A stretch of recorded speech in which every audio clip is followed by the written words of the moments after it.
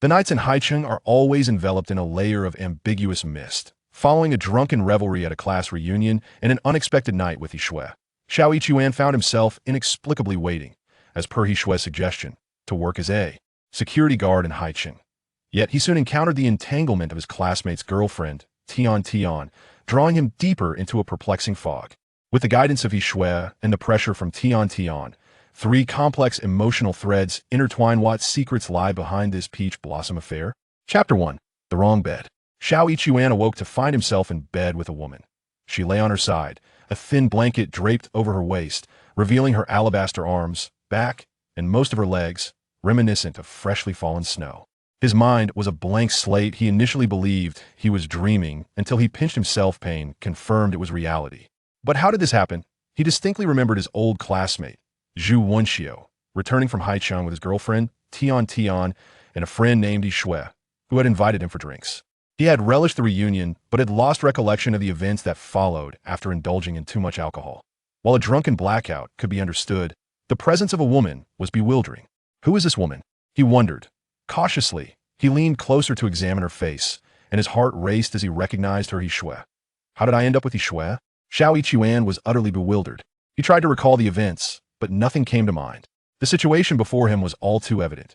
Noticing He Xue still asleep, he quietly got out of bed, dressed, and tiptoed toward the door. Just as he grasped the doorknob, He Xue's voice broke the silence. Leaving just like that? Xiao Yichuan froze, feeling as if struck by lightning. He Xue.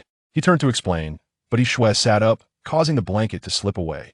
His eyes lingered for a moment before he hastily turned away, spinning too quickly and bumping his head against the door, producing a dull thud. Giggling, He Xue laughed softly, as he cradled his head. A mix of feelings swirled within him. He Xue's reaction was peculiar. At that moment, his phone vibrated, revealing an unfamiliar number.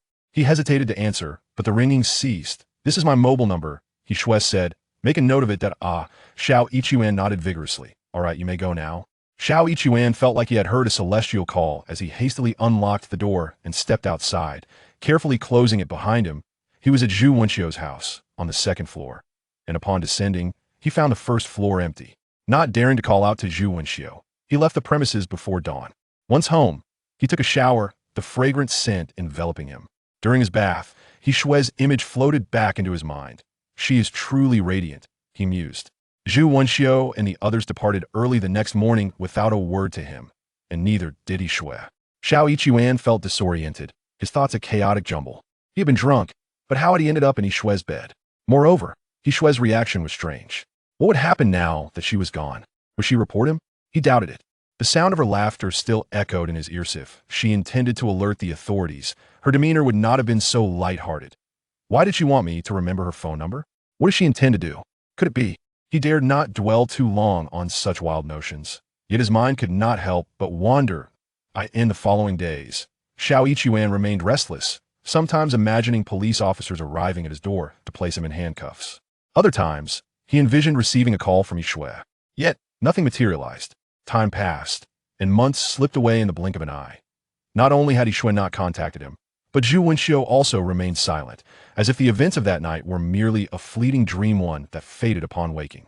He almost forgot the incident, save for the fleeting image of a woman as white as snow. Until one night, just before midnight, as he lay in bed, his phone suddenly rang. He glanced at the caller ID. Snow White. Xiao Yichuan's heart raced. This was He Xue's number. He had previously saved her contact as He Xue, but had changed it to Snow White after the silence that followed. Snow White would awaken only with the prince's kiss. Was uncertain if he was her prince, but He Xue was indeed the Snow White of his dreams. That He Xue. His voice trembled with nerves. Xiao Yichuan, where are you? He Xue's voice was soft, laced with a magnetic allure, still as enchanting as ever. Did I? I'm at home. Still in the county? He Xue replied. Come to Haicheng. Haicheng? Yes, she affirmed. Come over the next day or two. Once you arrive, go to the Qihai Grand Hotel. They are hiring security guards. Remember to take note of it. Xiao Yichuan felt bewildered. Well, that's all for now, He Xue concluded. If you get the job, send me a text. With that, she hung up the phone. Xiao Yichuan stared at his device, lost in thought. He Xue wanted him to come to Haicheng for a security position. What did that mean? Was she offering him a job? Or did she have other intentions? He spent nearly the entire night in restless contemplation. Deep within him, an ember of desire began to burn. By dawn, he resolved to pack a bag and boarded a long-distance bus to Haicheng. It was 2012, and the high-speed rail had yet to reach Xuen, expected only the following year. He arrived late in the evening and found a hotel to stay in. The next day, upon inquiring about the Qihai Grand Hotel, he discovered a sign at the entrance announcing a vacancy for security personnel. He Xue, tall and at the prime age of 25, successfully applied for the position. On his first day, the security team leader, Ma Jinbiao, briefed him on the rules and assigned him to the night shift, which spanned from 7 in the evening to 7 in the morning. That very night, he worked his first shift under Ma Jinbiao's guidance, but T7 to the following morning. After handing over his duties, He Xue texted He Xue. He Xue, I got the job. Around 8:30, He Xue replied with 3 simple words. I know. Then, silence fell once more. He Xue dared not message her again, left only to wait passively. He was uncertain of what he was waiting for. Did He Xue summon him for a unique purpose, or was it merely a chance encounter that led to a decent job? He found himself perplexed. The thoughts of women are inherently difficult to decipher, especially for someone like He Xue. Zhu Wenxiu was also in Haicheng, working for a pharmaceutical company. He Xue chose not to reach out to him. Though they had grown up together, Zhu Wenxiu had transformed after attending university, and finding work in the city was no longer the same Zhu Wenxiu from their childhood. The primary reason behind his silence was He Xue. His arrival in Haicheng was directly prompted by her, independent of Zhu Wenxiu. He Xue surmised that He Xue likely wished to keep this from Zhu Wenxiu. More than a month passed, and one day, around 9 o'clock, Ma Jinbiao suddenly called for He Xue. He Xue, you have a driver's license, right? Come to the entrance. Having graduated high school and ventured into various jobs, including long-distance driving, He Xue naturally possessed a license that he hurried over, and Ma Jinbiao instructed, a guest has had too much to drink, you'll drive her home. A small red Mazda was parked in front, and as he approached, he noticed a woman in the driver's seat, visibly intoxicated with a flush facet was Tian Tian. Tian Tian appeared to be about 60 to 70% drunk. She was not completely incapacitated but felt dizzy and weak, unwilling to drive, though still aware of her surroundings. She instantly recognized He Xue, and her previously narrowed eyes widened in surprise. He Xue, Tian Jie, he greeted, equally taken aback by the serendipity of their encounter. Though he was unaware of Tian Tian's age, he was a few months younger than Zhu Wenxiu, and addressing her as sister seemed appropriate. It really is you? Tian Tian blinked a couple of times. Have you come to Haicheng? Yes, He Xue nodded. I'm working as a security guard here. If you don't mind, I could drive you. Come on up, she said, moving to the passenger seat. He Xue got into the car. Take me to Jinxiashan Villa, Tian Tian stated, providing directions. You'll know the way, right? Just head east and take Qingsong Road.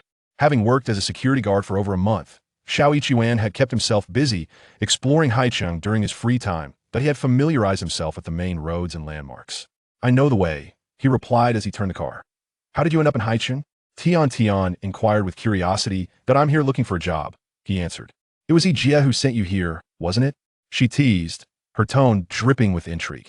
He Xue was unsure how to respond.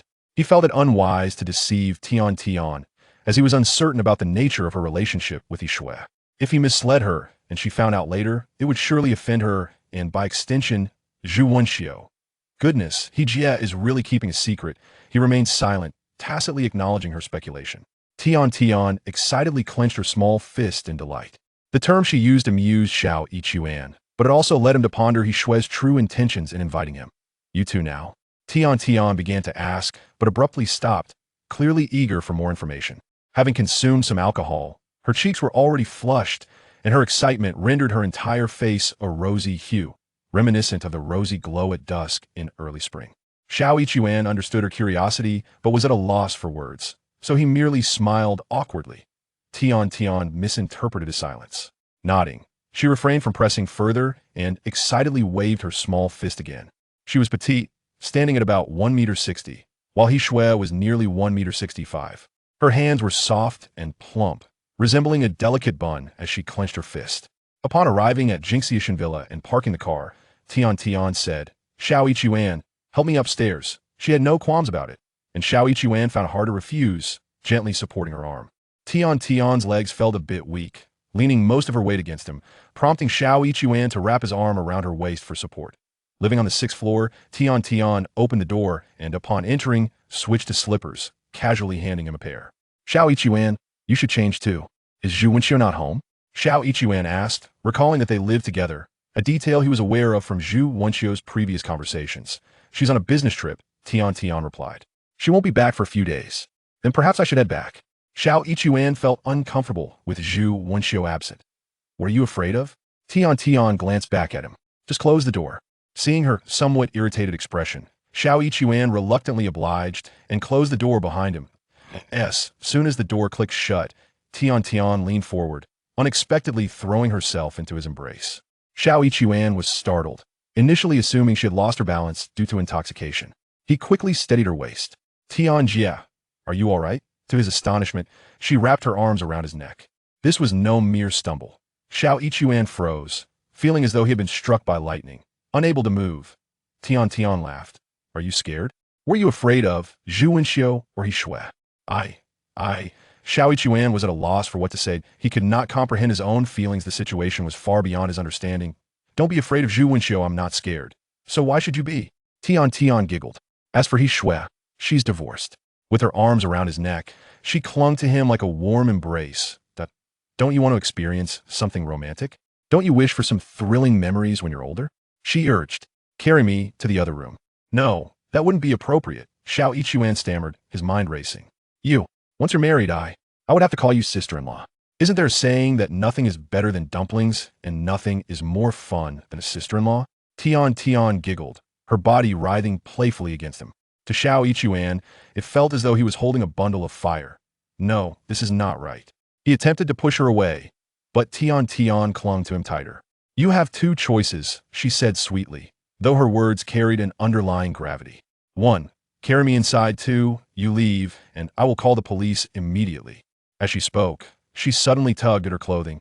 Her upper garment was a red chiffon blouse, and with a vigorous pull, the buttons burst open, leaving Xiao Ichuan momentarily blinded by the sudden exposure. Xiao Ichuan's heart raced. Tian Jia, please don't do this. Tian Tian pressed her lips against his. Chapter 2. The Peach Blossom Catastrophe. When Xiao Ichuan departed, dawn was on the verge of breaking.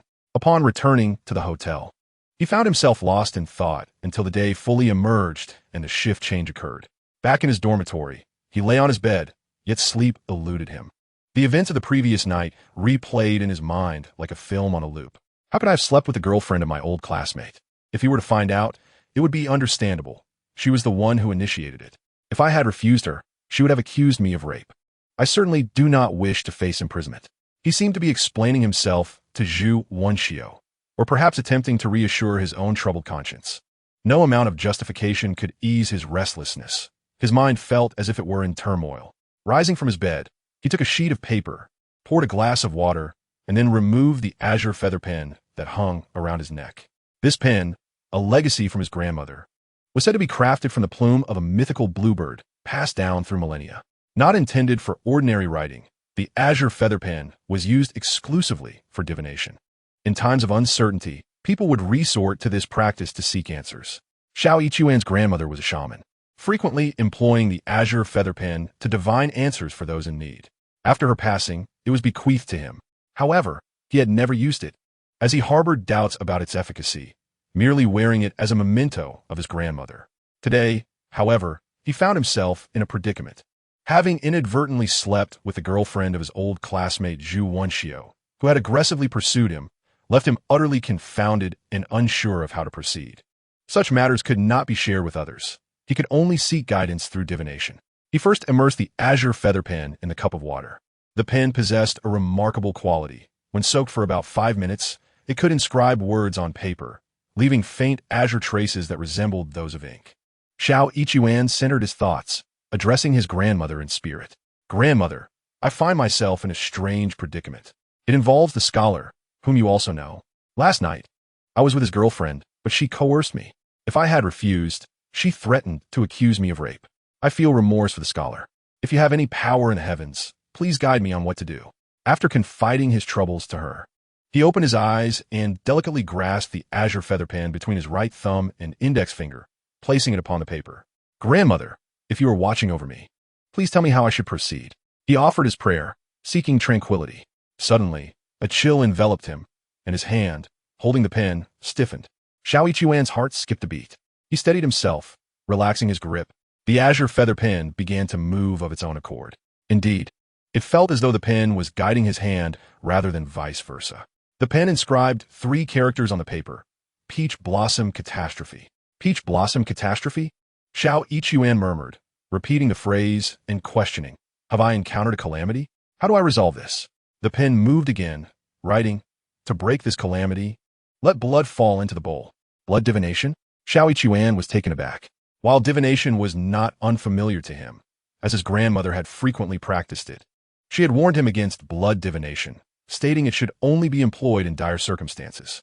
After much hesitation, he thought of Tian Tian, Zhu Wenxiu, and also of He Xue. Grandmother, I find myself unable to surmount this hurdle.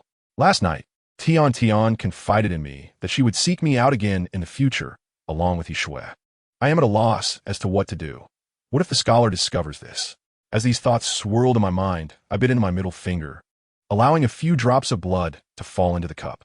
When I immersed the azure feather pen into the mixture, the blood was swiftly absorbed. I then placed the pen onto the paper, calming my spirit and focusing my mind. The azure feather pen began to move, not to inscribe words, but to sketch a visage. This face bore 3 eyes, the central one being vertical, reminiscent of Erlang Shen's. As the pen touched the pupil of the central eye, a drop of blood unexpectedly emerged.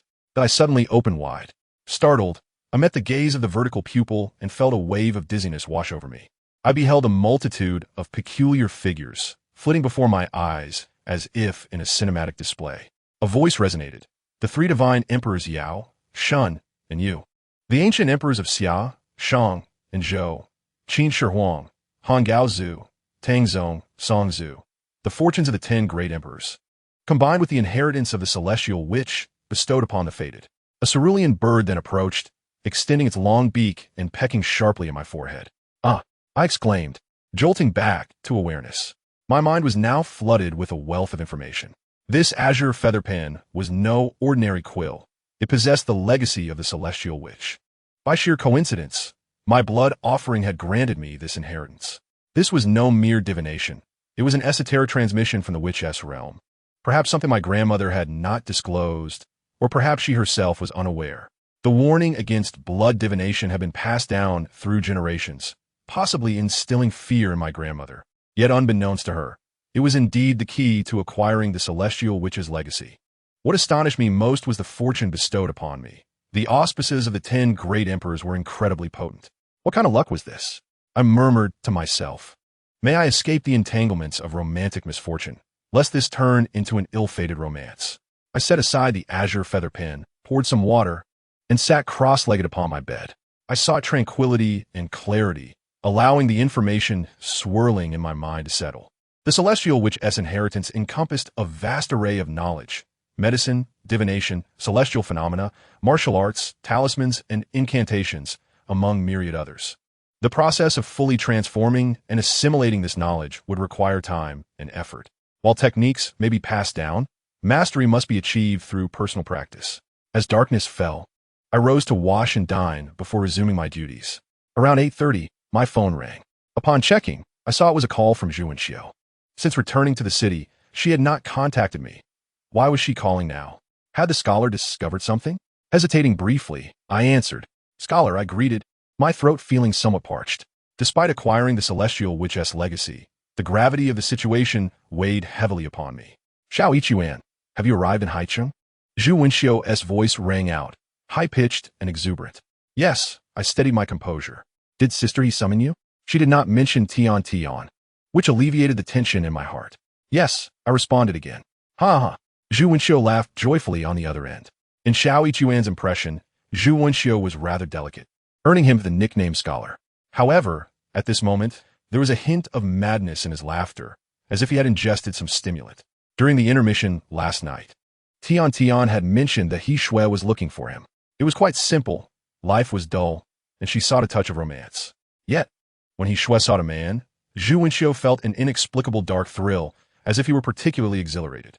Now, from Zhu Wenxiu's nearly deranged laughter, Xiao Ichuan sensed this excitement. What was the reason for his joy regarding He Xue and me? What was his mentality? Xiao Ichuan found it difficult to comprehend Zhu Wenxiu's thoughts. I'll be back in a couple of days. Let's gather then, Zhu Wenxiu said excitedly, invite He Xue. Xiao Yichuan was at a loss for how to respond. Inviting He Xue was one thing, but the critical point was his ongoing relationship with Tian Tian. If Zhu Wenxiu were to invite He Xue, he would undoubtedly include Tian Tian. How would he navigate that situation? Zhu Wenxiu continued to speak for a few more moments before hanging up. His laughter lingered in Xiao Yichuan's ears, leaving him puzzled about the source of Zhu Wenxiu's exuberance. Chapter 3. Are you trying to take advantage of me while I'm drunk? At that moment, the phone rang again. It was Captain Ma Jinbiao calling. Xiao Yichuan, we have a guest in need of a designated driver. Please come. Xiao Yichuan hurried over. Upon reaching the entrance, he spotted a white BMW. Inside the vehicle sat a woman, approximately in her 30s, clad in a red dress. Her makeup subtle yet stylish. She was beautiful. However, her eyes were closed, her head leaning back against the seat, clearly intoxicated. Ma Jinbiao addressed the woman in red. Miss, your designated driver has arrived. He is our hotel security.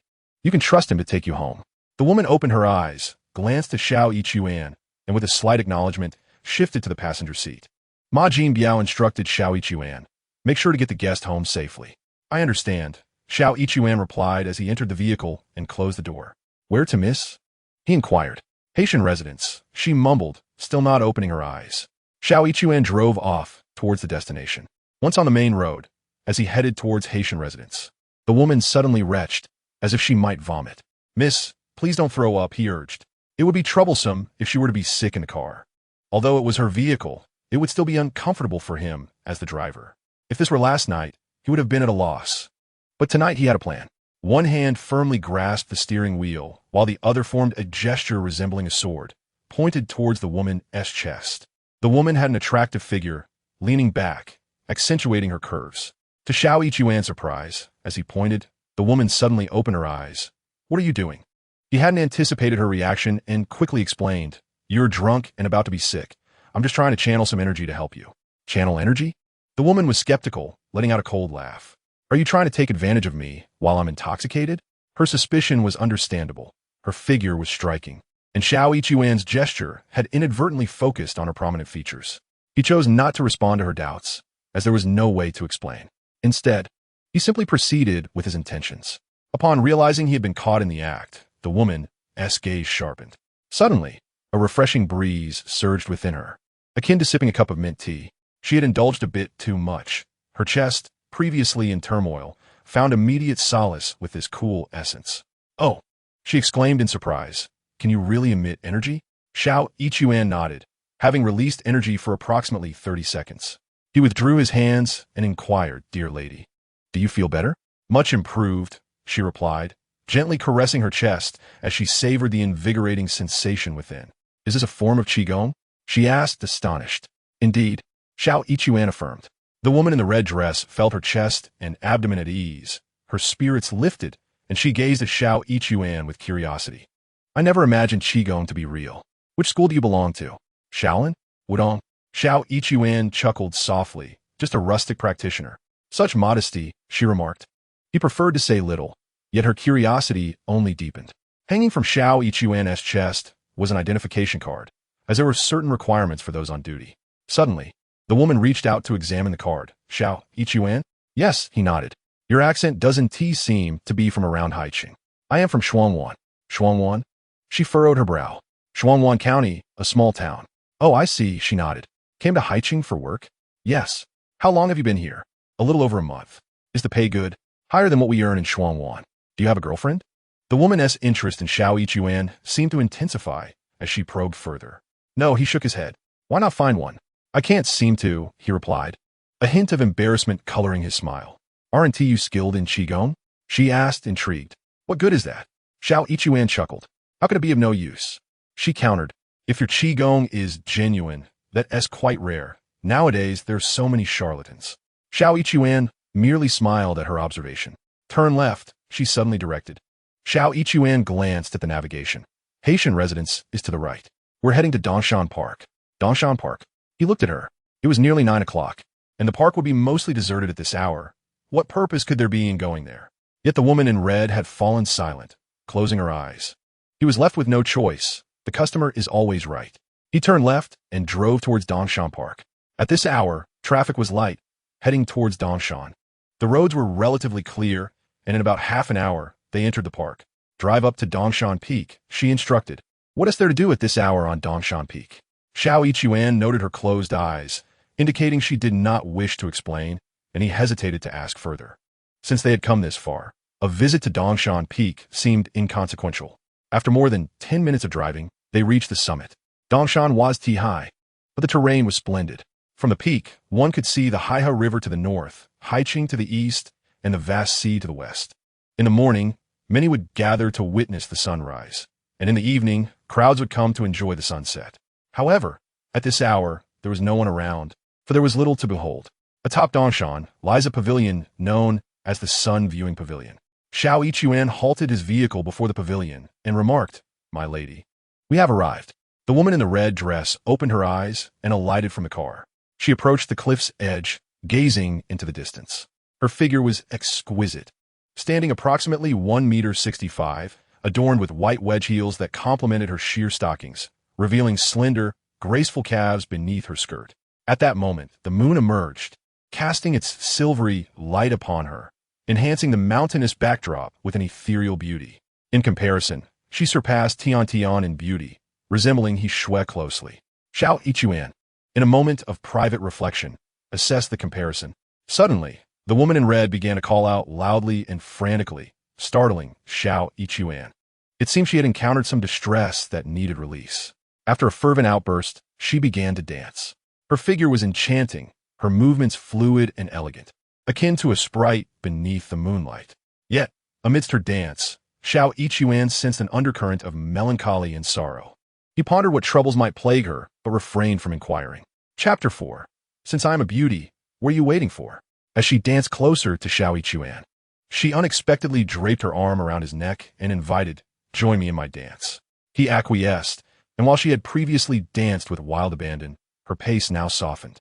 Her waist, supple and slender, twisted beneath his grasp, exuding an indescribable charm. Gradually, her body leaned against him as they danced. As they descended the mountain, the dawn was approaching. Xiao Yichuan drove to Haitian residence, but the woman in red did not permit him to enter the community. Instead, she asked him to drop her off outside, though she added him to her contacts. Watching the silhouette of her car fade away, he shook his head, reflecting, "Life is not easy for anyone." He sighed, hailed a taxi, and returned to the hotel as daylight broke. After a shift change at 7 o'clock, he had breakfast and retreated to his dormitory. He slept for a while in the morning, and with nothing to occupy his afternoon, he ventured out for a stroll. Arriving at a towering building, he noticed a sign at the entrance advertising for sales agents. An idea sparked within him. Many security personnel sought side jobs. The day shift spanned from 7 in the morning until 7 in the evening, leaving the rest of the time free. The night shift offered even more freedom, allowing the entire day to oneself. However, working nights often disrupted one's sleep, leaving many feeling lethargic. Yet, Xiao Yichuan did not face such issues. The celestial inheritance had transformed both his physique and spirit dramatically. To speak of sleepless nights, he experienced no adverse effects. Even a mere 2 or 3 hours of rest sufficed. Moreover, the role of a sales agent promised a degree of autonomy. There was no necessity for attendance or shifts. One simply needed to pursue business opportunities. Although the base salary was modest, earnings primarily derived from commissions, providing remarkable freedom, an ideal fit for Xiao Yichuan. He aspired to earn money, to amass wealth, to purchase a home in Haicheng, and to marry. Initially, he had hesitated to dream such dreams, but now his ambitions had expanded, or perhaps widened. He entered the building and, as instructed by the advertisement, ascended to the 3rd floor, where the manager's office awaited. He knocked on the door, and a feminine voice beckoned from within, "Please come in." Xiao Yichuan pushed open the door and entered. Before the window stood a table, upon which rested a computer, and a woman was intently engrossed in something, her face obscured. As Xiao Yichuan approached, he greeted, "Hello. I am here to apply for the position of a salesperson." The woman lifted her head, and Xiao Yichuan was taken aback. It was the woman in the red dress from the previous night, though today she donned an elegant azure outfit that accentuated her poise. Upon recognizing Xiao Yichuan, the woman's eyes widened, and she exclaimed, "Are you following me?" The misunderstanding deepened, and Xiao Yichuan hastily clarified, "No, I truly came to apply for the position. I am a security guard working the night shift, and I have some free time during the day, so I thought to seek a part-time job. Many of my colleagues have side jobs. He explained, but the woman merely regarded him silently, her disbelief evident. Feeling desperate, Xiao Yichuan apologized. I assure you, I'm not following you. I shall take my leave now. He turned to exit, exhaling deeply once outside, thinking to himself, what a coincidence. Feeling disheartened, he abandoned the idea of finding a part-time job and returned to his dormitory, where his roommate was on the day shift, leaving him alone. He decided to practice his skills instead. At 6 o'clock, he rose to eat dinner and was scheduled to take over his shift at 7. Around 9, his phone rang. It was a call from a woman in the red dress. What could she want? He pondered, apprehensive that she might scold him. He answered the call, and her voice resonated, come to Dongshan Peak. It was quite unexpected. Xiao Yichuan hesitated. I am on duty. The woman responded, have someone cover for you. Her tone was alluring, igniting a warmth within Xiao Yichuan. The impression she left on him was akin to a pot of spicy hot pot, exciting yet tempting. He felt a mixture of trepidation and desire. All right, he replied, ending the call and asking a colleague on the day shift to cover for him, promising to return the favor the next day. He hailed a taxi and made his way to Dongshan Peak. Upon arrival, he indeed spotted the woman in the red dress, standing gracefully before the sun-viewing pavilion. She had changed into a vibrant red fitted top and a form-fitting azure skirt paired with sheer stockings and red high heels. Her silhouette captivating from the side. Xiao Yichuan felt an involuntary warmth wash over him. He parked and approached her. The woman turned to face him, a teasing smile playing on her lips. You actually followed me. I did not, Xiao Yichuan protested, feeling flustered. I genuinely came to apply for the salesperson position. Observing his earnestness, the woman chuckled softly. She reached out, wrapping her arms around Xiao Yichuan's neck, and when she noticed his momentary daze, she playfully scolded, embrace me. With a mixture of charming smiles and playful pouts, she was truly enchanting. Xiao Yichuan instinctively wrapped his arms around her waist. Being a security guard is sufficient. Why pursue a part-time job? The warmth of her breath brushed against his face. I wish to save some money. For what purpose? She inquired. To buy a house. Marry a wife? She teased. In Haicheng, you cannot afford a house, can you? Indeed, Xiao Yichuan replied, somewhat dejected. I certainly cannot afford one in Haicheng. I will buy a house back in my county. What are the housing prices like in your county?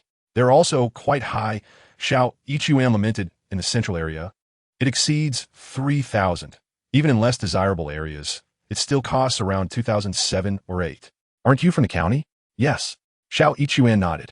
It's just below the town, but it's quite close to the county, about 10 miles away. You are quite determined, the woman in the red dress chuckled. There's no choice. Xiao Yichuan replied. Currently, I have no house, and no one is willing to marry. My hometown does have a property, even a storefront in the town. Yet the girls in the town, even those in the surrounding villages, refuse to marry unless one has a house in the county. How much have you saved now? The woman in red inquired. Xiao Yichuan remained silent. You are still wary of me. She laughed heartily. She wrapped her arms around his neck, leaning against him, and he felt as if two soft pillows were pressing against his chest. A warmth surged within him, prompting him to lean in for a kiss. Yet the woman in red evaded him. What is this enchantress up to? He pondered. Do you truly wish to become a salesman? She asked. Indeed, Xiao Yichuan nodded. Then you should go to Happy Valley tomorrow. There's a company called He Xue Wine Industry that is hiring salesmen. Can I work under you? He queried. That won't do? She shook her head. Seeing his gaze upon her, she giggled. I would feel awkward if you came to my company. Xiao Yichuan comprehended her reluctance. She had her reasons, but wished to keep them hidden. Happy Valley and He Xue Wine Industry. He nodded. I will remember. I'll check it out the day after tomorrow. Why the day after tomorrow? I'm on duty today and need to find someone to cover for me. I must return the favor tomorrow. Just give him 100 yuan, the woman in red suggested. Observing Xiao Yichuan's expression, she added, the boss of He Xue Wine Industry is named Xiahong. If you manage to obtain a video of her in bed, I will give you 100,000 yuan. What? Xiao Yichuan was taken aback. Moreover, she continued, I can assist you in securing orders, ensuring you earn at least 200,000 yuan in commissions before the year ends. She gazed at him. What do you think? Chapter 5.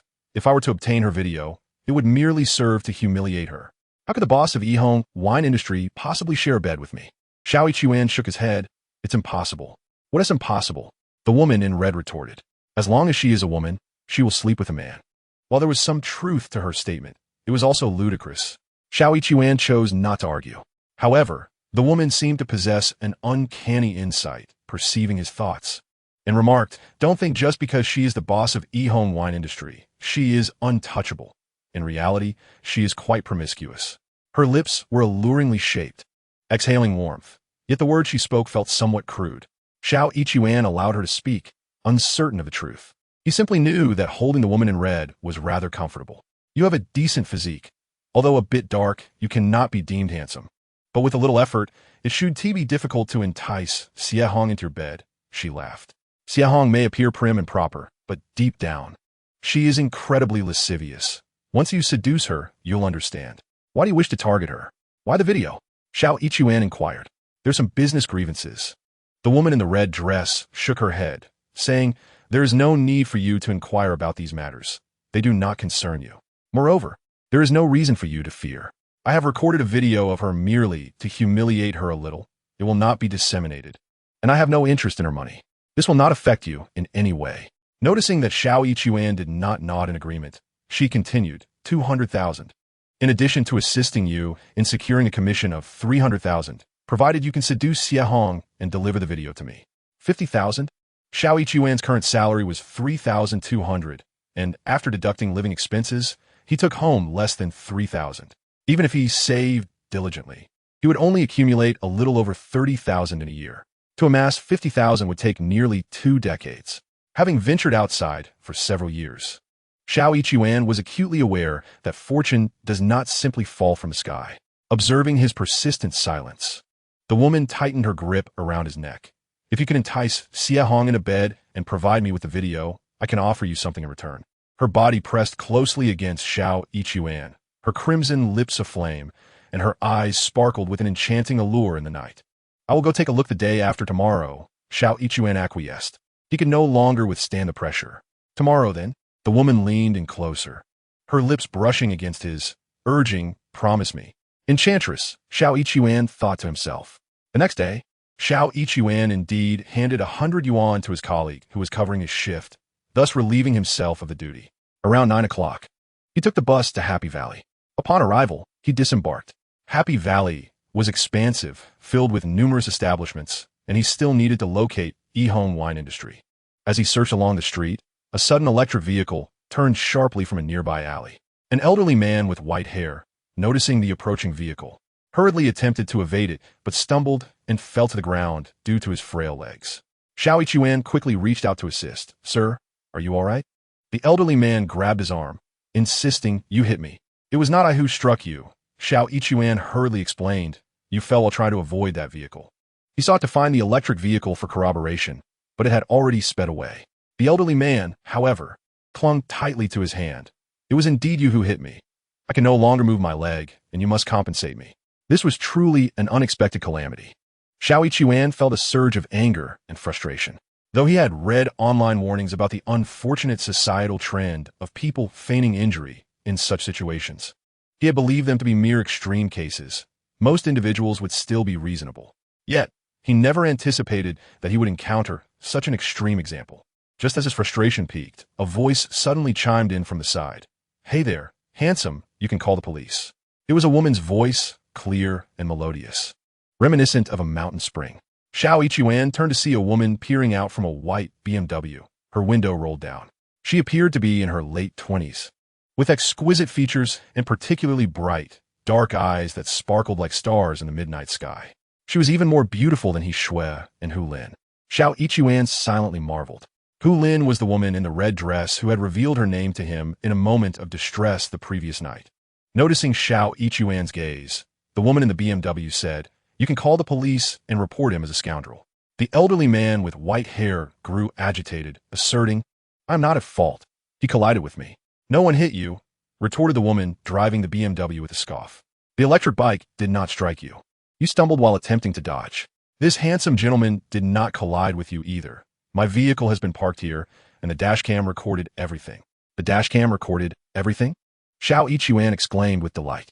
"Yes," the BMW woman confirmed with a nod. "It captured all, so if you choose to report this, I will testify on your behalf against his false accusations." "Who is accusing him falsely?" the elderly man shouted, yet he relinquished his grip, propping himself up and managing to rise, albeit limping away.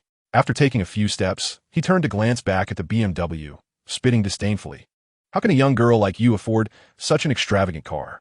Ha, you're just a flirt, getting all riled up over a young man. The BMW woman suddenly flashed a cunning smile. In truth, you were too close to the edge. The dash cam did not capture anything. What? Both He Xue and the elderly man were taken aback. I was merely teasing you. The BMW woman laughed gaily. At that moment, the traffic light turned green, and she drove away, leaving behind a trail of melodious laughter, along with the disheveled elderly man and He Xue. He Xue found the He Xue Wine Company and indeed saw a sign outside indicating they were hiring sales representatives. The interview was on the third floor. Upon ascending, he approached the manager's office and knocked on the door. A familiar female voice beckoned from within. Please come in. Recognizing the voice, He Xue opened the door to find a desk by the window, where a woman sat behind a computer. To his astonishment, it was the BMW woman from earlier. She looked equally surprised, exclaiming, "It's you? Are you here to apply?" "I am here for the sales position," He Xue replied, his face lighting up with joy. "What a coincidence." The BMW woman laughed. "What is your name?" "I am He Xue," he said, handing her his ID. She glanced at it and nodded. "All right, I will assist you with the onboarding process." She proceeded to guide him through the company's operations, which involved selling wine. He Xue Wine Company represented French wines, primarily targeting major hotels, clubs, and nightclubs. For sales of 100,000, the commission is 3. For 300,000, it's 4. For 500,000, it's 5. And for 1 million, the commission can reach 7. If you achieve 10 million, that's a 10 commission, she explained with a smile. If you can generate 10 million a year, that means 1 million in commission. Our motto is 1 million in 1 year, 10 million in 3 years. Becoming a winner in life is not a dream. He Xue chuckled. I wouldn't dare to dream that big. One must dare to dream, she replied with a grin. What if you succeed? Extending her hand, she introduced herself. I am He Xue. Welcome to He Xue Wine Company. She was indeed He Xue. He Xue momentarily stood in shock. After a brief training session, he received a stack of materials and exited He Xue Wine Company, his mind buzzing. He Xue was beautiful, fashionable, and exuded a refreshing clarity. The earlier encounter with the elderly man left a profound impression on him. Quick-witted, intelligent, and cunning, a woman with an almost ethereal quality. Yet, Hu Lin had insisted that he seduce her and film a video to humiliate He Xue. Should he truly follow Hu Lin's instructions? However, he soon found himself chuckling in disbelief. How could He Xue, a respectable individual, possibly share a bed with him? It was inconceivable. He resolved to focus solely on his work, dismissing any other thoughts. Once he had made up his mind, he set those distractions aside. Chapter 6. By this time next year, he would only be able to move like a zombie. The beverage business required him to promote products in hotels and nightclubs, ideally during the evening hours. Working the night shift was not convenient for him. He discussed with Ma Jinbiao and requested a transfer to the day shift. Security shifts typically rotated monthly, and since He Xue had been on the night shift for over a month, it was reasonable to request a change to the day shift. Ma Jinbiao readily agreed. With the night shift behind him, He Xue finished his dinner and left the hotel. The Qihai Grand Hotel was a 4-star establishment, where the alcohol was supplied by large distributors with established connections. There was no point in trying to make inroads there. To promote his products, he would have to seek out smaller nightclubs or lounges. Not far from the Qihai Grand Hotel, there was a nightclub called Haicheng. The name was rather kitsch. Yet the business thrived, bustling with patrons, which likely meant good sales for the beverages as well. There would certainly be many others promoting their products there, but competition was to be expected. It all came down to personal opportunity and strategy. However, He Xue lacked confidence. It had been 7 years since he graduated high school, during which he had tried various professions: renovation, plumbing, express delivery, and long-distance transportation, but he had never ventured into sales. He decided to give it a try. Approaching the illuminated sign of Haicheng, he stepped inside. At first, he was unsure how to initiate sales or whom to approach, so he wandered further inside, thinking he might start with a drink at the bar. As he entered, a woman suddenly rushed out, colliding directly into his arms. He had no time to dodge, instinctively reaching out to steady her, feeling the softness of her form. He quickly withdrew his hand, but this brief contact allowed the woman to regain her balance. Upon seeing her face clearly, he exclaimed, "Teacher Wang." To his astonishment, the woman was none other than Wang Ye, his English teacher from high school. Wang Ye had just graduated from university at that time and was only a few years older than him. yet her beauty and gentle demeanor endeared her to her students. As a result of her influence, Xiao Yichuan's English grades had soared, standing out as one of the top students in the class, which earned him the role of class representative for English. However, Wang had only taught for a year and a half before leaving. Her husband, the son of the county chief, had encountered legal troubles, leading to her sudden disappearance. Xiao Yichuan could never have anticipated encountering her here. Wang also seemed momentarily stunned.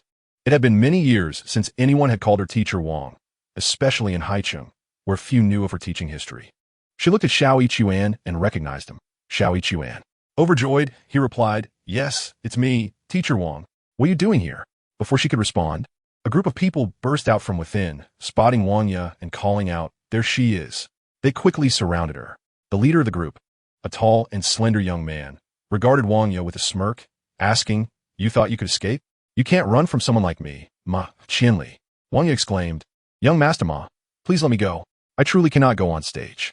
Ma Qianli chuckled derisively. "Cannot go on stage? Then why are you here at the nightclub? Are you not ashamed to be reduced to this? How amusing."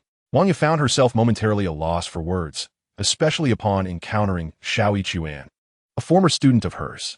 It was particularly humiliating to be recognized by a former pupil while working in such a place. She swayed slightly and suddenly felt faint. "Teacher Wang." Xiao Yichuan hurried to support her. "Feigning death?" Ma Qianli laughed heartily. "Get her inside. I'll give her a few hard slaps." "I'm not afraid," she one-tea screamed. Behind him, a few men laughed, and two advanced to seize Wangya. The realization that the teacher she once idolized had fallen to such depths filled Xiao Yichuan with a mixture of shock and fury. As the two approached, he pushed them away with force, shouting, "Get away. Do not lay a hand on Teacher Wang." "Hey!" Ma Qianli exclaimed. "Who knew a flower protector would emerge here? Has Wang Yu really ever been a teacher? And you, are you still her student?"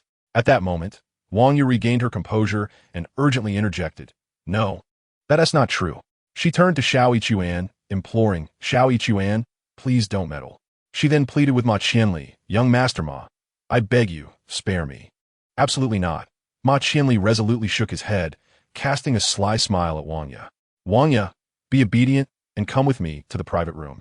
Sing a lovely tune for me, and if you perform well, I'll make you the lead, allowing you to choose your own songs every day." "Please, no." Wangya's face turned pale. "No is not an option." Ma Qianli waved his hand. "Take her inside." Once more, the two men lunged for Wangya. Xiao Yichuan stepped in front of her. A bald man, irritated, snarled, "Where did you crawl out from? Looking for a fight?" He raised his hand to strike Xiao Yichuan. Rather than retaliate, Xiao Yichuan simply pushed him away. But when the man persisted, Xiao Yichuan responded without hesitation, delivering a swift kick to his abdomen, sending him tumbling backward. "How dare you strike?" Ma Qianli seethed. "Get him." His companions charged forward. "Stop, don't fight." Wangya frantically positioned herself in front of Xiao Yichuan, pleading, "I implore you, young Master Ma." "Very well." Ma Qianli grinned wickedly. "Then come with me to the private room." Wangya gritted her teeth. "Fine. I will go with you." "Teacher Wang," Xiao Yichuan called out. Wangya turned. "I am not Teacher Wang. You have mistaken me for someone else." As she spoke, she pushed Xiao Yichuan away. "Leave me be." She brushed past him and headed toward Ma Qianli. "Teacher Wang." Xiao Yichuan, torn between anger and concern, grasped her hand tightly. "Let go of me." Wangya struggled, and when she saw that Xiao Yichuan wouldn't relent, she whispered urgently, "Xiao Yichuan, let go. This is my business. You need not involve yourself." "I must involve myself," Xiao Yichuan replied firmly. Though typically amiable, when he became resolute, he was as unyielding as a mountain. He stood in front of Wangya, staring defiantly. "Do not force me to take action." His demeanor elicited laughter from Ma Qianli and his entourage, who found his earnestness amusing. "Look at this foolishness. What will happen if he really does take action? Perhaps he is a mysterious master, a reincarnation of Bruce Lee, wielding the Buddha's palm." Ma Qianli chuckled. "Who among you will confront him and see how he reacts?" Earlier, a bald man charged forward, declaring, "You dare to kick me? Today, I shall ensure your demise." Having dismissed Xiao Yichuan, he was now unrestrained, rushing in with a punch. However, Xiao Yichuan was even less restrained. With a swift kick, he sent the bald man flying several meters away, clutching his abdomen, rendered incapacitated on the ground. Ma Qianli exclaimed, "This lad possesses remarkable strength. Send him my way." His subordinates surged forward, but Wangya cried out in alarm, "Stop! Don't fight!" Yet, Xiao Yichuan held her waist firmly, preventing her from intervening, while simultaneously delivering kicks that toppled 5 or 6 of the assailants in an instant. Ma Qianli, astonished and furious, retorted, "You dare meddle in my affairs? Let us see what you are truly capable of today." As he spoke, he retrieved his phone and dialed, commanding, "Ertzi, come to Calixiang with a few more men." Upon hearing this, Wang Ye panicked. She was well aware of Ma Qianli's influence. No matter how skilled Xiao Yichuan was, he could not contend with 10 or 20 men. "Master Ma, please, I will accompany you today," she pleaded. "Humph," Ma Qianli scoffed. "It is too late. You cannot escape. You are destined to be mine." His gaze shifted to Xiao Yichuan. "This brat dares to challenge me. Impressive. However, out of respect for Wang Ye, I shall settle for just one of his legs. Please, I beg you," Wang Ye cried out. Witnessing her desperate expression, Xiao Yichuan felt not only anger, but also profound sorrow. The once poetic and picturesque English teacher, his goddess in the shadows of his heart, had fallen to such depths. "Teacher Wang, do not plead for him," Xiao Yichuan declared with fury. "He cannot have my leg. But as for his, on this day of the winter solstice, he will be rendered immobile. By this time next year, he will be as lifeless as a corpse, unable to even jump." His words were so bizarre that Ma Qianli was momentarily taken aback, blinking in disbelief before bursting into laughter. "Listen what this lad is saying." He turned to Wang Ye.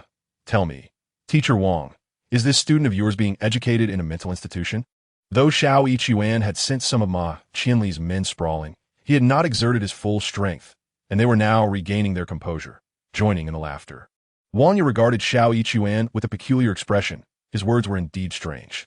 Her impression of Xiao Yichuan was that of a bright young man with commendable spoken English, albeit a bit tanned from working in the fields back in his hometown. Yet, he now appeared taller and sturdier, his dark brows and bright eyes marking him as a man. Nevertheless, his comments were peculiar, bordering on nonsensical. What was happening? Chapter 7. "Have you heard of fishing in a dried-up pond?" "Xiao Yichuan," she called. Xiao Yichuan nodded slightly at her and turned to Ma Qianli, saying, "You doubt my words, do you?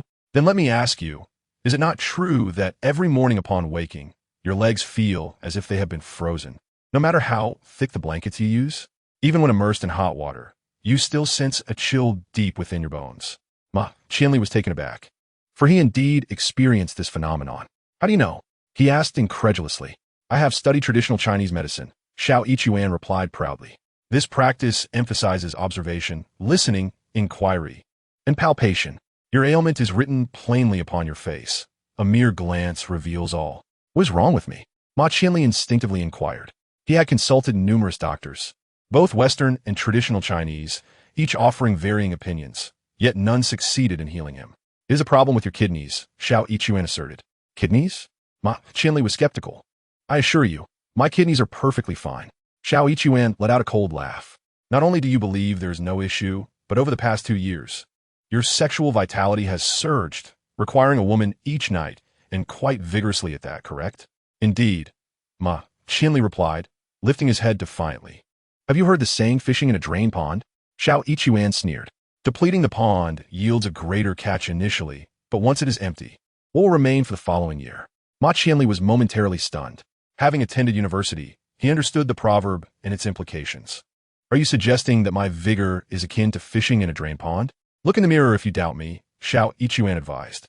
"Your left kidney area must be completely dark, while the right side should be half black and half white. In a few months, it will turn entirely black. After the winter solstice, within as little as 3 days or as long as 7, the cold water will freeze, for the kidneys are associated with water.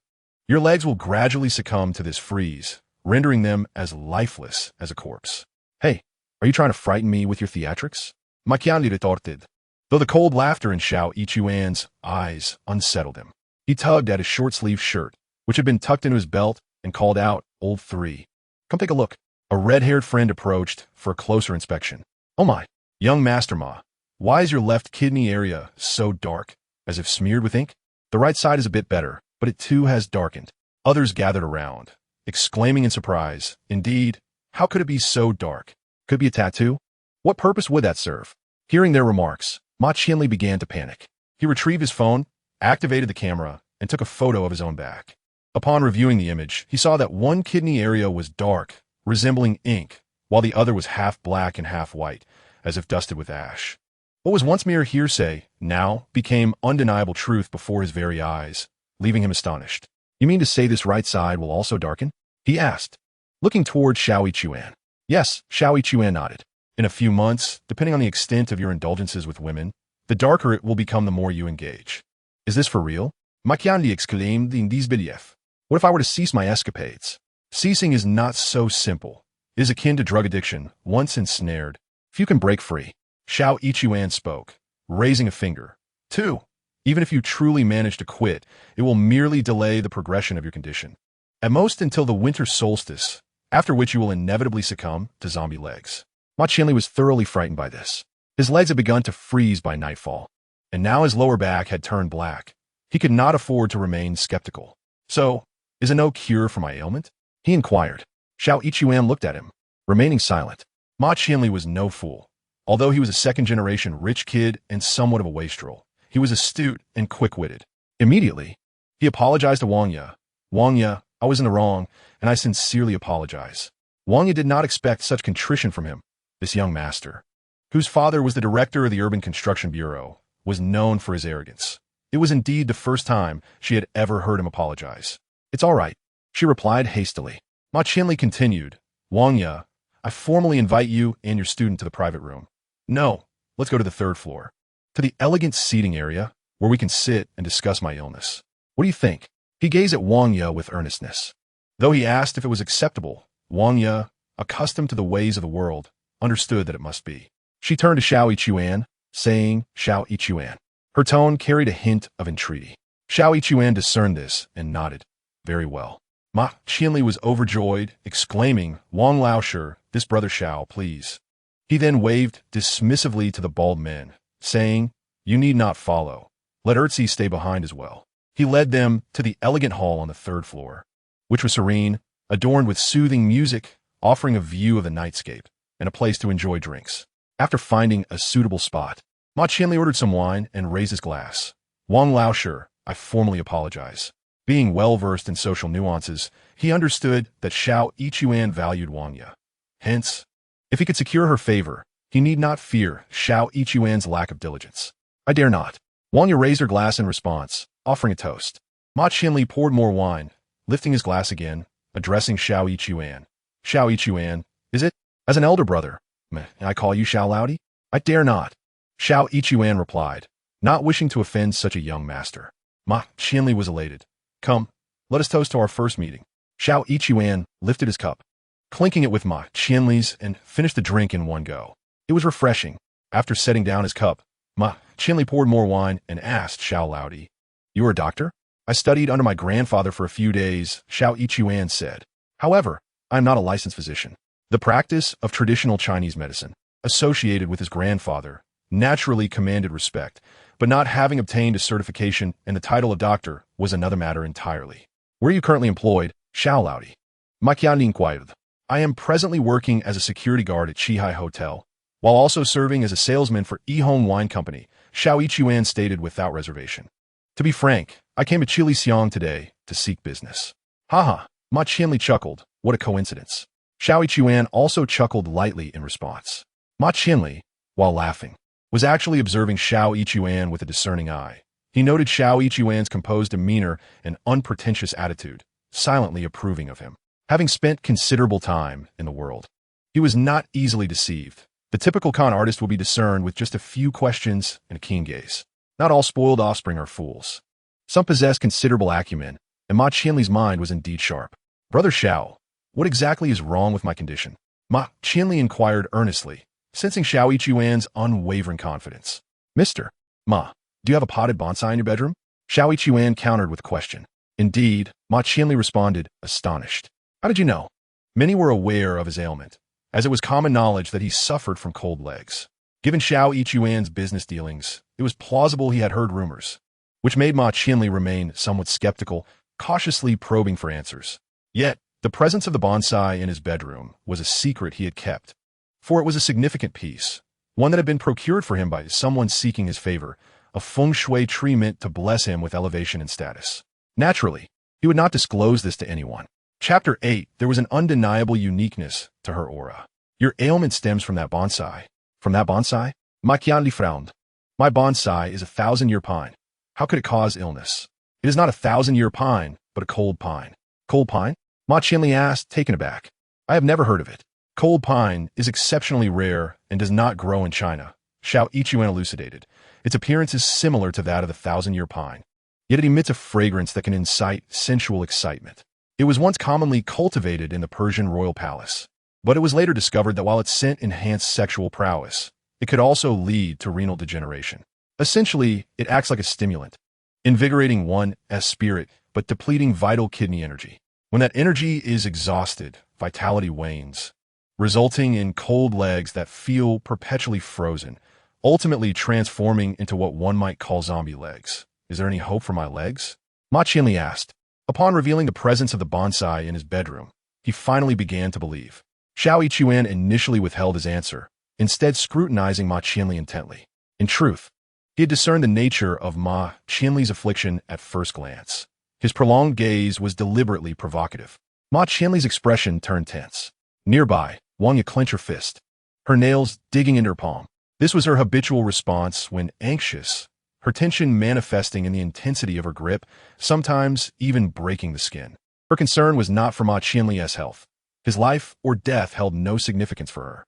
However, as the son of a powerful family, if He Xue could remedy Ma Qianli's condition, it would yield benefits for both He Xue and herself.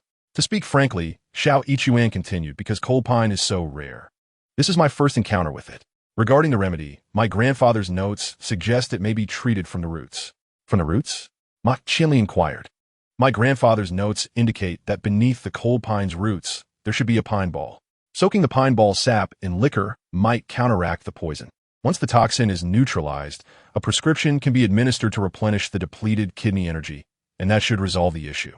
I will return home to try it immediately. Ma Qianli exclaimed, impatience creeping into his tone. Certainly, He Xue replied. Mr. Ma, you may try this first. If it proves effective, I shall prepare a prescription for you later. Brother Xiao, could you accompany me on this trip? Ma Qianli implored earnestly. I am unfamiliar with the matter. Your assistance would be invaluable. If you succeed in curing me, I shall be eternally grateful. Very well, He Xue acquiesced. Cold pine is rare. I would like to see it for myself. Excellent. Ma Qianli sprang to his feet. Brother Xiao, please lead the way. He Xue stood up alongside Wang Yi, who also rose to her feet. He Xue remarked, Teacher Wang, let's exchange contact information for future correspondence. All right, Wang Yi replied, adding him to her contacts. They exited and entered Ma Qianli's vehicle. Ma Qianli inquired, Xiao, is Wang your teacher? Yes, He Xue replied. She was my English teacher in the past. No wonder. Ma Qianli noted, I always sense she possesses a unique aura. He complimented her. Being a teacher is commendable, but why does she seem to have such unfortunate circumstances? He Xue sighed. Her husband was the son of our county's governor. When the governor fell from grace, it seems her husband was imprisoned as well, and she could no longer continue teaching. Beyond that, I am unaware of her situation. It has been years since I last saw her. Ah, Ma Qianli nodded, entangled by her husband's misfortunes. Alas, sometimes one cannot help but believe in fate. He Xue shook his head. The Wang Yi he remembered was elegant, affable, and radiantly beautiful, like the moon in the sky, admired by all. Yet tonight, she appeared downtrodden, pleading, akin to a reed swaying in the tempest, struggling amidst the bitter winds and rain. This evoked a profound sense of disquiet within him. Ma Qianli's residence was not far, and they arrived in approximately half an hour. He lived in a villa, and after parking, Ma Qianli invited He Xue inside, leading him directly to the second-floor bedroom. In the corner of the room stood a shelf adorned with a potted bonsai, which, upon a cursory glance, resembled a miniature pine tree. Is this the one? Ma Qianli asked. It should be, He Xue replied, leaning in closer. Its appearance indeed resembles that of a pine. I always thought it was a pine, Ma Qianli said, his tone now tinged with bitterness. I never expected it to be a poison. Let me pull it out to take a look, he suggested. Check for a root ball.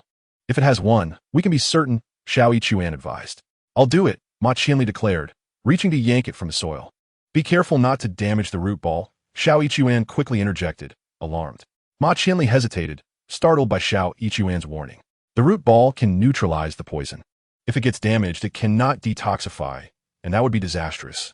He Xue was indeed trying to frighten him. He was certain that this was a cold pine, whose essence could harm the kidneys, yet when prepared properly, could also replenish them. The rarity of the cold pine was astounding. If possible, he desired to acquire it, as it would be more effective than any kidney tonic. I'll handle it, He Xue said, retrieving a keychain and using a long key to gently loosen the soil, as if he were excavating ginseng, carefully unearthing the cold pine. Upon extraction, a spherical object, the size of a pigeon's egg, was revealed at its base. There's a root ball, Ma Qianli exclaimed joyfully. That must be it, He Xue remarked. I never imagined I would encounter an artifact from the Persian royal palace so far away in China. He turned to Ma Qianli and asked, who gifted this to you? Young Master Ma? It appears to have been a thoughtful present. Ma Qianli clenched his fist. That scoundrel intended to deceive me. He Xue remained silent, gently rotating the root ball before reburying the cold pine. Ma Qianli, filled with disdain, remarked, why plant again? We'll just discard it later. This must not be carelessly discarded. Should someone find it and mistake it for a bonsai, it would lead to misfortune. Indeed, that is a valid point, Ma Qianli remarked. I shall chop it into pieces later. No, please don't, He Xue interjected. Although its roots may not possess the potency of the ball, they still have medicinal value. If you do not wish to keep it, I shall gladly take it. In that case, Xiao, please assist me in disposing of it. Ma Qianli could scarcely bear to look at the pod of cold pine. Even a single glance discomforted him. Very well, He Xue acquiesced. Ma, could you find me a toothpick? Bamboo or wood will suffice. Here you go. Ma Qianli promptly handed him a toothpick. Now, pour me a glass of liquor. The stronger, the better, preferably over 50 degrees. 5 qian or 1 liang will do. Ma Qianli retrieved a bottle of matai, pouring a glass that approximated 1 liang. He Xue gently wiped the soil from the root ball of the cold pine, inserted the toothpick, and upon withdrawal, a crimson sap oozed forth. The liquid dripped into the liquor, instantly staining it red. Red? Ma Qianli exclaimed. Indeed, red is preferable. It indicates medicinal efficacy. After a brief pause, He Xue instructed Ma, drink this entire glass and then rest. Refrain from seeking the company of women, and, in the morning, observe the results. Must I consume it all? Ma Qianli hesitated. He Xue understood his apprehension. He feared the concoction might be toxic now that it had turned red. Without further elaboration, He Xue lifted the glass and took a sip. After savoring the flavor, he remarked, ah, so this is the taste. My grandfather never experienced it. He learned from his master's notes. Today, serendipitously, I have tasted it, thus completing the record. His words eased Ma Qianli's anxiety. Although he lacked understanding, He Xue certainly did, if it were truly poisonous. He would not dare to sample it. Then I shall drink it, Ma Qianli declared, taking the cup and gulping it down, grimacing at the bitterness. Why is it so bitter?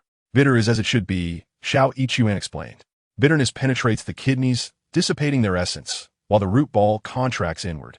This phenomenon is akin to the dispersal of leaves in conjunction with the gathering of roots. I believe I have heard of bitterness affecting the kidneys. Ma Qianli nodded, gritting his teeth as he downed the remainder. Bitter, truly bitter. Ha ha, He Xue chuckled. A good medicine is often unpalatable. He instructed Ma Qianli to fetch a plastic bag to contain the root ball and place it in the refrigerator, saying, let it chill for now. We shall assess the effects tomorrow. For the time being, I shall take my leave. I can drive you, Ma Qianli offered. No need, He Xue replied, shaking his head. Just sleep. Avoid bathing or washing your feet. The medicinal properties will retract inward, and exposure to hot water may cause them to dissipate, diminishing their effectiveness. Oh, I see. Ma Qianli nodded repeatedly. Truly, only you understand these matters. I shall take my leave now. He Xue embraced the pot of cold pine and bid farewell before stepping outside to summon a vehicle. He initially contemplated reaching out to Wang Ya, but hesitated, uncertain of what to say. Perhaps tomorrow, he decided, setting his phone aside. Upon returning to his dormitory, he placed the cold pine on the windowsill. The aroma emanating from the cold pine drained one's kidney essence, but its placement required careful consideration.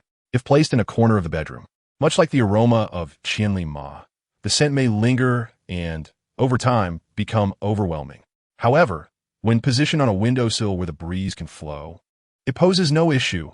A whiff here and there can indeed invigorate the senses. The cold pine is truly a remarkable substance, its essence penetrating deep, far superior to goji berries, aconite, or rehmannia. Yet, Qianli Ma remains oblivious to its merits. Gifted with cold pine, he would assuredly lack understanding. Otherwise, he would not have presented it. This substance, when utilized in medicinal concoctions, yields far better results than when used with malicious intent. Having arranged the cold pine, Xiao Yichuan's thoughts drifted to Wang Ye, reminiscing about their high school days, inevitably stirring feelings of nostalgia. Her husband seems to have been imprisoned. What could her circumstances be? There exists a classmate group, though few engage in conversation nowadays, and he himself has fared poorly, hardly speaking a word.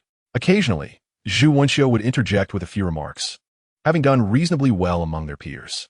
Should Xiao Yichuan inquire, Zhu Wenxiu would be his only option, yet he ultimately refrained. He felt a twinge of apprehension towards Zhu Wenxiu, a sense of guilt creeping in. At that moment, his phone rang. It was Yu Lin calling. "Have you visited Yihong wine industry yet?" She inquired. "Indeed. I became one of their sales representatives." "Have you met Xie Hong?" "I have. What do you think?" "Is she beautiful?" Hu Lin asked. "Yes, quite lovely," he replied. "How does she compare to me?" Hu Lin teased.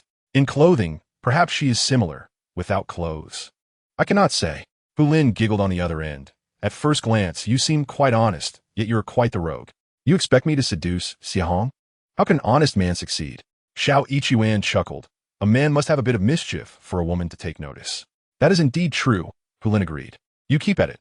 I promise, once the video is secured, I shall reward you with 200,000 and assist you in obtaining 30,000 in commission." "I shall endeavor." Xiao Yichuan thought lightly of it, but did not voice such thoughts. Hu Lin, a woman of alluring charm, often entices.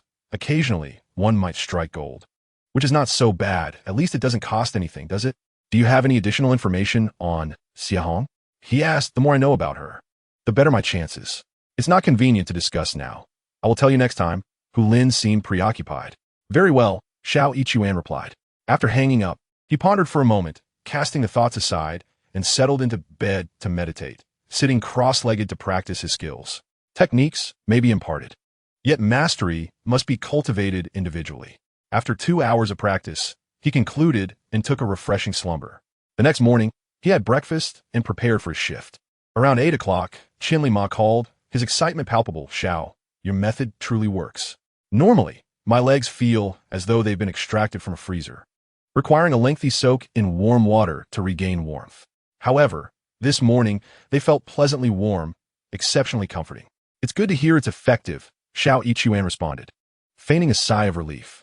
"This remedy is rare. I gleaned it from my grandfather's notes. Had it not worked, I would have been quite troubled." "Effective indeed," Qianli Ma praised, then inquired, "What comes next? Should I continue drinking this wine tonight?" "Yes," came the response.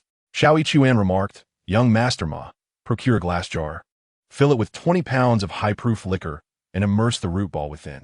Consume a small cup daily, and for every pound of liquor consumed, replenish it with an equal measure of fresh liquor. This will ensure the medicinal properties are evenly balanced." "Indeed, that makes sense." Ma Qianli now held an unwavering belief in Xiao Yichuan's words. He added, "Furthermore, before the arrival of spring next year, endeavor to refrain from the company of women." "I shall abstain." Ma Qianli gritted his teeth. "That may not be entirely necessary." Xiao Yichuan chuckled heartily. "Just don't overdo it." Ma Qianli smiled in agreement.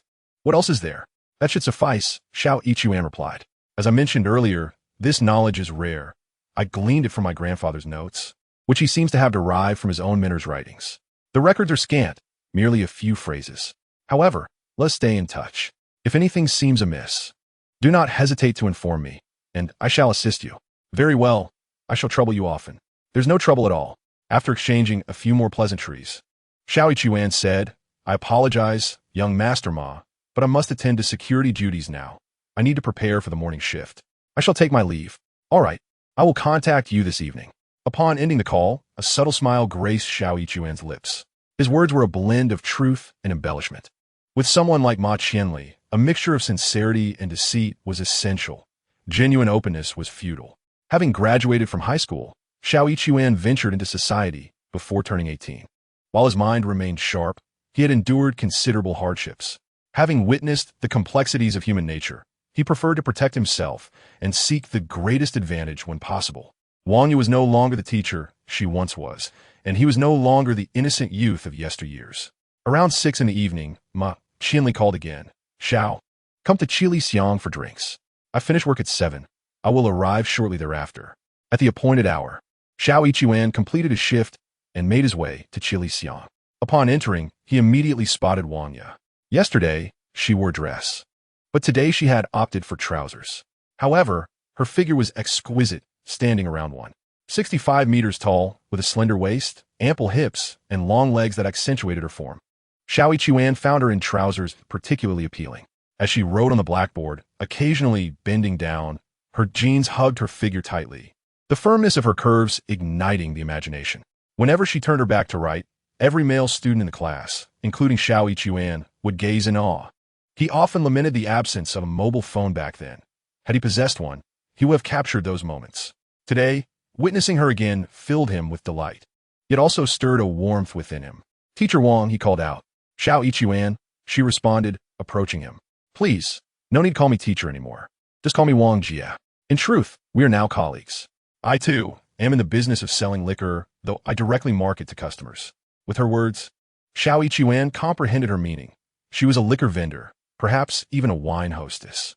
Her eagerness to clarify that she only sold alcohol, not herself, was evident.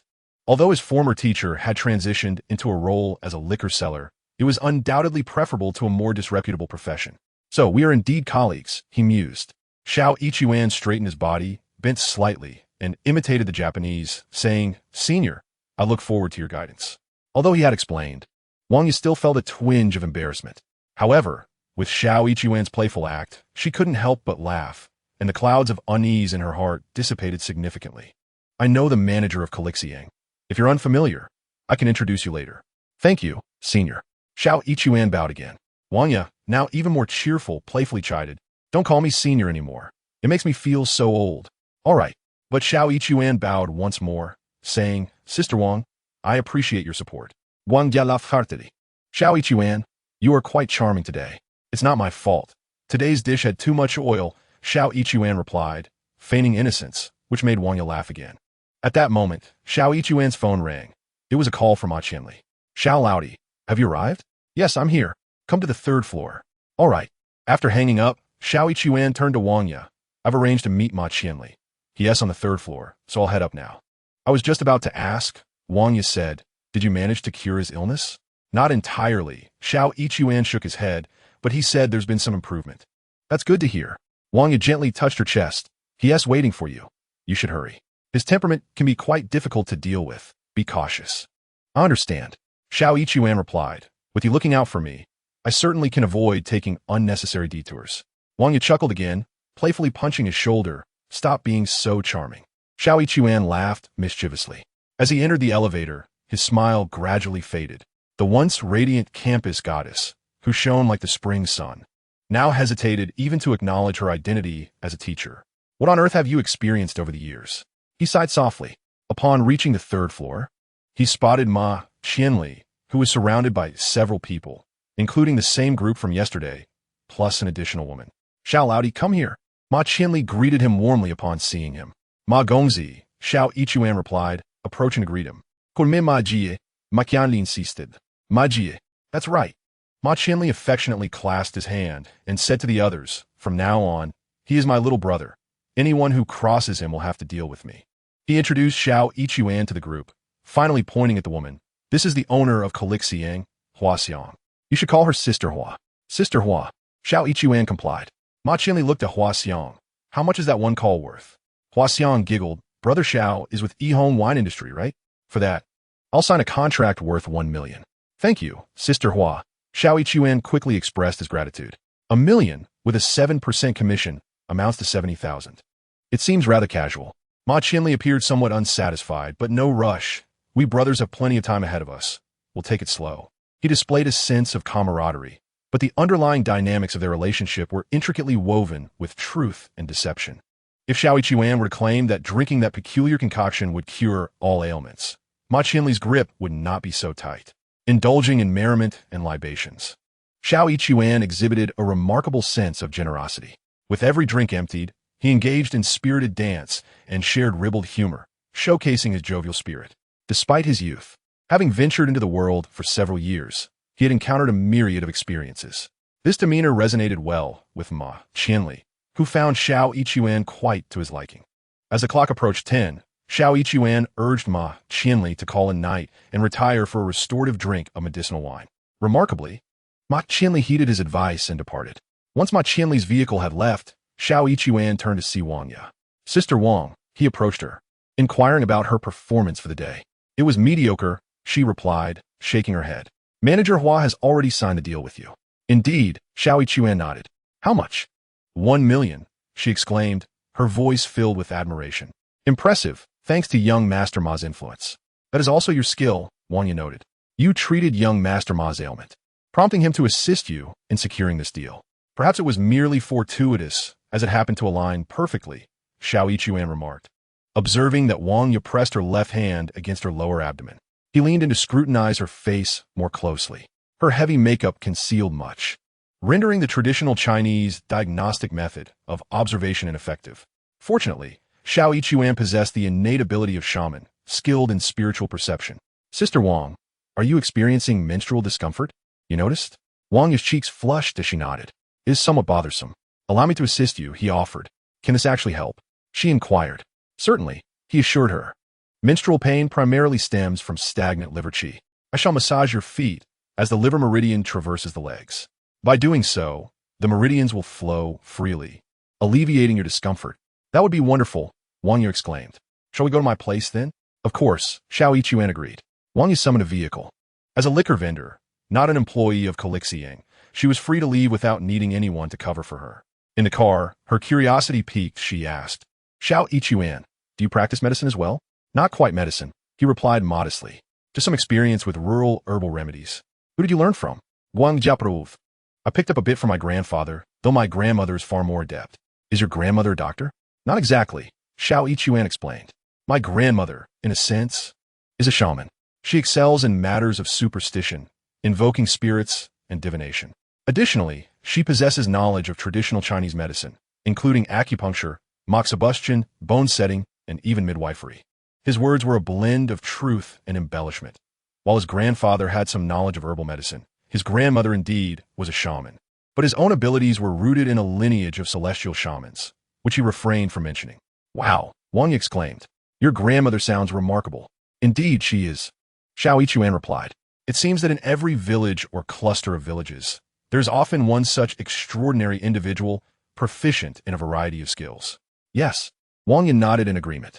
I believe I have heard of them being referred to as village guardians or something similar. Your grandmother might be one of those guardians. Village guardians, you say?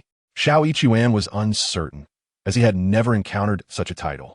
The people from nearby villages affectionately referred to his grandmother as Grandma Xiao the Shaman, although her surname was not Xiao. She had taken his grandfather's name upon marriage. Wang Yi rented an old house belonging to a local resident, which was rather antiquated and devoid of an elevator. She occupied the third floor of the six-story building, primarily due to the affordability of the rent. Upon entering, Xiao Yichuan surveyed the space and remarked, 2 bedrooms and a living room. It's quite decent. He learned that she shared the apartment with a female friend. However, she got married and left, so I've been living alone for the time being. Wang Yu explained as she handed Xiao Yichuan a pair of slippers. Without thinking, Xiao Yichuan blurted out, I could share the apartment with you, immediately regretting his words. He feared it might upset Wang Ya, as cohabitation between sexes often implied something more. To his relief, Wang Ya was not offended. Instead, her eyes lit up with surprise. Are you serious? She inquired. Of course, he affirmed, nodding vigorously. In our dormitory, we have 6 people, if it weren't for our staggered schedules. The snoring of 6 burly men, along with their foot odor, sweat, and flatulence, would be unbearable. He shook his head in exasperation. That's how it is when working outside. So, may I share the apartment with you, senior? He continued, mimicking a bow as he playfully added, I beg you. This act of humor eased any awkwardness, and Wang Ya laughed heartily. All right then, you can move in. It will be nice to share the rent. I'll move in tomorrow, Xiao Yichuan exclaimed, pumping his fist in excitement. Observing his enthusiasm, Wang Ya felt a slight blush creep onto her cheeks, though her heavy makeup concealed it. Please have a seat. I'll get you a glass of water, she offered. No need for water, Xiao Yichuan replied. I've already had my fill of mixed drinks with them. He turned to Wang Ya, Sister Wang. Let me give your feet a massage as a deposit for our cohabitation. Sounds good, she chuckled, but let me wash my feet first. After she returned, she inquired, "Where would you like to massage?" "Sitting is fine, but lying down would be best." "Then I'll lie down in the inner room," she decided. As she reached the doorway, she quickly added, "Oh, wait. Don't come in just yet. It's a bit messy. I need to tidy up." Women, after all, often have various little items they prefer to keep hidden from men. Once she finished organizing, she called out, "Xiao Yichuan, you can come in now." He entered to find Wang Ye reclining on the bed, her hands resting on her abdomen. "Is this all right?" she asked. "Absolutely splendid," Xiao Yichuan replied, admiring her beauty. His playful English elicited another laugh from her. Though initially awkward about lying before a man, her earlier concerns dissipated with a light-hearted banter. Approaching her, Xiao Yichuan examined Wang Ye's feet. They were aesthetically pleasing but bore the darker hue of a life spent in toil. A beauty like a flower deserves to be cherished, he mused inwardly, then said, "Sister Wang, wearing high heels for too long and running around has likely led to some blockage in your meridians. I will need to apply a bit more pressure to relieve it." "Oh dear," Wang Ye gasped. "Will it hurt?" "Just a little," he reassured her, "mainly a sensation of soreness. If it becomes too much to bear, feel free to vocalize your discomfort." "Understood." Wang Ye gasped softly, her cheeks flushed. It was rather awkward to call out in front of a man, especially one who was once her student. However, she had not removed her makeup, so the redness was barely noticeable, save for the flicker in her eyes. Xiao Yichuan, aware of her slight embarrassment, refrained from looking at her and squatted down instead. "I shall begin," he announced, grasping Wang Ye's feet. The mere touch of skin sent a silent gasp through her. Had it not been for the heavy makeup, her face would have resembled a crimson cloth. Meanwhile, Xiao Yichuan silently drew in a breath. She was the goddess of his youth, a figure he had encountered countless times, yet never imagined that their first genuine contact would be with her feet. "Oh, Teacher Wang," he sighed inwardly, applying pressure with his hands. "Oh," Wang Ye instinctively exclaimed, her crimson lips parting. After approximately 20 minutes, Xiao Yichuan had finished kneading her feet, and upon seeing her slightly parted lips and closed eyes, lost in a daze, he decided to rise. He pointed his fingers like a sword at her brow. Reciting an incantation, Wang Ye promptly drifted into slumber. His ministrations had thoroughly relaxed her foot muscles. Should she awaken, they would tighten again. A brief rest would yield even better results. Observing her serene, sleeping visage, Xiao Yichuan pulled the blanket over her. To his surprise, a purple lace bra emerged from beneath the sheets, a half-cup style. Clearly, Teacher Wang had an appreciation for beauty. She was indeed a stunning woman. Shaking his head, he washed his hands, closed the door, and returned to his dormitory. In the dormitory, he meditated and practiced for 2 hours until he lay down to sleep. The next day, at 7, he prepared for his shift. Around 8, he received a call from Ma Qianli. "Xiao, my brother, I slept well yesterday, feeling even better than the day before." "That's wonderful news," Xiao Yichuan replied. "But about that," Ma Qianli hesitated. Xiao Yichuan quickly understood and chuckled. "Ah, the flag raising, right? It's quite normal. Haven't you seen our Persian brothers? They often raise their flags, which signifies our fighting spirit." Ma Qianli's playful banter elicited laughter from Xiao Yichuan. "Indeed, nothing escaped your notice. But remember, my brother, a nation too eager for war shall meet its demise." Ma Qianli laughed heartily. "I'll keep that in mind. Before any battle, I'll consult you." "No need for that," Xiao Yichuan chuckled. Chapter 12. Did you not mention rooming together? After sharing a light-hearted moment, they hung up, and shortly after, Wang Ye's call came through. "Xiao Yichuan, I fell asleep yesterday, didn't I?" "It seems so," he replied. "I don't recall. Should I note it in the duty log?" Wang Ye laughed softly. "You didn't even wake me." "Why would I? I had just relaxed your feet. If you awoke, they would tense up again, rendering my efforts futile." Oh, Wang Ye understood now. "To be honest, I feel incredibly comfortable today. There's no pain." In the days leading up to her menstruation, she typically experienced cramping, which intensified as the days progressed. Yet today, there was no discomfort, clearly a testament to Xiao Yichuan's foot massage. "No pain signifies improvement. Thank you so much." Wang Ye expressed her gratitude. "By the way, didn't you mention rooming together? When will you move in? Is it truly possible?" Xiao Yichuan cheerfully remarked. "I will move over at noon." He could arrange for someone to cover an afternoon shift from 12 to 7. He would return the favor by taking the night shift from 12 to 7 in the morning, which others would gladly accept. Indeed, it was true. Wang Ye's tone was light and breezy, and on the phone, she seemed to be the same Teacher Wang from years gone by. "You move over at noon, and I will prepare a few dishes to welcome you, as a token of gratitude for your assistance in my recovery." "Today will be a treat," Xiao Yichuan replied. Filled with joy, after a few more exchanges, he hung up the phone. He sought a colleague willing to cover the night shift, agreeing on the arrangement. Though he added an hour to the shift, from 11 to 7. After all, he would be returning the favor at 11. Why an hour earlier? Because he needed to report the order.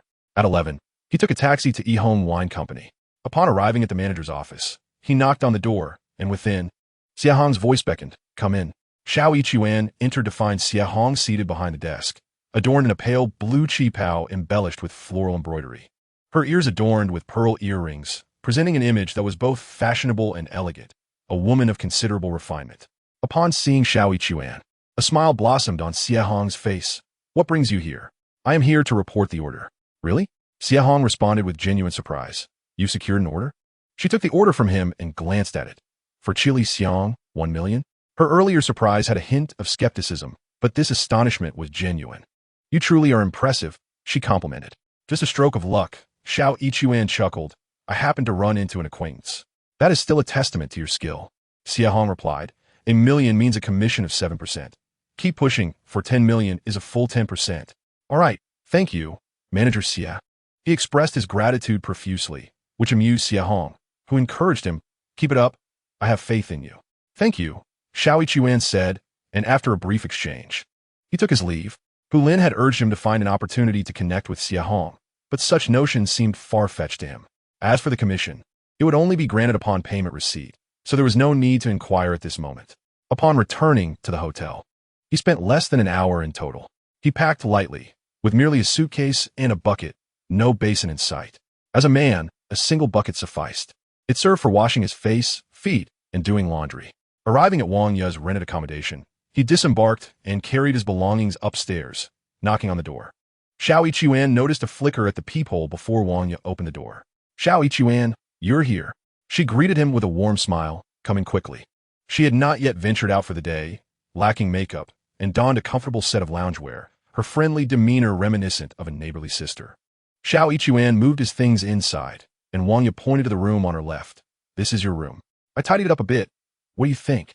"It's certainly adequate," Xiao Yichuan replied, stepping into the room. It was not large, but outside were trees, and in the distance another building stood, separated by a fair distance. The surroundings could be deemed quite pleasant.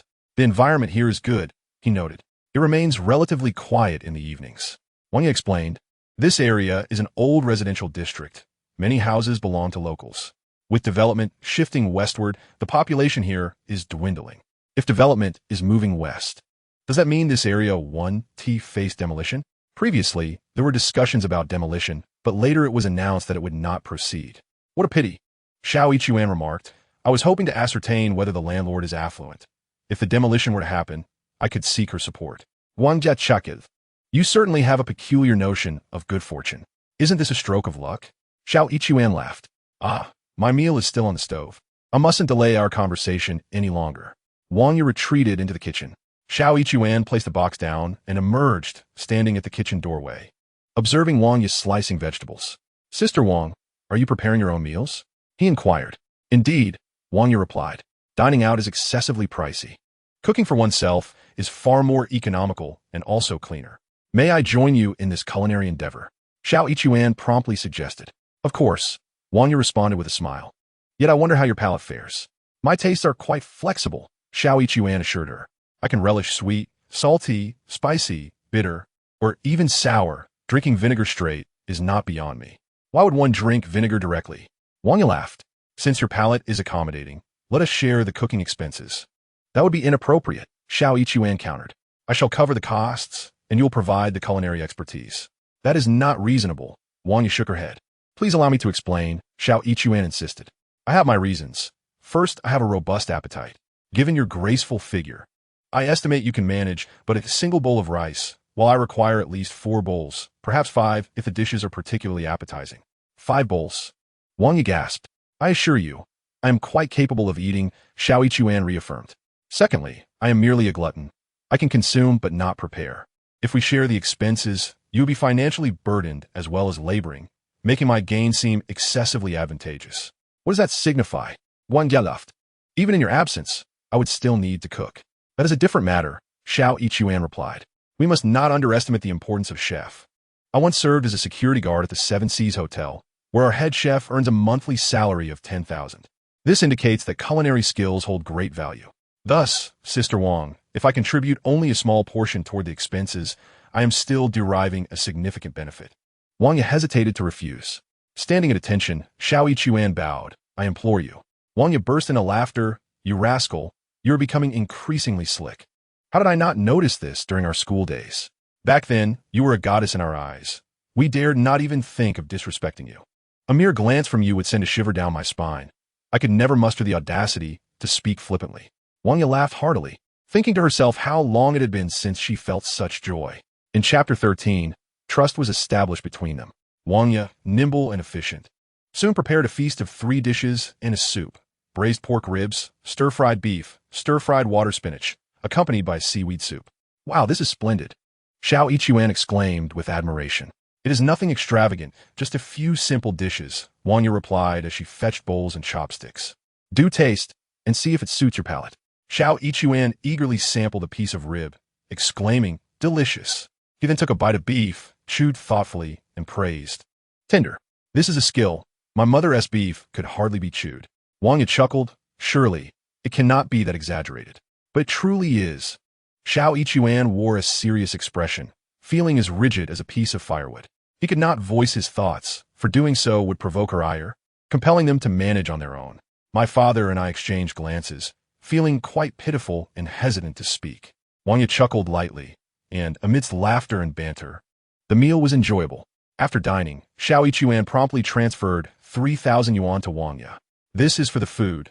Should you require more, just let me know. When a landlord comes asking for rent, I shall contribute my share then. Is that really necessary? She inquired. You claimed I eat more. Xiao Yichuan had cleared every dish from the table. Tonight, I can even prepare double the rice. Very well, Wang Ye acknowledged, observing his hearty appetite. After the meal, Wang Ye washed the dishes and asked Xiao Yichuan, Are you taking a nap? I do not sleep, he replied, shaking his head. You should rest. I will return to my room. He retreated to his own quarters, while Wang Ye returned to hers. Xiao Yichuan heard the soft sound of her door closing, but remained unlocked. In this shared accommodation, the doors were fitted with iron bolts. Wang Ye's choice to leave it unlatched indicated her trust in him. In truth, Wang Ye had awakened that morning, startled to realize she had fallen asleep the previous night. Upon inspection, she found her clothes undisturbed, and after a shower, there were no signs of intrusion, which fostered her trust in him. One of the reasons she had invited him to share the apartment so early that day. Had Xiao Yichuan acted inappropriately the night before, she certainly would not have extended such an invitation. Xiao Yichuan sat on his bed in meditation, but before long, his phone rang. It was Ma Qianli. Brother Xiao, Ma said, Are you on duty now? Could you take a leave of absence, or have someone cover for you? What is the matter, Brother Ma? Xiao Yichuan inquired. I need your assistance. I'd like you to meet someone. Ma Qianli continued. This person is also my friend and is unwell. He has heard about your treatment of my condition and wishes for you to examine him as well. Certainly. Xiao Yichuan agreed readily. Is it now? If you're free, come over to my place. All right, Xiao Yichuan confirmed. He rose and stepped outside, noting that Wang Ye's door was closed. After a moment's contemplation, he decided not to disturb her and proceeded to leave. Once outside, he hailed a taxi and made his way to Ma Qianli's residence. Upon arrival, he found Ma Qianli's car waiting at the entrance. Brother Xiao, hop in, Ma called out as he saw him approach. As they drove, Ma explained, My friend's name is Cheng Kuan. He has developed a peculiar ailment affecting his feet. It's more severe than mine. He can no longer walk and is confined to a wheelchair. Confined to a wheelchair? Xiao Yichuan echoed. Indeed, Ma replied. It's strange. He has been afflicted for just 2 years, and, despite extensive examinations by both Western and traditional Chinese medicine, the cause remains elusive. The doctor suggests it is a nerve issue. I believe it's merely a matter of blocked nerves. Xiao Yichuan chuckled at his humor. That is precisely it. Ma laughed as well. Whether it's a nerve issue or a blockage, the goal remains the same. Heal him. If it cannot be cured, then ISNT, it's simply a blockage. In truth, whether right or wrong, the essence lies in the results. Ultimately, a good cat is one that catches mice, regardless of its color. Indeed, Xiao Yichuan nodded in agreement. Due to his leg ailment, I happen to have cold legs as well. When I mentioned it yesterday, he became intrigued and suggested I call you for a consultation. He raised his thumb in approval, exclaiming, I must say, Xiao Laodi, you are indeed a true miracle worker. I am undeserving of such praise, Xiao Yichuan humbly replied, shaking his head. Why do you dismiss it so? Ma Qianli interjected. My leg, like his, has been examined by both Western and traditional Chinese medicine. The doctors claim it is a nerve issue. Isn't that synonymous with a blockage of the nerves? Xiao Yichuan laughed heartily. The distance was not far, and in about 20 minutes, we arrived at a villa that appeared even more exquisite than Ma Qianli's. Xiao Laodi. Follow me, Ma Qianli instructed. After parking the car, he approached the door and rang the bell. A servant answered, and Ma Qianli led Xiao Yichuan inside. In the living room, a young man in his 30s sat on the sofa. He was tall and slender, resembling a pole. I have invited the esteemed Dr. Xiao. Ma Qianli introduced, gesturing toward Xiao Yichuan. This is Cheng Kuan, affectionately nicknamed Pole. You rascal, Cheng Kuan chuckled, eyeing Xiao Yichuan with a hint of skepticism. Despite Xiao Yichuan's youth and average looks, standing at 181 meters with a square face and pronounced brows, his sun-kissed complexion, especially the stark contrast between his tan neck and fair skin, evoked doubts about his credentials as a miracle worker. However, Cheng Kuan concealed his skepticism and offered, Dr. Xiao, please have a seat. Xiao Laodi, sit down, Ma Qianli urged, motioning for Xiao Yichuan to take a seat as a servant brought tea. Ma Qianli turned to Xiao Yichuan and asked, regarding Cheng Kuan's condition, it is not an ailment, Xiao Yichuan replied, shaking his head. Not an ailment? Ma Qianli inquired, intrigued. It is a malignancy, Xiao Yichuan clarified. Malignancy? Ma Qianli gasped, and Cheng Kuan's eyes widened in shock. Indeed, Xiao Yichuan affirmed, gazing at Cheng Kuan. Young Master Cheng, do you wear a jade belt around your waist? How did you know? Cheng Kuan asked, surprised. Indeed, you wore a jade belt, but how could Xiao Yichuan have known? He turned to Ma Qianli, who immediately shook his head. I never mentioned it. Ma Qianli looked at Xiao Yichuan, who continued, so, you are implying that this malignancy stems from the jade belt? Precisely, Xiao Yichuan nodded. That jade belt was sourced from an ancient tomb, removed from a corpse that has lain for a millennium, imbued with a heavy aura of malignancy. Oh, Ma Qianli exclaimed, startled, leaning back slightly. Cheng Kuan was already aware of the jade belt's origin. Are you saying my jade belt is from a corpse? He asked, lifting his shirt to reveal the jade belt around his waist, serving the function of a belt. Chapter 14. It was indeed removed from a corpse, and one that has lain for 1,000 years. Xiao Yichuan affirmed confidently, young Master Cheng. Reflect on this. Did your leg begin to falter shortly after acquiring the jade belt? Initially, it felt inexplicably cold and numb, and then gradually, you found it difficult to walk. It seems so, Cheng Kuan conceded. Cheng Kuan pondered for a moment. It was 2 years ago that I received this jade belt, said to signify promotion and prosperity. I was delighted and wore it as a belt. It was around that time that my legs began to falter. They first grew cold, then tingled, and eventually I lost all sensation. That must be it, Xiao Yichuan remarked. This is not merely a jade belt. It is a corpse's malignance. Its aura constricting your vital energy, stifling your blood circulation, rendering you unable to walk. Indeed, it is as you say. Cheng Kuan felt a mix of shock, anger, and fear, and immediately removed the jade belt. Wait a moment, Xiao Yichuan interjected. Do you have a wooden box at home? There should be one. Cheng Kuan promptly called for a servant. Find a wooden box, and if you can't locate one, purchase it. He then inquired of Xiao Yichuan. What size? Size is of no consequence, Xiao Yichuan replied. A chest will suffice. The servant searched and soon returned with a wooden box. Xiao Yichuan opened it, stood upright, formed a gesture, and said, Chenggu, remove the jade belt and place it in the box. His demeanor was grave, one hand resting on his chest, the other forming a pointed gesture directed at the box. Remarkably, as he stood and pointed, both Ma Qianli and Cheng Kuan felt a sudden chill enveloping them, as if an air conditioner had drawn near. Cheng Kuan, who was initially skeptical of him, found that this pose resembled that of a venerable monk from film and television. And as the cool breeze swept over him, he was taken aback. He straightened himself and carefully placed the jade belt into the box. Xiao Yichuan closed the box, continued to point at the lid, and chanted an incantation for over 10 seconds before withdrawing his hand and placing the box in a distant corner of the room. Strangely, as he stepped away, the chilling sensation dissipated instantly.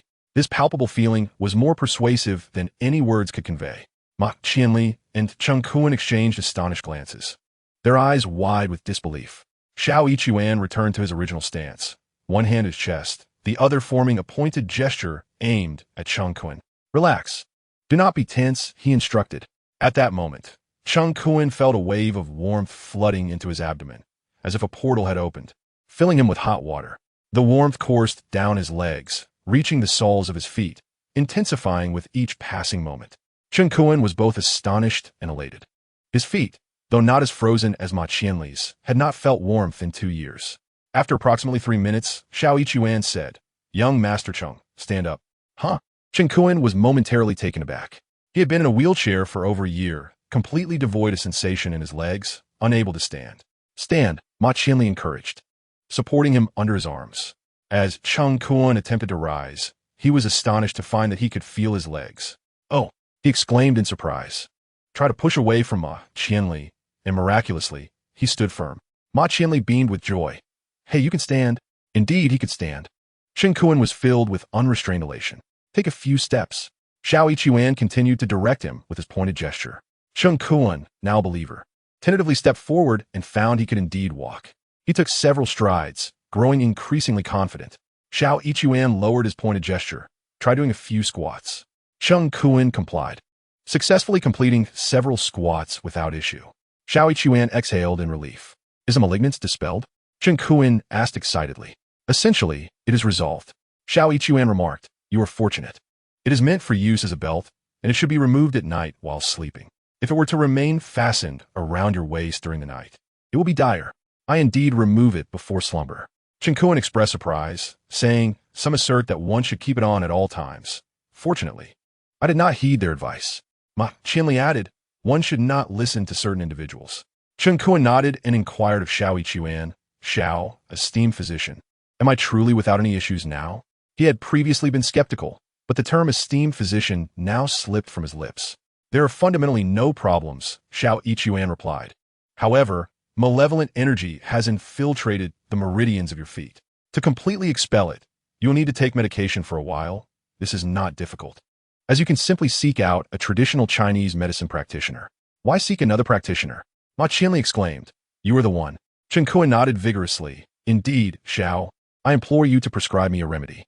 "Very well," Xiao Yichuan responded, tactfully yielding, as he took a piece of paper and inscribed a single herb. "Duhua." Just this one herb, a quantity of 1 gene, combined with 20 gene of liquor, should be of at least 50 degrees in alcohol content. Soak it, and consume a small cup before bed, perhaps 5 qian to 1 liang. Then, to drink a gene mixed with a gene. Is that correct? Ma Qianli interjected. "Precisely," Xiao Yichuan affirmed. "Similar to what you have, Brother Ma." "For how long must this regimen continue?" Cheng Kuan asked. "Until the next spring festival," Xiao Yichuan replied, "after which, I shall reassess your condition. I shall rely on you." "Esteemed physician," Cheng Kuan expressed his gratitude. "Do not call me esteemed physician," Ma Qianli said. "I shall regard him as my brother from now on. You may handle it as you see fit." "He is also my brother," Cheng Kuan declared.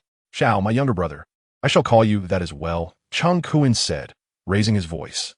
Xiao Yichuan chuckled and responded, "Brother Cheng." Cheng Kuan, filled with joy, declared, "Bring forth the wine." He then inquired, "Is it permissible to drink?"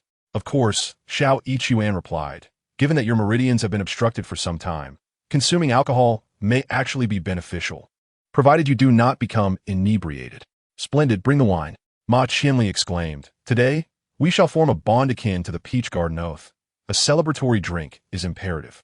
However, Xiao Yichuan interjected, "Let us postpone the drinking. I must first attend to this jade belt." Upon hearing this, both Ma Qianli and Cheng Kuan stood alert. Cheng Kuan affirmed, "Indeed, this jade belt requires attention."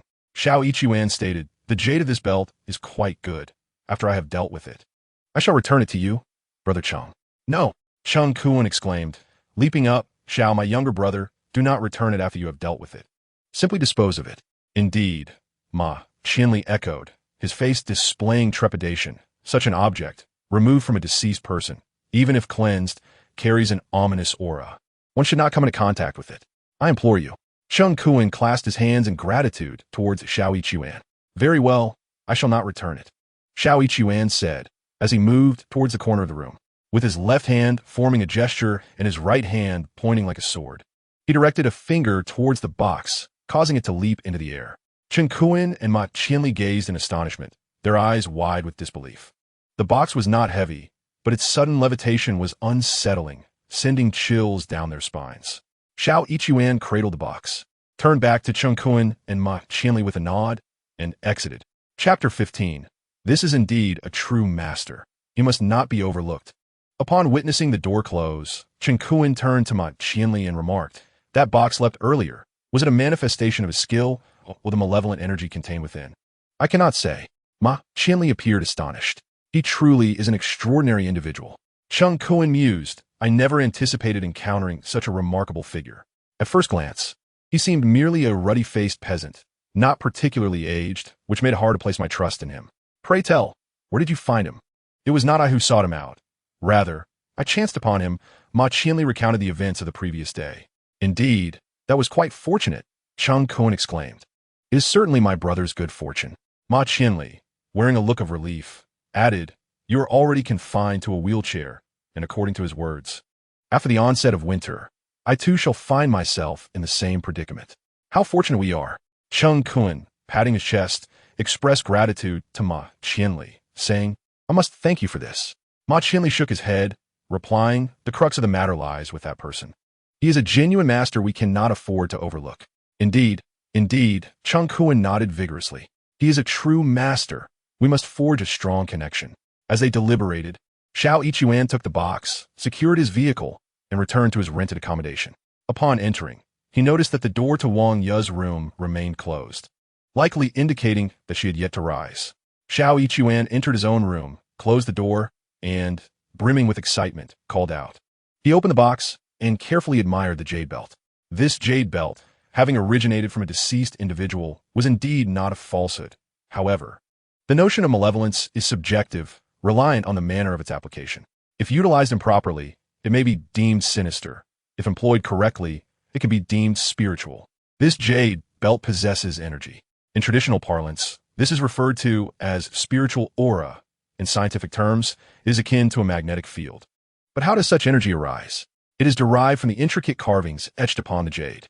Xiao Ichuan examined the jade closely. Each piece bore intricate patterns that, when interconnected, formed a field of spiritual power. The jade belt shares similarities with various jade artifacts and sculptures. Many people invoke deities, such as bodhisattvas or the god of wealth. If crafted by a skilled artisan, imbued with a field of spiritual energy, it can indeed have an effect. Alternatively, if blessed by a high monk or adept, it may also possess efficacy. However, true artisans with such capabilities are exceedingly rare, and most so-called high monks or adept practitioners are, more often than not, charlatans. Consequently, the vast majority of households that invite home bodhisattvas or the god of wealth are merely engaging in a fade, devoid of tangible benefit. As for mass-produced clay sculptures and painted figurines, their efficacy is even more dubious. Many individuals fail to grasp the profound meaning behind them, mistakenly believing that simply inviting a statue of General Zhao or Guanyin Bodhisattva will ensure their protection. How naive! If such figures were to possess real power, they would have to be hand-carved by master craftsmen, featuring unique lines and patterns capable of forming a field of spiritual energy. Alternatively, they would have to be genuinely blessed by a high monk or adept, thereby creating a field of spiritual energy that yields results. Otherwise, a bodhisattva remains merely a bodhisattva, and a clay sculpture remains just that, offering no more than a financial burden without any true utility. This jade belt of Cheng Kun's was indeed crafted by a skilled artisan of yore, its carved lines forming a distinctive spiritual energy field. Originally, it was beneficial, yet the issue lies in the manner in which Cheng Kun has donned it. The jade features carvings on one side, while remaining plain on the other. When fastening it, was the carved side meant to be worn outward for aesthetic appeal? It seems likely that this was the intention. In truth, Chinese culture emphasizes restraint. Particularly with this jade belt, which symbolizes one's rise to greater heights, it must not be flaunted. Therefore, the intricately carved side should remain hidden within. Yet, the average person, including Cheng Kun, is oblivious to this subtlety and ties the embellished side outward, believing it to be aesthetically pleasing. Consequently, the energy pathway is disrupted, leading not to progress, but to stagnation. Thus, the jade belt requires no elaborate treatment. It merely needs to be reversed. Moreover, this jade belt, cherished and ancient, possesses remarkable spiritual energy, making it an exceptionally rare treasure in today's world, one that cannot be purchased, only stumbled upon by fortune. Xiao Yichuan fortuitously encountered it, which is the source of his exhilaration. This situation parallels that of Ma Weidu, who amassed wealth through his collection of antiques, seizing opportunities in the 1980s when others were unaware of their value. Xiao Yichuan employs a similar approach. He carefully admired the spiritual threads on the jade belt, drawing comparisons. While shamans are adept in spiritual communication and possess expertise in talismans, few are skilled in the art of carving. Of course, Xiao Yichuan was merely observing the etching patterns of the spiritual threads rather than the intricacies of carving, for he had no intention of pursuing such a craft. It is not the path of a shaman. This jade belt is composed of 36 jade pieces, each the size of a thumb, interconnected by silk threads, approximately the length of a belt. Xiao Yichuan, possessing a robust upper body yet a narrow waist, akin to the so-called male dog waist, found the belt to be somewhat lengthy upon fastening it. However, this was inconsequential, as the belt's length is adjustable. After making the necessary adjustments, he secured it around his waist and immediately felt a surge of spiritual energy coursing through him, merging seamlessly with his own life force, imparting a sensation of weightlessness. He attempted the U-step and found it considerably lighter than before, imbued with an ethereal quality. While the phrase rise step by step may be mere embellishment, the unobstructed flow of energy in his legs allowed for nimble movement without issue. Xiao Yichuan mused that the legendary divine speed die, zoned from Liangshan, likely possessed a similar ability. In fact, while the shamanic tradition holds talismans that can produce comparable effects, the spiritual energy of this jade belt surpasses them. This belt was likely crafted for nobility, made of exquisite jade, and requires an exceptionally skilled master. Both elements are indispensable, for a mere drawing of a talisman on paper would lack the necessary potency. Wearing this jade belt not only enhances his agility, but also proves beneficial for meditation and practice. After walking a few circles in the U-step, he settled down cross-legged on the bed to practice, finding it easier to attain tranquility than ever before with a significantly heightened sense of energy. Truly a remarkable treasure, he chuckled to himself. At that moment, the door of the adjacent room creaked open, and Wang Yu emerged. Observing the distinction between genders, Xiao Yichuan continued his quiet meditation, refraining from disturbing her. It wasn't until after 5 o'clock that he ventured out, finding Wang Yu in the living room, picking water spinach. Upon seeing him, she remarked, "You're awake." Xiao Yichuan replied, "Yes, indeed." He poured himself a glass of water and asked, "Do you need any help?" Wang Yu laughed. "What help do I need for picking water spinach? I might even hinder your efforts." Xiao Yichuan chuckled, reminiscing about how, when his mother asked him to pick water spinach, he would do so while watching television, oblivious to the presence of slugs on the leaves. When the dish was finally prepared, a sizable slug would end up in the bowl, much to his mother's dismay. Wang Yu chuckled, remarking that indeed, they often lurked on the underside of vegetable leaves, making them nearly invisible unless one scrutinized closely. Consequently, her mother forbade her from picking vegetables any longer, allowing her to indulge in some well-deserved laziness. Wang Yu laughed, and Xiao Yichuan grinned mischievously, suggesting, "Why don't I chop the chili peppers instead? There are bugs in those as well." Wang Yu laughed again, "That's not so bad." Xiao Yichuan replied earnestly, "When it comes to chopping chili peppers, I take it quite seriously." "Oh," Wang Yu inquired, "why the newfound seriousness in chopping chili?" "It's the knife. It can cut your hand." Xiao Yichuan grimaced, recalling past mishaps. "I've sliced my hand several times, and once, I even cut half my nail off." "It's true," Wang Yu exclaimed in disbelief. "Indeed," Xiao Yichuan continued, "my mother was furious, claiming she wasn't a demon, didn't crave Tang Seng's flesh, and told me not to be so courteous." Wang Yu laughed heartily, her laughter causing her figure to sway enticingly. She possessed a captivating form, and when she laughed, it was as if her spirit bloomed like a flower in the spring sun. Xiao Yichuan mused privately about how she should smile joyfully every day, like blossoms in full bloom. In Chapter 16, seizing the favorable winds from Teacher Wang, he intended to venture out that night to seek fortune. Before 6 o'clock, Wang Yu began preparing dinner when Xiao Yichuan's phone rang. It was Cheng Kuan calling. "Brother Xiao, have you managed to deal with that matter?" Cheng Kuan inquired, avoiding the mention of the jade, which he regarded as a perilous beast. Xiao Yichuan chuckled inwardly, regretting that he was not as sly as Mamadou, who relished the thrill of the hunt on television, with eyes glimmering like a weasel that had successfully pilfered chicken. Instead, he replied, "It's all sorted. There's no issue now. Actually, that jade is quite valuable. Should I return it to you?" "Absolutely not." Cheng Kuan exclaimed, Brother Xiao, you must not be overly kind. He was affluent and influential.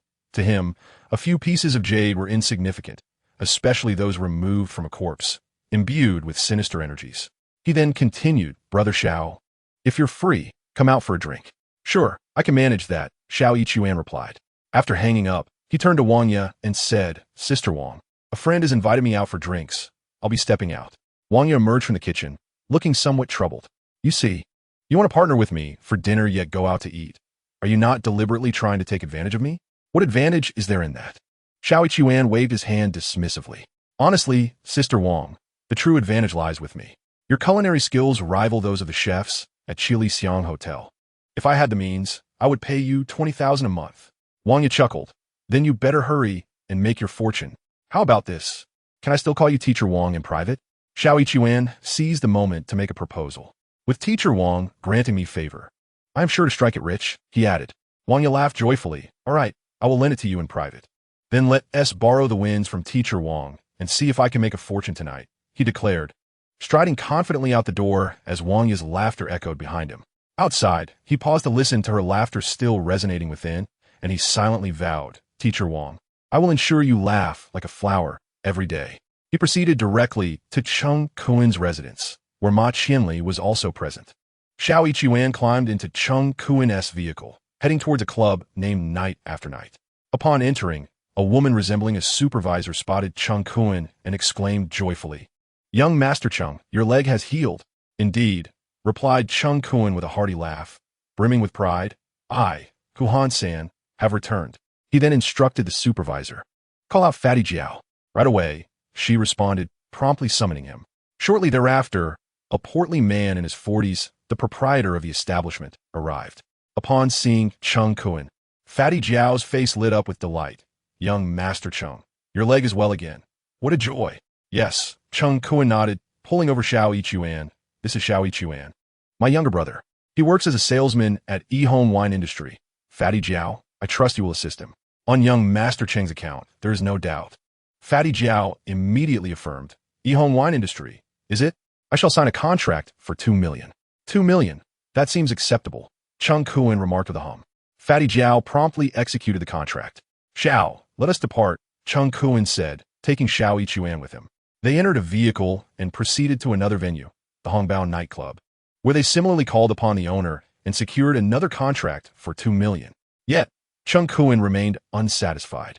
They then ventured to a place known as the Yuhuang Palace. This establishment was grander, and the owner, exhibiting generosity, signed a contract for 3 million.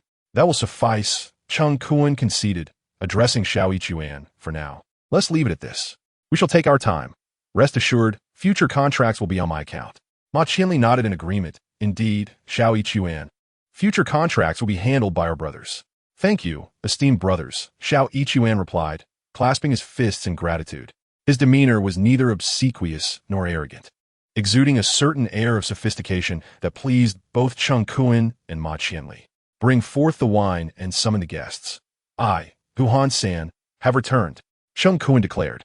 As the wine was served, Ma Qianli made calls, resulting in a steady stream of well-wishers arriving to offer their congratulations.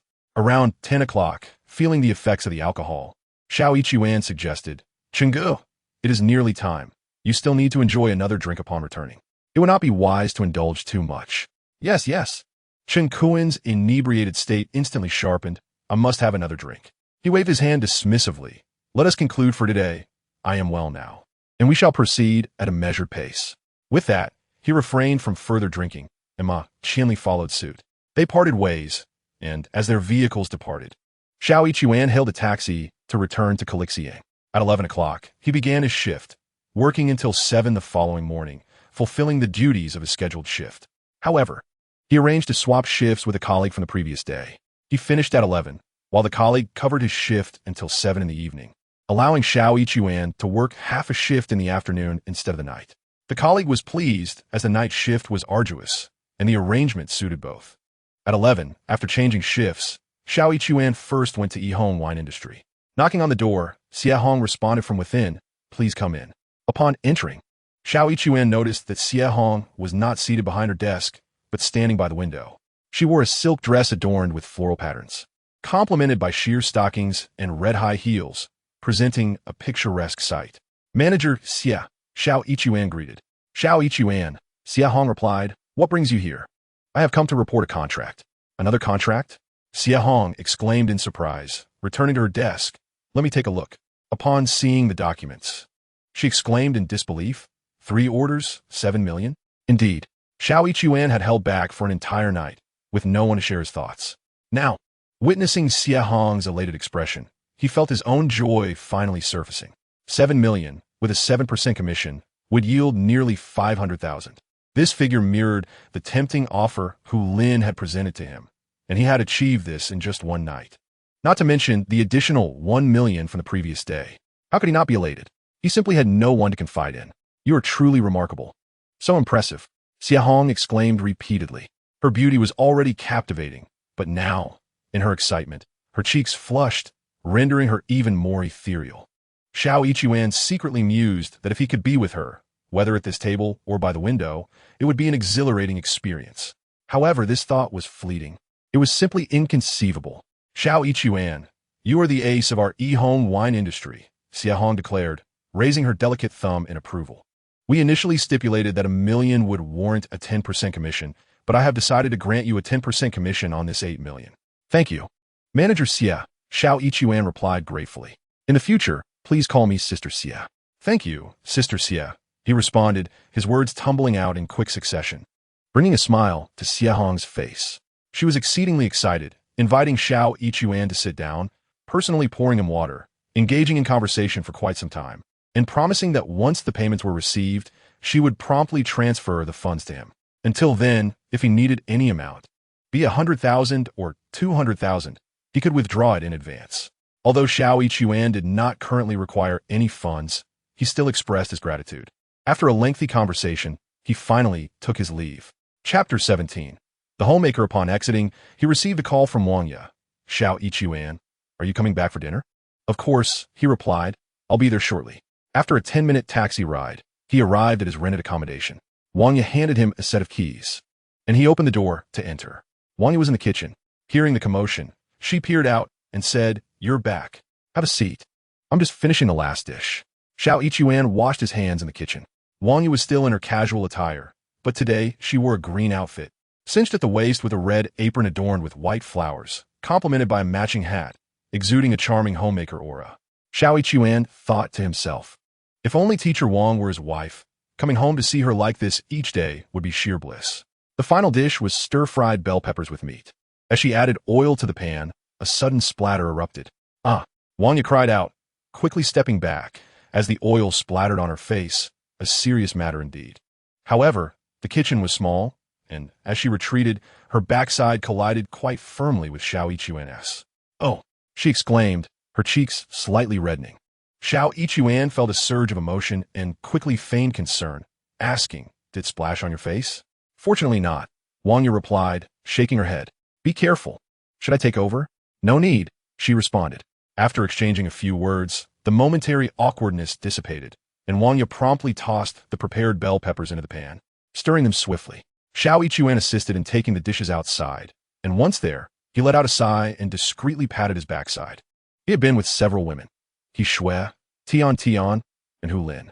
Yet, the sensation from the recent encounter felt remarkably distinct, so soft, he mused to himself. Wang Ye brought out the stir-fried dishes and noticed a bottle of red wine on the table. "Do you wish to drink?" she inquired. "Yes. I would like to have a glass today," Xiao Yichuan replied, retrieving 2 wine glasses. "Teacher Wang, would you mind joining me for a toast?" "Of course," Wang Ye responded. "Is there a special occasion? Is it your birthday?" "No," Xiao Yichuan shook his head.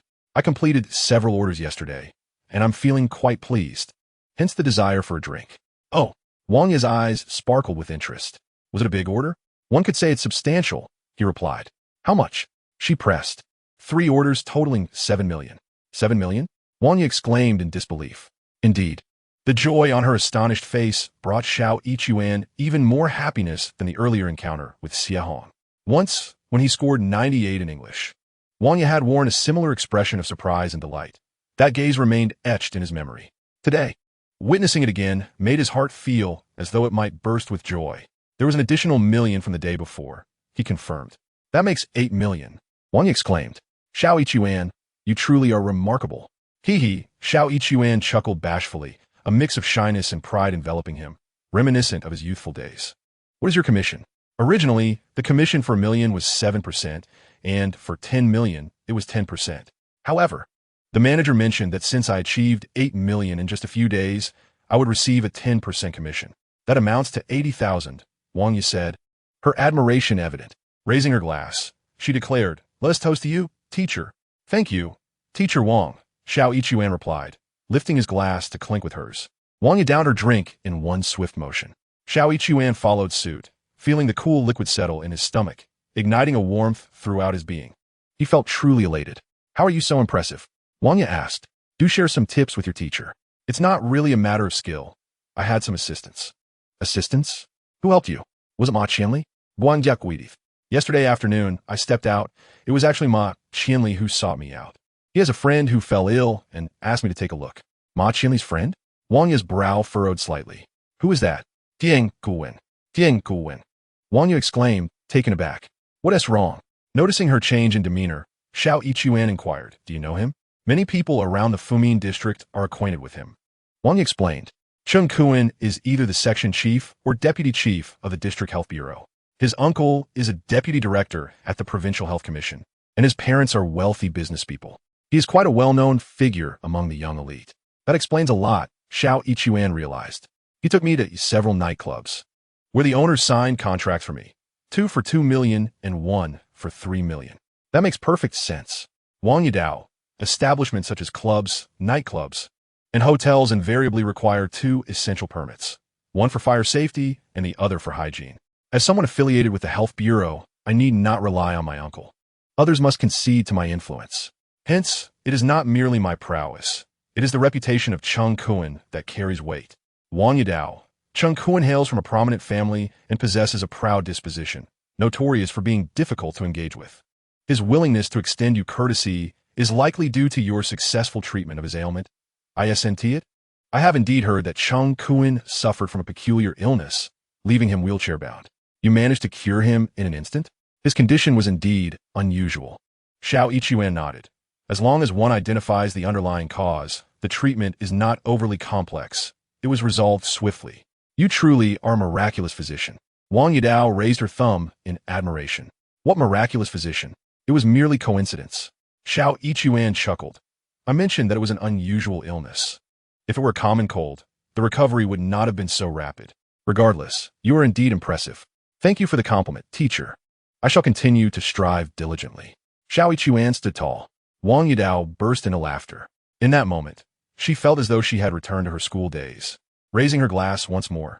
Come, let me toast you again, teacher. Teacher, your drinking capacity is commendable. The years of selling alcohol have honed my skills, Wang Yidao remarked. Her gaze momentarily dimming as she clinked her glass with Xiao Yichuan's. Cheers. Fool, why did I say that? Xiao Yichuan mentally berated himself, stealing a glance at Wang Yidao's expression, and said, Wang, why not consider changing your profession? Change to what? Wang Yidao shook her head. With her husband imprisoned, she undoubtedly faced constraints. Finding another job would not be easy. Xiao Yichuan pondered quietly. What about opening a shop? An online store could work. E-commerce is thriving now. In recent years, Taobao has flourished and online businesses are booming. Open a shop? Wang Yidao contemplated. I have indeed considered it. I even registered a small store on Taobao. Why didn't you launch it? What were you planning to sell? Flowers. Selling flowers? Xiao Yichuan furrowed his brow slightly. Selling flowers online seems challenging. It is indeed difficult, which is why it never took off. Wang Yidao shook her head.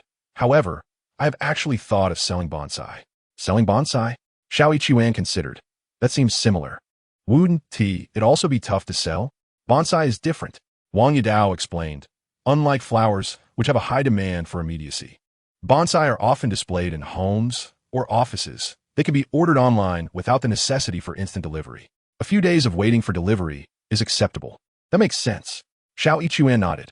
Are there many buyers for bonsai? There are indeed some, Wang Yidao remarked. Nowadays, people pay great attention to their living environments.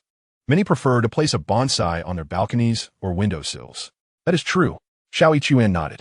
Furthermore, There's another avenue for bonsai business, which is exhibitions. Wang Yadao clearly had done her research. Typically, at corporate exhibitions, bonsai and flowers are often showcased, representing a significant revenue stream. Indeed, He Xue exclaimed, during National Day or Labor Day, flowers abound everywhere, all crafted from bonsai. He was suddenly filled with excitement. This is quite feasible. If we could secure some substantial contract from the district or municipal government for occasions like National Day or Labor Day, a single contract could sustain us for an entire year. However, Wang Yu shook her head. Why not dare to dream? He Xue inquired. Such contracts are generally reserved for those with connections. They seldom reach us. He Xue's expression shifted to one of realization. That's all right, though. I've seen many companies celebrating their openings or anniversaries, and they certainly spend on floral arrangements. With Haicheng's population in the millions and at least tens of thousands of companies, there are plenty of opportunities to celebrate sequentially. The contracts will surely follow. As he mentioned celebrating in succession, he gestured with his hand, which elicited a laugh from Wang Yu. When has there ever been a sequential celebration? He Xue chuckled in response. Why not? Even if they forget, we can remind them. It's like my birthday. I can never remember. But my mother will always remind me. Qianbao, you're almost 30. It's time to find a girlfriend. Wang Yu laughed out loud at his jest. Dressed in a loose-fitting loungewear, she leaned forward as she laughed, catching He Xue's gaze, which darted into her neckline. She wore a stylish green half-cup bra. Chapter 18. Let me get you a car. Wang Yu was oblivious, while He Xue tore his gaze away, stating, Go ahead, Teacher Wang. I fully support your venture. If you're short on funds, I have a little, about 100,000. Will you take a commission for that? Wang Yu asked.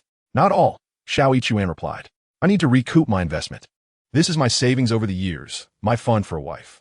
But my wife is still young, just in kindergarten, so you can use it for now. There's no rush. Your wife is in kindergarten? Wang Yu asked, intrigued. Not literally in kindergarten, He Xue clarified. What I mean is, a 20-year-old won't marry me. Nor will a 10-year-old. I plan to start with a 5-year-old, keeping an eye on 4-year-olds, and developing relationships with 3-year-olds. As he rolled up his sleeves, he added, Still don't believe me? Before he could finish his thought, Wang Yu erupted into laughter. He Xue's gaze again slipped in her neckline. But this time Wang Yu noticed, glancing at him and gently adjusting her collar. He Xue felt a bit embarrassed and said, So, Teacher Wang, please do go ahead. What if you lose your savings? Wang Yu teased. Then I'll just wait a few more years and focus on those pregnant women, he quipped, causing Wang Yu to laugh uncontrollably once more. Amidst their banter, Wang Yu did entertain the idea, discussing it for quite some time, though she seemed hesitant to commit. Opening a shop carries risks. One cannot solely focus on profits. What if losses ensue? After their meal, Wang Yu washed the dishes and retreated to her room for a rest, as she had a habit of taking afternoon naps. He Xue also entered his own room, sitting cross-legged on the bed to practice his exercises. He had a jade belt tied inside, which aided his efforts, making them twice as effective with half the effort. Around 2:30, his phone rang. It was Ma Qianli calling. Brother Xiao, are you free right now? He Xue answered. If you are, come over to my place. Sure, he responded. Exiting his room, he noticed that Wang Yu's door remained closed. On such a sweltering day, keeping the door closed felt somewhat stifling, even with a fan blowing. However, for He Xue, a man, and Wang Yu, a woman, it was impossible for her to keep the door ajar. The mere act of not securing it was already a significant display of trust towards him. He Xue stepped outside, hailed a cab, and made his way to Ma Qianli's residence. Get in my car, Ma Qianli instructed upon seeing him. What's going on, Brother Ma? He Xue inquired. I'm arranging a vehicle for you. What? He Xue was taken aback. I'm looking to purchase a car, but only cheap ones. Ma Qianli explained. These are vehicles seized by the traffic police. Some owners fail to pay their fines, and soon a batch will be auctioned off at remarkably low prices. Yet many are in excellent condition, nearly brand new. That sounds great. He Xue's spirits lifted upon understanding. He possessed a driver's license but lacked a vehicle, and had long desired one. Upon arrival at the traffic police station, Ma Qianli approached someone and led him to a car. It was a Volkswagen, typically valued at over 200,000 yuan, yet this nearly pristine vehicle was offered for merely 20,000. Such an opportunity was too good to pass up. Without hesitation, He Xue made the purchase. After completing the paperwork at the Vehicle Administration Office, he said, Brother Ma, I'll take it for a spin and thank you later. Thank you for what? Just join me for drinks tonight. Ma Qianli waved dismissively. Sure, Xiao Yichuan replied enthusiastically, driving off. The car was indeed splendid. As he rolled down the windows, the wind rushed past his ears, lifting his spirits as if he were soaring. He gently grasped the Qingyu pin resting on his chest, expressing gratitude to the ancestral shamans for their blessings. Without the Qingyu pin and the celestial inheritance it bestowed, neither the car nor his fortune would have been possible. He returned to his rented apartment, ascended the stairs, and entered the living room where Wang Yu was watching television, surrounded by two bowls as she shelled green beans. Teacher Wang, shall we dine out tonight? He suggested. What's the matter? Wang Yu replied. Are you dissatisfied with my cooking? She pouted slightly, exuding a charming blend of mature allure and youthful playfulness that was utterly endearing. Not at all, Teacher Wang. Your dishes suit my palate perfectly. I just acquired a car. Xiao Yichuan said, brandishing the keys in his hand. Since I don't know many people here, I'd like to invite you to celebrate with me. You bought a car? Wang Ye exclaimed in surprise. Well, not exactly a purchase, Xiao Yichuan clarified. Ma Qianli works at the Vehicle Administration Office and knows the traffic police.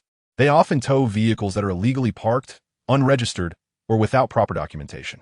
Some owners pay their fines, but many do not, particularly the affluent who can't be bothered. These cars are auctioned off after a while, and mine is one of those seized vehicles acquired at a bargain. That's acceptable, Wang Yu acknowledged. What kind of car is it? A Volkswagen, Xiao Yichuan boasted. A brand new model typically costs over 200,000 yuan, but I got it for just 20,000. That's incredibly cheap. Wang Yu was astonished. Let us go take a look. She stood up, but paused, adding, wait a moment, I'll be down shortly. She was still in her loungewear and hadn't put on any makeup, so she needed to change before heading out. Xiao Yichuan waited downstairs for her. After a brief wait of about 20 minutes, Wang Yu descended. She wore a knee-length green skirt paired with flesh-toned stockings and white wedge shoes, emerging from the corridor like a water-blooming lotus. Teacher Wang remained as beautiful as ever, Xiao Yichuan mused to himself. This car is quite impressive. As Wang Yu approached, she glanced around. It looked nearly brand new. It was arranged by young Master Ma. It must be reliable. Xiao Yichuan was also quite pleased. Hop in. Let me take you for a spin. Wang Yu entered the car, settling into the passenger seat. Xiao Yichuan drove out, circling around, and asked Teacher Wang, do you have a license? Yes, Wang Yu nodded. Would you like to try your hand at driving? Xiao Yichuan inquired. I didn't bring it with me. Wang Yu hesitated. That doesn't matter, Xiao Yichuan replied nonchalantly. Come on, give it a go. All right, Wang Yu felt a bit adventurous. She prepared to switch seats, but as she moved, a bee suddenly flew in through the window and collided with her face. Wang Yu exclaimed in surprise, instinctively rejoicing. Xiao Yichuan had not yet shifted, and she found herself seated in his lap. Her body was soft, accompanied by a faint floral fragrance, making Xiao Yichuan feel as though he was cradling a bouquet. Chapter 19. She is truly beautiful when she smiles. Teacher Wang, are you all right? Xiao Yichuan asked, wrapping his arms around her waist. I'm fine. Wang Yu hurriedly stood up. However, in her haste, she bumped her chest against the steering wheel. Ouch! She cried out again, sitting back in Xiao Yichuan's embrace. Don't rush. Let me move over, he said, holding her gently and helping her regain her balance before he shifted over. Wang Yu settled into the driver's seat, her cheeks flushed. Earlier, she had applied a light touch of makeup, and her blushing face resembled a blooming red rose. Regaining her composure, she drove off. Her driving skills were quite commendable, though she was cautious and steady. Teacher, you are indeed an experienced driver, Xiao Yichuan praised, his words carrying a double entendre. Wang Yu either caught the hint or did not, as she simply huffed lightly, displaying a hint of pride. After several laps, it was past 5 o'clock. Xiao Yichuan asked, Teacher Wang, what would you like to eat? Today I'm treating. Really? Wang yes, my Then I want to hold back with my 40-meter-long knife. 40 meters long? Xiao Yichuan feigned astonishment. Is it really that long? Wang Yu giggled charmingly. It absolutely is. Then please chop gently, Xiao Yichuan said, crossing his arms and shivering theatrically. Wang Yu laughed even more heartily. Xiao Yichuan reveled in her laughter. She was truly beautiful when she smiled, he thought to himself. They found a restaurant by the river, named Jiangxin Pavilion, where the ambience was delightful, allowing them to enjoy their meal while gazing at the river view. Xiao Yichuan ordered an array of dishes. When Wang Yu remarked that it was too much, he reassured her, Don't worry, I have a big appetite. I promise to finish it all. Xiao Yichuan is impervious to intoxication.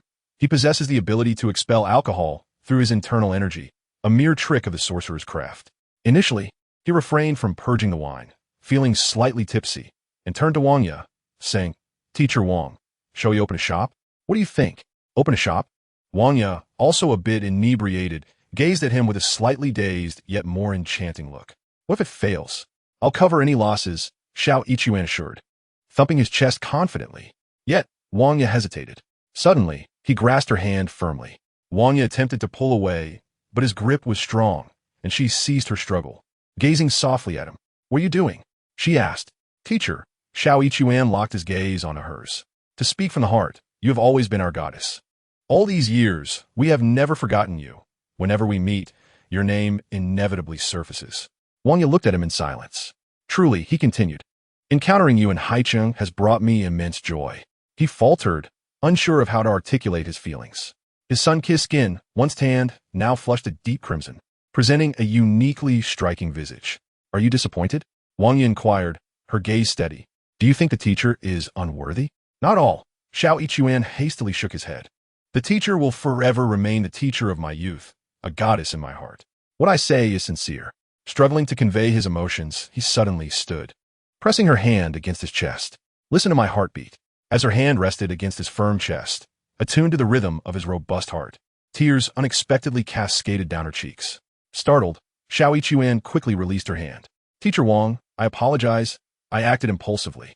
"It's all right," she shook her head, a sudden smile breaking through. "Fine then. I'll heed your advice. Let us not buy the wine. Let's open the shop." "Wonderful," He Xue exclaimed, raising his fist in triumph. "The shop will surely flourish. You must assist me then." "Of course," he replied. "Your matters are my matters. Allow me to serve as your business representative." He bowed deeply. "Please accept my humble request." Wang Ye laughed, her tear-streaked face lighting up with brilliance. The two of them sat at the table, deliberating over their business venture. Wang Ye proposed a personal enterprise, primarily focusing on online orders, with offline sales driven by demand. Companies often require a substantial number of bonsai for events like openings or renovations, which would yield significant orders and profits. This operational model bore the advantage of not necessitating a prime location for the shop. Any corner would suffice, resulting in considerably lower rental costs. He Xue concurred enthusiastically, asserting, "I shall handle the offline orders, and you can manage the online side, Teacher Wang." "Then I entrust it to you," she mirrored his tone. Though she could not quite mimic his gestures, mid-sentence, she burst into laughter. He Xue delighted in her laughter. After their meal, they settled the bill and drove home. Once at his residence, they continued their discussion until He Xue's phone rang. Upon checking, he saw it was Zhu Wenxiu calling. In recent days, he had been so caught up in his own affairs that he had nearly forgotten her. The sight of her name startled him. "Teacher Wang, I need to take this call." He stood and retreated to his room. Although Zhu Wenxiu is a few months older than He Xue, they are classmates, and he shares the same infatuation with Wang Ye. During their last reunion, he mentioned her, but like the others, he was unaware of her whereabouts. Had it not been for the matter concerning Tian Tian, He Xue would have proudly informed Zhu Wenxiu about his encounter with Teacher Wang in her presence. However, the troubling thought of Tian Tian, a persistent thorn in his heart's darkest corner, restrained him from doing so. When the call connected, He Xue greeted, "Are you back yet?" Zhu Wenxiu's voice boomed with excitement. "I'm back. Are you free for lunch tomorrow? Let us gather. I'll invite He Xue." Though He Xue was reluctant to attend, keen to see He Xue but apprehensive about encountering Tian Tian, he realized that declining was not an option. Zhu Wenxiu would surely suspect something, as he had no valid reason to refuse. All right, he reluctantly agreed. At 11 o'clock, He Xue hurried to the hotel to take over his shift, working until the following noon. He had arranged this with a colleague, who was more than willing to accommodate the schedule. The late-night hours were notoriously sleepy, and He Xue found it advantageous to take on a night shift. After all, working from 11 to 11 allowed him to avoid early mornings and enjoy restful nights. For an ordinary person, such a schedule might be exhausting, but it posed no challenge for him. Additionally, security personnel on night duty could manage a bit of sleep post-midnight in the security room, albeit uncomfortably in a chair. Yet, He Xue had the unique ability to sit cross-legged, which proved more restorative than sleep. Regarding the anticipated bonus of 800,000, He Xue had never considered relinquishing his security job. Until the money was firmly in his grasp, prudence was paramount. Moreover, being a security guard was rather effortless, allowing him to earn over 3,000 with ease. Why would he forfeit that? He was not one to be frivolous. Chapter 20. I arranged to meet He Xue. After completing my shift at 11, I returned to my rented accommodation. During the journey, I called Wang Ye. Teacher Wang, have you rented a shop yet? She replied, I'm in the process of renting. I'm considering a shop at the corner. Would you come help me take a look? Sure, I responded. Driving to the location she mentioned, which was in the vicinity but not on the main street, resulting in minimal foot traffic. Wang Ye explained her plan. I've decided against retail sales. I'll focus on online sales and rely on deliveries. I expressed my unwavering support, and with that affirmation, Wang Ye made her decision. The corner shop had little competition for rental, costing merely $500 a month. She opted for a 1-year lease, cautious about committing to a longer term without assurance of success. Once the shop was secured, a minor renovation and the addition of some potted plants would suffice to create an inviting atmosphere, allowing her to take photographs to attract customers online. Deliveries could similarly be facilitated through internet visuals. Next comes the issue of supply. There is no shortage of resources. Numerous nurseries and flower plantations abound in the suburban areas. In fact, it is unnecessary to conduct preliminary inspections. One only needs to secure an order and inquire about it. There is certainly an abundance available. Therefore, the key lies in securing orders. Indeed, Wang Ye remarked, the crux is to secure orders. Very well. He Xue rolled up his sleeves, stating, I initially intended to conceal my identity as the universe's top salesman, but it seems that I can no longer hide it. Wang Ye found this amusing. The startup costs for this venture are quite modest. The annual expenses for rent, utilities, and other necessities do not exceed 10,000 yuan. Thus, even in the event of losses, they would not be substantial. This is one reason Wang Ye feels emboldened to proceed. Another reason is He Xue's remarkable performance. Within a few days, he managed to secure orders amounting to 8 million yuan and has also made connections with affluent individuals like Ma Qianli and Changkuan. These wealthy young men possess extensive networks and significant influence. Should they be willing to lend a hand, a few orders could easily be secured, revitalizing the business. He Xue, too, is cognizant of this potential and feels quite confident. Around 11:40, He Xue's phone rang. It was Zhu Wenxiu calling. Shangyuan Restaurant, Chrysanthemum Private Room, 12 o'clock. I have an appointment with He Xue. Very well. I shall arrive punctually, he replied. After hanging up, he informed Wang Ye that he would not be dining at home. Wang Ye, unaware that Zhu Wenxiu was the one who had summoned He Xue, mentioned that she was just tidying up and coordinating with the decorator, primarily to put up some wallpaper. She busied herself, while He Xue took to the road toward Shangyuan Restaurant. Upon arriving at the restaurant, he parked his car, ascended the stairs, and located the Chrysanthemum Private Room. Inside, he found Zhu Wenxiu, who had arrived earlier, along with Tian Tian and He Xue, who were engaged in lively conversation and laughter. Zhu Wenxiu sat nearby, cheerfully sipping tea. Upon noticing He Xue's entrance, her eyes sparkled behind her glasses as she exclaimed, Xiangzi has arrived. Scholar, He Xue greeted, Sister He, Sister Tian. He dare not gaze long at Tian Tian, casting only a fleeting glance before shifting his attention to He Xue. During her last visit, he had refrained from looking too closely, yet he found He Xue strikingly beautiful, possessing an elegant demeanor reminiscent of an orchid's serene grace. However, he could never have imagined that such a refined woman would share a bed with him. In his inebriated state, he had been oblivious to the essence of her presence in such intimate moments. This time, upon their reunion, she appeared as enchanting as ever, her grace still intact. Yet, when their eyes met, a flush crept onto her face, and she averted her gaze, displaying a hint of discomfort. Xiangzi, come, have a seat. Zhu Wenxiu, brimming with excitement, beckoned, her eyes sparkling and her face aglow with an unusual flush. She urged He Xue to sit down and order dishes, opting for beverages rather than alcohol. Unlike Ma Qianli and Changkuan, who were bold enough to drink and drive, Zhu Wenxiu was more cautious. With beverages in hand, they commenced a toast. Zhu Wenxiu raised her glass, joined by Tian Tian and He Xue, with He Xue naturally following suit. After taking a sip, Zhu Wenxiu set her glass down and inquired, Xiangzi, how long have you been here? A little over a month, almost 2, He Xue replied. You rascal. And you didn't say a word. Zhu Wenxiu gently tapped on He Xue's shoulder, seemingly chiding him. Yet her gaze flickered momentarily towards He Xue's face. He Xue's cheeks flushed crimson. Zhu Wenxiu, however, became increasingly animated, exclaiming, It's wonderful that you have arrived. Let us make the most of our time here in Haicheng. Xiao Yichuan sensed a deeper connotation in her choice of words. He Xue appeared to share this sentiment, her face growing even warmer. Tian Tian, seated beside them, wore a constant smile and occasionally glanced at Xiao Yichuan, who, in turn, dared not meet her gaze. Suddenly, a sharp pain shot through Xiao Yichuan's foot. Someone had stepped on it. The offending foot belonged to his right, and to his right sat Tian Tian. It was evident that she was the culprit. Though the pain was acute, Xiao Yichuan refrained from voicing his discomfort. Taking advantage of Zhu Wenxiu's distraction, he discreetly cast a glance at Tian Tian, who was also watching him. Their eyes locked, and Tian Tian flashed him a sweet smile, yet her foot pressed down harder on his, twisting slightly. This woman certainly had a daring streak. Xiao Yichuan inhaled sharply and shifted his foot away.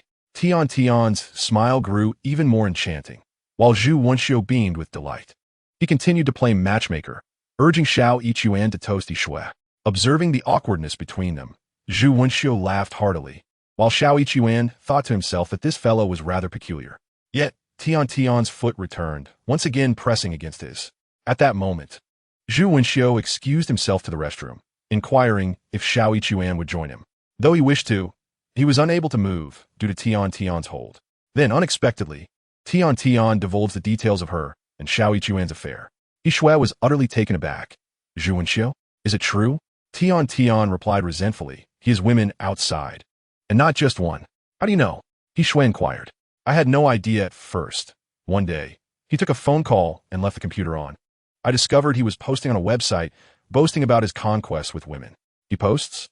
He Xue exclaimed in astonishment. Indeed, I checked the site, and there were many such posts, disgusting beyond belief. Not a single man is trustworthy. Upon grasping the situation, He Xue decisively sided with Tian Tian. Tian Tian chuckled, pointing at Xiao Yichuan. You're not a good man either. Xiao Yichuan protested. It's clearly your fault. He Xue, curious, asked, how did you? Just like yours, I took the initiative, Tian Tian replied with pride. He Xue was left speechless, while Xiao Yichuan's face burned with embarrassment. Zhu Wenxiu returned, blissfully unaware of the unfolding drama. He remained in an oddly euphoric state, as if under the influence of a stimulant. Xiao Yichuan could surmise that his exhilaration stemmed from He Xue's presence, yet he wondered why Zhu Wenxiu would be so joyful, given her infidelity. What kind of mindset was this? At around 1 o'clock, they parted ways, with Zhu Wenxiu suggesting they meet up periodically. Xiao Yichuan, however, had no desire to arrange another meeting. Tian Tian's fervor was proving to be overwhelming. Chapter 21, The Rustic Dog. Upon returning, Wang Yu was napping with the door closed. The heat made it uncomfortable to sleep with the door shut. Xiao Yichuan pondered for a moment and decided to order 2 air conditioners, keeping this decision from Wang Yu, fearing she might oppose it if she learned of it first. Upon entering his room, he intended to meditate in a cross-legged position, yet tranquility eluded him. He reached for his phone and ventured online. Tian Tian mentioned that Zhu Wenxiu had numerous women and boasted about it on the internet, typically on such websites that cater to a certain demographic. Of course, Xiao Yichuan was aware of these sites as well. However, with so many of them, which one did Zhu Wenxiu frequent? Xiao Yichuan had his methods. He conducted a search. Zhu Wenxiu had a habit of using the pseudonym Poisonous Scholar when online. A search on a well-known site led him to the desired results. Indeed, Zhu Wenxiu had posted numerous entries, over a dozen, to be precise. These posts primarily detailed his escapades with women. Among them, one post stood out with a peculiar title. I personally delivered the goddess to the bed of a rural cur. Xiao Yichuan clicked on it, and the post recounted an amusing incident. Today I shall share an interesting tale. My wife's colleague, whom I shall refer to as Xue, is an exceptionally beautiful woman working in finance, possessing a remarkable aura. Yet, I personally escorted her to the bed of a rural cur. Below this account was an image. Surprisingly a candid shot of He Xue, albeit with her face obscured and indistinct. The text continued. What transpired, you may ask? Allow me to elaborate, my fellow wolf friends. Xue discovered that her husband was involved with another woman, leading her to confide in my wife. My wife suggested that she seek a man of her own to retaliate against her husband. Initially hesitant, Xue ultimately agreed after some persuasion. But she worried about the potential embarrassment of involving acquaintances and the safety concerns of strangers. My wife relayed this to me, and I proposed a solution. A childhood friend of mine, a country boy working in a nearby county, posed no issues, and given the distance of several hundred kilometers, the news would not spread. Initially, Xue was reluctant, but after further discussion with my wife, she acquiesced. I then personally drove, accompanied by my wife, back to my hometown, delivering Xue to the bed of that rural cur. You may view the image of the cur below. Following this was a photo of He Xue, also altered to obscure his features. The text continued, I did not inform the cur. I got him drunk, and then Xue entered the scene. I was initially concerned about whether it would go smoothly, but to my surprise, Xue handled it exceptionally well, and she was particularly exuberant, howling with delight. One might think it was the village dog making a ruckus. You may find it hard to believe, but I recorded the audio. Listen for yourselves. A link to the recording followed. The post could have concluded there, yet it continued. I have delightful news for you. My wolf friends, that rural cur actually came to the city, summoned by Xue. Who would have thought? I certainly did not anticipate that Xue would reveal such a contrasting side of herself. Those who have listened to the recording should be astonished. Now, she has invited the cur to the city, seemingly intent on a prolonged affair. Judging by her usual demeanor, one would never guess. Frankly, I am genuinely taken aback, yet also elated. Witnessing this other side of a woman like Xue stirs an inexplicable excitement within me. He Xue sat in silence, absorbing the post. He now comprehended the source of Zhu Wenxiu's exhilaration. However, he was overwhelmingly filled with anger and indignation. Zhu Wenxiu returned with his girlfriend and He Xue, inviting him for a drink, which brought him a sense of joy. Amongst numerous classmates, only he was summoned, indicating a certain camaraderie between him and Zhu Wenxiu. However, he soon discovered that their relationship was not one of genuine friendship, but rather one driven by ulterior motives. To his dismay, Zhu Wenxiu had the audacity to refer to him as a country bumpkin behind his back, openly expressing his disdain, igniting a profound anger within him. The complexities of human nature, often hidden beneath the surface. A country bumpkin, indeed. He Xue scoffed. Regarding the matter with Tian Tian, although he had been compelled into it, a lingering sense of guilt had always plagued him. In that moment, however, that guilt soared beyond the clouds. Alongside his fury, curiosity bubbled within him. He downloaded the audio from that night, having been intoxicated and utterly oblivious to He Xue's true nature, akin to Zhu Beiji savoring the ginseng fruit without understanding its flavor. Upon listening to the recording, he was taken aback. He Xue was beautiful, spoke little, and wore a perpetual, gentle smile, a poised and serene woman. Yet, the voice in the audio bore no resemblance to this image. Perhaps one word sufficed to describe her, provocative. He Xue couldn't help but think of Tian Tian. Her usual demeanor was vibrant and cheerful, a sunny young woman. Who could have imagined her private self could be so different? Around 3 o'clock, Wang Yu awoke. Noticing the door ajar, she called out, "You're back?" "Yes," He Xue replied, rising. "You're putting up wallpaper in the store, right? That's my forte. Have you done it before?" Wang Yu inquired. "I dabbled in renovations for a while in the county. I was on the verge of becoming a renovation mogul," He Xue boasted casually. Wang Yu chuckled. "And what happened afterward?" "Well, the places I renovated were all new homes for weddings. And my work was so impressive that one bride fell for me and wanted to ditch her groom to follow me. But I, being a person of some professional ethics, couldn't allow that," he jested. Wang Yu laughed. "I never realized you could spin such tales." Amidst their banter, they gathered the wallpaper and went to the store to apply it. Despite the lightheartedness, He Xue was indeed skilled, having genuine experience.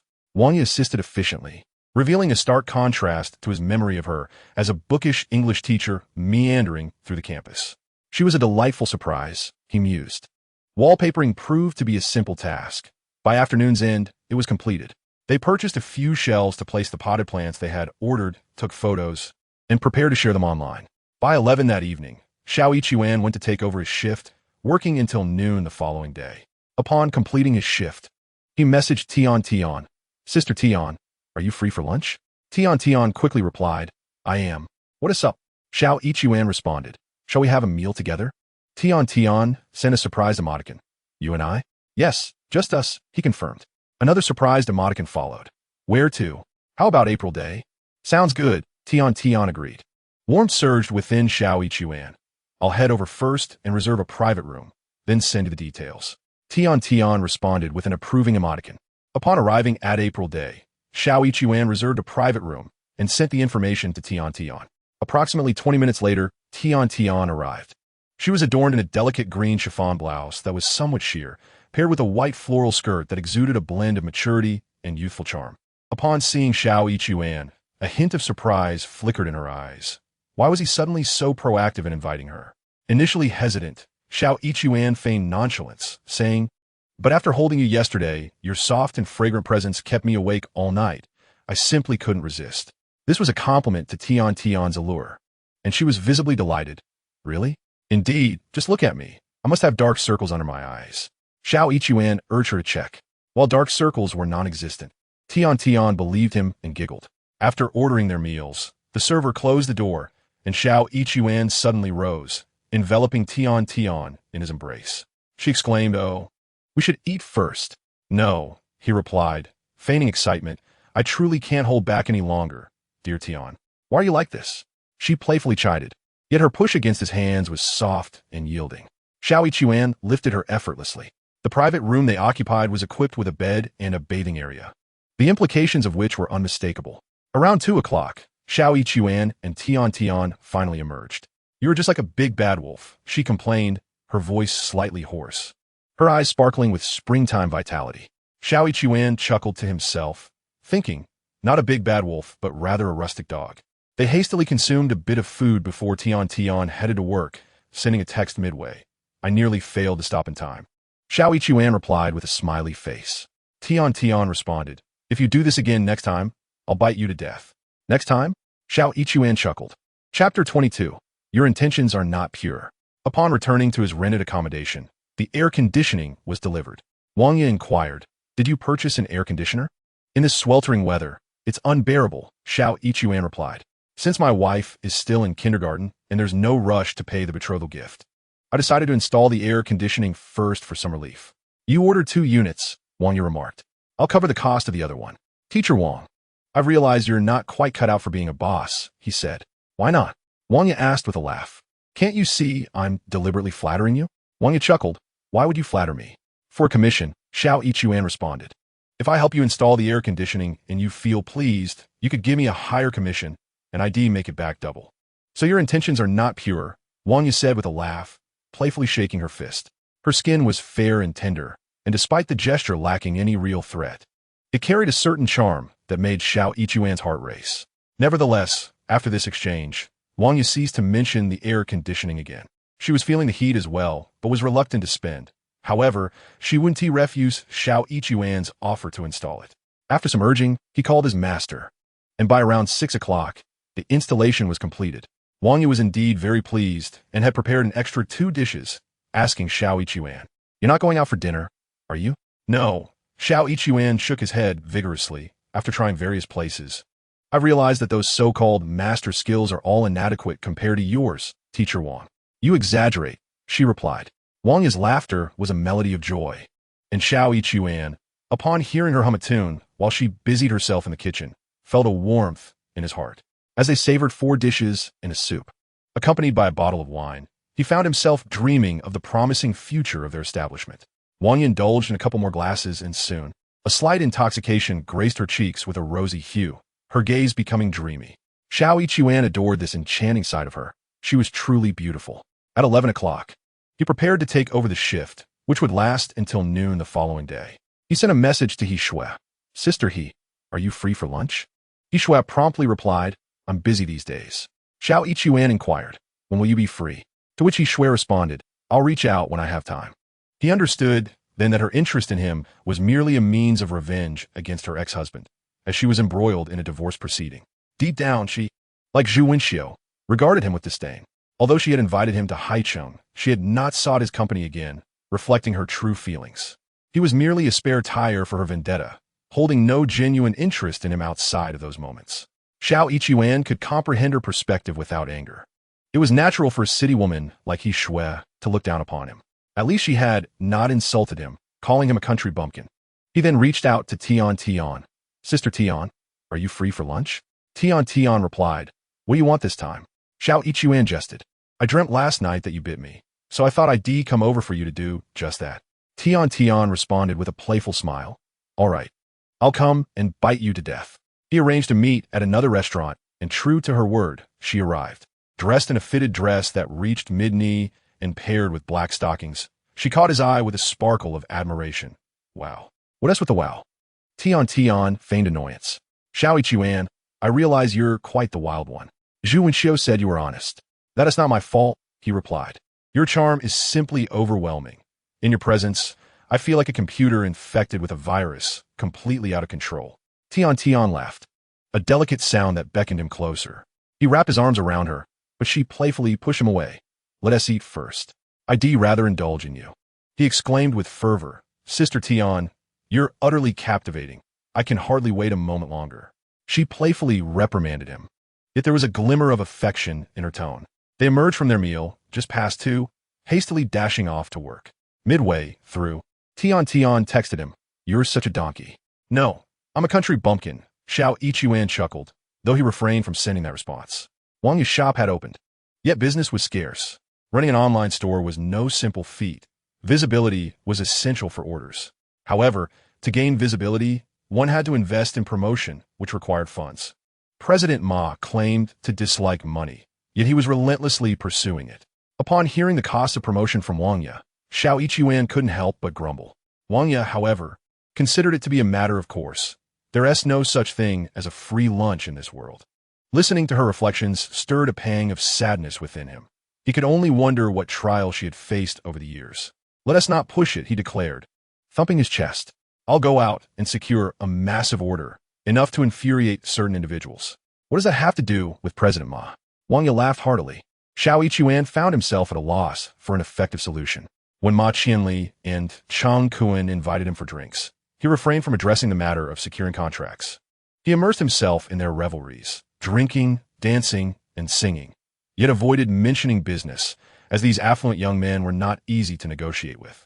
He could not afford to diminish his own stature. Should they perceive that money could easily sway him, they would inevitably feel superior. He Xue aspired to secure contracts, but he was unwilling to be subservient. After nearly a week without any contracts at Wang Yu's establishment, which was situated in a somewhat remote area and lacked retail sales, it had not opened for business at all. She appeared to be growing anxious, and He Xue shared in that anxiety. He had attempted to meet with Tian Tian several times, but the encounters had turned somewhat harsh, leading Tian Tian to scold him and refuse to meet, leaving He Xue both amused and exasperated. Do not rush, he repeatedly reassured himself. That morning, shortly after 9 o'clock, as He Xue was on duty, a Porsche pulled up in front of the hotel, and a woman stepped out. This woman, in her 30s, had almond-shaped eyes and delicate features, adorned in a wine-red qipao, accompanied by a golden retriever, exuding an air of confidence. As He Xue was patrolling nearby, he noticed the dog running toward the hotel and quickly called out. Pets are not permitted inside the hotel. The qipao-clad lady cast a disdainful glance in his direction, her demeanor one of superiority. I beg your pardon, but your hotel's policy is quite unreasonable, she retorted. He Xue chose not to engage in an argument. Allow me to watch your dog for you, he offered, gesturing to the golden retriever. Come here, handsome, let's play a game. Upon his beckoning, the dog bounded towards him. The qipao-clad woman was taken aback. Her golden retriever typically ignored everyone but her. Do not go, she commanded. The dog hesitated for a moment, glanced back at her, but then trotted over to He Xue, playfully frolicking around him. The woman's irritation grew. Huan, are you no longer listening to your mother? Come back. The golden retriever merely glanced at her, indifferent to her calls. The woman feigned anger, pouting and widening her eyes. In the past, such behavior would have drawn the dog to her, seeking to curry her favor. Yet this time, it seemed ineffective. The dog lay down at He Xue's feet, exposing its belly and rolling about in delight. This display of submission was a clear sign of trust. The qipao-clad woman felt a mix of surprise, suspicion, and anger. She possessed an enviable figure, her curvaceous form accentuated by the tailored qipao. However, she was far from being merely a pretty face. She was remarkably astute. The dog's unusual behavior prompted her to scrutinize He Xue. What did you do to it? She inquired, her sharpness revealing her perceptiveness. Indeed, it was He Xue's influence that had elicited such a reaction. The distinction between shamanism and Buddhism lies in the shaman's ability to communicate with spirits. This communication extends beyond the ethereal to encompass animals and plants. In essence, a shaman can connect with all sentient beings.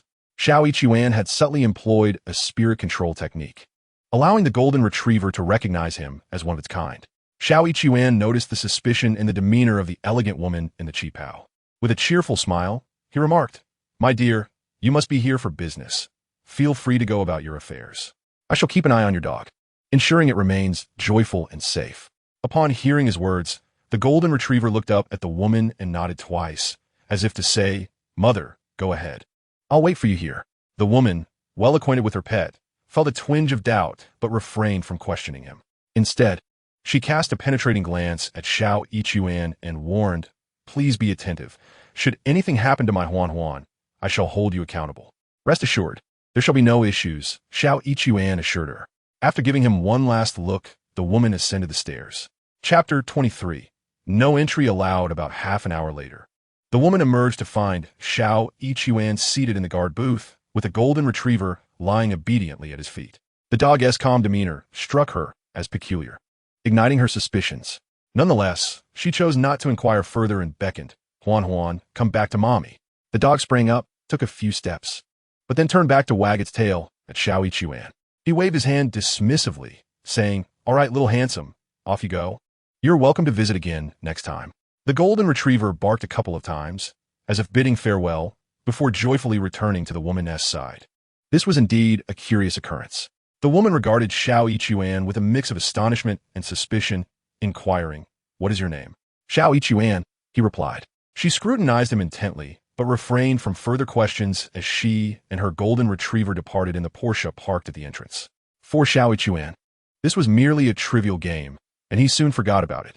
At 11 o'clock, he finished his shift and drove away, not returning to his rented room, but heading towards Jianyan Road. Hai City was currently expanding towards the river, with numerous real estate developments emerging in the area. These projects often required landscaping, which presented an opportunity. Securing a contract for one of these developments would yield far greater profits than selling potted plants, as Xiao Yichuan had gleaned from casual conversations with Ma Qianli and others. However, obtaining such contracts was no simple feat as Xiao Yichuan drove.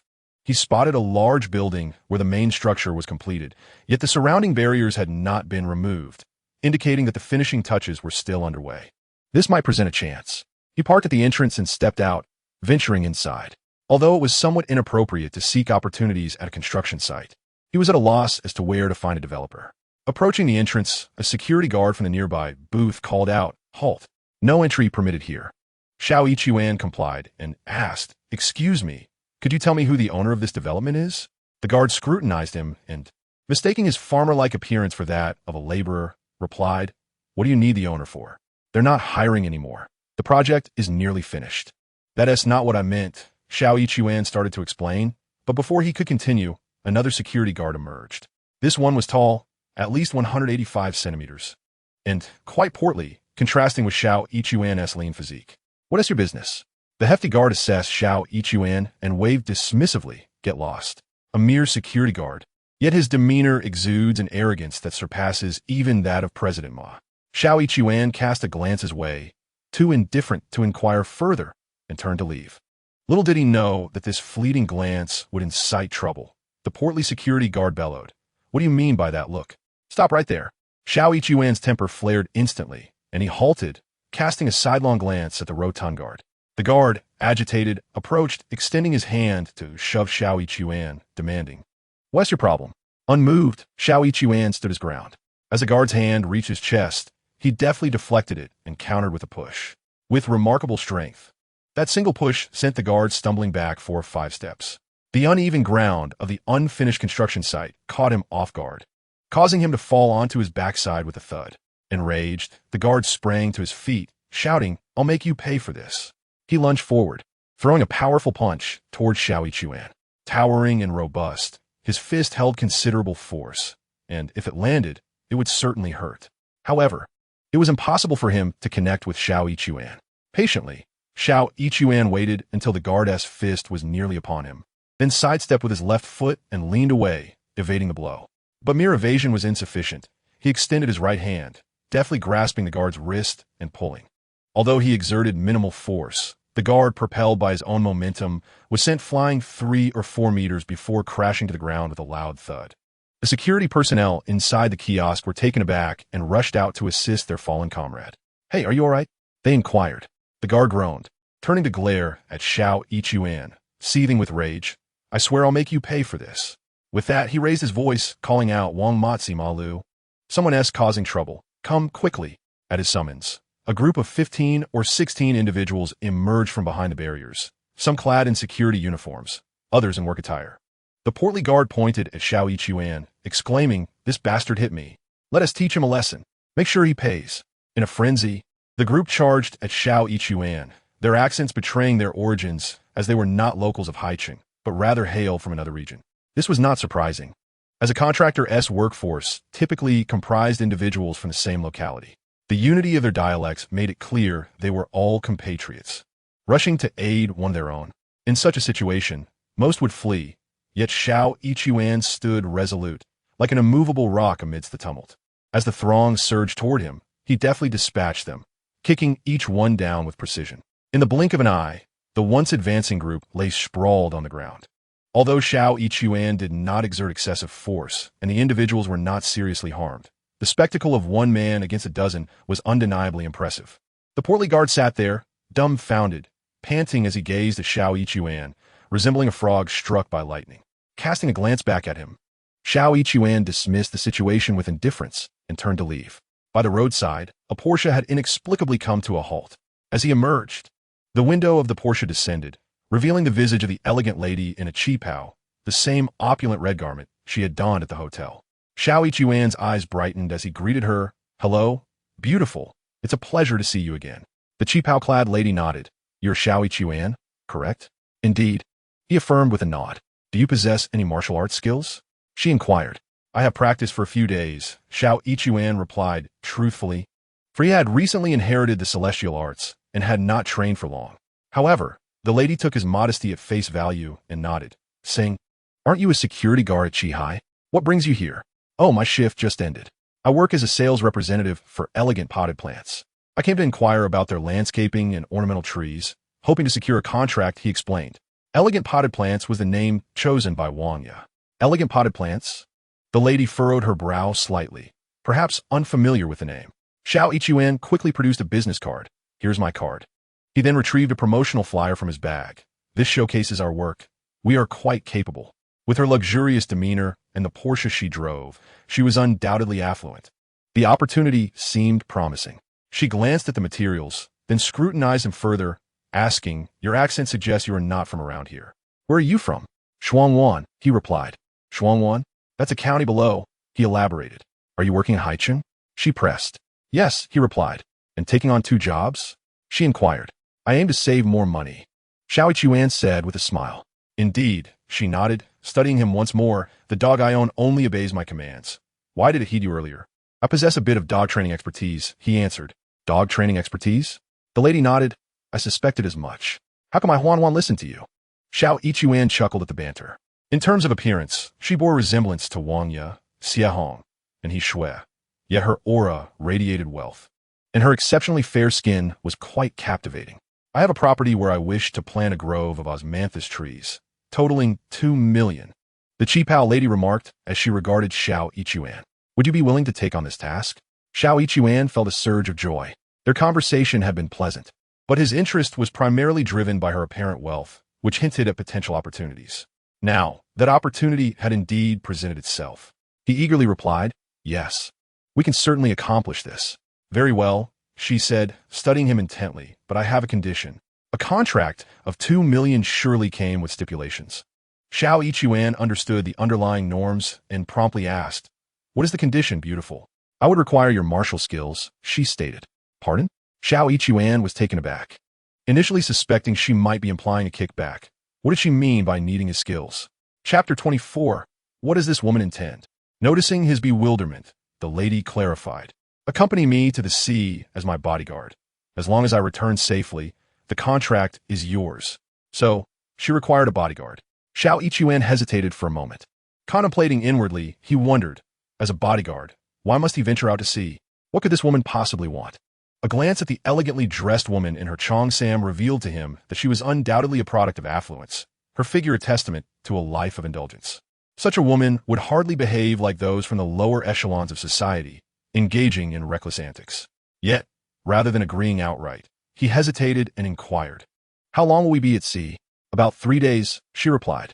3 days, he mused, casting a sweeping gaze over her features before nodding. Very well. I shall take 3 days off to accompany you on this maritime venture, ensuring you depart joyfully and return safely. Her smile blossomed at his words, and she took out her phone.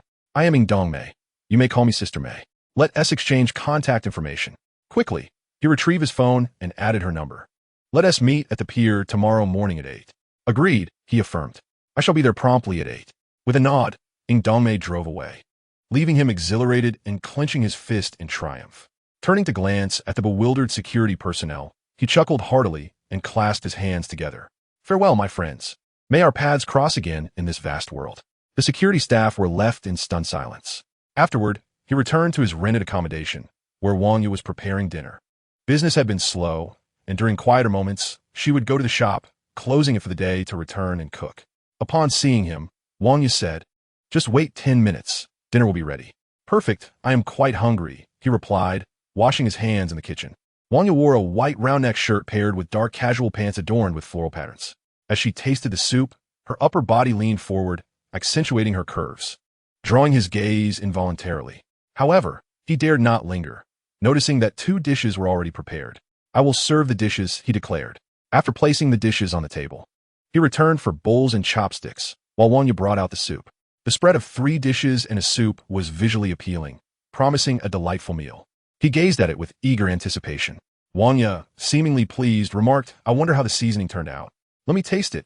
He sampled each dish and gave a thumbs up. Delicious, simply exquisite. His playful use of English elicited laughter from Wang Yu. As they enjoyed their meal, he mentioned, Teacher Wang, I shall be going out tomorrow and may not return for 3 or 4 days. Curious, she asked, You're going out? Aren't you supposed to be on duty? We have 1 day off each month, he explained. Having worked for over 2 months, I will have 3 days off this month. 3 days off? Will you be returning to your hometown? She inquired. No, he shook his head. I believe I have stumbled upon an opportunity. If all goes well, I might secure a deal for our venture. Really? Wang Yu's eyes widened in surprise. Absolutely, he affirmed, pleased by her excitement. I intend to give it my all to clinch this deal. Wonderful. Wang Yu exclaimed, Her joie évidente. After nearly 10 days without a sale, she had begun to feel a sense of urgency. Xiao Yichuan could comprehend her mindset, yet he refrained from elaborating, for he lacked certainty. Should he inflate expectations now? Only for them to ultimately deflate, the joy Wang Yu felt would transform into profound disappointment, an outcome he wished to avoid. After dining, Xiao Yichuan proceeded to the hotel. Although his shift was not due to start until 11 o'clock, he sought to consolidate his holidays and needed to discuss this with Ma Jinbiao in advance. Ma Jinbiao, however, did not acquiesce. Our policy dictates that leave taken must correspond to the current month. If you wish to combine leave from 3 months, I cannot find someone to cover your shift. At most, I can arrange a single day off this month. His refusal was not intended to complicate matters, as consolidating leave from different months posed a challenge in finding replacement staff. Xiao Yichuan expressed his understanding, stating, Then I shall take my leave for this month tomorrow. This was agreeable, and Ma Jinbiao nodded in approval. Subsequently, Xiao Yichuan sought out a colleague named Mao Gue, known for his amiable disposition, albeit a tad gossipy, earning him the nickname Annie Mao. Xiao Yichuan requested Mao Gue to cover a few consecutive shifts, offering compensation of 100 per day. Mao Gue consented, recognizing that the security duties at the hotel were not taxing. Even during the night shift, he could rest in the duty room, earning extra money. Why not seize the opportunity? With arrangements finalized, the following day, Xiao Yichuan arrived at the dock at 7:30. After waiting for half an hour, a Porsche approached and parked. Ing Dong Mei emerged precisely at 8. She donned a fitted yellow long-sleeved shirt paired with high-waisted white trousers, an ensemble that shielded her from the sea breeze while accentuating her elegant figure. Sister Mei, Xiao Yichuan greeted as he approached.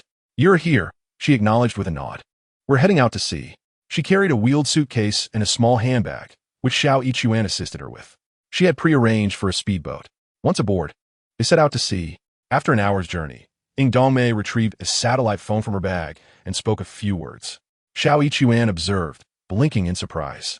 Her actions resembled those of a cinematic female spy, leading him to wonder if she might indeed be one. Yet, he did not inquire further, nor did Ing Dong Mei offer any explanations. The speedboat then halted, and after approximately 20 minutes, another speedboat approached. Ying Dongmei informed Xiao Yichuan, "We will board that speedboat."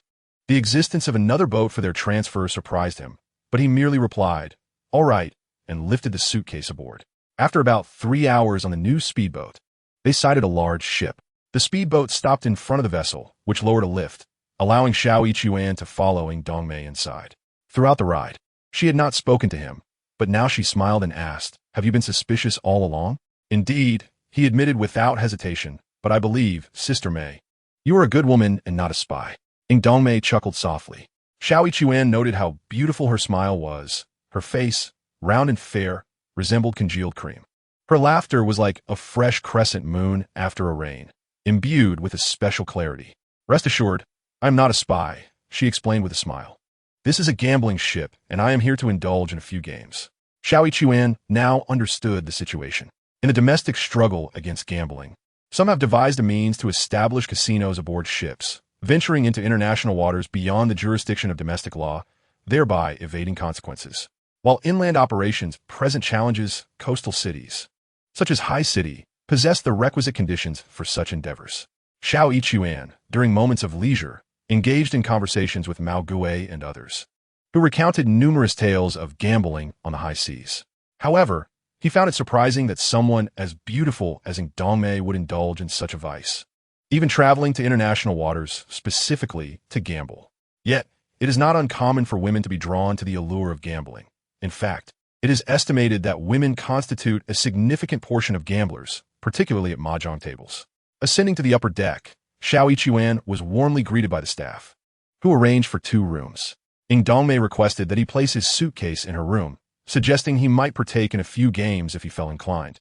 "Very well. Let me take a look," he replied. Though Xiao Yichuan occasionally played mahjong and other card games, he typically wagered modest amounts. The notion of participating in high-stakes gambling aboard an oceanic vessel was something he had only encountered in films. Ying Dongmei closed the door and proceeded to the main hall, which resembled a grand casino, filled with various gaming tables and a notable number of patrons. Evidently, she had arranged to meet someone, as she encouraged Xiao Yichuan to entertain himself while she entered a mahjong room already occupied by 3 players. Without pressing matters, he wandered the gambling ship, experimenting with games of chance, ultimately losing several thousand yuan. The celestial lineage did not guarantee success at the tables. While shamans may possess insights into the living, they are powerless against inanimate objects, such as gambling machines. Given that cash transactions were prohibited aboard the ship, patrons were required to purchase chips. Xiao Yichuan recalled that high rollers usually established overseas accounts to acquire their chips, ensuring that domestic oversight was circumvented. He surmised that Ying Dongmei operated under similar circumstances, as her handbag and suitcase held no cash. Even without physical currency, the maritime gambling environment carried inherent risks, particularly for a woman of her beauty. Thus, she had sought Xiao Yichuan's company as a bodyguard, a precaution in this precarious setting. Chapter 25. We returned to our rooms. Ying Dongmei was utterly engrossed in her gambling, having boarded the ship around noon and immediately seated herself at the mahjong table, only departing close to 3 in the morning. In the interim, she had consumed 2 hurried meals. To Xiao Yichuan's observation, Ying Dongmei embodied the essence of a lavish beauty, neither overweight nor undernourished, with a figure that exuded an air of pride and nobility. Such elegance might typically suggest a demeanor of tranquility, yet her fervor for gambling revealed a wild side. Accidentally overhearing a conversation, he learned that one round had reached stakes of 100,000 yuan, and a single winning hand had resulted in a payout of 180,000 yuan. Xiao Yichuan could only shake his head in disbelief. Truly, the affluent of society possessed staggering wealth. At 3 in the morning, Ying Dongmei finally stepped away from the table, appearing slightly embarrassed upon encountering Xiao Yichuan. "You must be tired," he remarked. "Not at all," she replied with a slight shake of her head. "Rest early. We shall play again tomorrow, and the day after. We will return." "Very well," Xiao Yichuan nodded. Upon seeing Ying Dongmei enter her room, he too retreated to his own chamber. After a night of slumber, the following day, Ying Dongmei did not rise until nearly 11 o'clock. She had a little something to eat and then returned to the table, once more engaging in mahjong, a game she seemed particularly fond of. Another day passed, and in the dead of night, the sea suddenly stirred with waves. The surges grew ever more tumultuous, causing the boat to sway violently. This would render any further amusement impossible. Ying Dongmei emerged, teetering slightly, and Xiao Yichuan promptly extended his hand to steady her. She grasped his arm and suggested, "Let us return to our room." Navigating the tumultuous boat was no easy feat. She could barely maintain her footing. Xiao Yichuan's support was insufficient, and he soon resorted to encircling her waist. Ying Dongmei's form was as soft as cream, a realization that struck him only upon truly embracing her. In the confines of her room, Ying Dongmei clutched the iron railing of the bed, finally managing to sit down. "Sister Ying, you should rest," Xiao Yichuan suggested. "Do not leave," she implored, seizing his hand. Meeting his gaze, she added, "Stay with me for a while. I am frightened." Her moon-like face was now etched with fear. "Very well," he consented, nodding. "Please sit." Ying Dongmei encouraged him to take a seat on the bed. As he did, the boat lurched violently. The sudden jolt was considerable. Despite her ample arms, Ying Dongmei lacked strength, and though she clung to the iron railing, she lost her grip completely. "Ah!" she exclaimed, tumbling directly into Xiao Yichuan's embrace. Though he was sturdy, seated as he was, he had no firm footing and was toppled onto the bed by her weight. He instinctively wrapped his arms around her. The boat pitched upward and then crashed down, leaving Xiao Yichuan unable to grasp the iron railing, forced to hold Ying Dongmei as they rolled across the bed. Her soft form was accompanied by a delightful fragrance. Embracing her felt akin to cradling a bouquet of flowers. After a few rolls, Xiao Yichuan finally managed to seize the iron railing, stabilizing their position, while Ying Dongmei held onto him tightly, unwilling to let go. The scene was quite intimate, leaving Xiao Yichuan feeling somewhat awkward, unable to meet her gaze. Unexpectedly, Ying Dongmei burst into laughter, her amusement escalating. Xiao Yichuan understood the reason for her laughter. Being so closely entwined with her had elicited a reaction, one that she undoubtedly sensed. His cheeks flushed with embarrassment, only fueling her laughter further. Outside, startled cries rang out. "The boat is capsizing." With the shout came a tremendous force, the vessel being hurled high into the air before crashing down again. Xiao Yichuan gripped the iron railing with one hand while clutching Ying Dongmei with the other, preventing them from being thrown off the bed. Meanwhile, outside, panic ensued. Ying Dongmei's laughter ceased, her delicate face paling. "The boat won't actually capsize, will it?" No sooner had she spoken than another immense force struck, propelling Xiao Yichuan into the air. "The boat is capsizing," he yelled. "Ah!" Ying Dongmei instinctively shrieked, holding on to him for dear life.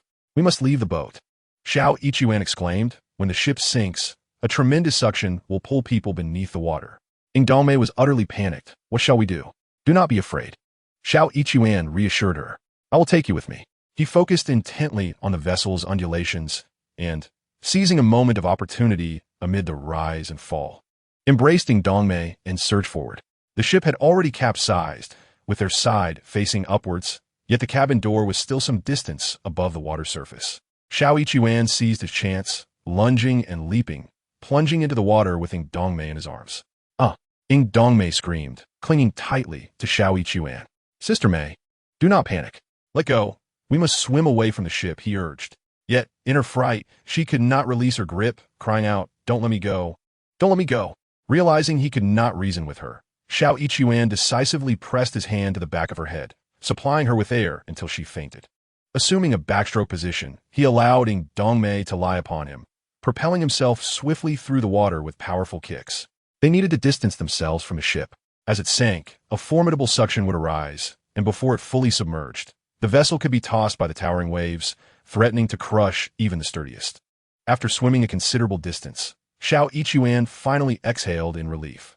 The winds and waves remained fierce, and he ceased swimming, uncertain of their direction in the dark of night amidst such turmoil.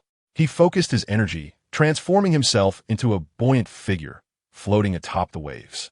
The tumultuous ocean tossed him about, yet with each crest, he surfaced effortlessly. Ying Dongmei, resting upon him, remained secure in his embrace. Before long, the intensity of the storm roused Ying Dongmei from her unconsciousness. She gasped in surprise, and, after Xiao Yichuan offered her some comforting words, she gradually calmed down. However, she soon noticed something peculiar about his body. Xiao Yichuan appeared not as a mere man, but as an inflatable cushion, lying back, motionless, yet perpetually buoyant. Though the crashing waves could submerge him, he effortlessly emerged again after each swell. Ying Dongmei, possessing a generous physique yet a sharp intellect, quickly discerned this phenomenon. During a lull between waves, she daringly inquired, Xiao Yichuan, is this your qigong? Indeed, he did not deny. So, as long as you maintain your breath, you should not sink, correct? She asked, her voice filled with excitement. Yes, he replied, wishing to avoid elaborate explanations, simply affirming her understanding. How wonderful, she exclaimed joyously. Just then, another wave crashed down upon them, plunging them into the depths, but soon after, Xiao Yichuan buoyed them back to the surface. Emerging once again, Ying Dongmei joyfully exclaimed, We've resurfaced. Xiao Yichuan, you are truly remarkable. Xiao Yichuan chuckled. So this roadside bodyguard proves to be quite reliable, does he not? Indeed. Incredibly reliable, Ying Dongmei nodded emphatically. Gazing into his eyes, she declared, Xiao Yichuan, do not abandon me.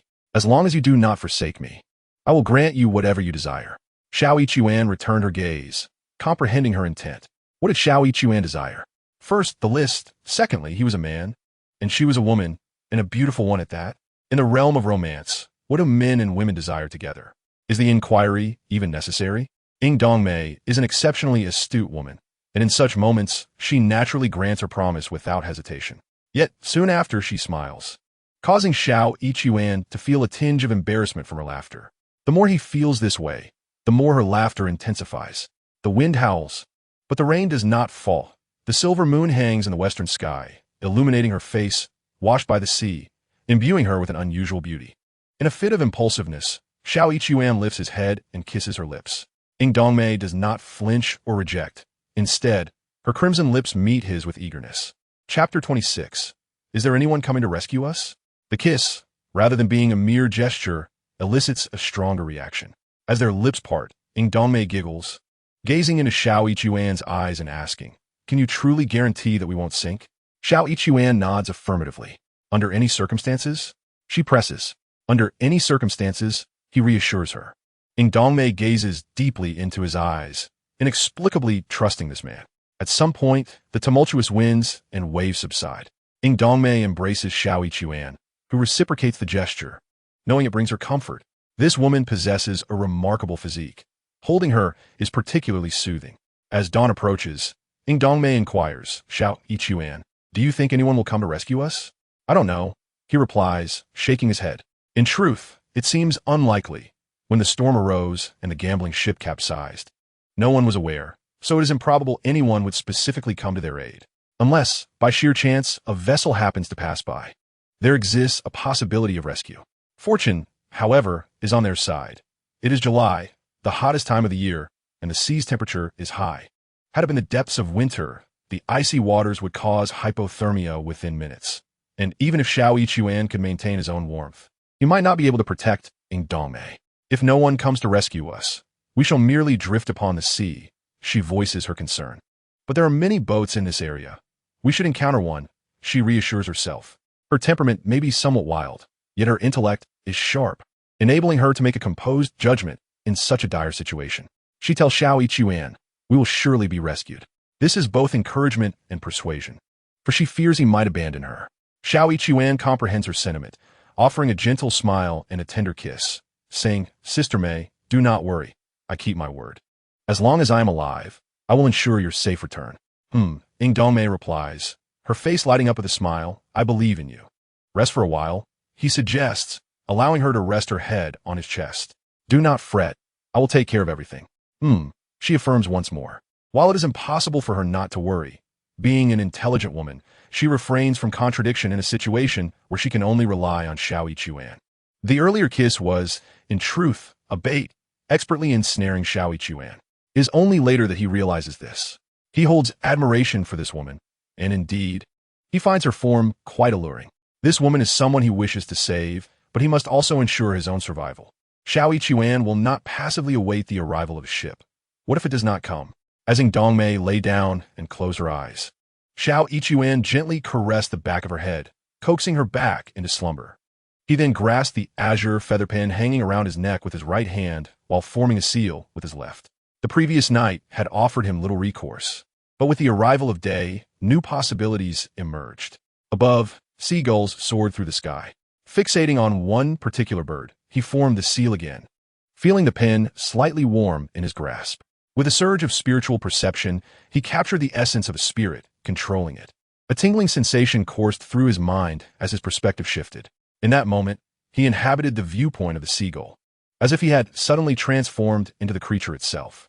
Given his own abilities, controlling a spirit from such a distance would ordinarily be implausible. Fortunately, he possessed the azure feather pen, a relic from ancient times, which served as a potent spiritual medium.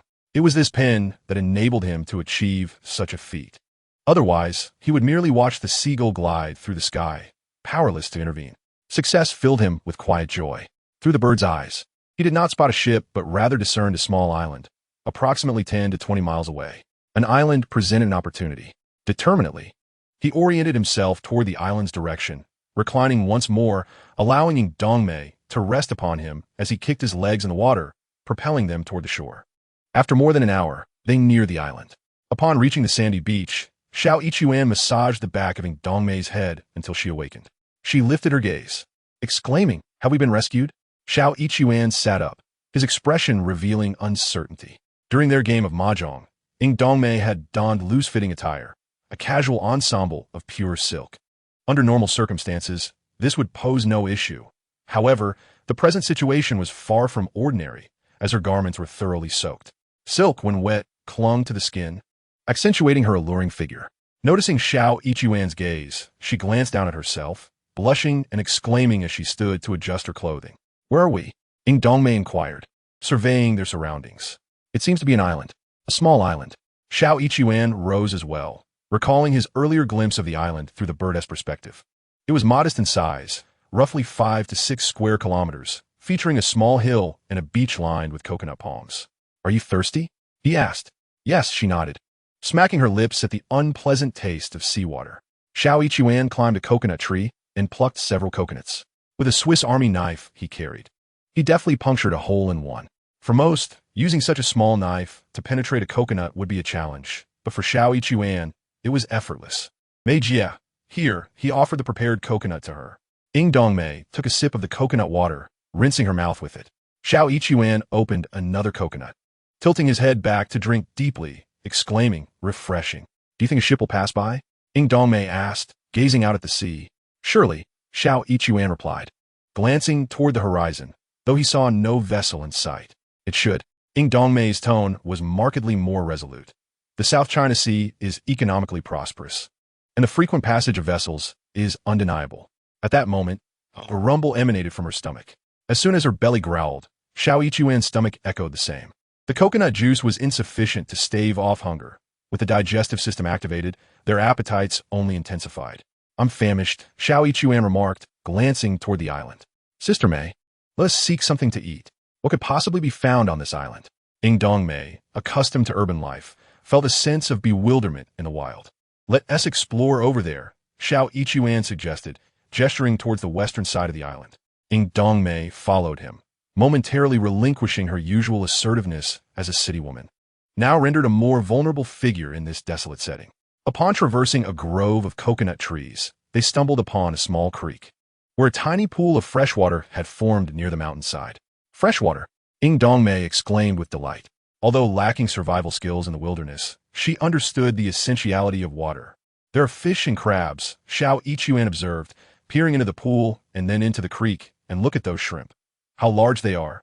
The shrimp in the creek were hefty, each the size of a palm, yet rather clumsy, allowing He Xue to easily catch several.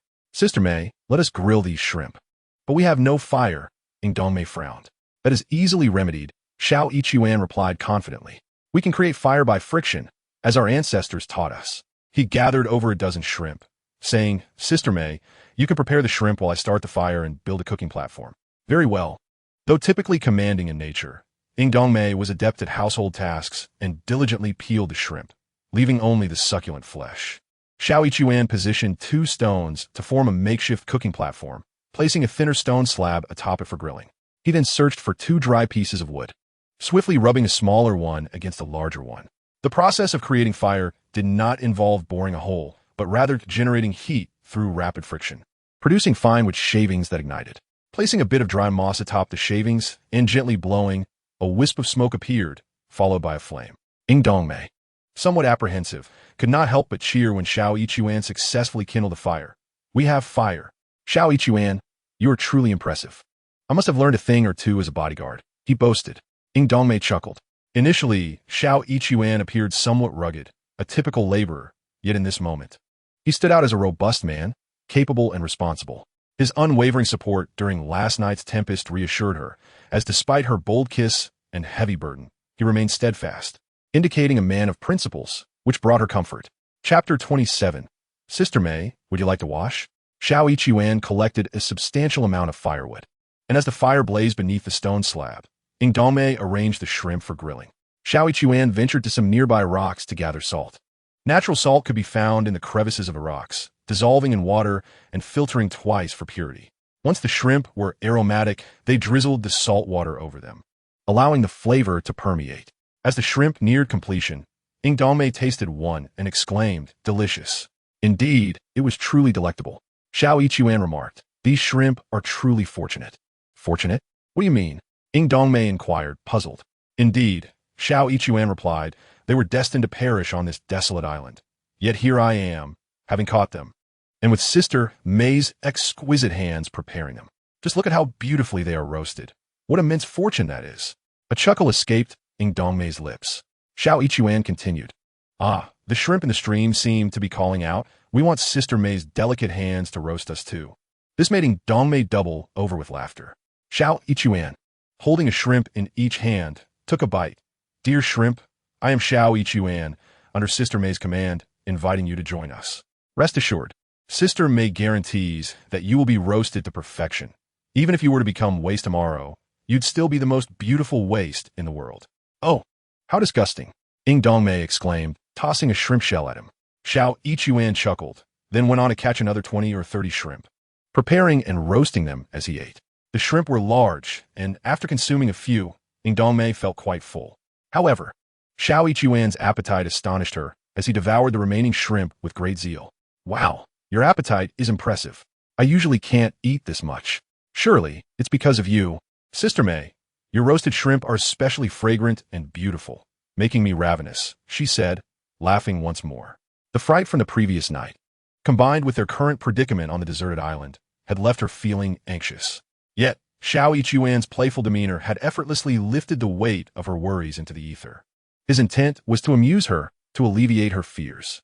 However, now that her stomach was full, her concerns returned. Ying Dongmei gazed out at the sea. "It seems no ships have passed by. No need to fret," Xiao Yichuan reassured her. "It's still early. If necessary, by afternoon we can create a signal fire. As long as a ship passes, they should come to investigate." "That makes sense," she replied, feeling more at ease. Xiao Yichuan then turned his attention to a nearby pool. "This little pond is beautiful. It would be perfect for a bath." He asked Ying Dongmei, "Sister May, would you like to wash up?" The salt from the sea had made her uncomfortable after a night spent soaking in it. Now, prompted by Xiao Yichuan's suggestion, she felt an itch all over and replied, "I would like to wash." Noticing the intensity of his gaze, she blushed and added, "You go first." "Why not bathe together?" Xiao Yichuan teased. "Look, many people enjoy bathing together by the sea." "Absolutely not." Ying Dongmei's cheeks flushed. Xiao Yichuan was merely jesting. "Very well, you may go first. Ladies first." He stepped aside. After some time, once Ying Dongmei had finished bathing and saw him gazing out to sea, she asked, "Have no ships passed?" "None that I can see," he replied, shaking his head. "What if no ships come at all? What shall we do?" Ying Dongmei expressed her concern. "Perhaps we should light a signal fire? It's getting late." Xiao Yichuan pondered before suggesting, "Let us wait until tomorrow. I shall rise early and create a signal fire. Surely, a ship will pass nearby, and if they see the smoke, they will come to rescue us." After considering his words, Ying Dongmei agreed. Xiao Yichuan then went to bathe as well. In the depths of the pond, there swam a fish, and as Xiao Yichuan plunged into the water and emerged, he held a magnificent fish weighing at least 5 or 6 pounds. Ying Dongmei, feeling a tinge of fear, followed closely behind him. Upon seeing such a sizable catch, she exclaimed in astonishment, "How grand!" "Meijia," he said, "this fish acknowledges your divine presence and wishes to offer its life to fill your belly. I beseech you to grant it this chance." Ying Dongmei chuckled lightly and, adopting a regal demeanor, responded with a soft, "Granted." Xiao Yichuan immediately exclaimed, "Thank you for your benevolence. I shall kneel in gratitude. Ing Dongmei waved her delicate hand, and soon, laughter bubbled forth from her, bending her over in mirth. She was truly beautiful when she laughed. Xiao Ichuan mused, recalling Wang Ye. Teacher Wang also had a lovely smile, but alas, her fate was unfortunate. He cleaned and filleted the fish. Lacking a pot, he resorted to grilling the fillets on a stone slab. However, the resulting dish, seasoned with salt water, turned out to be quite delectable. The fish from this island was particularly fresh. Ing Dongmei did not consume much. The majority found its way into Xiao Ichuan's belly. He gathered several dry coconut palms and ignited a massive bonfire. The flames cast a glow upon his busy figure, revealing his athletic and robust physique. Leaning lazily against a coconut tree, Ing Dongmei felt an unusual sense of tranquility wash over her. This was peculiar. Being stranded on a deserted island should not evoke such a sensation. The reason lay in the presence of this man. He was strong, and moreover, he possessed a delightful sense of humor. Indeed, Ing Dongmei sensed that Xiao Ichuan often made a deliberate effort to amuse her. Their prior interactions before the mishap had revealed that he was not as overly confident as he seemed. He intentionally coaxed laughter from her to help her forget their dire circumstances. A truly formidable man. The thought of strength caused her cheeks to flush inexplicably. Xiao Ichuan, noticing her blush, inquired with feigned astonishment, "Mei Jia, why is your face so flushed? Ah, you're not actually Yangzhou, are you? Sent to infiltrate my Peach Blossom Island?" Ing Dongmei let out a peal of laughter. Chapter 28. This man is causing her to go astray. The following morning, Xiao Ichuan set about catching shrimp to grill. Meanwhile, Ing Dongmei gazed out at the sea, clad in her nightgown, the morning sun illuminating her figure. Xiao Ichuan couldn't help but stare. When Ing Dongmei turned and caught sight of him, he felt his face grow warm. She chuckled softly. Since she was not upset, Xiao Ichuan's embarrassment faded, and he boldly complimented her. "Mei Jia, your feet are truly beautiful. I believe that others' feet are mere industrial products, churned out on an assembly line, whereas yours are a work of art, lovingly sculpted by the hands of the divine." "Not at all as you say," Ing Dongmei replied with modesty, though her heart swelled with joy. Standing at 1.68 meters, she was tall and voluptuous, particularly her legs, plump and fair, standing straight with no gap between them, resembling exquisite jade. Proud of her legs, she felt elated by Xiao Ichuan's praises. After feasting on shrimp, as Xiao Ichuan gathered wood for smoke, he heard an unusual sound. It seemed as though a boat was approaching. "Really?" Ing Dongmei exclaimed with delight. "It sounds like a speedboat." Xiao Ichuan instinctively sensed something amiss. Noticing the absence of birds nearby, he climbed a coconut tree for a better view. The speedboat approached rapidly, its hull leaping from the ocean's surface. Xiao Ichuan observed several individuals aboard, yet his gaze was drawn simultaneously to firearms, guns that were not brandished by uniformed officers. A chill coursed through him. Pirates. The seas have long been rife with bandits and thieves, a truth as old as time itself, indifferent to the waters in which they roam. These need not be professional pirates. Many of them are, in fact, smugglers or drug traffickers. Yet their ruthlessness in taking lives often surpasses that of seasoned marauders. While pirates typically seek only wealth, smugglers and traffickers will resort to lethal measures to safeguard their secrets. Xiao Ichuan glanced once more before swiftly descending from the tree. "What's wrong?" Ing Dongmei inquired, noticing his troubled expression. "Perhaps it's pirates." "Pirates?" She gasped in shock. Without hesitation, Xiao Ichuan scooped up sand and hastily buried the fire pit, covering it with remnants of fish bones and shrimp shells. He then tugged at Ing Dongmei, urging, "Sister Mei, come with me. We must hide." Surprised, Ing Dongmei hurried after him, nearly stumbling in her panic. Xiao Ichuan, taking charge, lifted her effortlessly in a princess carry. Though she was nearly 120 pounds and tall, he bore her as if she were weightless, swiftly navigating into the woods and then up a hillside. Concealing themselves behind a large rock, peering cautiously outward, Ing Dongmei, almost draped over him, whispered anxiously, "Are they pirates?" "Let us observe," Xiao Ichuan replied, uncertain. The speedboat had now reached the shore, and individuals began disembarking. They were dark and lean, not particularly tall, yet their demeanor was menacing. Each was armed with AK-47s, and one even bore sidearm. They were unmistakably ill-intentioned. If not professional pirates, they were likely smugglers or drug dealers. In reality, the South China Sea and the broader Southeast Asia region, due to their economic vibrancy, host few genuine pirates. Instead, the prevalence of smugglers and traffickers is notable. However, as previously mentioned, these individuals are often more terrifying than true pirates, exhibiting a brutality that knows no bounds. Yet, as Xiao Yichuan observed further, he discerned that these individuals seemed to belong to a different breed altogether. There were 6 of them, and they were courting someone. Human traffickers? Xiao Yichuan silently concluded. Indeed, human trafficking constitutes a vast enterprise in Southeast Asia, supported by an extensive network. The captive, a young man of about 27 or 28, appeared disheveled and terrified. Yet was dressed appropriately in a common Southeast Asian floral short-sleeve shirt, crafted from quality fabric, and his complexion was relatively fair. After the young man was subdued, a one-eyed pirate brandished a satellite phone, instructing the young man to make a call. Xiao Yichuan quickly formed a hand gesture with his left hand, simultaneously turning his head to align his right ear towards the young man. Unbeknownst to him, Dongmei remained oblivious to this subtle gesture. As he did so, his right ear twitched slightly, akin to a radar antenna. This was the Shunfeng ear technique of the witchcraft sect. The one-eyed pirate commanded Shida, "Tell your father to abandon his bid for city council. Your life depends on it. Should he succeed, it will be your demise." He spoke in a local dialect, and, theoretically, Xiao Yichuan should not have been able to comprehend him. Yet, the ability to hear far and wide is but one aspect of the keen ear. It can also grasp all sounds of the world, and upon listening, one understands and can articulate.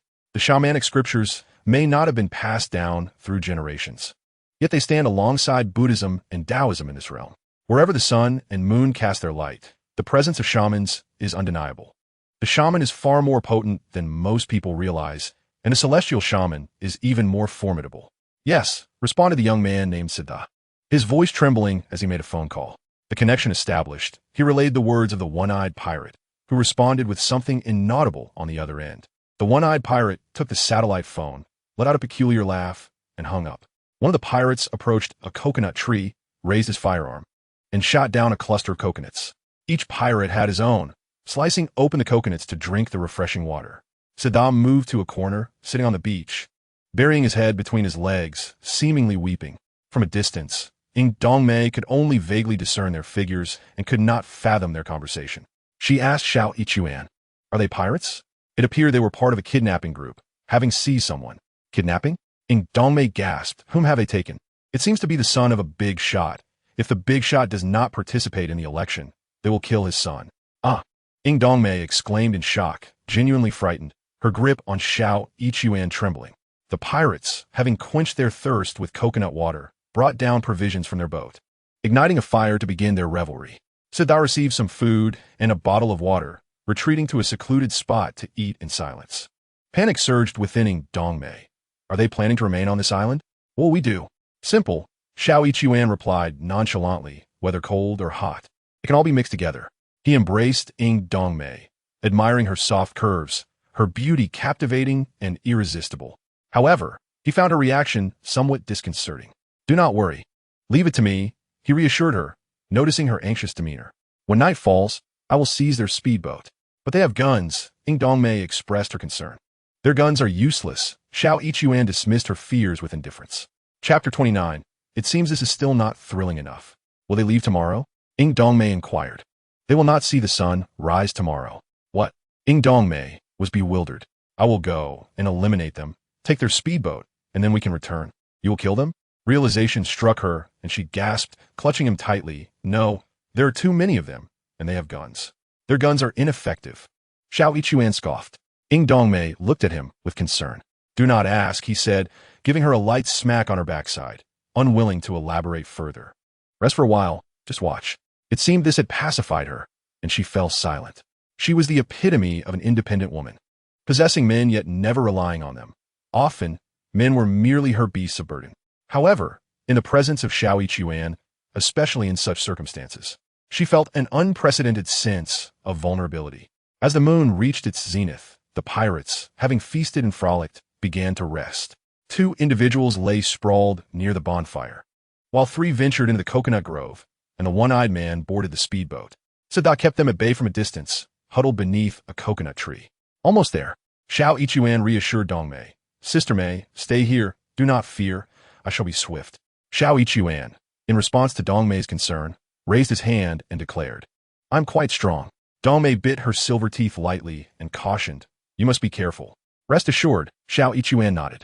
He turned to descend the mountain, his movements so light that he seemed to glide through the woods. The moonlight bathed him, casting a faint reflection on his shoulder, making Dongmei feel as if he were a firefly. How bold he is, she thought, gently stroking her rear where he had struck her twice. A strange emotion stirring within her. No one had ever dared to strike her before.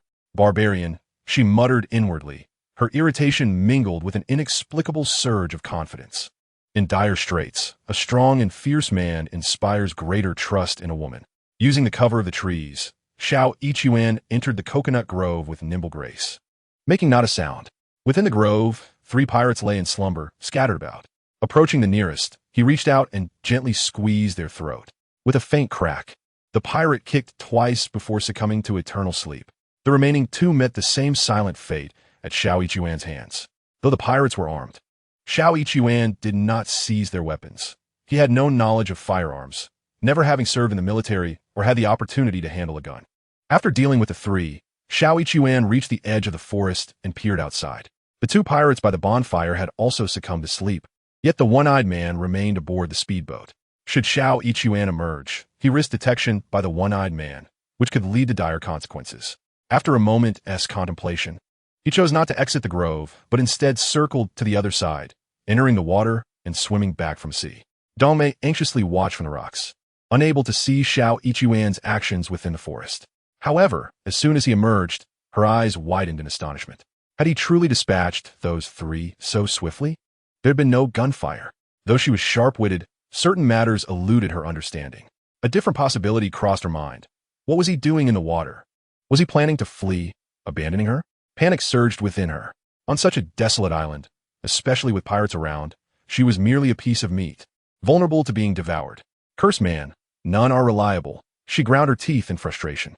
Yet in the next moment, her eyes widened again in disbelief. For Xiao Yichuan had resurfaced from the water. He reached the back of the speedboat, seemingly straining to listen for a moment. Then, with a leap, he boarded the vessel, swiftly disappearing inside.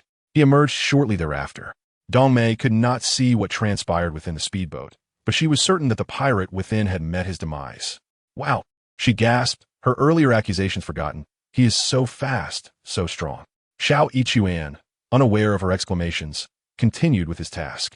Xiao Yichuan killed the one-eyed pirate, emerged from the speedboat, and noticed that the pirates by the campfire were still deep in slumber. With a single leap, he swiftly approached the fire. He stepped on one pirate's neck. A crunch echoed as the vertebrae snapped instantly. With another stride, he delivered a powerful kick to the head of the last remaining pirate, causing the skull to jerk violently, resulting in a similarly broken neck. Task accomplished. Xiao Yichuan gestured towards Dongmei with a peace sign and called out loudly, Sister Mei, I have dealt with the pirates. There were 3 in the forest and 1 on the speedboat, which Dongmei had not noticed. However, she did see the 2 by the fire, and upon hearing Xiao Yichuan shout, her surprise erupted into exclamation. Truth be told, when Xiao Yichuan initially declared his intention to eliminate all the pirates, she had found it hard to believe. The adversaries were numerous, ruthless, and armed. What could one man possibly do against them? Yet, witnessing the scene before her, she could no longer harbor disbelief. Chapter 30. This man is truly formidable. Dongmei descended to the campfire, her gaze fixed on the 2 slain pirates, fear gripping her as she tightly clutched Xiao Yichuan's arm. I will take care of them. Xiao Yichuan reassured her. How will you dispose of them? She inquired. We can take the speedboat and toss them into the sea, he replied, only then realizing he had no knowledge of operating a speedboat. Sister Mei, do you know how to drive one? I do not. She shook her head. As a wealthy individual accustomed to sailing, she had never needed to navigate herself. Turning around, Xiao Yichuan spotted Sidda. Sidda, filled with trepidation, had not been asleep. He had witnessed the entire sequence of events as Xiao Yichuan descended from the speedboat to slay the pirates. Particularly shocking was the sight of Xiao Yichuan bringing down Dongmei, which compelled him to rise in astonishment. He had never imagined that there were others on the island, one of whom was a strikingly beautiful woman. Yet, he remained rooted in place, merely observing. Xiao Yichuan raised his hand in greeting and said in English, Mr. Sidda, come here. We are merely tourists, harboring no ill will. The pirates have been dealt with. Seeing the duo, a man and a woman, who had just vanquished the pirates. Sida felt a mix of surprise and joy. He rushed over. You are tourists. To be precise, we are shipwrecked tourists, He Xue elaborated. Our vessel encounters storm, and we were cast into the sea, eventually reaching this island. As he introduced himself, he continued, I am He Xue, and this is my employer, Entanglement. It is a pleasure to meet you. I am Sida, he responded, extending his hand. It is likewise a pleasure to meet you. However, he furrowed his brow slightly. Do you know who I am? No, He Xue shook his head, but I have keen hearing. I caught your name when they mentioned it earlier. Understanding dawned on Sida. Entanglement turned to him and asked, Mr. Sida, were you kidnapped by them? Indeed, Sida replied. I am Filipino. My father is the owner of a mining company in the Red Sea. I was kidnapped by my opponents during my campaign for city council, who hoped to coerce my father into withdrawing. Oh, Entanglement nodded, comprehending the situation. In the Philippines, the electoral process is often marred by nefarious tactics, a reality that Entanglement has encountered in various news reports, which she regards with indifference. Mr. Sida, are you adept at operating a speedboat? Inquired He Xue. Indeed, I am, Sida nodded, his excitement palpable. I possess my own speedboat and frequently venture out to sea. We could navigate back in the boat, he suggested. Not so hastily, He Xue replied. Mr. Sida, would you be willing to teach me how to operate a speedboat? Teach you how to operate a speedboat? Sida echoed, of course. But what do you mean? I need to dispose of the bodies of these pirates, He Xue clarified. But we could simply depart in the speedboat. Sida expressed his confusion. We are returning to China. You are heading to the Philippines, He Xue explained. Moreover, I am uncertain about the fuel capacity, and the sea may present challenges such as wind and waves. Therefore, he turned to Entanglement. My suggestion is that you make a call to arrange for someone to come and retrieve us. That would be more prudent. Yes, Sida suddenly realized they possess satellite phones, and I took a make a call. The phone is aboard the speedboat. Mr. Sida, please teach me to operate the speedboat, He Xue reiterated. Very well. Let us board the vessel, Sida agreed, following him onto the boat. Entanglement, feeling apprehensive about being alone, joined them, finding solace in He Xue's presence. The satellite phone, held by the one-eyed man, was prominently placed on the control panel. Sida reached for it, but He Xue seized it first. Mr. Sida, it is not a matter of distrust, but I must clarify something first, He Xue said, fixing his gaze on Sida. What would you like to say, Mr. Xiao? I have taken a life, and in our homeland, this is a grave issue. I prefer that it remains undisclosed, He Xue conveyed, looking deep into Sida's eyes. My proposal is that we make a call to arrange our return, and you accompany us to China, from where you can take a flight back. We will provide you with a ticket. Does that sound agreeable? The prospect of Sida making the call and summoning his associates was fraught with uncertainty, as one could only speculate about the identity of Sida's father. He Xue was not willing to take such a risk. Sida quickly grasped He Xue's concerns and nodded vigorously. Of course, I understand. Rest assured, Mr. Xiao, you saved my life, and I will not speak indiscreetly. Upon our return, I will express my profound gratitude. Your understanding is appreciated, He Xue replied. Now, Mr. Sida, please instruct me on operating the speedboat. Certainly, Sida complied, teaching He Xue the rudiments of speedboat operation. The task proved to be quite simple, and He Xue quickly mastered it. Subsequently, Sida and He Xue disembarked, allowing He Xue to transport the pirates' bodies onto the speedboat, which he then piloted out to sea, disposing of the bodies far from shore. Although they were pirates, the potential for complications loomed should the incident come to light, and He Xue was keen to avoid such entanglements.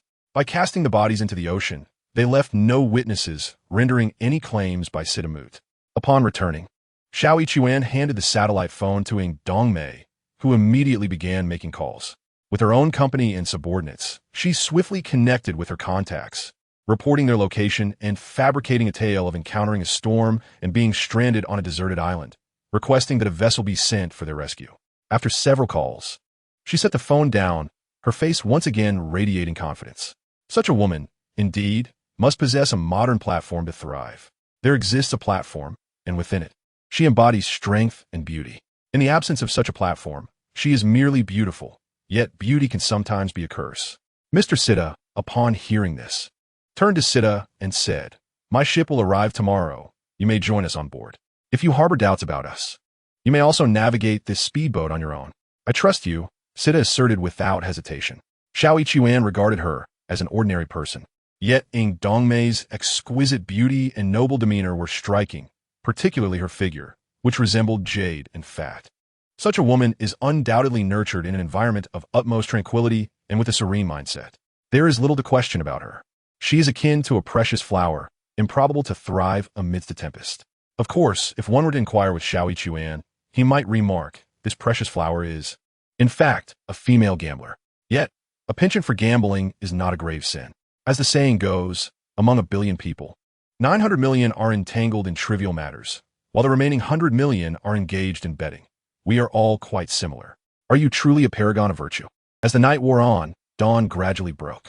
The speedboat was stocked with refreshments, and Xiao Yichuan retrieved them while Ying Dongmei prepared breakfast.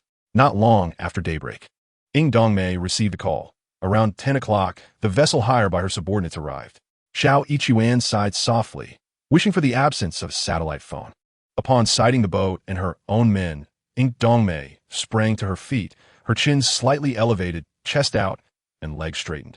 In that moment, she regained the elegance of the noble woman Xiao Yichuan had first encountered. The subsequent events are trivial to recount.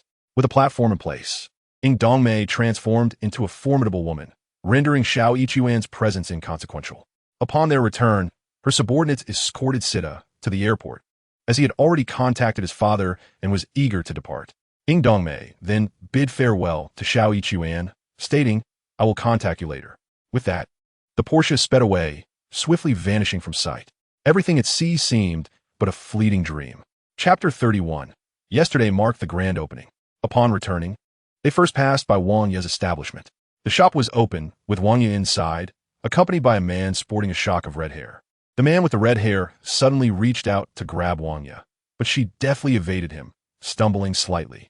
Enraged, Xiao Yichuan exited the vehicle and entered the shop. At that moment, the man with the red hair took another 2 steps forward and attempted to seize Wang Ye once more. In a fit of fury, Xiao Yichuan advanced, gripping the red-haired man's hair and dragging him outside. The man screamed, Who dares to touch me? Let go. Amidst his cries, Xiao Yichuan pulled him out of the shop and flung him away, causing him to tumble to the ground. Rising to his feet, the man clutched his head and glared at Xiao Yichuan, growling, You dare to strike me? Get lost. Xiao Yichuan glared back, warning, or else I will break your fingers. The man, sensing the menace in Xiao Yichuan's demeanor, refrained from further confrontation and fled, shouting, Just wait. Xiao Yichuan turned back to Wang Ye, inquiring, Are you all right? It's nothing, she replied. Just a small-time thug.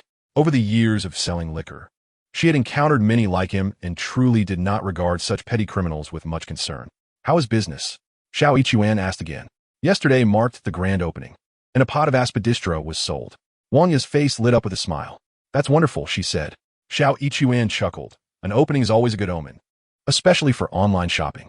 Wang Ye nodded in agreement. The customers from the western part of the city are increasingly turning to online purchases. E-commerce appears to be an inevitable trend. Physical stores may find it increasingly challenging, Xiao Yichuan remarked. Wang Ye, possessing keen insight, turned to Xiao Yichuan. Where have you been? You look like a wild man. Have you eaten? Having spent a few days on the island without changing clothes, he indeed looked somewhat disheveled. In a moment of recklessness, Ying Dongmei had rushed ashore and left, not entirely out of malice, but it was undeniably a rather unkempt appearance, especially for a woman of her stature. Naturally, she needed to return and freshen up. You've tanned a bit, haven't you? Xiao Yichuan replied nonchalantly, but I was already dark to begin with. Have you eaten yet? Should I start preparing dinner? As Wang Ye spoke, she closed the shop. Although Xiao Yichuan had installed air conditioning, there was no refrigerator. Wang Ye went grocery shopping while he returned home to take a shower and change clothes. By the time he finished washing up, Wang Ye had returned with the ingredients. It was already past 5 o'clock, and she began to prepare the meal, with 3 dishes and a soup. Xiao Yichuan assisted in serving the food and setting the table when his phone buzzed with a message. He glanced at it. It was a message from Ying Dongmei. One part contained a list for the Dianbao building, a leisure area amidst a grove of osmanthus trees, with a total of 2 million. Additionally, 1 million had been deposited into Xiao Yichuan's own account. While the order was expected, the extra 1 million was unexpected. After some contemplation, he replied, Thank you for your generous support. Ying Dongmei quickly responded with an eye-roll emoji, followed by, I'm not supporting you. You're just a beast. Xiao Yichuan burst into laughter. Wang Yi brought the soup to the table and noticed his joyful demeanor. "What is the reason for your amusement?" she inquired. "Good news," he replied with a grin. "I landed a significant order." He showed her the details of the order for the Dianbao building, amounting to 2 million. Wang Yi gasped. 2 million. He Xue remarked. "I wonder how much we can profit from this.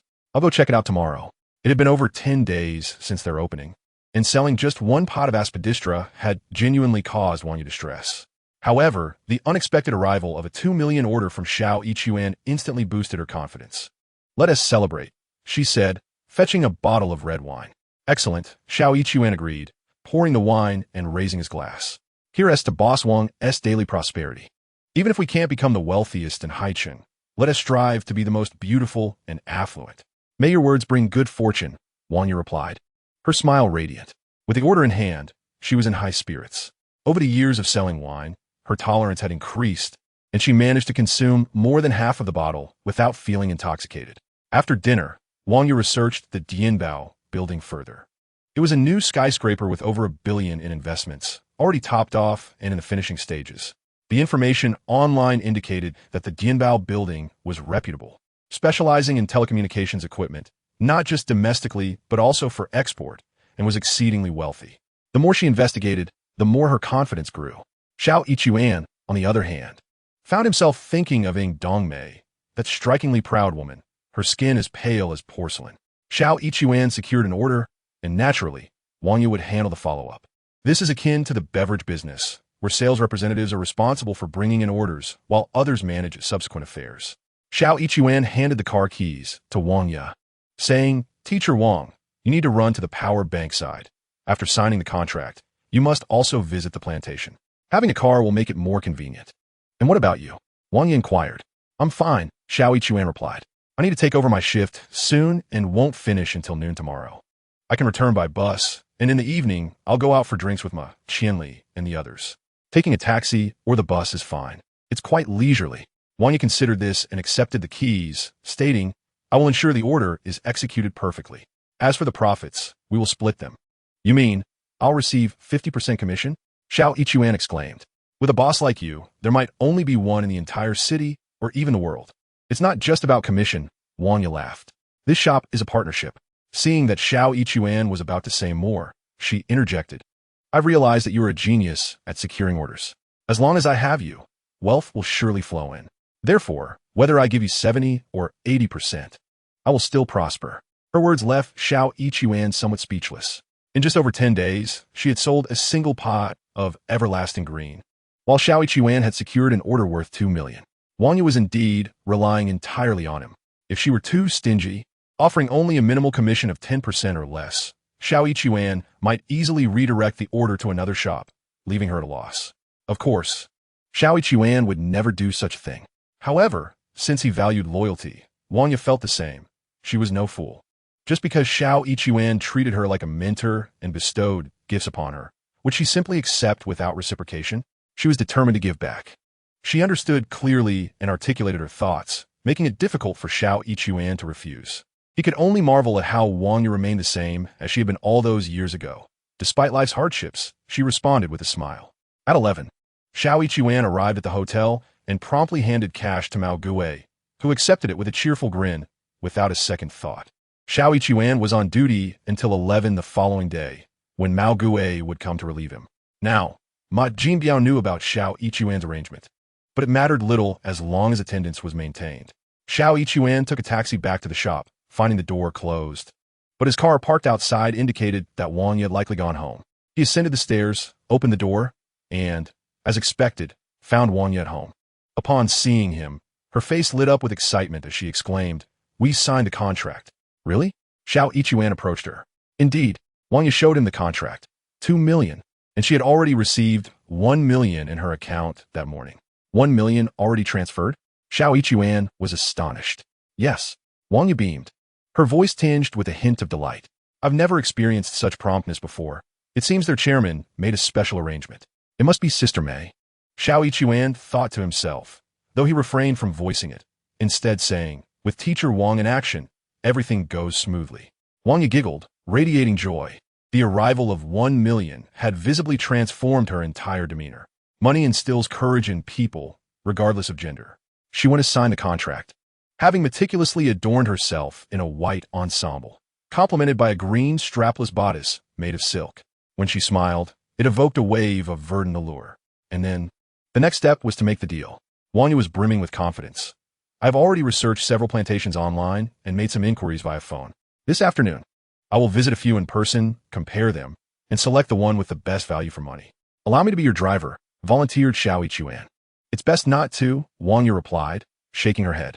You have a night shift and have already worked half a day. Have some lunch and rest for a few hours. I can handle the rest. She playfully smiled at He Xue. The teacher is quite capable. Don't underestimate your instructor. Indeed, He Xue nodded. You often launch surprise attacks. After just a month into the semester, there's already an exam. Classmates say you are as cunning as a little devil. Wang Yu burst into laughter, doubling over with mirth. As she bent down, the neckline of her outfit revealed a captivating sight. The delicate black straps of her lingerie contrasted sharply against her fair skin, creating an intensely alluring visual. Chapter 32. Administering Artificial Respiration. Wang Yu was eager to showcase her competence, so He Xue conceded. Earning money is challenging, but spending it is rather easy. Purchasing osmanthus flowers from the plantation is simply a matter of spending. Moreover, after so many years outside, Wang Yu was no naive sweetheart. He Xue trusted her judgment. He wished to accompany her due to his unique affinity for plants, a gift of intuition. But Wang Yu preferred he stay behind, which was perfectly acceptable. Wang Yu prepared a meal, but she abstained from alcohol. After dining, she forewent her customary afternoon nap and headed straight to the plantation. He Xue did not sleep either, for he had no need for rest. The Seven Seas Hotel was a 4-star establishment, sprawling with a leisure area adorned with osmanthus trees. He Xue discovered that sitting quietly in the osmanthus grove for 2 hours after midnight was akin to enjoying 7 or 8 hours of sleep, leaving him even more invigorated. However, he still went to bed, sitting cross-legged in meditation. Mastery must be cultivated through personal practice. After meditating for 2 hours, he rose, finding himself with nothing to do. He ventured outside to a gaming CAF. Though games were accessible on his mobile phone, they lacked the immersive experience of a computer. At around 5 o'clock, he logged off, descended the stairs, and noticed no vehicle was present, indicating Wang Yu had not yet returned. He contemplated heading back upstairs to start cooking. At that moment, a group of 5 or 6 ruffians burst from a nearby barbershop, with the foremost being the red-haired individual from the previous day. The red-haired man pointed at He Xue and shouted, "That's the guy. Attack him." Instantly, the gang surged forward. He Xue, feeling rather bored, welcomed the unexpected opportunity, and with a flurry of strikes, he sent them sprawling to the ground. He placed his foot on the red-haired man's ankle, who immediately shrieked in agony. "Ah, it hurts. It's broken." A police car passed by, halting at the scene. 2 officers, one tall and one short, disembarked. The taller officer commanded, "What is going on here?" One of the ruffians quickly accused, "He's the one who attacked us." Another wailed, "Oh no, I think my bone is broken." The local ruffians were somewhat familiar to the police officers, who had a rough understanding of the situation. However, they were not acquainted with He Xue. A tall officer inquired of He Xue, "Who are you, and why were you fighting?" "I run a shop here," He Xue replied, gesturing towards his establishment. "They caused a disturbance in my store, harassed my girlfriend yesterday, assaulted me, and have returned today, seeking retribution." As he released his grip, the red-haired thug quickly scrambled to his feet, hopping on one foot while exclaiming, "He hit me. He attacked me yesterday. I merely came to buy a bonsai, and he assaulted me again today. Oh, my foot hurts so badly. I think it's broken." Each party believed themselves to be in the right, and regarding the brawl, the police maintained their customary stance, mutual combat. The tall officer decisively gestured, "All of you, come with me." The police vehicle was a van, capable of accommodating 7 or 8 individuals without difficulty. He Xue and several ruffians boarded the police car, heading to the station. Upon arrival at the station, as they disembarked and entered the courtyard, a policeman rushed out from one room, shouting, Chief Bai, there's been an incident." From another room, a female officer emerged. He Xue's eyes brightened at the sight. The female officer, in her late 20s, possessed almond-shaped eyes and a charming visage, coupled with an alluring figure. As she hastened towards the commotion, her form moved gracefully. Inside that room lay a rotund man sprawled on the floor. The first officer exclaimed, "I simply asked him a question, and he became unusually agitated, ranting alone, and then suddenly collapsed. I truly did nothing. The female officer ignored him, crouching down to press her hand against the man's neck, her brow furrowing in concern. His heartbeat had ceased. Immediate resuscitation was imperative. Should we perform artificial respiration? The officer, slightly overweight himself, seemed to harbor an aversion to the corpulent man, casting a hesitant glance at the fallen figure, clearly reluctant to intervene. The female officer shot him a look, then straddled the man, placing her hands on his chest, compressing it several times, before attempting to pinch his lips to administer breaths. He Xue and his companions watched the spectacle from outside, initially uninterested in meddling. However, the sight of the officer's ruby lips stirred a sense of urgency within him. It would be quite disheartening if she were to waste her efforts on the rotund man. He interjected, "He has a heart condition. Artificial respiration would be futile." The female officer turned her head, glancing at He Xue. "Are you a doctor?" He Xue raised his hand, revealing a silver needle. "I am not a doctor, nor do I possess a license, but I come from a lineage of imperial physicians spanning 7 generations. My grandfather once treated Empress Dowager Cixi. Even she praised his skills. Having inherited the legacy of celestial sorcery, He Xue carried the silver needle with him. Yet, despite his extraordinary heritage, he lacked formal credentials, resorting to embellishing his lineage, now claiming a lineage of 7 generations. The female officer, unable to verify the authenticity of his ancestral claims, was nonetheless intrigued by the silver needle in his hand. This man's heart has stopped. Can the needle truly revive him? Absolutely, He Xue assured her as he stepped forward. The female officer, who had been straddling the rotund man, stood up to allow him space. Clad in a gray police skirt paired with matching stockings, her earlier position had not fully concealed her figure, accentuating her curves. He Xue couldn't help but admire her form. In the pharmacy, the silver needles are sold in hollow packaging, each neatly arranged in rows. He Xue retrieved one silver needle and, with a firm grip, pricked the little finger of the stout man beside him. As the needle pierced through, he deftly maneuvered it in and out, bending the finger before giving the needles a gentle flick. The silver needle quivered, emitting a low humming sound. The stout man gasped, abruptly opening his eyes wide. Upon awakening, he sat up and, spotting the female officer, exclaimed, "Director Bai, you're here. What a relief. Let me tell you, she came into my shop to steal, and when I caught her, she just collapsed on the floor, claiming I assaulted her and demanding medical fees. Can you believe this?" "Calm down, Bosqua," the female officer, familiar with the stout man, advised. "Take it slow, don't be agitated. We just revived you. If you get too worked up again, you might faint or worse.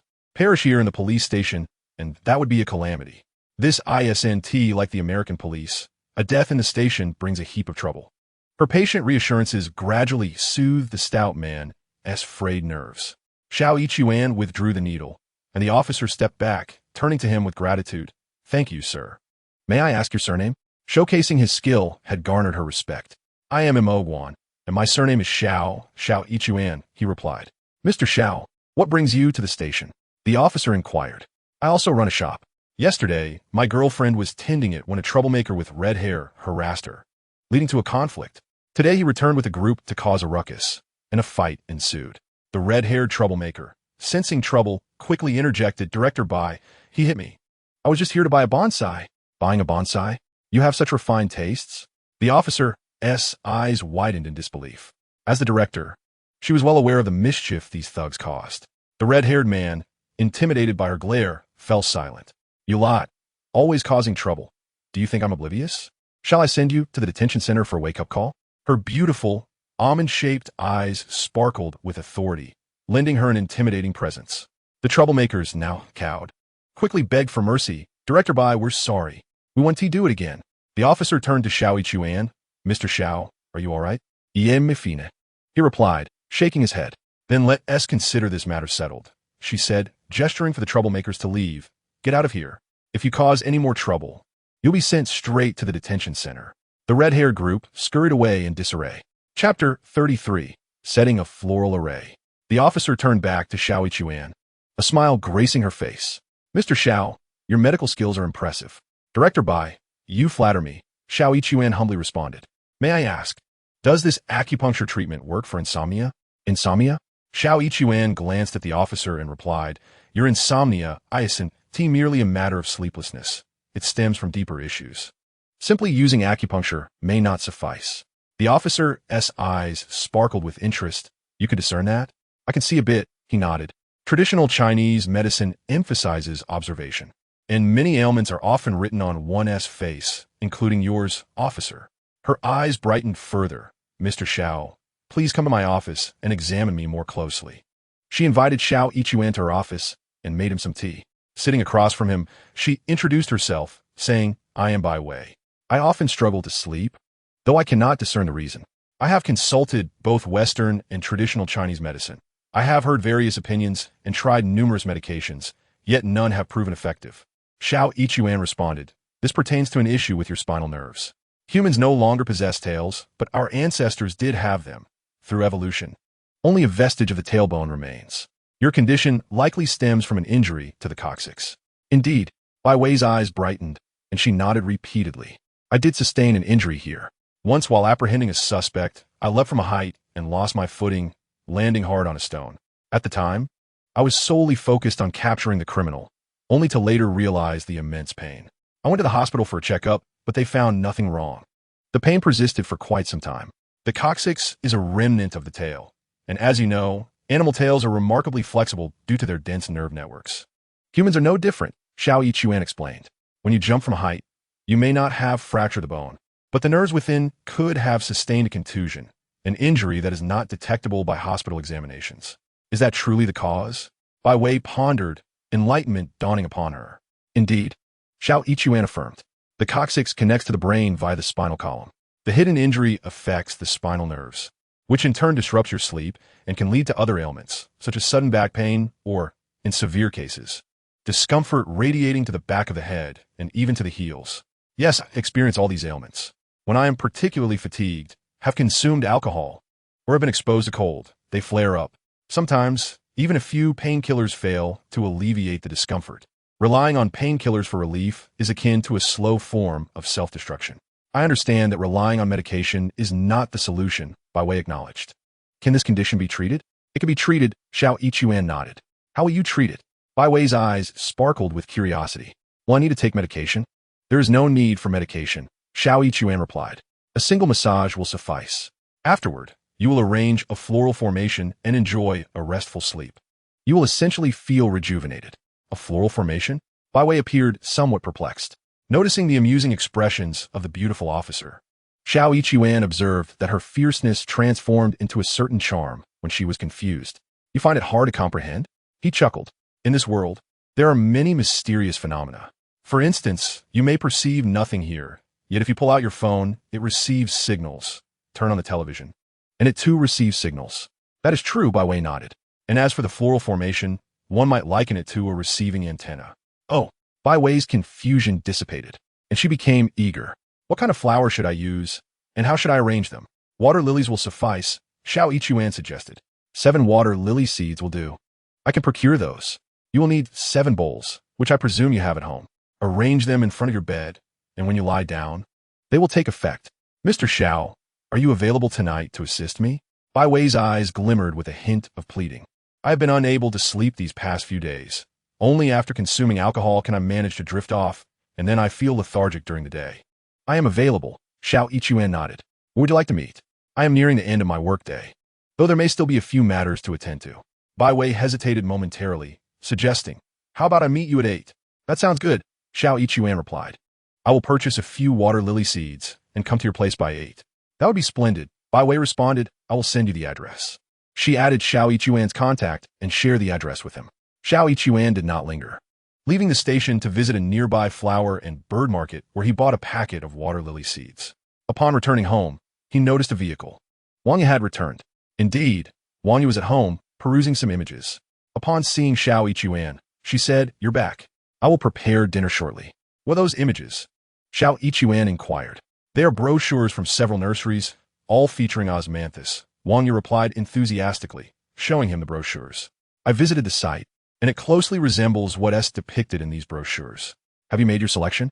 I have nearly decided. Wang Yi produced a brochure. This particular nursery offers 5-year-old osmanthus, with impressive trunk diameter and height, and a favorable cost-performance ratio. I will revisit tomorrow, and barring any unforeseen circumstances, I believe I will proceed with them. She then asked Xiao Yichuan for his opinion. I trust your judgment. Teacher Wang, Xiao Yichuan teased, drawing out his tone. Noticing Wang Ye's concerned expression, he added, Willy Gerda. Wang Ye laughed, playfully punching him. You're terrible, scaring me like that. Her delicate, fair fist seemed to lighten Xiao Yichuan's bones. After Wang Ye prepared dinner, and they ate, she resumed examining the brochures and made some calls to address her inquiries with the nursery owners. Xiao Yichuan felt as though he were witnessing the earnest and radiant Wang Ye from school once more. At 7:30, his phone rang. It was Bai Wei calling.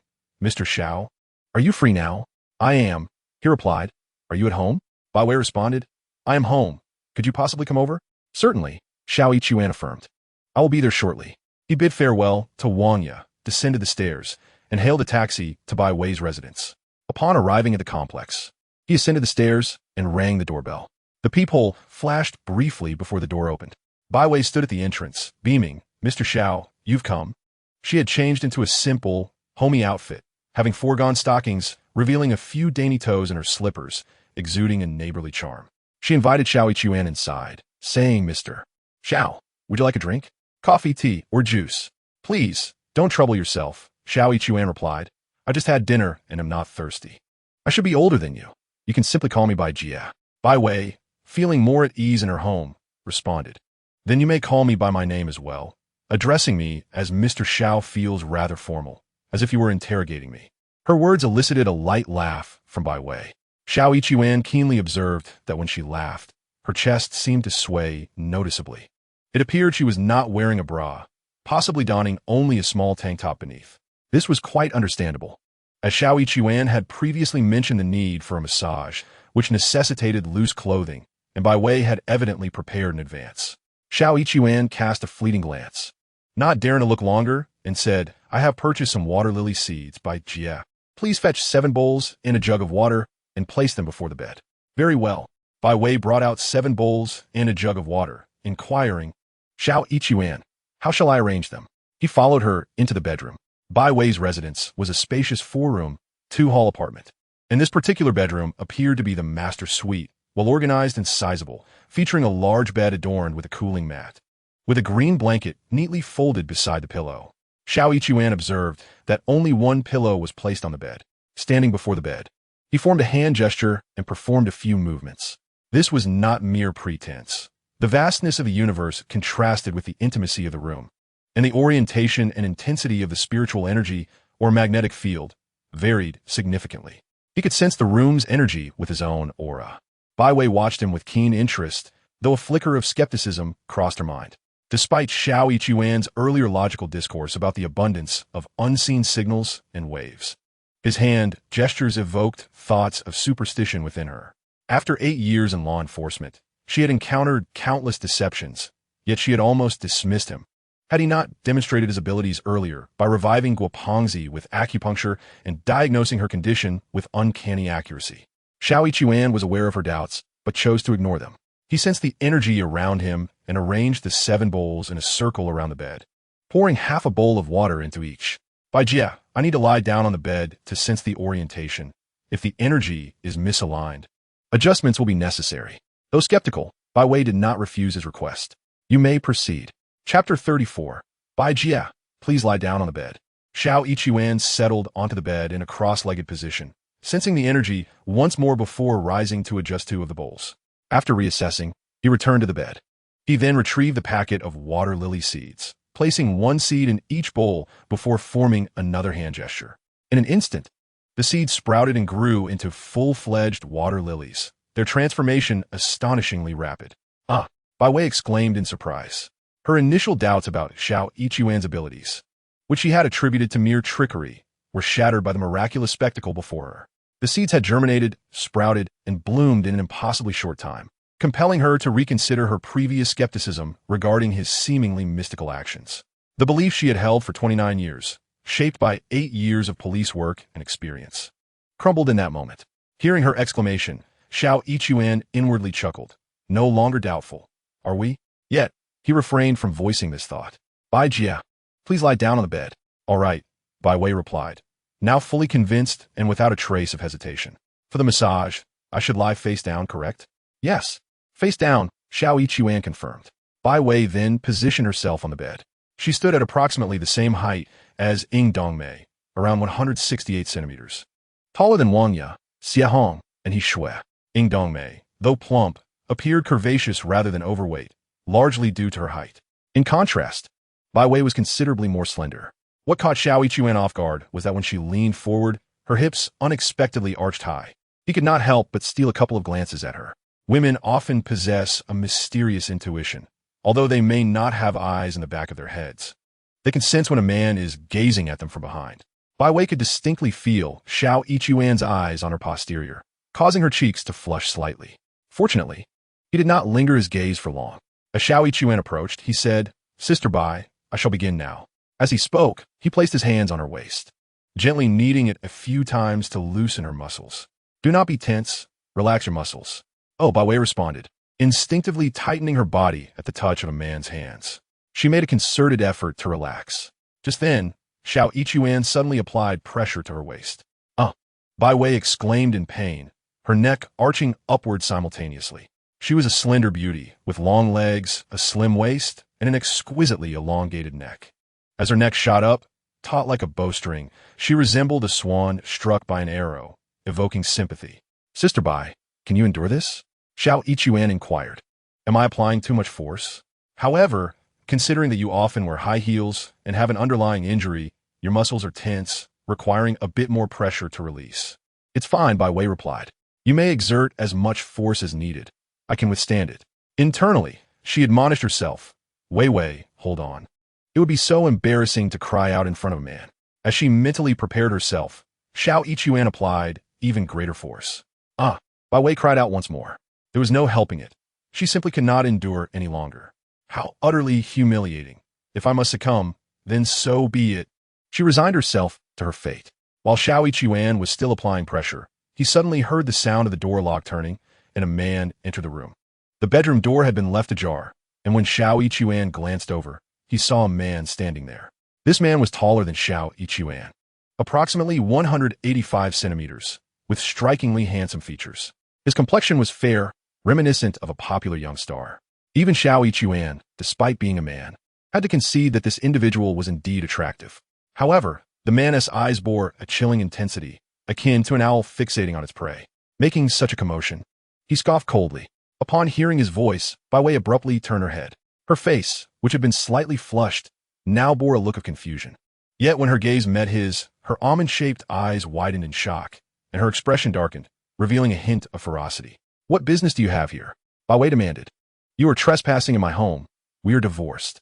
I came to retrieve my belongings," the handsome man retorted, staring at her before letting out another scoff. He then turned to leave, stating, "I will not return again." He stepped outside a few paces and called out, "However, I suggest that if you seek a man, choose one of taste. Do not settle for a mere laborer, for my ex-husband is quite the disgrace." With a sharp exclamation, Bai Wei retorted, "Some individuals may appear presentable, yet their hearts harbor nothing but darkness." Upon hearing her words, the handsome man scoffed heavily. "Take care of yourself." Bai Wei, unyielding, replied, "You should mind yourself as well." The man entered another room, and Bai Wei leaned down, exhaling heavily, addressing Xiao Yichuan. "Xiao Yichuan, continue, apply a bit more pressure." Xiao Yichuan, momentarily taken aback, hastily responded with an "oh," and resumed his massage. This time, his efforts were somewhat gentler, yet Bai Wei's cries grew unexpectedly louder, infused with a hint of allure. Xiao Yichuan felt his face flush, understanding that her cries were not for his benefit, but rather for the attention of that man, her ex-husband. She was indeed beautiful, and her husband was handsome as well. One pondered why they divorced. Xiao Yichuan mused silently, refraining from inquiry. Before long, Bai Wei's ex-husband exited, slamming the door with a resounding thud. Xiao Yichuan noticed Bai Wei's body stiffen momentarily before she relaxed again. However, when he pressed down once more, Bai Wei fell silent. Truly, every household bears its own burdens, Xiao Yichuan thought, shaking his head quietly. As he worked to relieve Bai Wei's tension, he directed his energy towards her coccyx. Bai Wei exclaimed, "That feels cool." She turned to see Xiao Yichuan aiming his fingers at her posterior and questioned, "Is this Qigong?" "Indeed," Xiao Yichuan replied. "Massage can only alleviate physical tension, but your hidden injury lies within the coccyx, where the nerves are damaged, rendering massage ineffective. Only energy can remedy it." You can practice Qigong. How impressive. Bai Wei's lovely face reflected astonishment. It is nothing extraordinary, He Xue chuckled. Sister Bai, when I channel energy for you, I will recite an incantation that will allow you to drift off to sleep. Recite an incantation? Bai Wei exclaimed in surprise. Initially, she held skepticism. Yet the previous moment when the water lily blossomed and the coolness permeating her body compelled her to reconsider. Yes, He Xue affirmed. Once I release your tension and channel energy, should you rise and move about, your muscles will tense, diminishing the effect. A brief slumber, coupled with the floral essence, will yield remarkable results. Very well, Bai Wei nodded in agreement. Then recite the incantation, and I shall take a nap. Please lie down comfortably and relax, He Xue instructed, then recalled something. Oh, do turn off your phone to avoid being disturbed by incoming calls. Bai Wei took her phone, made a brief call, and after hanging up, she switched it off and positioned herself comfortably, saying, I am ready. He Xue resumed, channeling energy for her. Bai Wei complied, though internally she still harbored a tinge of disbelief. What incantation would he recite? Was it akin to what monks or Taoists do? Could it truly lead her to sleep so effortlessly? As these thoughts coursed through her mind, she inadvertently focused more intently, curious if she might indeed fall asleep. But the chilling sensation that penetrated her body, courtesy of He Xue, was profound, coursing along her tailbone and enveloping her mind in a refreshing breeze. It felt exquisite, akin to lying beneath a blossoming tree during springtime after indulging in a sip of wine. She fell into slumber, noticing her rhythmic breathing. He Xue withdrew his hand and gently turned her over. A woman with a voluptuous figure, if she slept on her stomach, would awaken in discomfort. Hence He Xue's decision to reposition her, to ensure Bai Wei's restful sleep. He pulled a thin blanket from the side and draped it over her abdomen before quietly exiting the room. He did not return to his rented accommodation, but instead headed directly to a hotel, preparing for his shift at 11 o'clock. Chapter 35. She would only turn and leave. Bai Wei continued to sleep until 7 the following morning when her mobile phone alarm roused her. Even when the alarm function was turned off, it would still awaken her automatically. As she opened her eyes, a momentary haze clouded her mind before clarity returned. Memories flooding in, prompting her to sit up hastily. After a quick examination, she found her clothing intact, with no signs of violation, which brought her a sense of relief. Upon rising, she noticed that the 7 lotus blossoms in the bowl had already succumbed to slumber, a remarkable sight. However, after taking a few steps, she gasped in astonishment. The sensation enveloping her body was overwhelmingly pleasant, reminiscent of her adolescent years at 15 or 16. No, perhaps more accurately, 11 or 12, a time devoid of the monthly curse, when she was a vibrant young girl brimming with energy. This sensation was something she had not experienced in years, particularly in recent times when her body bore hidden ailments and her heart felt heavy. She had once married exceptionally well. Her husband was handsome, a civil servant with a respectable family background. Indeed, at the time of their marriage, she felt like the happiest woman in the world. Yet, she could hardly foresee that within just a few years, her husband would descend into moral decay, transforming from that radiant, charming man into a slick bureaucrat, leaving her with no common ground to share. Her husband, possessing both talent and a noble lineage, rose to a position of substantial power within a decade. She, on the other hand, had worked for 8 years, claiming to be the director of a police station, though in truth, she was merely a deputy division chief. In the realm of politics, she could not hold a candle to him. She harbored a strong aversion to this disparity. They had quarreled, argued, and cried, even indulging in drunken escapades. Ultimately, upon discovering her husband's embezzlement of millions and his affair with a mistress, she felt utterly disheartened and chose to divorce him. She would not report him. She would simply turn and leave. The period leading up to the divorce was the most challenging time of her life. He Xue was not mistaken. She struggled not only with sleeplessness, but also with sharp pains radiating from her lumbar spine to the back of her head, a daily ordeal. She relied on alcohol to lull herself into sleep, or rather, to intoxicate herself into oblivion. The consequence was a painful awakening each day, coupled with irregular menstrual cycles. Yet today, she felt splendid, truly splendid. With formations, incantations, and qi cultivation, there are indeed extraordinary individuals in the world. Bai Wei had been skeptical of such matters, but this time, she found herself a believer. After a refreshing shower, she called He Xue. Once connected, she exclaimed, "Xiao Chuan, I slept remarkably well last night, and I feel exceptionally comfortable now." "That is wonderful," came the reply. Xiao Chuan chuckled warmly. "Sister Bai, your foundation is quite good. It's just a minor ailment. Once that is resolved, all will be well." Bai Wei beamed with joy. "Am I completely healed?" "You're almost there," Xiao Chuan replied. "I've already channeled energy to clear the ailment at your tailbone. As for that arrangement of flowers, do not disturb it. Simply let it remain at the foot of your bed. It will aid your sleep and regulate your nervous system. If you leave it there for a month, you should be entirely well." He spoke to Ma Qianli Chunkuan with a flair for persuasion. Yet with Bai Wei, he felt an uncharacteristic sincerity. Thus he spoke the truth. "That's wonderful. I won't touch it." Bai Wei fully trusted him now. After a few more exchanges, they ended the call, and Bai Wei promptly transferred 10,000 yuan to Xiao Chuan. He insisted it was unnecessary, but she was adamant, and he eventually accepted.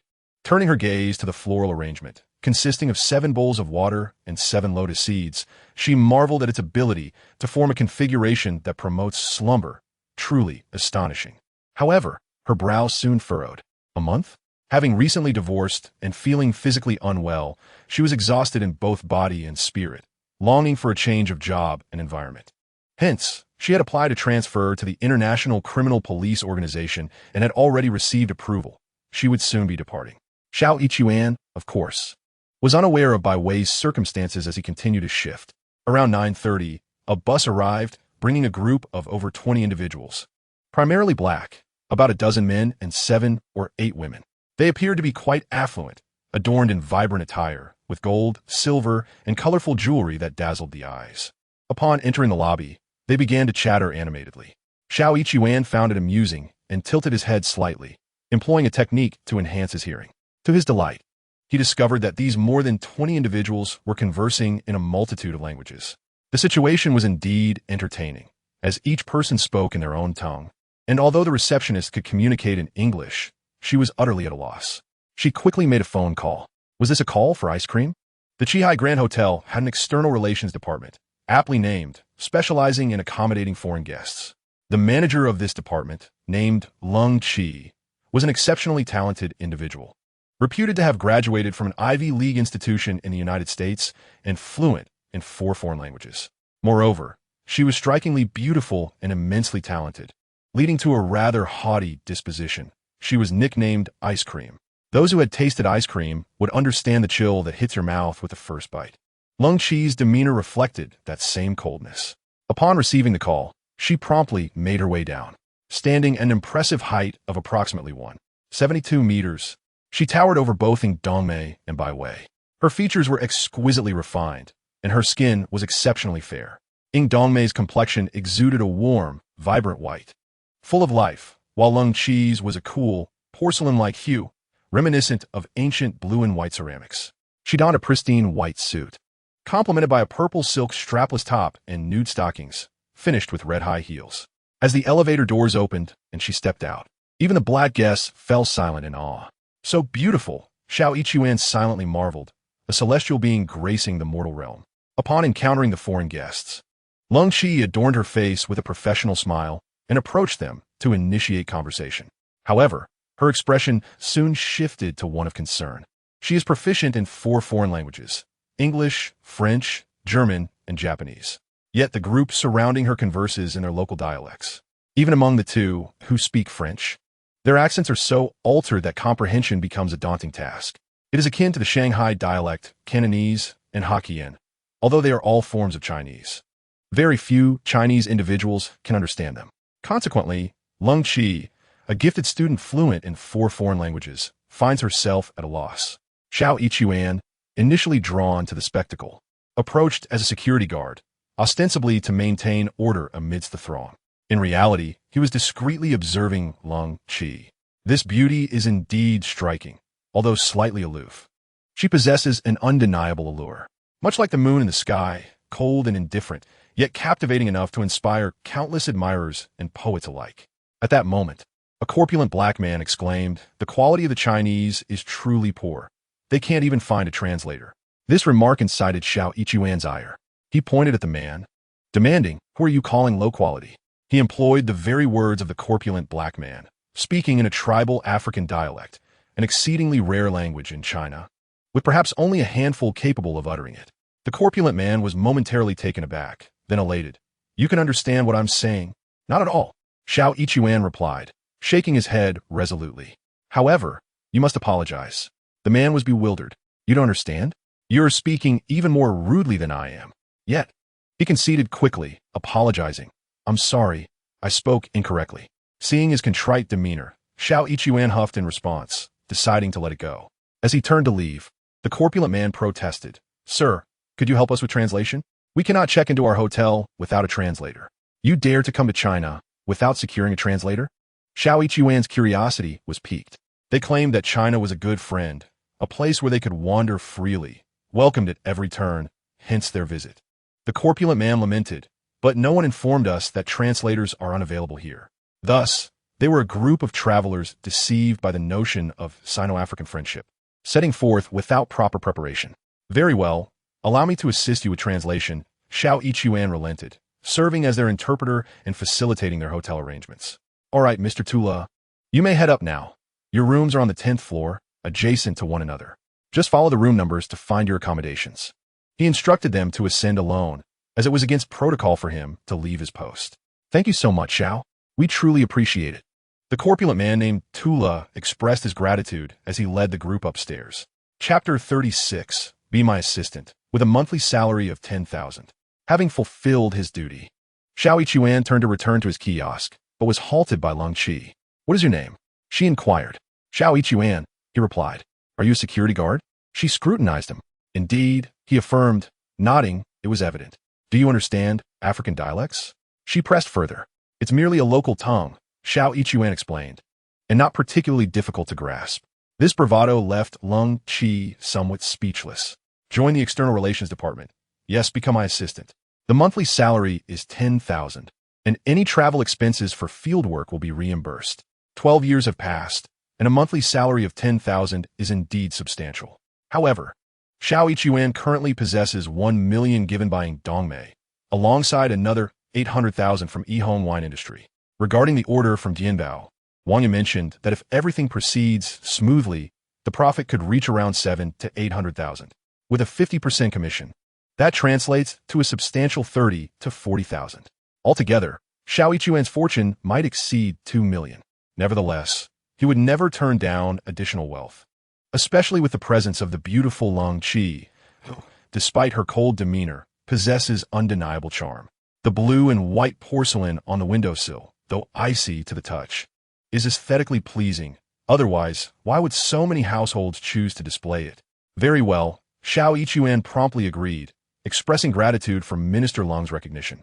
"All right then," Lung Qi, known for her aloofness yet efficient work ethic, assigned him the responsibility of the African team. Xiao Ichuan stepped into his new role as a translator, leaving Ma Jinbiao astonished. Particularly Mao Gue, who felt a sense of loss. He had become accustomed to swapping shifts, relishing the comfort of working from 11 to 11. With Xiao Ichuan's departure, it was unlikely others would accommodate such a change.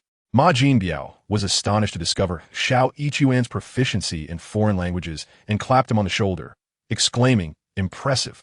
Xiao Ichuan, you are quite the talent." "It's merely a few phrases in local dialect," Xiao Ichuan chuckled. "But it's African dialect," Ma Jinbiao remarked curiously. "How did you come by it?" "There were workers from our area who went to Africa for a decade. They didn't strike it rich, but learned a plethora of African dialects. They would boast to me about it, urging me to learn so we could go to Africa together and strike gold." "And then?" Ma Jinbiao inquired. "Then that fellow claimed that not only were Africans unrefined, but they were also dangerous, armed and ready to shoot at a moment's notice. He said he wouldn't dare go back." Xiao Ichuan shrugged. "I've learned a wealth of African dialects, only to find out he wouldn't return. Isn't that a bit of a scam?" Ma Jinbiao and Mao Gue burst into laughter, their disbelief unclouded. Lung Qi arranged a private room for Xiao Ichuan, freeing him from the confines of a 6-person dormitory, and increased his meal allowance. He called Wang Yi to inform her that he might not be returning for meals in the coming days. Wang Yi, surprised, inquired about the nature of his transfer to the External Relations Department. "What does that entail? Do you have to work shifts?" "You could think of it as a translator for the foreigners," Xiao Ichuan replied. Wang Yi chuckled on the other end. Being a translator, that is quite agreeable. Xiao Ichuan smiled, saying, "I must thank you. Teacher Wang, had it not been for your excellent English instruction back in the day, I wouldn't have been able to take on this role. I could never produce a translator for foreigners, Wang playfully retorted. After exchanging pleasantries, the call ended, and Xiao Yichuan headed directly to Tula's room. Tula, upon learning that he had become the designated translator for their hotel, was overjoyed, and the other African guests shared in the merriment. These individuals were quite affluent. In Africa, one is either impoverished or wealthy, and those who could afford to travel were undoubtedly among the latter, each possessing an Apple device. Xiao Yichuan added all their contacts, remaining at their service at all times. Tula and her companion spent 3 days in Haicheng, during which Xiao Yiquan accompanied them tirelessly, providing constant support. He understood and spoke the local dialect fluently, and his attentive service, coupled with his witty and cheerful demeanor, garnered him the admiration of all. As Tula and her group departed, they found it hard to part ways with Xiao Yiquan, embracing him warmly. The heavy scent of their bodies nearly overwhelmed him, yet he managed to hold his breath and endure. After bidding farewell to Tula and her entourage, Xiao Yiquan sighed in relief. He subsequently reported to Leng Qi, who commended him. Over the past few days, Leng Qi had observed Xiao Yiquan's performance with a discerning eye. Promoting a mere security guard to be her assistant in the External Relations Department was a considerable risk. Yet her struggle to find someone proficient in a local dialect had led her to appoint Xiao Yiquan. His performance proved that he was not only adept in the dialect, but also possessed commendable interpersonal skills. The reluctance displayed by Tula and her group upon parting with him was indicative of this. If she were in his place, even with her knowledge of the dialect, her performance would hardly surpass his. While she acknowledged Xiao Yiquan's capabilities, her demeanor remained somewhat aloof. He discerned that she was the quintessential cold beauty, exuding a natural air of detachment. Perhaps she was akin to the legendary Qingli flower physique, he mused. This rare feminine form is historically exemplified by 2 renowned figures, the enchanting Bao Si, who captivated Zhou Yuwang, and the legendary He Xue. The defining traits of such women are beauty and an icy demeanor, especially a reluctance to smile. Zhou Yuwang went to great lengths to amuse Bao Si, culminating in a dramatic affair that ultimately led to the downfall of his kingdom. Similarly, He Xue was often seen with a frown, giving rise to the idiom Shi Zi holds her heart. Nevertheless, Xiao Yiquan remained uncertain about categorizing her as a Qingli flower physique. Such forms are exceedingly rare, and even among sorcerers, little information is preserved. The only way to ascertain this would be to share a bed with Leng Qi, whereupon, in moments of excitement, a woman of such physique would blush deeply, her blood surging like an orchard of peach blossoms, earning her the alternate title of Peach Blossom Woman. Yet, Xiao Yiquan doubted he would ever have such an opportunity. Leng Qi was simply too frigid.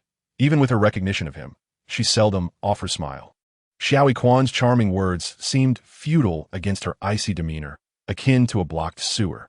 Half a month passed when Xiao Yiquan unexpectedly received a call from Leng Qi, inviting him to dinner that evening, a most unusual occurrence. He was taken aback. Leng Qi would not be accompanying him. She merely provided him with the location, a private room in a club. At 6:30, Xiao Yiquan arrived, found a designated room, and knocked before entering. Inside were 2 women. One was Leng Qi, and the other, a woman of similar age, around 27 or 28, equally striking, with an oval face, fair skin, and donning a pair of frameless glasses. As Xiao Yiquan entered, she glanced up, her gaze cool yet edged with a hint of sharpness. "Allow me to introduce." Leng Qi remarked, "This is Fang Qing, the legal counsel of Tianbo Company, and this is my assistant, Xiao Yichuan." "Hello, Miss Fang." Xiao Yichuan nodded in acknowledgement. To his surprise, Fang Qing extended her hand for a handshake, an uncommon gesture among contemporary women who often prefer to abstain from such formalities. Leng Qi was no exception, refraining from offering her hand regardless of the circumstances. Fang Qing's hand was delicate and fair, exuding unique beauty, though her fingertips felt somewhat cold. Indeed, she was a strikingly aloof beauty, Xiao Yichuan mused. Nevertheless, Fang Qing's demeanor was pleasant, exhibiting more warmth than Leng Qi. After taking a seat, she inquired Xiao Yichuan, "Who did you learn your African dialects from?" "From a few friends," he replied. "Friends?" Fang Qing asked with curiosity. "Aren't they teachers?" "No," Xiao Yichuan shook his head. "I haven't pursued much formal education, only completing high school, where I studied English." "What kind of friends could teach you African dialects?" "I heard Leng Qi mention that you know quite a few. Back in my hometown, I have several friends who Many years ago, went to Africa to work, staying for over a decade. One of them possesses a remarkable talent for languages and has learned numerous dialects, including French. He elaborated on his connections with Ma Jinbiao and others, embellishing the narrative to provide context. He felt compelled to explain, lest he leave any questions unanswered. He asked my cousin, and he encouraged me to learn, suggesting that once I became proficient, we could venture to Africa together, as he planned to mine for gold. He chuckled at the memory, admitting I was captivated by the idea of striking it rich, which motivated me to study diligently for several years. You learned it in such a manner? Fong Qing's eyes, exceptionally beautiful behind her glasses, reflected a mixture of surprise and skepticism. Indeed, that is how I learned. He Xue replied earnestly, locking his gaze with hers. Otherwise, where would I have acquired those dialects? Did you ever go? Fong Qing queried. No, he shook his head. After teaching me a wealth of African phrases, my cousin declared that Africa was too chaotic, filled with gunfire, and he no longer wished to go. He shrugged, adding, he led me to invest years into learning African dialects, only for him to back out. Isn't that a predicament for a naive fellow? Fong Qing chuckled lightly. Her laughter subdued. Lung Qi also offered a faint smile. Chapter 37. This woman must be formidable. He Xue discerned that Fong Qing's temperament differed from Lung Qi's coldness. She too harbored a sense of pride, yet she seemed remarkably capable, possessing an acuity that could see through pretenses. Her keen eyes appeared to pierce through facades. He Xue found himself questioning whether Fong Qing truly believed his words. However, it mattered little. He had stated his case, and whether she chose to accept it was beyond his concern. Fong Qing did not challenge him. Instead, she retrieved her phone and played a segment of African dialect, asking, He Xue, can you translate this? It was evident that even Lung Qi harbored doubts. He Xue remained unfazed, promptly providing the translation. Fong Qing proceeded to play several more segments of dialect, and He Xue met each challenge adeptly, encountering no obstacles. In Fong Qing's expressive eyes, admiration finally began to shimmer through. She said to Lung Qi, indeed, that's him. Lung Qi asked, has he passed the test? Fong Qing nodded, he has. However, I have changed my mind. Lung Qi replied, I will no longer lend him. Oh, Fong Qing cast a sideways glance at her. I suddenly remembered that a delegation from Africa is coming soon. We cannot do without him here. Are you certain? Fong Qing inquired. I am certain. Lung Qi affirmed with a nod. Let me ask you once more. Fong Qing threatened. Are you certain? I am certain. Lung Qi reiterated with a nod. Before her words could dissipate, Fong Qing suddenly reached out and tickled Lung Qi under her arm. Ah! Lung Qi instantly burst into a delightful laugh, curling up her arms. He Xue's eyes widened in surprise, internally exclaiming, so she can laugh after all, and when she does, she is truly beautiful. This is what the smiles of legendary beauties like Bao Si and she sure must have looked like. Now, can we confirm this? Fong Qing's expression remained menacing. You always do this, Lung Qi pouted at her. The critique of a weapon pales in comparison to the weapon of critique. Fong Qing attempted to mask her amusement, especially when it comes to dealing with you. As she spoke, she raised her hands, fingers splayed like claws. Without her needing to reach out, Lung Qi was already laughing uncontrollably. I don't want to, I'll borrow him. Fong Qing triumphantly relented, letting out a pleased hum. She turned to He Xue and said, He Xue, here's the situation. Our Tianbo company is going to Africa, and we require a translator proficient in tribal dialects. Lung Qi recommended you as a suitable talent. I would like to borrow you for a month, if you are willing. Going to Africa? He Xue hesitated for a moment. He turned to look at Lung Qi. Under Fong Qing's earlier threat, Lung Qi had exhibited a touch of girlish charm, but now she regained her icy demeanor.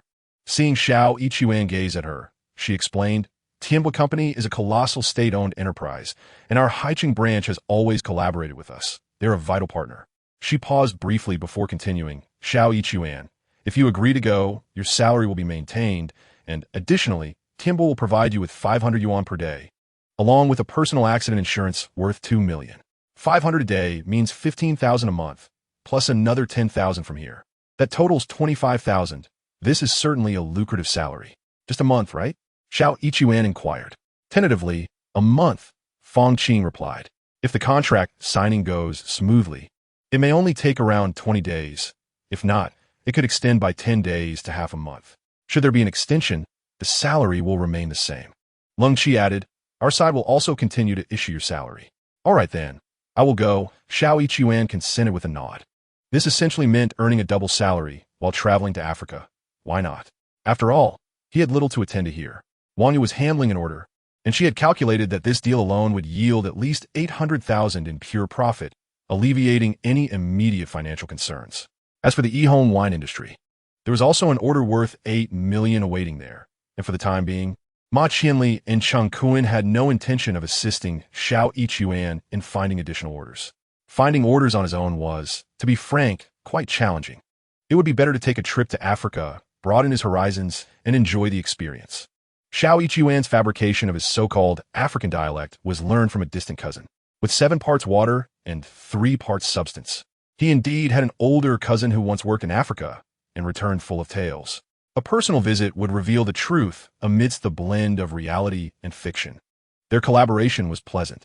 Upon his agreement, Fang Qing felt a surge of joy and extended her hand to shake Xiao Yichuan's. Her demeanor was distinctly different from that of Lung Qi. She possessed an air of aloofness coupled with a strong assertiveness. Do you possess a passport? She inquired. No. Xiao Yichuan shook his head. Hand me your ID, and I shall assist you in procuring one through my company. It will be expedited, she offered. Fang Qing requested Xiao Yichuan's ID, assuring him that it could be processed within 3 days. After dining, they parted ways. Xiao Yichuan opted not to return to the hotel, but instead went back to his rented accommodation. Wang Yu was at home, reviewing several documents. Upon seeing Xiao Yichuan enter, she asked, "Have you eaten?" Dressed in a simple, unadorned loungewear without makeup, she exuded a warm charm under the gentle glow of the lights. "I have," Xiao Yichuan nodded. "Teacher Wang, what are you examining?" "I am calculating the cost and profit margins for this order," she replied. "Oh," Xiao Yichuan expressed interest. "What is the cost? And what profit can we expect?" "For the plantation, the total price is 1 million. Then we could potentially earn half of that. Is it truly that lucrative?" Xiao Yichuan exclaimed in astonishment. "I have actually provided a rather generous offer because I have stringent requirements regarding the circumference and height of the plants. Only at this price can I secure the deal." She slightly shook her head. The other companies do not demand such high standards. One even settled for 700,000. "Wow," Xiao Yichuan exclaimed. "The profits in this line of work are so substantial." "That is merely the tip of the iceberg," Wang Yu replied nonchalantly. "The margins on beverages are far greater. For instance, the Yihong wine industry that you are involved with typically has a cost price of merely 10 yuan. Yet it is sold to hotels for 30 or 40, and hotels then retail it for over 100. The profits multiply, even by several times." "Indeed," Xiao Yichuan nodded. "With this order, we could be in for a windfall." His playful demeanor elicited laughter from Wang Yu. "Such orders are indeed profitable, but it is generally difficult for the average person to obtain them." "Am I considered an average person then?" Xiao Yichuan mockingly flexed his arm. Wang Yu was amused by his antics. "The 1 million from the Electra treasure is precisely what we need to pay the plantation." Xiao Yichuan asked, "So we simply collect the remaining million?" "No, we will first pay 200,000. They will commence planting, and then I will arrange for the Electra treasure to conduct an inspection before paying an additional 300,000. "Why only 300,000 after the inspection?" Xiao Yichuan queried, intrigued. "Is the remainder not paid in full?" "Such a fortunate scenario does not exist," Wang Yu clarified. "The inspection merely confirms basic compliance. But the survival of the planted trees depends on subsequent conditions. Therefore, the contract stipulates that by next spring, we will assess the sprouting rate. If any trees fail to sprout, they must be replaced to ensure a 100% sprouting rate before we disburse the remaining 300,000. "And what are the final 200,000? Xiao Yichuan inquired. "Next autumn, we will evaluate the flowering rate. The osmanthus must bloom." Wang Yu elucidated. "If the flowers do not bloom, it is unacceptable. They must be changed. Blooming must be guaranteed 100%. And then I shall receive an additional 100,000. We shall then wait until the spring of the following year to assess the new sprouting rate. If it is also 100%, the final 100,000 will be granted." Such complexity. Xiao Yichuan marveled. "And what about the Electra treasure side? Is it the same for us?" "Not quite," Wang Yu replied, shaking her head. "The contract I signed with Electra treasure stipulates that if the inspection this year meets their standards, they will provide an additional 500,000. If the sprouting rate is satisfactory next spring, and there are no dead trees, they will grant the final 50,000. "Impressive," Xiao Yichuan exclaimed, giving her a thumbs up.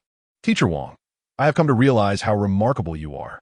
His expression was one of exaggerated admiration, which filled Wang Yu with pride, causing her to giggle. I suppose I have some talents, but I believe their willingness to negotiate stems from you. Otherwise, it would not have been so straightforward. The fun from the principal are never easily acquired. It must be due to Sister May's influence, Xiao Yichuan thought silently, though he refrained from voicing it. Instead complimenting Wang Yu. You are truly exceptional, Teacher Wang. He raised both thumbs in approval, exclaiming, Willy Willy God. Wang Yu laughed joyfully, her happiness evident. Despite her modest income from selling wine, which rarely exceeded 5,000 or 6,000 a month, sometimes dropping to 3,000 or 4,000, she was elated. Even with an annual income of merely 60,000 to 70,000, accumulating 400,000 would require at least 5 years. Now, having earned a substantial amount in less than a month, her joy was palpable. She gazed at Xiao Yichuan with tenderness, fully aware that without him, this opportunity would not have materialized. Seeing her contentment brought him equal joy. Chapter 38. Seeing you makes me want to go mad. The next day, Xiao Yichuan returned to the hotel, finding no purpose in staying at home, while Wang Yu was fervently tending to the trees. She was invigorated, radiating enthusiasm, so he chose to allow her to focus on her work. To his surprise, he received a call from Tian Tian around noon, inviting him to lunch. Has her courage grown? Xiao Yichuan mused, arriving at the reserved private room at noon, where Tian Tian was already present. She wore a vibrant red dress paired with sheer stockings and red high heels, adorned with a gold chain on her left wrist. Fashionable and exquisite. Wow, Sister Tian, you look stunning today, Xiao Yichuan complimented as he greeted her. Well, you flatter me. Was I not beautiful before? Tian Tian teased, her voice sweet. When you didn't come out, perhaps not, he acknowledged. How could you say such a thing? She pouted playfully. Is it my fault? Xiao Yichuan feigned innocence. Certainly. Tian Tian insisted, if you were not so beautiful, so alluring, so enchanting, would I have been so captivated? You scoundrel, you have a point, Tian Tian exclaimed, playfully hitting him, yet pulling him into an embrace. Let us eat first, she urged, her hand resting on his chest. First, I wish to savor you, Xiao Yichuan replied, his impatience evident. He was aware that the more he behaved in this manner, the happier Tian Tian would become. Indeed, Tian Tian's soft hands gently pushed against his chest. Lacking any force, there is something else I need to tell you. We can discuss it during the intermission. Oh, good-hearted Tian Jia, you truly are enchanting. Just the sight of you drives me to madness. You always say this. As the clock struck 2, Tian Tian finally caught her breath and shared. He Xue is going abroad. Did you know? He Xue is going abroad? Xiao Yichuan, now at ease, leisurely sipped his drink. I had no idea. Haven't you arranged to meet her during this time? No. Xiao Yichuan shook his head. You should invite her. I did, but she wouldn't even acknowledge me. With a playful scoff, Tian Tian replied, well, it's probably best she ignores you. Xiao Yichuan smiled at her. You're the best, Tian Jia. She scrunched her nose playfully and said, He Jia is rather thin-skinned, but since she is going abroad now, you might as well try inviting her again. All right, I'll give it a shot this afternoon, Xiao Yichuan agreed. By around 5 in the afternoon, Xiao Yichuan indeed sent a message to He Xue. He Jia, are you free? Let us have dinner together tonight. He Xue replied promptly, I'm free. I'll arrange to meet you. Observing the message, Xiao Yichuan shook his head. This woman. If He Xue chose not to meet, he felt utterly helpless. On the third day, his passport was ready. The following day, Xiao Yichuan greeted Wang Yu, who cautioned him to be careful, as Africa was tumultuous. He nodded in acknowledgement. Early in the morning, upon arriving at the airport, Xiao Yichuan immediately spotted Fang Qing. She wore a light yellow qipao adorned with intricate phoenix embroidery. Her tall stature making her resemble a radiant phoenix, captivating the attention of numerous onlookers in the waiting area. Not just men, but many women as well. This woman should be dancing or perhaps become a star, Xiao Yichuan mused. He approached her and called out, Sister Fang. Fang Qing turned to see him, a faint smile gracing her face. Xiao Yichuan, you're here. Let me introduce you. She gestured towards a man seated nearby. This is our branch's general manager, Mr. Guo Xiao. Then she introduced Guo Xiao. This is Xiao Yichuan, the assistant in the External Affairs Department of the Qihai Grand Hotel. A linguistic genius I managed to borrow from Minister Long, particularly gifted with African dialects, a skill few possess. Guo Xiao, in his 40s, had a square face and bushy eyebrows, resembling Xiao Yichuan, albeit lacking the ruddy complexion. Instead, his skin was fair and slightly plump, with a notably large belly. Assistant Xiao, it's a pleasure to meet you, Guo Xiao stood to shake Xiao Yichuan's hand, his warmth evident. I appreciate your efforts for this trip. It's no trouble, Xiao Yichuan humbly replied. After introducing Guo Xiao, Fang Qing presented a woman seated next to him. This is He Xue, our company's finance officer. It was indeed the same He Xue. Xiao Yichuan was momentarily taken aback, but quickly extended his hand. Miss He, it's a pleasure to meet you. He Xue's surprise was evident, though she masked it well, merely pausing before extending her hand, their fingertips briefly touching as she responded. Hello. After the introductions, they took their seats. Xiao Yichuan covertly glanced at He Xue, only to find that she was also surreptitiously observing him. Their eyes met momentarily, prompting He Xue to swiftly avert her gaze. Initially, Xiao Yichuan found this coincidence amusing, but soon it evolved into genuine intrigue. How delightful, he mused. Once aboard the plane, Xiao Yichuan sat beside Guo Xiao, while He Xue was seated next to Fang Qing, thus rendering any opportunity for conversation elusive. Guo Xiao, brimming with energy, engaged Xiao Yichuan in casual banter. Assistant Xiao, I heard from Fang Qing that you're proficient in several dialects.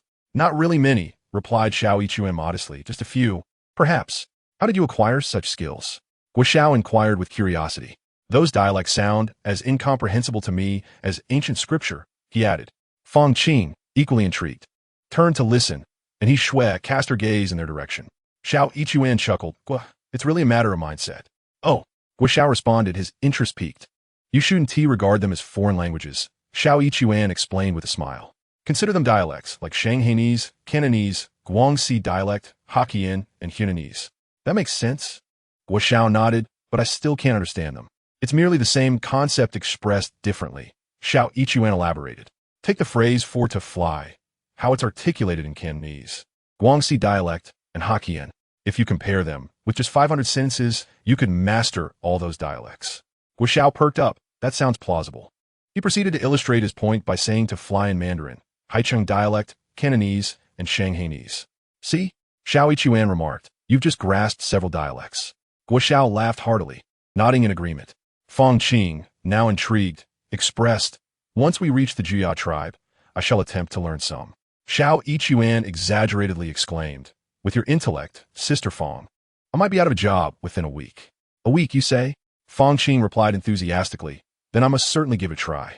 She shared a beauty and pride akin to Lung Qi, yet lacked her cold demeanor. At least, she was generous with her smiles towards men.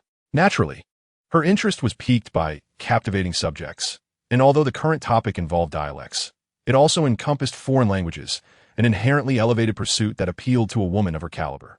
However, Xiao Yichuan's fascination primarily lay with He Xue. In terms of appearance, He Xue arguably paled in comparison to Fang Qing, yet their relationship was uniquely complex, marked by a history of distant intimacy. While Xiao Yichuan might have appeared oblivious, he was grateful to Zhu Wenxiu for recording their interactions, which he had listened to repeatedly, gaining insight into He Xue's feelings towards him. The audio revealed her passionate affections, yet post-encounter, she held him in disdain, consistently evading his invitations. Now, by sheer coincidence, they had crossed paths once more, with him presenting himself as a translator of foreign languages. The notion of this rustic fellow being a linguistic prodigy must have been utterly inconceivable to her. Noticing that He Xue had been quietly eavesdropping, Xiao Yichuan felt a surge of concealed pride. Chapter 39. She was utterly taken aback. Guo Xiaofang initially felt a surge of excitement, but gradually lost interest as the prolonged flight rendered her drowsy. Eventually, they all succumbed to slumber. Xiao Yichuan, though brimming with energy and lacking any tasks to occupy him, also took a nap. Tian Company is a colossal state-owned enterprise valued in the hundreds of billions, and even its branch in Haicheng boasts an export volume reaching several $billion. Such a vast enterprise cannot confine itself domestically and is compelled to seek opportunities abroad. Naturally, the Haicheng branch is not one to lag behind, undertaking projects in various countries. This particular venture involved a copper mine within the Jia tribe. China faces a shortage of copper, and while the Jia tribe's copper mine may not be substantial, its prospects are promising. Securing this project would guarantee stable returns, prompting Guo Xiaofang, the branch manager, to take personal charge. However, reaching the Jia tribe proved challenging. After landing, they spent a night at a hotel before enduring another flight and a lengthy drive. After several transfers, they finally arrive at their destination. The Jia tribe, much like numerous tribes in the region, embodies a blend of primitive and modern elements. There are concrete buildings, satellite television, rifles, denim jeans, motorcycles, and pickup trucks, juxtaposed with bare-chested women, thatched roof dwellings, naked children, shamans adorned with feathers and nose rings, and livestock wandering freely. The tribe's chief, Daya, extends a warm welcome to He Xue and her party. Daya converses in French. In this part of Africa, primarily a former French colony, many tribal elites are conversant in language. Although Daya's French is not particularly polished, it matters little. The shaman possesses an extraordinary ability to comprehend all sounds, whether in French or English, and can communicate effortlessly in the same tongue. He Xue adeptly serves as the translator. He Xue, who had always doubted He Xue's proficiency in African dialects, is finally convinced upon witnessing his seamless translation for Daya and He Xue. She is astonished that he indeed possesses linguistic skills, pondering how a man described by Zhu Wenxiu as a mere country bumpkin, devoid of credentials, status, refinement, and vision, could have acquired such knowledge. This revelation leaves her both curious and astonished. Throughout the journey, she refrained from engaging He Xue in conversation, and fortunately, he did not pursue her. Yet now, observing his performance, she finds herself bewildered. That evening, after settling in, Daya hosted a banquet for He Xue, where they essentially negotiated the terms of their agreement. This nation has maintained a cordial relationship with China for decades, and the local tribes are similarly amicable, which is why He Xue felt secure enough to travel without her bodyguards, bringing only He Xue and Fangqing along.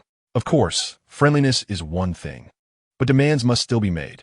Compared to the initial negotiations, Daya requested a bit more, yet remained within He Xue's acceptable range. He readily agreed, and He Xue conveyed the message, delighting Daya and leading to a very convivial evening. However, the signing of the contract would not occur swiftly. Here, while there is no belief in feng shui, there is a strong reverence for ancestral spirits. To mine in the territory of the giant tooth tribe, would it provoke the ancestral spirits? This question necessitates consultation with the shaman, who will perform the ritual on the third day. He Xue translated the meaning of Daya's words for He Xue, who, left with no alternatives, reluctantly accepted the situation. Thus, they decided to stay for a few days. He Xue and his companions were esteemed guests, and Daya had arranged for them a courtyard, a 3-story concrete villa equipped with electricity, a satellite dish, and a television. All things considered, it was quite satisfactory, a sincere reception from a semi-primitive tribe. He Xue and He Xue resided on the ground floor, while He Xue and Fangqing occupied the second floor. Upon returning, they each retired to their respective quarters. He Xue had yet to engage in conversation with He Xue. Unlike Leng Qi, who exuded an icy demeanor, He Xue possessed a tranquil disposition, akin to a delicate chrysanthemum. Typically, her character would be quite approachable, though not effusive. She was neither disdainful, making interactions rather pleasant. However, the dynamic between her and He Xue was anything but ordinary, as she seemed to shy away from his presence. He Xue, acutely aware of this, refrained from approaching her. Indeed, He Xue projected an image of sincerity, yet beneath that exterior lay a hint of pride. He was amiable as long as one did not provoke him. However, once riled, he could become as prickly as a hedgehog. Tian Tian exemplified this. When Zhu Wenxiu insulted him, labeling him a country bumpkin, he was infuriated and sought vengeance. In contrast, his interaction with He Xue was less volatile. Her disdain for him was evident, yet she had not insulted him, which spared him from harboring resentment. Nevertheless, he would never stoop to ingratiate himself with her. This chance encounter with He Xue, including their shared journey to Africa, might have unfolded without any dialogue exchanged, as He Xue would not initiate conversation unless she did so first. Upon returning, he would not seek her out unless she called upon him. Such was his nature. Yet, life is fraught with unpredictability. In the dead of night, gunfire erupted outside, vigorous and seemingly indicative of a large-scale skirmish. Having completed his meditation and already in bed, He Xue quickly sprang up. He stepped outside, where He Xue had also emerged, inquiring in alarm, "What is happening?" He Xue shook his head. "I do not know." As startled birds took flight, he swiftly controlled one to gain a vantage point. A scene unfolded. A group was assaulting Daya's residence. His abode, a 3-story French-style building, bore the marks of a region long influenced by French colonialism, surrounded by an outer wall. Daya's guards were engaged in a firefight from the confines of the wall, but the assailants vastly outnumbered them. The defenders numbered merely in the dozens, while the attackers swelled to hundreds. A factional conflict? Xiao Yichuan pondered. Who could these people be? Is it possible that this cursed place is embroiled in a struggle for power akin to the 9 dragons vying for supremacy? Guo, what is happening? Fang Qing and He Xue arrived downstairs, still clad in their sleepwear. Upon seeing Guo Xiao, Fang Qing immediately inquired. Xiao Yichuan shifted his focus. The internal strife among the Black Uncle-S faction seemed unremarkable compared to the allure of beautiful women, particularly those in their night attire. Fang Qing donned a pristine white ensemble, while He Xue was clad in delicate pink. Fortunately, they were in pajamas, which, although vibrant in hue, retain a modest design that offered ample coverage. It was nighttime, and thus there was little cause for concern. Yet, Xiao Yichuan's gaze was unclouded by the darkness. He perceptively noted that both women were devoid of undergarments. This was not unusual, as women typically shed their bras while sleeping, finding the constriction uncomfortable. In a state of hurried awakening, they had not changed their attire, and naturally, were not adorned beneath. I wonder, Guo Xiao mused, shaking her head. It could be due to tribal conflicts. Ah, Fang Qing murmured softly, normally sharp and composed. She exhibited a countenance of fear and concern akin to that of an ordinary girl in such circumstances. He Xue mirrored her sentiments. The chaos in Africa was well known, and with the outbreak of war, who would not be apprehensive? Even Xiao Yichuan felt an unsettling flutter within. The celestial shaman was merely a mortal, not a deity. Should he encounter peril, he would surely meet his demise. Earlier, a nightboard had taken flight, only to return again, now ensnared under Xiao Yichuan's control.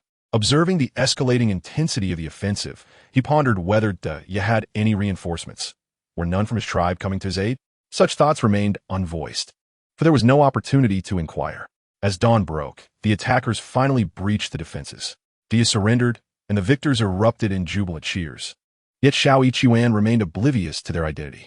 With the resolution of the conflict, the gunfire ceased, yet no one approached their vicinity. For an entire day, they were left unattended, and Guo Xiao and her companions dared not venture outside. Xiao Yichuan, too, refrained from volunteering, recognizing his role as a mere translator and not wishing to appear overly eager. Fortunately, Dia had been a gracious host, providing an abundance of fruit, ensuring they did not go hungry. As night fell, several armed men arrived, instructing Xiao Yichuan and his companions to follow them to Dia's residence, albeit under new management. The leader, a man in his 30s, introduced himself as Wu Ye, Dia's brother. He welcomed them warmly, stating, "We are pleased to have Chinese friends invest in mining. I acknowledge the terms agreed upon with Dia, and you may continue your operations." Xiao Yichuan translated this for Guo Xiao, who beamed with delight. However, that joy was short-lived. Wu Ye continued, "However, since I am now in charge, I must impose an additional condition." His gaze swept over Fang Qing and He Xue, and he declared, "I want these two to become my wives." Xiao Yichuan inwardly scoffed at Wu Ye's audacity. He conveyed the message to Guo Xiao, whose expression transformed in alarm. "That is unacceptable." Fang Qing and He Xue turned pale. Upon hearing the translation, Wu Ye's expression hardened. "I am in control now. What I say goes." With a wave of his hand, he ordered the tribal warriors to expel Guo Xiao and Xiao Yichuan. Xiao Yichuan hastily translated Wu Ye's words. In truth, the warrior's intent was clear, and Guo Xiao understood perfectly. He called out urgently, "Tribal leader Wu Ye, you cannot do this. We are friends. At this moment, who speaks of friendship?" Xiao Yichuan silently scoffed, but nevertheless translated Guo Xiao's words for Wu Ye. As a translator, one must fulfill their duty. Wu Ye replied, "You're my friends, therefore I shall not harm you. I only wish to entertain myself with 2 women. Is that too much to ask? I do not seek their lives." As he spoke, he waved his hand. "Send these 2 friends away unharmed." Xiao Yichuan swiftly conveyed this to Guo Xiao. "No, this cannot be," Guo Xiao exclaimed, his face pale with urgency. "Chief Wu Ye, this is unacceptable." Xiao Yichuan translated, and Wu Ye's expression darkened, fierce light flashing in his eyes. "If you consider me a friend, cease your objections. Should you not regard me as such, I shall not hold back." Xiao Yichuan relayed this, yet Guo Xiao stood his ground, raising his voice. "This is truly unacceptable. We are good friends, and I can offer you additional compensation." Xiao Yichuan translated, but Wu Ye seemed enraptured, declaring, "I do not want compensation. I want them." He waved his hand repeatedly. "Send them out."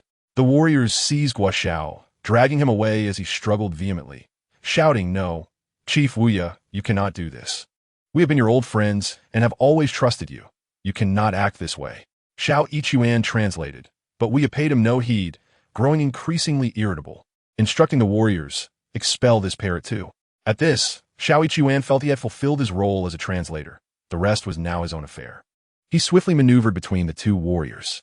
Before Wuya stood a table adorned with several platters of fruit, among which lay a fruit knife with a gilded handle. Seizing the knife, He Xue stepped forward, grasping Wuya's hair with his left hand while positioning the knife against Wuya's throat with his right. This sudden move left everyone in the hall in stunned silence. Guo Xiao was the first to react, urgently calling out, "Assistant Xiao, do not take his life." His reaction was not without merit. In the heart of the enemy's lair, should Wuya be slain, they would all meet their demise. As he shouted, the warriors reacted, raising their weapons, yet hesitated to fire due to the knife at Wuya's neck, resorting instead to loud shouts of intimidation. Wuya, too, regained his composure, glaring at He Xue. "Release me. Do you wish to die?" He Xue chuckled. "If I do not release you, do you desire death?" He even mimicked Wuya's words. Wuya seethed, "You harm me, and you all shall perish." He Xue maintained his calm demeanor. "Whether I live or die remains uncertain, but you shall surely meet your end first." With that, his expression suddenly darkened. He twisted the knife and severed one of Wuya's ears. Guo Xiao gasped in horror. "Assistant Xiao." He Xue reveled in the unexpected control he had over Wuya, believing that by holding him hostage, they could overcome this crisis and continue their mining endeavors. However, by mutilating Wuya, he had only deepened the animosity. Wuya, equally shocked, felt a mix of pain and fury, bellowing, "You dare to injure me? You possess audacity beyond measure." He Xue chuckled. "I am uncertain about the extent of my bravery, but your ears are rather modest in size." Suddenly, his expression darkened. "You possess another ear. Should you lose it, I shall gouge out your eyes. Once your eyes are gone, I will sever your manhood, and, ultimately, I shall extract your heart." He spoke in a local dialect, his words rapid and incomprehensible to Guo Xiaofeng and the others. However, the intensity of his speech soon caused Wuya to change countenance, fear overtaking him. Having endured years of restraint to ascend to the position of clan leader, he was unwilling to meet his demise in such a manner. He Xue's shifting demeanor and merciless threats instilled genuine terror in him. "Do not harm me. I will let you go," he finally conceded. Ultimately, the instinct for self-preservation surpassed all else. "Then, please escort us, Chief Wuya," He Xue said, gripping Wuya's hair and pressing a knife against his throat as he propelled him forward. He turned to Guo Xiaofeng, stating, "Mr. Guo, Wuya has agreed to escort us. Let us proceed." At this point, Guo Xiaofeng found himself devoid of options. The mining operation could wait. His life took precedence. He addressed Fangqing and He Xue. "Let us depart." The two women clung to each other, trembling in fright. Fangqing, proud, and He Xue, graceful, were accustomed to a platform of reverence. In their homeland, they were goddesses, ethereal beings. Yet, in such dire circumstances, they felt like terrified quails. He Xue dragged Wuya ahead, with Fangqing and He Xue closely following, while Guo Xiaofeng brought up the rear. Watching He Xue stride forward with Wuya, He Xue thought to herself, "His audacity is quite remarkable." Unbidden, another thought crossed her mind. Tian Tian had once confided in her, "That man is akin to a donkey." A faint blush crept on her cheeks, unnoticed by Fangqing. Upon reaching the courtyard, they spotted a Toyota parked nearby. The African car market is predominantly ruled by Japanese vehicles, particularly in the realm of second-hand cars, where 95% are of Japanese origin. He Xue addressed Wuya. "The car keys." With a knife at his throat, Wuya had no choice but to summon someone to retrieve the keys. He Xue turned to Guo Xiaofeng. "Mr. Guo, you shall drive." "Very well," Guo Xiaofeng replied, taking the keys and occupying the driver's seat. Fangqing settled into the passenger seat, while He Xue forced Wuya into the back. He Xue followed suit. Given the relatively cramped space of the Japanese vehicle, He Xue and Wuya occupied most of the room, leaving He Xue unavoidably pressed against He Xue. A flush colored her cheeks. He Xue, noticing her expression, feigned ignorance and ignored her. Guo Xiaofeng drove the car out. Although the armed men followed, none dared to fire their weapons. Guo Xiaofeng initially drove back to their residence, knowing that while luggage could be forsaken, passports were indispensable. Chapter 41. Naturally, she wished to align herself with a formidable man. The vehicle halted outside the house, and Guo Xiaofeng instructed Fangqing, Retrieve the passports and similar items. Let the rest go. Fang Qing promptly exited the vehicle, to which He Xue responded, I will accompany you. The woman, typically sluggish, was now remarkably swift. She grabbed her small handbag and took one belonging to Guo Xiao, then entered Xiao Yichuan's room, retrieving his backpack as well. Hurry, get in the car. We must leave, urged Guo Xiao as she ushered them into the vehicle. He Xue, holding a bag, was momentarily distracted by her feet and stumbled, falling forward into Xiao Yichuan's embrace. Caught off guard, he instinctively reached out to steady her, his hand enveloping a soft, yielding mass. Although he and He Xue had shared a night together, his intoxication had rendered him oblivious. This was now the first conscious encounter of its kind. He remained silent, merely glancing at He Xue, who hastily composed herself, her cheeks flushed as crimson as a bride's veil. Let us go, Guo Xiao called out, and the vehicle pulled away. Suddenly, another car caught up with them and, astonishingly, opened fire. Bullets struck the vehicle, echoing sharply. Ah! Both Fang Qing and He Xue screamed in unison. Even Xiao Yichuan was startled, quickly sinking down to seek refuge behind the car's frame. A bullet piercing the glass could easily spell his demise. Guo Xiao, possessing a modicum of insight, exclaimed, one of his subordinates has betrayed him. Xiao Yichuan immediately grasped the implication and shouted at Wu Ya, why would they dare to shoot? Your men have turned against you. Wu Ya's face similarly paled. They have elected a new leader. Surely it must be Qia. I told you, what good are you? Xiao Yichuan retorted angrily. With traitorous subordinates. Why didn't you eliminate them long ago? Wu Ya, equally furious, replied, we idolize warriors. When I captured them and mutilated their ears, they ceased to venerate me. Qia is the foremost warrior beneath me. They must have chosen him. In essence, it appeared to be Xiao Yichuan's fault. Fury coursed through him as he ground his teeth. He relayed Wu Ya's words to Guo Xiao, who nodded. This region is a blend of primitive and modern elements, with a lingering reverence for warriors. At that moment, another volley struck, one bullet shattering the window, causing Fang Qing and He Xue to scream in terror.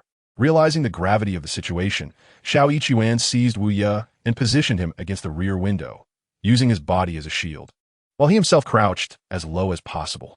He Xue emulated his actions, attempting to shrink down as well. Her body angled in such a way that her head nearly rested between Xiao Yichuan's legs. He found the situation somewhat amusing, inwardly scoffing at her previous disdain. You may have looked down on me, but now you don't seem to mind. However, he refrained from voicing this thought. At least He Xue had not insulted him. It was quite natural for a beauty like her to regard him with contempt. At 25, he had never had a girlfriend. Why? Was it not simply because women found him unappealing? In truth, he was of average height, and while he could not be deemed handsome, he was certainly not unattractive either, perhaps just a shade too dark. He possessed a certain charm in conversation. Yet the reason for his lack of romantic prospects lay ultimately in his humble origins and poverty. From the village, without a home or a car. The current young women are exceedingly pragmatic. It matters not if you resemble Wu Dalong, nor does age pose a significant issue. However, lacking financial resources is deemed an original sin, leading to a swift condemnation. In the rural expanse, 30 million bachelors exist, while in cities, 100 million women remain single. Why is this so? Simply because women are unwilling to marry a man condemned to death, to endure hardships alongside you, hoping for your success? The modern woman no longer holds such notions. Their prevailing thought is, I have not suffered alongside my father, so why should I endure hardship with you? Am I mad? As they drove, Wu Xiao had to maneuver the steering wheel to evade gunfire. Fortunately, the assailants had a peculiar method of shooting. They never aimed, simply firing their weapons with little regard for accuracy. Their philosophy was clear. The act of shooting was their responsibility, while hitting the target was left to fate, each bearing their own burdens. Several vehicles pursued them, with some assailants crouched atop a pickup truck, yet the size of Guo Xiao's vehicle rendered them ineffective. Still, Guo Xiao felt the strain. After a sharp turn, he collided with an unseen object, causing the car to jolt violently and come to a halt. The engine died. Guo Xiao exclaimed in frustration. Xiao Yichuan, feeling the weight of the situation, turned to his companions and urgently instructed, get out. We must ascend the mountain. The mountain was nearby, a place of spiritual resonance. Once they reached its heights, any living creature, animal or plant, would serve as an ally.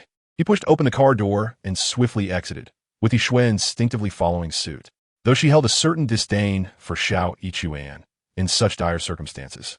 Aligning herself with a strong man was a natural choice. Guo and Fang Qing also disembarked, with Guo questioning, "Where's the leader of the Five Teeth? His subordinates have betrayed him. He is of no use now." Xiao Yichuan reiterated, "We must ascend the mountain." Thankfully, the moon illuminated their path. And lacking the light pollution found in Chinese cities, the African moon shone brilliantly, casting a silvery glow over the landscape, providing visibility that, while not comparable to daylight, was still sufficient. Xiao Yichuan, unimpeded by the darkness, dashed ahead. Although he possessed the inheritance of a celestial shaman, he was not impervious to bullets. Only upon reaching the mountain could he find refuge among the trees and rocks, granting him a sense of security. Guo urged Fang Qing and He Xue, "Hurry. Keep up with Assistant Xiao." They quickly complied, while Guo lagged behind. After only a few strides, he suddenly cried out and fell to the ground. Xiao Yichuan, hearing his pained shout, turned back, asking Guo what is wrong. Guo lamented, "I've been shot." "What the predicament?" Xiao Yichuan hesitated, but ultimately decided to return. "I will carry you." "No need," Guo interjected. "This conflict is merely internal. They are fundamentally still friendly towards us Chinese. As a man, I won't provoke any other thoughts from them. You take Fang Qing and He Xue up the mountain. I will stay behind. I assure you, I will be fine." His reasoning held merit. Indeed, they had been treated relatively kindly here, and tonight's events were simply a result of their own strife. Had it not been for Fang Qing and He Xue igniting the desires of the Five Teeth, they would have merely been bystanders. "Assistant Xiao, I entrust Fang Qing and He Xue to your care. Please look after them diligently." Guo gazed earnestly at Xiao Yichuan. As he spoke, the pursuing enemies drew ever closer, gunfire resounding incessantly. Although most shots went astray, some struck nearby trees and rocks with a sharp crack. "Assistant Xiao, I implore you, hurry." Guo waved his hand. Without a moment's hesitation, Xiao Yichuan grasped Fang Qing's arm with one hand and He Xue's with the other, urging, "Follow me." Both Fang Qing and He Xue were beautiful, slender women, but together they weighed nearly 200 pounds. Yet, Xiao Yichuan lifted each effortlessly, moving with a speed that left Guo astonished. This man not only spoke the local dialect, but also possessed martial prowess. Could it be the legendary lightness of step? Guo gasped in realization. "Ah, I misjudged. He is indeed a remarkable figure of the martial world." Xiao Yichuan swiftly ascended with Fang Qing and He Xue, their feet scarcely touching the ground, as he propelled them upward. They reached a colossal rock halfway up the mountain before he paused to survey the valley below. The pursuing vehicles had caught up and halted. Guo sat on the ground, hands raised. The pursuers did not harm him. Rather, in their frustration, one of them struck a warrior with a rifle, but leaving him bloodied. It was evident that Guo had been subdued and marginalized, leaving the tribal warriors to disregard him. The warrior, now defeated, fell silent. Yet, the tribal warriors did not retreat. Instead, they pressed onward up the mountain, driven by their desire for Fang Qing and He Xue. The leader, Qi, like Wu, was clearly entranced by their beauty and unwilling to relent. Chapter 42. Is this lightness of step? Ladies, your allure is simply irresistible. They refuse to give up. Thus, we must continue our flight, Xiao Yichuan declared, turning back to support Fang Qing with his left hand and He Xue with his right, urging them to ascend further. Fang Qing protested, "We can walk on our own." Xiao Yichuan shot her a glance. "You cannot outrun them." With that, he quickened his pace, swiftly carrying the two women to the mountain's summit. Scaling the heights, they encountered another peak across a valley. Xiao Yichuan pressed onward, descending and ascending once more until they reached the top of the opposite mountain. Only then did he release them, stating, "This should suffice." Fang Qing rubbed her arms, and Xiao Yichuan noted her discomfort, saying, "I apologize for the burden." "It's nothing." Fang Qing replied, her curiosity piqued. "Xiao Yichuan, are you skilled in martial arts?" "Just a bit of rural technique," Xiao Yichuan modestly responded. "You are truly impressive." Fang Qing remarked, "You brought us here faster than the locals. Is this lightness of step?" "I cannot say," Xiao Yichuan chuckled. "I learned from my grandfather. Whether it is truly lightness of step, I cannot discern. Regardless, you two are not heavy. Were I to carry someone of substantial weight, I would have struggled." Fang Qing couldn't help but smile, saying, "Xiao Yichuan, I genuinely thank you. Otherwise, He Xue and I would have met with a dire fate." He Xue also expressed her gratitude, saying, "Xiao Yichuan, thank you." This was the first statement she made after their encounter at the airport. Xiao Yichuan nodded, replying, "You're welcome." He controlled a night bird and glanced over. Those men were still climbing the mountain, evidently captivated by the allure of beauty. "The temptation you two exude is quite potent. They are likely still in pursuit." Let us continue our journey. Xiao Yichuan merely speculated. He could not admit to controlling the bird to observe them, for that would not be martial prowess, but rather sorcery. Upon hearing that they would be pursued, Fang Qing and He Xue's expression shifted. Accustomed to their own beauty, they now realized that their allure could indeed be a double-edged sword. Fang Qing, who worked in legal affairs, was startled yet composed, stating, "There's a mountain between us. They won't catch up quickly. We can proceed on our own." "Very well," Xiao Yichuan acquiesced. "Allow me to pave the way for you two lovely ladies." He led the way, traversing the mountain, with Fang Qing and He Xue following closely behind. As they descended and neared the foot of the mountain, Fang Qing suddenly stumbled over something, teetered, and cried out in pain as she fell to the ground. "What happened, Sister Fang?" Xiao Yichuan turned back upon hearing her cry. "I think I twisted my ankle," Fang Qing replied, clutching her foot, her face contorted in agony. "Let me take a look." Xiao Yichuan approached her.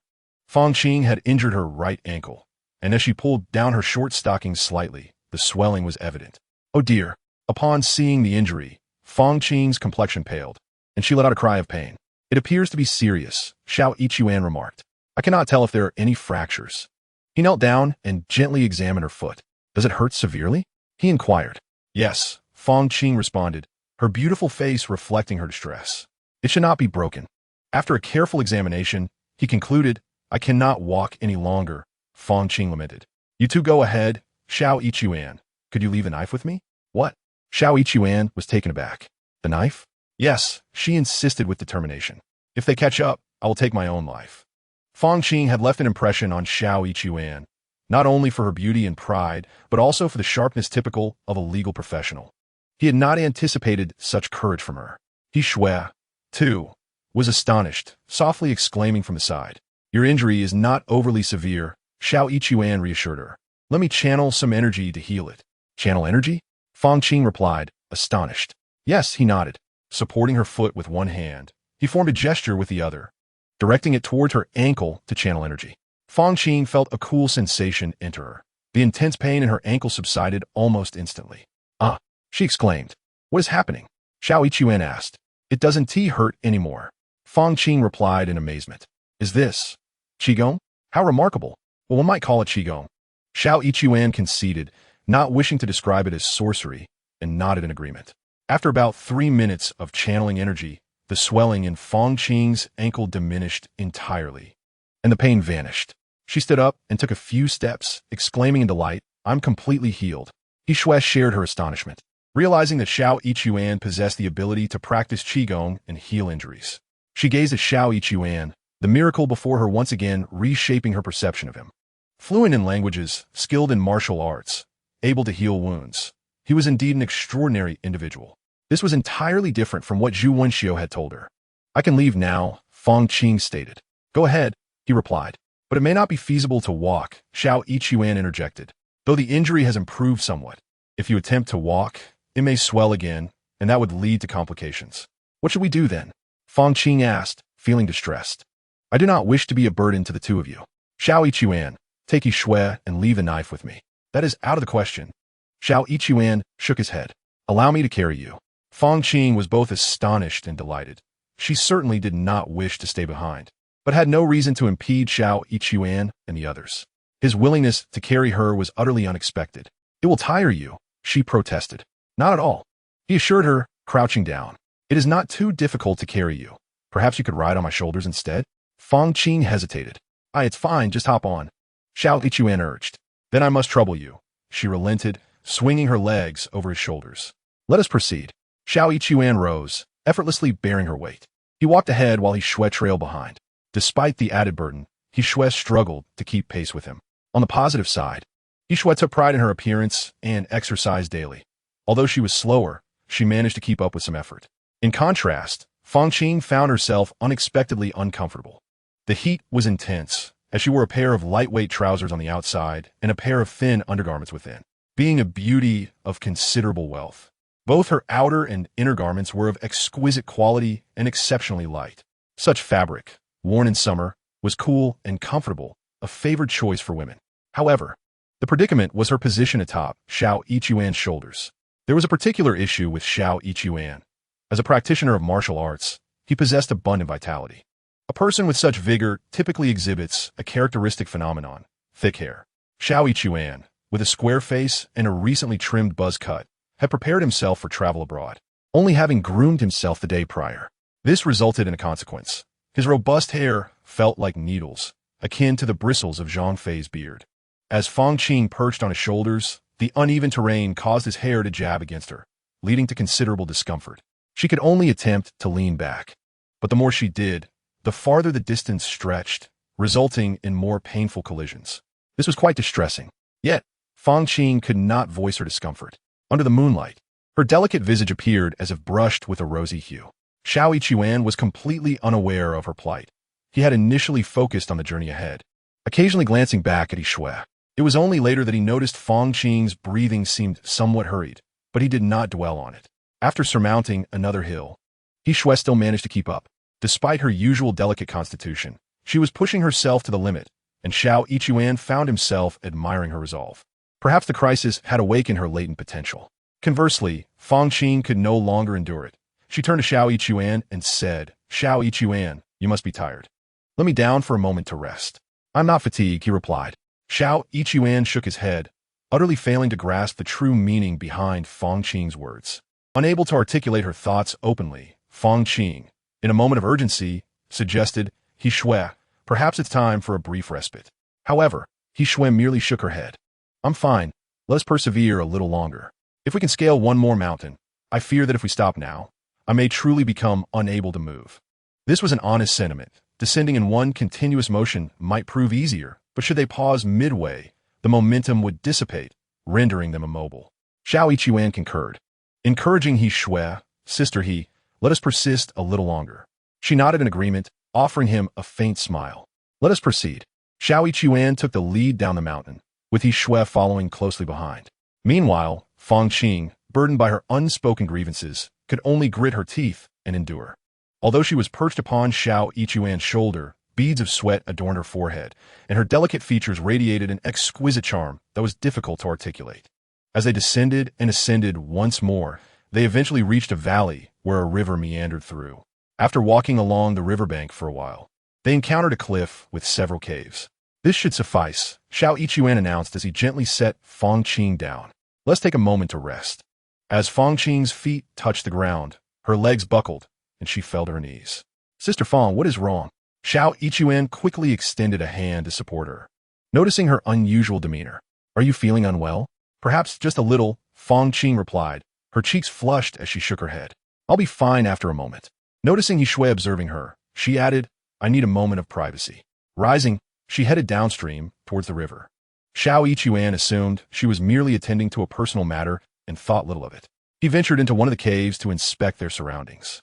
There were 3 or 4 caves, varying in size, all relatively clean and suitable for resting. As dawn broke, He Xue exited the cave to find Fang Qing and He Xue returning. Understanding the nature of women's affairs, he refrained from questioning them. "Sisters Fang and He, you may rest in the cave while I search for some food. Thank you for your efforts." At that moment, Fang Qing appeared composed, though her gaze towards him was unexpectedly tender. He Xue, not dwelling on the matter, reasoned that after carrying Fang Qing through the night, a slight increase in her affection for him was only natural, a sentiment that He Xue also shared. In the wilds of Africa, an abundance of wild fruits awaited. He Xue didn't have to wander far before discovering a type of berry reminiscent of raspberries. When ripe, they turned a deep hue, and upon tasting, they revealed a tender and juicy texture, sweet yet tangy, utterly delightful. He stumbled upon a vast patch of these berries, indulging himself until satiated, before collecting a large leaf to carry a generous bounty back to the others. "What kind of fruit is this?" Fang Qing inquired. "I'm not certain of its name," He Xue replied, shaking his head, "but it's edible and quite delicious." Fang Qing chuckled at his response. "What is amusing?" He Xue asked. "Nothing," she replied with a smile, producing a tissue and saying, "Allow me to wipe your mouth." To his astonishment, she actually took the time to wipe his mouth herself. The sight of such a proud beauty tending to him was utterly unexpected. He Xue found himself momentarily stunned, as did He Xue. However, neither pondered the implications deeply. Attributing Fang Qing's gesture to gratitude for He Xue's unwavering support the previous night, when he not only tended to her injuries with remarkable skill, but also carried her through the night. Thus, she released her kindness towards him. I can manage on my own. Xiao Yichuan felt a tinge of embarrassment as he took the tissue and dabbed at his mouth, only to find it stained with a deep purple hue. The fruit was delectable, yet left an unsightly residue. Fong Qing and He Xue also relished the flavor of the fruit, and as they savored it, Fong Qing turned to Xiao Yichuan and inquired, "What shall we do next?" Despite being a woman of strong opinions, she sought his counsel, acknowledging his decisive actions from the previous night. From the moment they encountered Wu Ye, Xiao Yichuan had boldly taken charge, swiftly taking hostages and compelling Wu Ye to surrender. His subsequent ascent up the mountain, single-handedly leading 2 others, and the remarkable display of his qi skills, altogether transformed Fong Qing's perception of him. However, the unexpected dynamics of their relationship, with her figuratively riding on his back, had also brought about a peculiar effect. Her gaze toward Xiao Yichuan now held a softness infused with an inexplicable emotion.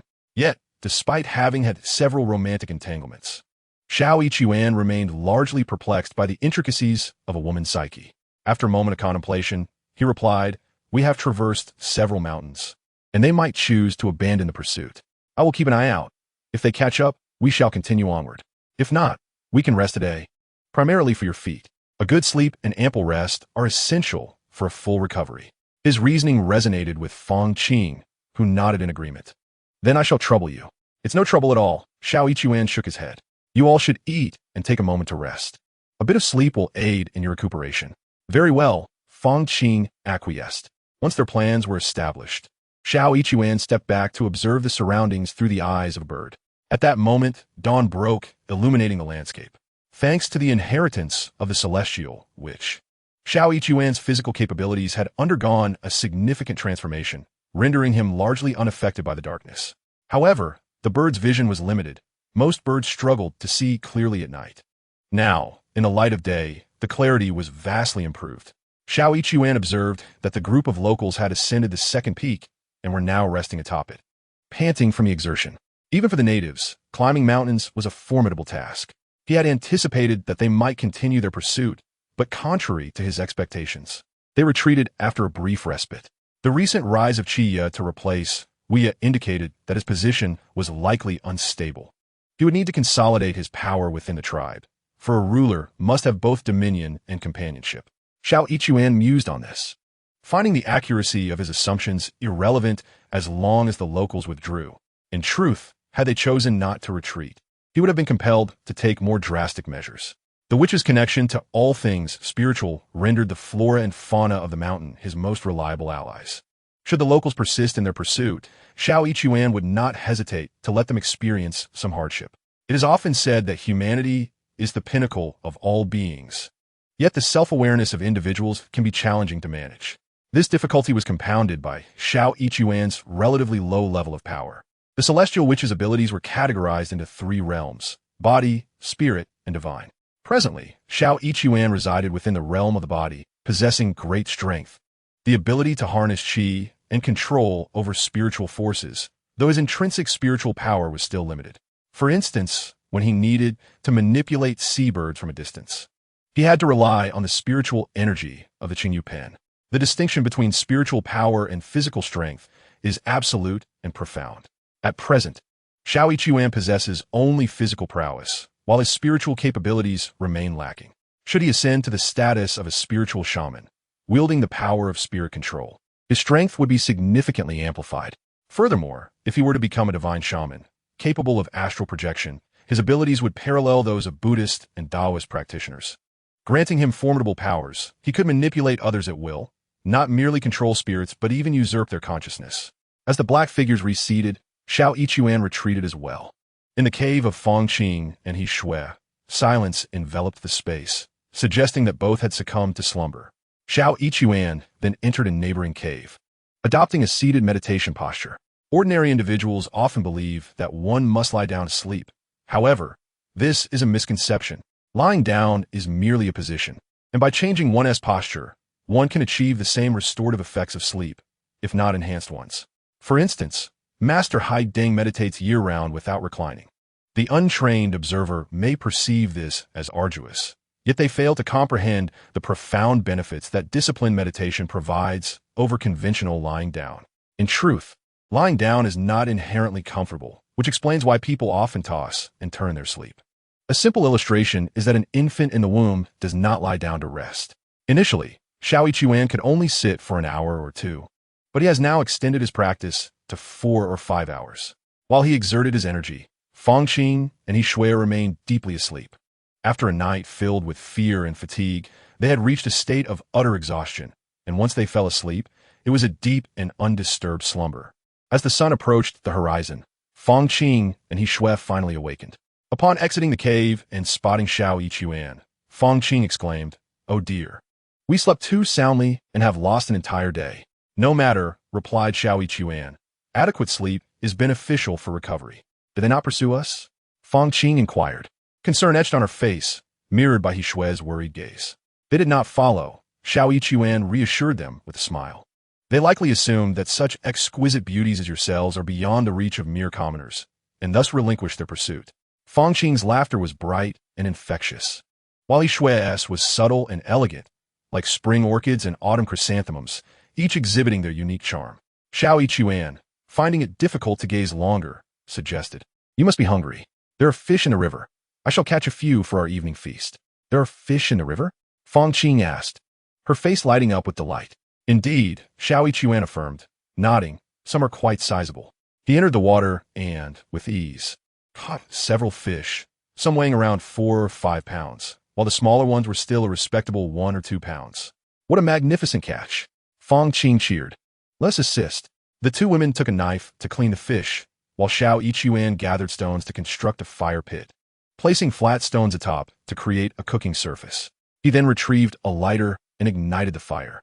Recalling his previous experience on the nameless island within Dongmei, where he lacked a lighter and had to resort to friction for fire, he had learned his lesson and now carried a lighter in his pocket, along with a pack of cigarettes. In business dealings, offering a cigarette can often facilitate rapport, no matter whether others smoke or not. Extending a cigarette creates a friendly gesture that disarms potential hostility.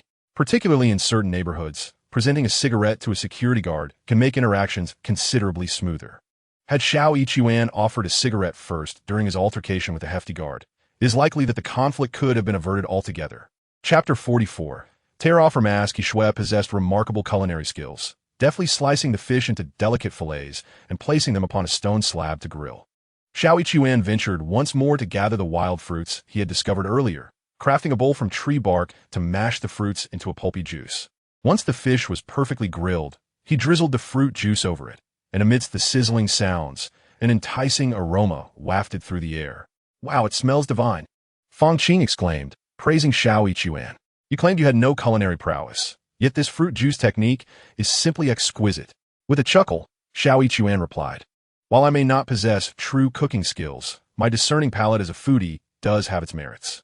Fangqing laughed heartily, and so did He Xue. Though lacking salt, which typically would have diminished the flavor, the addition of the fruit juice surprisingly lent a delightful sweet and sour taste that was utterly delectable. Not only He Xue, but both Fangqing and He Xue savored the dish with unabashed delight. After finishing the fish, Fangqing inquired, "He Xue, do you think we should travel tonight?" "Travel tonight?" He Xue echoed, pondering the implications. If General Guo is captured, who knows what might happen? Fangqing's brow furrowed with concern. "If we could make our way outside, into the city, we could contact headquarters or the embassy to exert pressure for General Guo's release." "Oh," He Xue responded, contemplating the situation. "But this area is unfamiliar to us. Where would we even go to escape the mountains?" His words left Fangqing momentarily speechless. Indeed, where could they venture? Which direction could guarantee their exit from the mountains? He Xue, typically reserved, interjected, "Wandering aimlessly would likely prove futile. The mountains surround us, and if we stray off course, we might find ourselves lost for weeks." "Alas!" Fangqing exclaimed, glancing at He Xue. In this moment, she seemed to harbor a sense of reliance on him. He Xue, having not considered their surroundings during the day, now realized the limitations of nocturnal vision, making navigation all the more challenging. After a moment of contemplation, he said, "The Jiazi tribe has been relatively amicable towards us. They likely wouldn't harm General Guo. Moreover, since we are unfamiliar with the terrain, there is no rush to set off tonight." Fangqing found wisdom in his reasoning. "Then, let us rest for another night. Tomorrow, in daylight, we can ascertain our direction before proceeding." Xiao Ichuan nodded in agreement, and He Xue expressed no dissent. Having reached a consensus, they engaged in light-hearted conversation. Fang Qing appeared particularly intrigued by Xiao Ichuan, inquiring about his origins and whether he had a girlfriend. He Xue possessed a certain understanding of Xiao Ichuan. Zhu Wenxiu had previously introduced him to her. She knew he hailed from Wuma town beneath Shuangwan, owned a house there, and that his parents lived nearby, with an elder sister teaching and a brother-in-law working in the town government. However, she was unaware of his proficiency in foreign languages, martial arts, and Qigong, all details Zhu Wenxiu had omitted. Moreover, Xiao Ichuan's audacity in launching a surprise attack on the Wuyazi, particularly compelling them to capitulate, astonished her greatly. To possess such courage in a foreign land was truly commendable. Consequently, her interest in him deepened, akin to discovering a new realm. Yet, she refrained from interrupting the flow of conversation, allowing Fang Qing to lead the inquiries, only chiming in with laughter when Xiao Ichuan made a humorous remark. As the night progressed and the moon reached its zenith, they eventually retired to rest, each to their own thoughts. The following morning, Xiao Ichuan arose, prepared breakfast, and caught a fish, which He Xue expertly filleted. He then ventured out to gather the wild fruits from the previous day, crushing them to create a fragrant juice that he drizzled over the meal. After enjoying breakfast, they set out on their journey. Xiao Ichuan fashioned 2 walking sticks, giving one to Fang Qing and the other to He Xue, allowing them to walk with greater ease and reducing the risk of slipping. However, their pace was significantly slower today. With no pursuers in sight, both women found themselves struggling. They were, after all, delicate beauties accustomed to the comforts of urban life. Although they exercised occasionally, they had never experienced such intense mountain climbing. By midday, they had only managed to ascend a single mountain. As they rested, Xiao Ichuan went in search of more wild fruits. His energy seemed boundless. After a light meal, they continued their trek, scaling yet another mountain in the afternoon. Yet, before them lay an endless series of peaks, leaving He Xue bewildered and Fang Qing similarly fatigued. Xiao Ichuan, however, remained buoyant, occasionally sharing jokes and even singing a few mountain songs. Fang Qing, typically aloof and rarely seen smiling at work, especially towards men, found herself giggling at his antics, much to He Xue's amusement. Unbeknownst to Fang Qing, she too was laughing at Xiao Ichuan's jokes, though she did not consciously acknowledge it. As the sun dipped toward the west, they encountered a small river. Xiao Ichuan declared they would stop there for the night and continue their journey in the morning. Fang Qing concurred, and He Xue naturally had no objections. The river teemed with fish, and Xiao Ichuan caught some, built a fire, and collected more wild fruits to prepare a juice. Although lacking salt, the fish, enhanced with the fruit juice, proved to be quite delectable. He Xue inexplicably felt as though they were on a wild adventure. This man exuded strength, evoking an instinctive sense of reliance in the women. In Chapter 45, she could not help but feel the pull of her emotions. While they had yet to find a cave, Xiao Ichuan discovered several large banana leaves to spread on the ground, creating a makeshift mattress. For the subsequent days, this became their routine. With Xiao Ichuan around, despite the arduous journey, the hardships felt minimal. In the mountains, he appeared as if he had returned home, overflowing with vitality and diverse skills. Where there was a river, he caught fish and shrimp. Where there was none, he hunted wild chickens, rabbits, and even snakes. On one occasion, he captured deer. Remarkably, Fang Qing exclaimed that the deer was adorable and implored him not to kill it. Surprisingly, he heeded her plea, releasing the deer and instead capturing a large rabbit. It seemed as though the mountains served as a bountiful farm. Whatever he desired to eat, or what Fang Qing wished for, he would effortlessly procure, without any sense of difficulty. His prowess continually reshaped He Xue's understanding of him. After trekking for 7 or 8 days, they finally emerged from the mountains and encountered other people.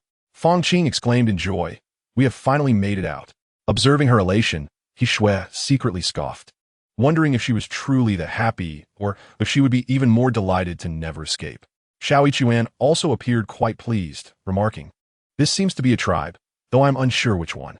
From the mountaintop, a vast plain unfolds beyond, dotted with numerous dwellings. While most are humble thatched huts, some modern concrete houses and even multi-story buildings rise, their rooftops adorned with satellite dishes. The influence of Western colonizers is undeniably profound. They usher in a plethora of modern innovations, yet they also exert control over the trajectory of civilization. Thus, in Africa, many regions exhibit a juxtaposition of the primitive and the contemporary, one finds automobiles, televisions, and firearms coexisting with thatched huts, unclad bodies, and sorcerers. This is true for the Great Tooth tribe, as well as the tribes residing at the mountain's base. Descending the mountain, they encounter people, and He Xue is once again taken aback. To her astonishment, He Xue has a friend here. In fact, He Xue himself is surprised to run into Tula, whom he met during his last trip to China. The tribe at the mountain's foot is known as the Green Ox tribe, and Tula serves as its chief. Tula, equally astonished, greets He Xue and his companions with exuberant warmth.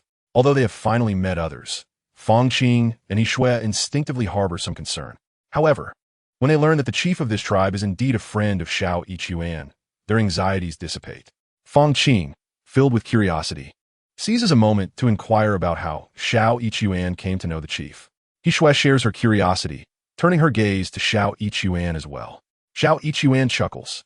Do you know why Minister Lung assigned me to the External Liaison Department?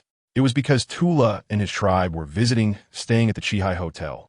They spoke a local dialect of French that Minister Lung could not translate, and I happened to be there as a translator. That is how I entered the External Liaison Department and forged a friendship with Chief Tula. Oh, Fangqing realizes what a coincidence. He Xue silently nods in agreement. He Xue then inquires about Guoxiao. The Great Tooth tribe and the Green Ox tribe are actually neighboring, separated merely by a river. He Xue and his companions had taken a wrong turn, heading northeast instead of southwest, which would have led them directly to the Green Ox tribe. Despite their proximity, the two tribes share a troubled relationship, marked by hostility. The Great Tooth tribe boasts a population of over 50,000, while the Green Ox tribe numbers just over 30,000, resulting in continual oppression from the former. Historically, the two tribes were once united, but over time, they have become adversaries, driven apart by self-interest. Consequently, Tula is not well informed about the affairs of the Great Tooth tribe. Nevertheless, upon He Xue's inquiry, Tula agrees to gather information. While the overall relationship between the tribes is strained, there are still private exchanges among the tribespeople, with many intermarriages occurring, rendering communication relatively easy. The following day, Tula informed He Xue that the Great Tooth tribe's leadership has shifted, with the 7 teeth rising to power, while the 5 and big teeth have fallen from grace. As for the Chinese investors, they have not been harmed but are being detained. He Xue relays Tula's findings to Fangqing and He Xue. It seems that Guo is unharmed. Fangqing breathes a sigh of relief, yet furrows her brow. But why are they detaining him? He Xue, too, is left to ponder this mystery. Fangqing pondered for quite some time, unable to discern the cause and effect. She remarked, regardless, as long as General Guo is unharmed, we are safe as well. The Giant Tooth clan merely has a new leader. They must still aspire to economic development. We should find a way to negotiate with Qi and persuade him to release General Guo so that we can continue our investments and mining activities, leaving the past behind. This indeed seemed a plausible course of action. He Xue then approached Tula, requesting that he send someone to convey their message to Qi. Tula responded with great enthusiasm, promptly dispatching a messenger across the river to seek out Qi. However, the reply from Qi took both Fangqing and He Xue by surprise. Qi agreed to release Guoxiao and to resume mining operations, with conditions unchanged. Yet, he demanded that Fangqing and He Xue become his women. His request mirrored that of Wu Ye's, prompting Fangqing to nearly laugh in disbelief. Has he lost his senses? He Xue, on the other hand, did not share her ire. As they traveled together, their relationship had improved, particularly for Fangqing, who regarded He Xue with a different mindset. Observing his calm demeanor, she felt irked and playfully kicked him, saying, "Are you reveling in this misfortune?" Rather than a mere kick, it resembled a playful gesture. He Xue's eyes flickered momentarily. No. He Xue quickly shook his head. Then what is this? Fangqing was relentless in her teasing. I truly do not take pleasure in your misfortune. I merely find it quite normal, he explained. If I were Wu Ye or Qi Ye and encountered such beautiful women as yourselves, I would undoubtedly make similar demands. Fangqing, exasperated, kicked him again. Yet, her actions bore no fruit. More troubling was the revelation that upon learning of He Xue and the others' arrival at the Qingyo clan, Qi had issued a threat to Tula, demanding the handover of the individuals. Should Tula fail to comply or allow He Xue and the others to escape, he would declare war on the Qingyo clan. This left Tula utterly bewildered, caught in an unforeseen calamity. When He Xue received the news, he remained blissfully unaware chuckling. Indeed, beauty brings disaster. This infuriated Fong Qing, who pinched him at the waist, delivering a playful yet firm grip that made Xiao Yichuan yelp. It hurts. Let go. If I were Qia, I would certainly employ this tactic as well, Xiao Yichuan justified. Fong Qing pinched him once more and turned to see He Xue, whose cheeks flushed slightly, as the intimacy of the gesture hinted at playful affection. Chapter 46. You two are my beautiful guerrilla fighters. Merely teasing Xiao Yichuan was insufficient. This matter required resolution. Moreover, Qiya's coercion of Tula, demanding the handover of individuals or threatening war, left Tula in a bind. Although he considered Xiao Yichuan a friend, engaging in conflict with the Giant Tooth clan on behalf of this friendship seemed excessive. In Xiao Yichuan's presence, Tula solemnly vowed never to betray a friend. Yet Fong Qing clearly expressed her skepticism. In private, she confided to Xiao Yichuan, the Qing Niu clan cannot contend with the Giant Tooth clan. If the latter presses with military force, the Qing Niu clan will most likely concede, even if Tula regards you as a friend. The clan as shamans and elders will certainly oppose such a course. As a legal practitioner, she contemplated the matter more deeply. Xiao Yichuan, having not considered the issue with such nuance before, furrowed his brow upon hearing her words. That truly is a significant concern. On that very day, Xiao Yichuan noticed an unusual presence of warriors lingering around their home, clearly indicating that they were under surveillance. He shared this revelation with Fong Qing, whose face turned pale. I knew this would happen. Tula would never engage in conflict with the Giant Tooth clan for the sake of unrelated individuals. Even if he harbored some goodwill, his kin would never acquiesce, she lamented. Xiao Yichuan furrowed his brow, feeling irked yet undeniably helpless. He could sense the tension in He Xue, her heart racing with dread. Would they ultimately fall into the clutches of that 7 teeth? She contemplated, and it was evident that Fong Qing shared her apprehension. However, Fong Qing fixed her gaze intently on Xiao Yichuan, believing in his resourcefulness. Indeed, Xiao Yichuan soon declared, I will seek out Tula and devise a plan. Noticing Fong Qing's watchful eyes, he reassured her, rest assured, I will never surrender you to the 7 teeth. With a smile, he added at worst, I will lead you both to the mountains for guerrilla warfare. I shall be the captain, and you two shall be my lovely guerrilla fighters. In such dire circumstances, his jesting seemed heartless, yet Xiao Yichuan had previously led them out of the Giant Tooth clan's grasp, traversing mountains and valleys, ultimately bringing them to the Green Ox clan, demonstrating his capabilities through action. His laughter, thus, was not frivolous, but rather a reflection of a man's confidence. In moments like these, a strong and self-assured man brings solace to a woman. Fong Qing could not help but embrace him tightly, disregarding He Xue's presence, imploring, just don't let me fall into the hands of those primitives. Fear not, Xiao Yichuan replied, reciprocating her embrace. To his surprise, He Xue approached as well, giving him a brief hug and saying, I beg of you. He responded with a gentle embrace in return. As they prepared to seek out Tula, a sudden clamoring erupted. A cacophony so loud it felt as though the earth trembled. Fong Qing and He Xue also heard it as they stepped outside. What is happening? They inquired. I don't know. Xiao Yichuan shook his head. Let's go take a look. Despite being monitored by the warriors, no one obstructed their exit.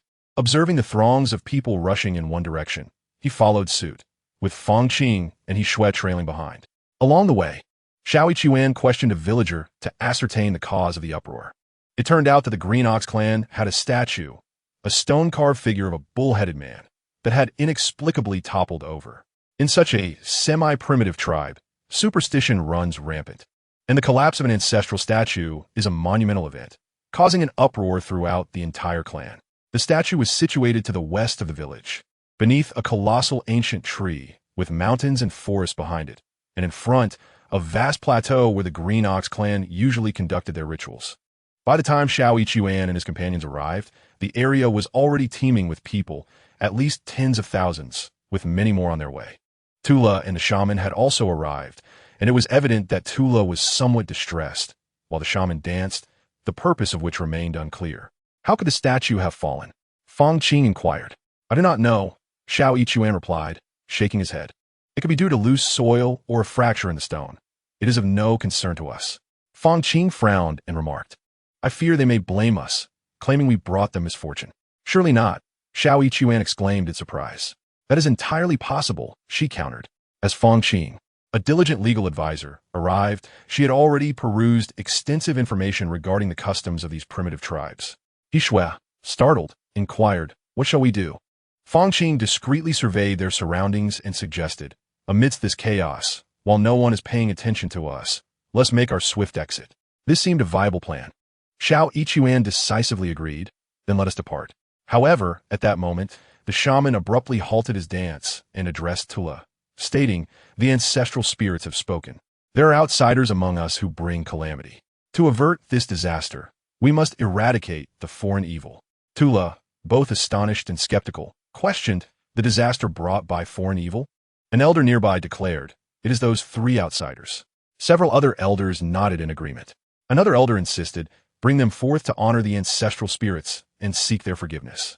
The other elders clamored, "Seize them."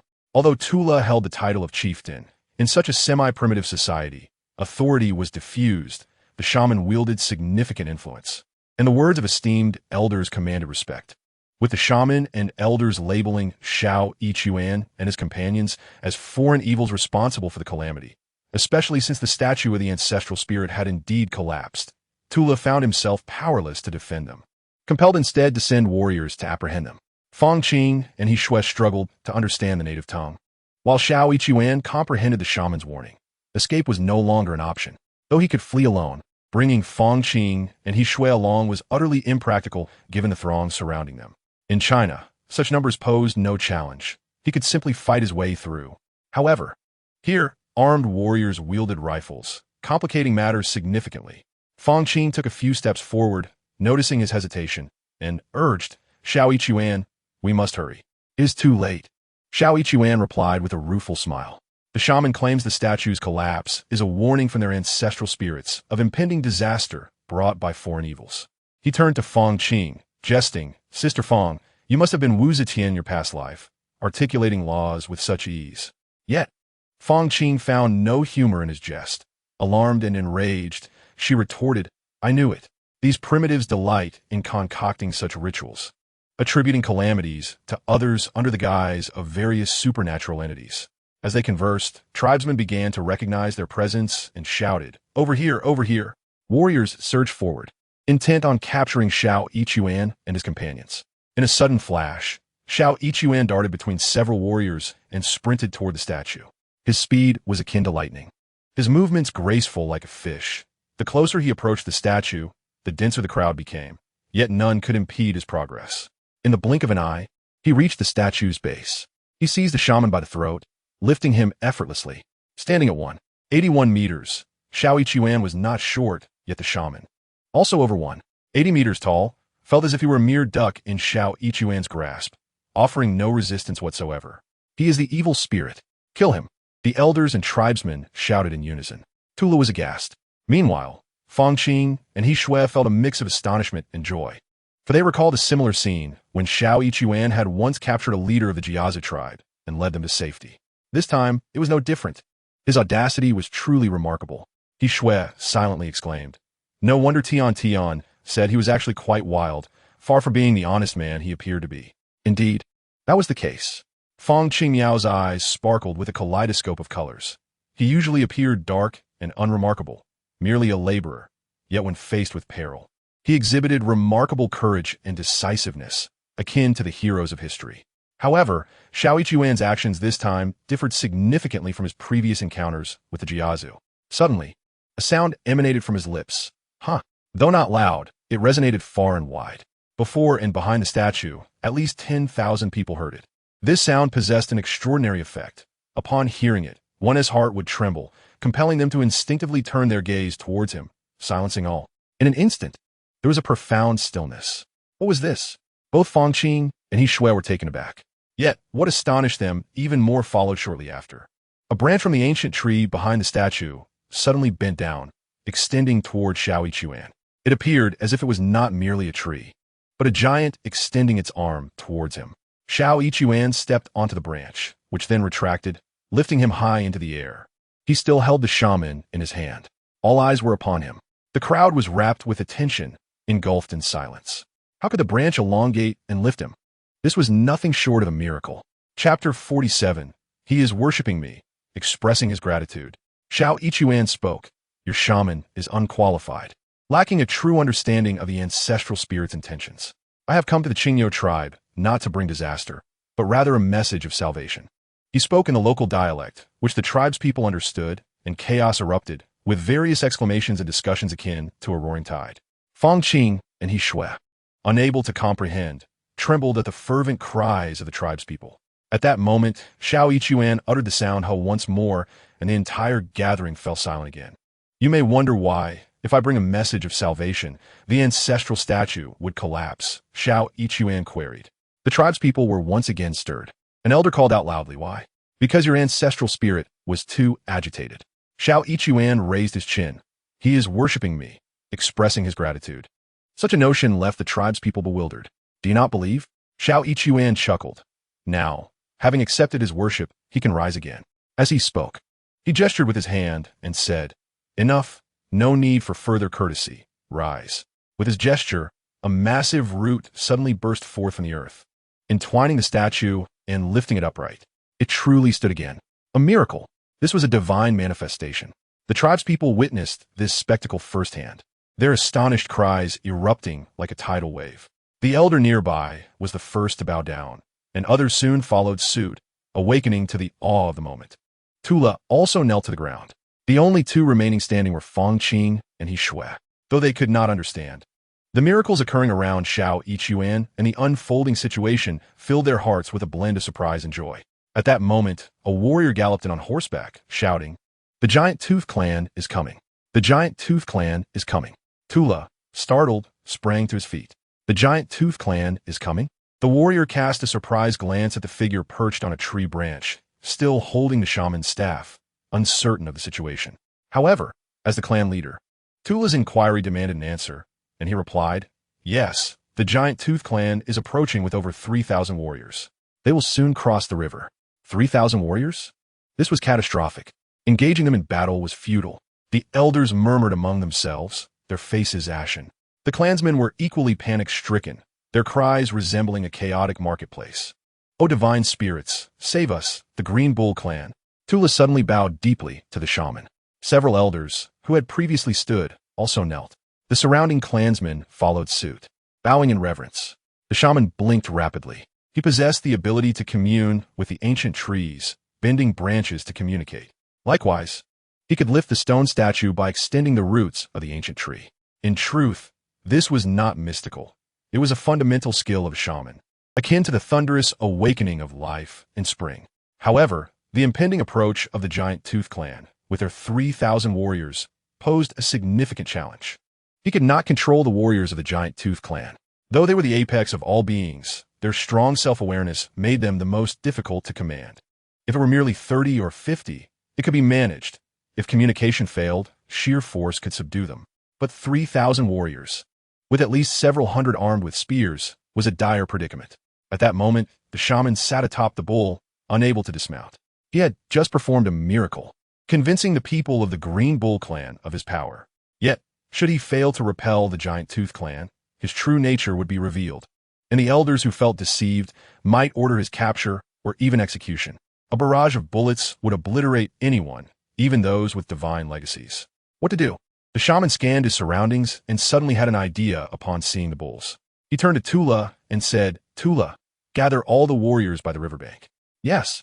Tula replied eagerly, for he stood with the shaman, knowing that if the shaman faltered, he too would be doomed. Yet, doubt lingered in his heart. But we have fewer than 2,000 warriors, with only over 200 spears, while the Giant Tooth Clan boasts over 500. Fear not, the shaman reassured him. I will summon the divine bulls for assistance. Divine bulls? Tula was bewildered. Indeed, the shaman said, producing a low mooing sound. At the sound, the nearby bulls lifted their heads and began to rush towards him. The clansmen, witnessing this miraculous sight, were astonished and quickly stepped aside. The branches lowered, allowing the shaman to dismount. Now standing atop a large green bull, and the shaman's staff was gently placed down, no longer needing to be held. Let us proceed. He nodded to Tula. The great green bull began to move forward, and the other bulls followed suit. Xiao Ichuan approached Fang Qing and He Xue, extending his hand to assist Fang Qing onto another cow. Fang Qing, filled with excitement, called out Xiao Ichuan. He nodded reassuringly, Do not be afraid. MHM. Fang Qing obediently nodded. Known for her pride and assertiveness, she had never been so compliant in her life. He Xue was no exception. The miraculous display of He Xue truly astonished them. As he walked, he mooed, and the sounds of countless cows echoed around them, rushing in from all directions to follow He Xue. The Blue Cow tribe possessed a vast herd, nearly 10,000 strong. While the more distant cows did not hear the call, those nearby rushed forth upon hearing it. Despite their large heads, cows were not particularly astute but were easily communicable. He Xue rode out of the settlement, already accompanied by thousands of cows, with more galloping towards him from afar. He simultaneously spotted the Green Grass River, the boundary between the Blue Cow tribe and the Giant Tooth tribe, situated 3 to 4 miles from the Blue Cow tribe's main settlement. Due to the spring and summer floods, they could not settle near the riverbank, necessitating a higher ground for their main habitation. This elevation allowed for a clear view across the river, where a multitude of Giant Tooth warriors, numbering in the thousands, were preparing to cross. Tula, excitedly following beside He Xue, exclaimed, "Divine One, let the cows trample them all." His bloodlust was palpable. No need to rush. He Xue calmly instructed the herd to halt. Let them cross first. Tula, enthusiastic, clenched his fists, while a group of elders around him shared in his fervor, their faces flushed. The shaman also arrived, his expression pale, gazing at He Xue, lost in thought. Tula rallied the warriors of their tribe. With over 30,000 members in the Blue Cow tribe, nearly 2,000 were warriors.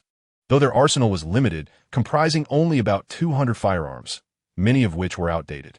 He Xue, lacking military experience, yet possessing a mild interest in it, was a novice in this regard. He recognized a few large machinery types, like planes from images online, but the old firearms were entirely unfamiliar to him. Nevertheless, it mattered little. He continued to summon more and more cows. The Green Grass River, prone to flooding during heavy rains, was not wide or deep at normal times. The Giant Tooth tribe, well versed in the river, chose the shallowest parts to cross. Once they reached the other side, they organized themselves into formation, indicating some had undergone military training. A cavalryman from the Giant Tooth tribe approached with a loud proclamation. "Tula, our chieftain, 7 Teeth, demands the surrender of those 3 Chinese individuals. Otherwise, we shall declare war." Tula, shocked and enraged, looked to He Xue. With a subtle smile, He Xue gestured towards the cavalryman. Suddenly, the horse beneath the rider reared up, unseating him with great force. The cavalryman found himself in a most undignified predicament, scrambling to retrieve his horse, which had bolted away, leaving him to retreat in embarrassment. The onlooking tribespeople erupted into laughter, while Tula and several elders were flushed with excitement. Fang Qing and He Xue were filled with a mixture of astonishment, joy, and doubt. Fang Qing silently pondered. How on earth has he accomplished this? Is this also a form of Qigong? The martial arts depicted in films can strike from several dozen paces away. Could he possibly do the same? He Xue, on the other hand, was internally exclaiming, "Zhu Wenxiu has no true understanding of him." Chapter 48. The Charge of 10,000 Oxen. The cavalry returned to report that the Juya tribe was evidently enraged. They had organized themselves and were marching towards them. They did not run but advanced at a measured pace. Yet the sight of thousands marching in formation created an overwhelming sense of pressure. Some of the tribe members were already in a state of panic. Some shouted, others cried out, and a few were even in tears. Tula and several elders were also feeling anxious, with Tula constantly glancing at He Xue. He Xue ignored him, standing upon the back of an ox, his hands clasped behind him, chin held high, wearing an expression of arrogance. However, his appearance lacked a certain gravitas.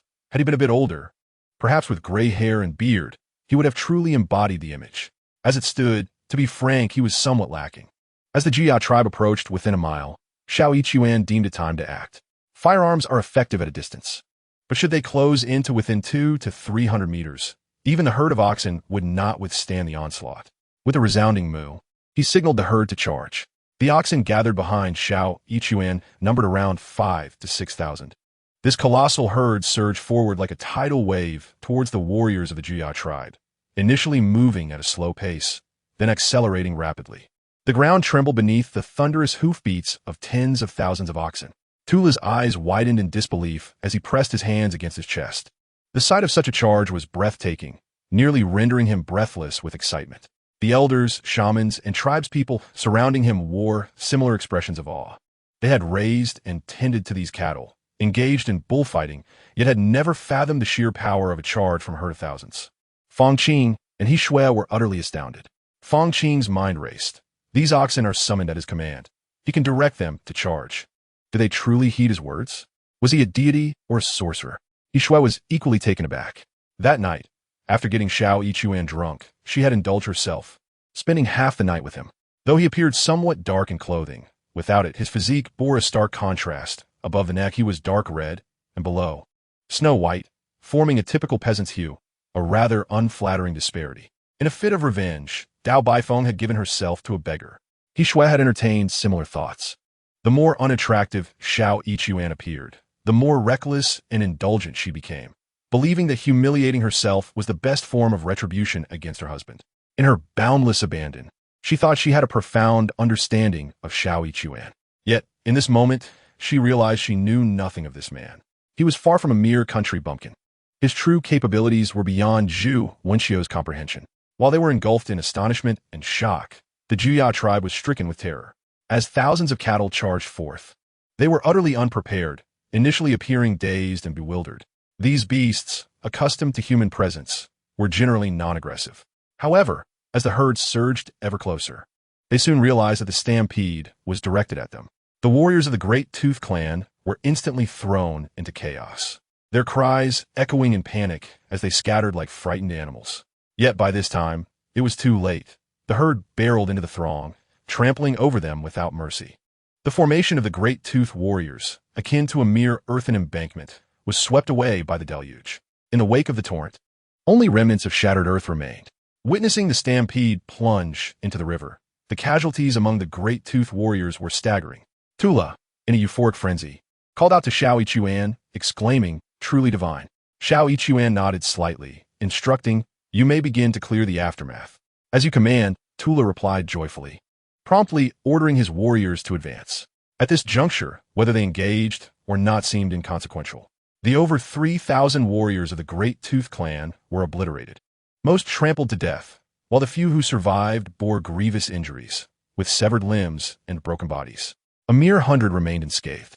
The warriors of the Green Bull clan, tasked with surveying the battlefield, found many retching violently. Even the most primal of warriors could not stomach the sight of their fallen foes, reduced to mere pulp underfoot. The shock and horror they felt was indescribable. In the aftermath, they scarcely dared to meet He Xue's gaze. Even the most valiant of warriors would immediately prostrate themselves, pressing their foreheads to the ground in the most respectful and sincere gesture of homage to him.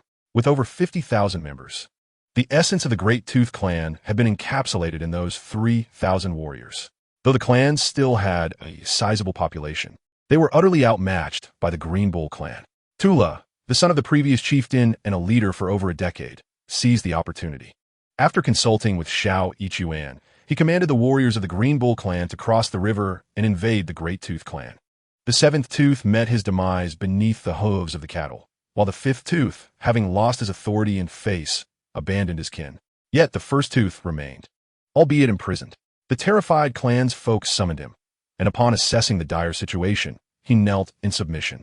In the context of semi-primitive tribal warfare, the usual practice involved killing husbands, seizing wives, and plundering possessions.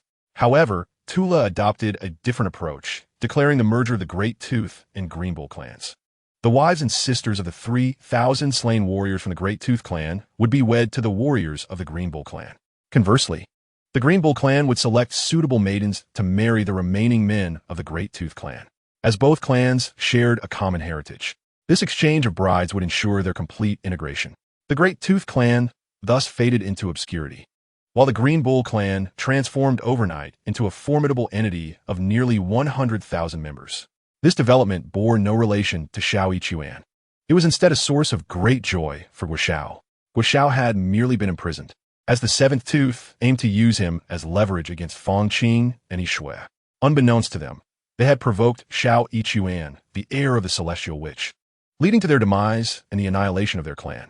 As Guo witnessed the merger of the Qingyou and Juya clans, and observed Tula's reverence for He Xue akin to that of a deity, he was filled with elation. He discussed further investments with He Xue and Tula, who nodded in agreement, revealing that their clan also possessed copper mines of a quality comparable to that of the Jia clan. Given the geographical proximity and similar terrain of the two clans, it was unsurprising that their mineral resources were alike. Upon visiting the site, Guo was overjoyed to find Tula's claims to be true. Originally, he had planned to invest $1 billion in the Jia clan, but he swiftly resolved to add another billion for the Qingyo clan. This decision brought Tula immense joy, and Xiao Yichuan was equally pleased. However, by nightfall, he found himself troubled. That evening, Fang Qing quietly entered his room, pressing him with inquiries. How do the cattle heed your commands? Xiao Yichuan fabricated a story. I have a distant uncle who once worked in a circus, training animals. Not just cattle, but even lions and tigers can be trained to obey. He took a liking to me and taught me the art of taming beasts. Is that why the branch reached down like a hand to lift you up? Is that also part of beast taming? Xiao Yichuan was momentarily rendered speechless, gazing into Fang Qing's bright, star-like eyes. He realized he could not deceive her and resorted to laziness. Sister Fang, since you come to my room in the middle of the night, why don't we engage in something else? With a swift kick, Fang Qing turned and fled, only to pause at the door, laughing sweetly, her cheeks aflame with embarrassment, radiating unparalleled beauty.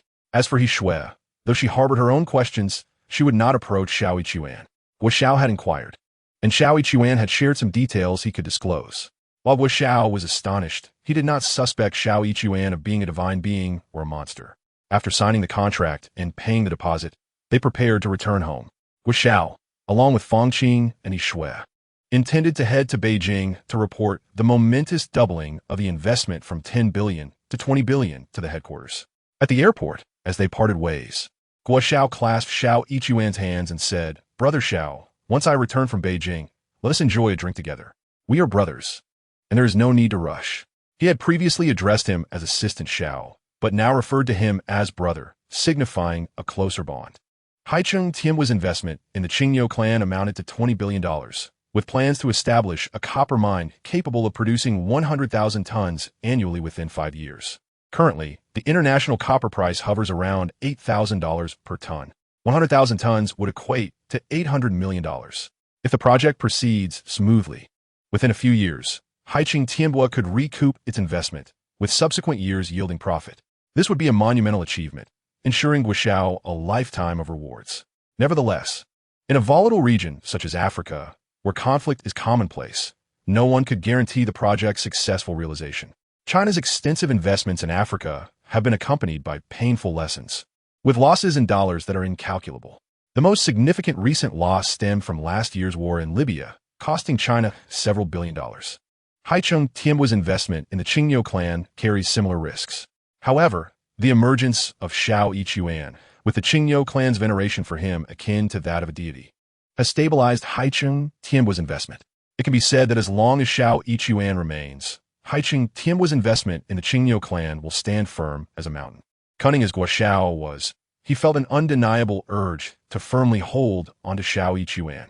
His words, over time, were not mere rhetoric, but rather a genuine sentiment that resided within his heart. Chapter 49. If you satisfy me, I shall certainly ensure your satisfaction. Subsequently, they parted ways. Guo Xiao and his companions headed to Beijing, while Xiao Yichuan took a different flight back to Haicheng. The journey was lengthy, and upon his arrival in Haicheng at around 10 in the morning, he found the rental apartment empty.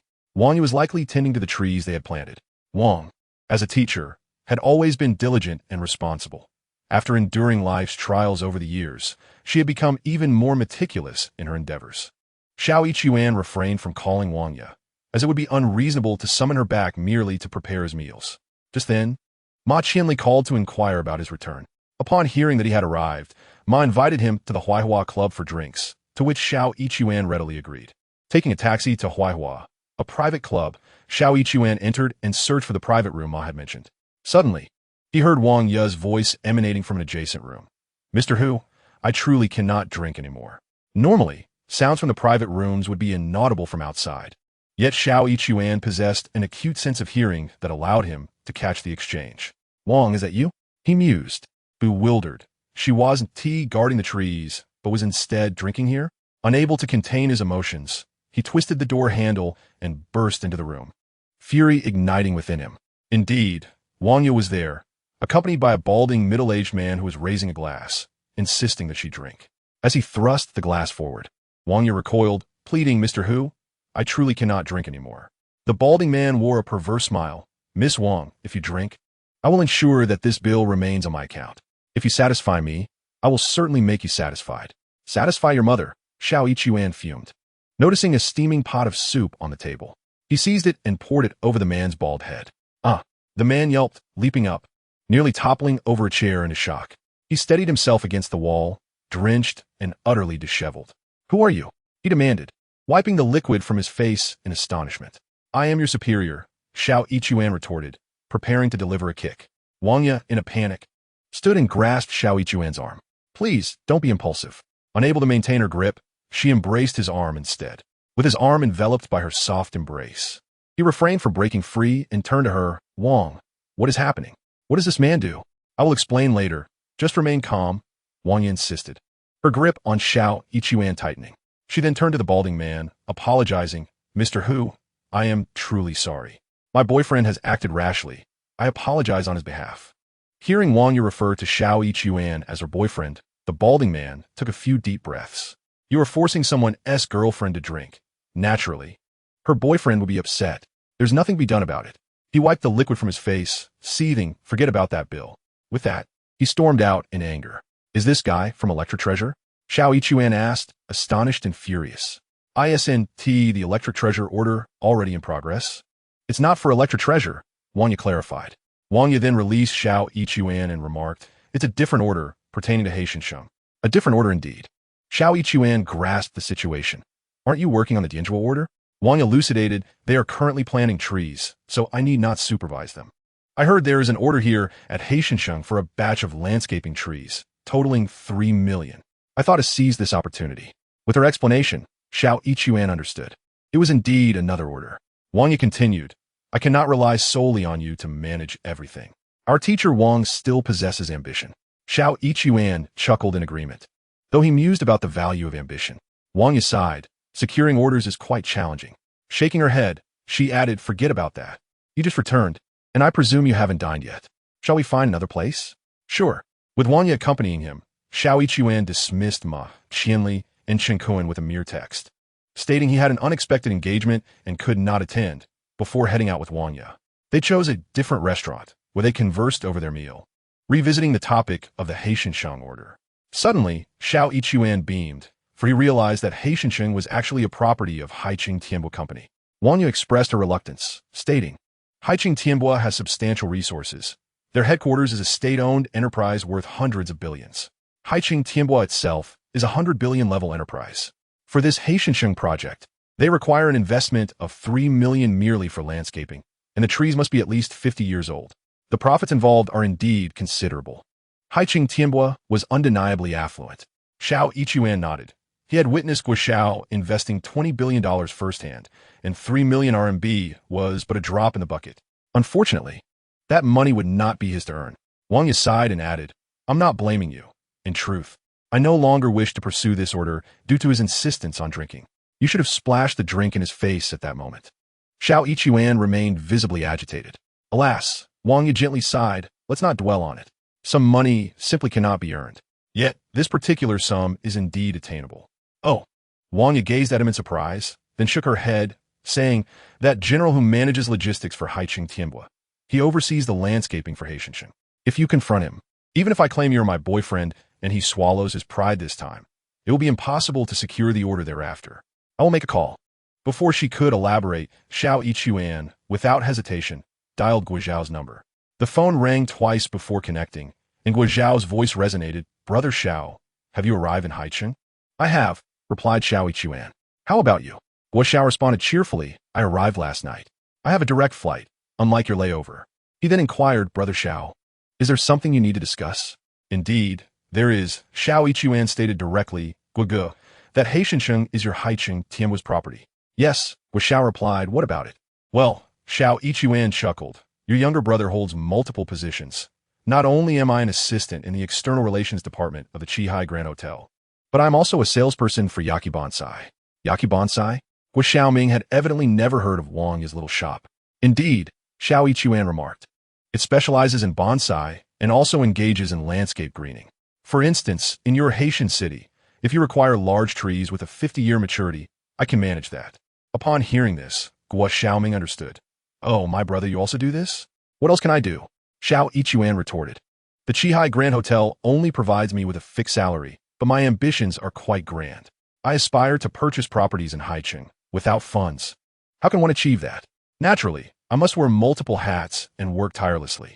He deliberately referred to villas as properties, eliciting hearty laughter from Guo Xiaoming.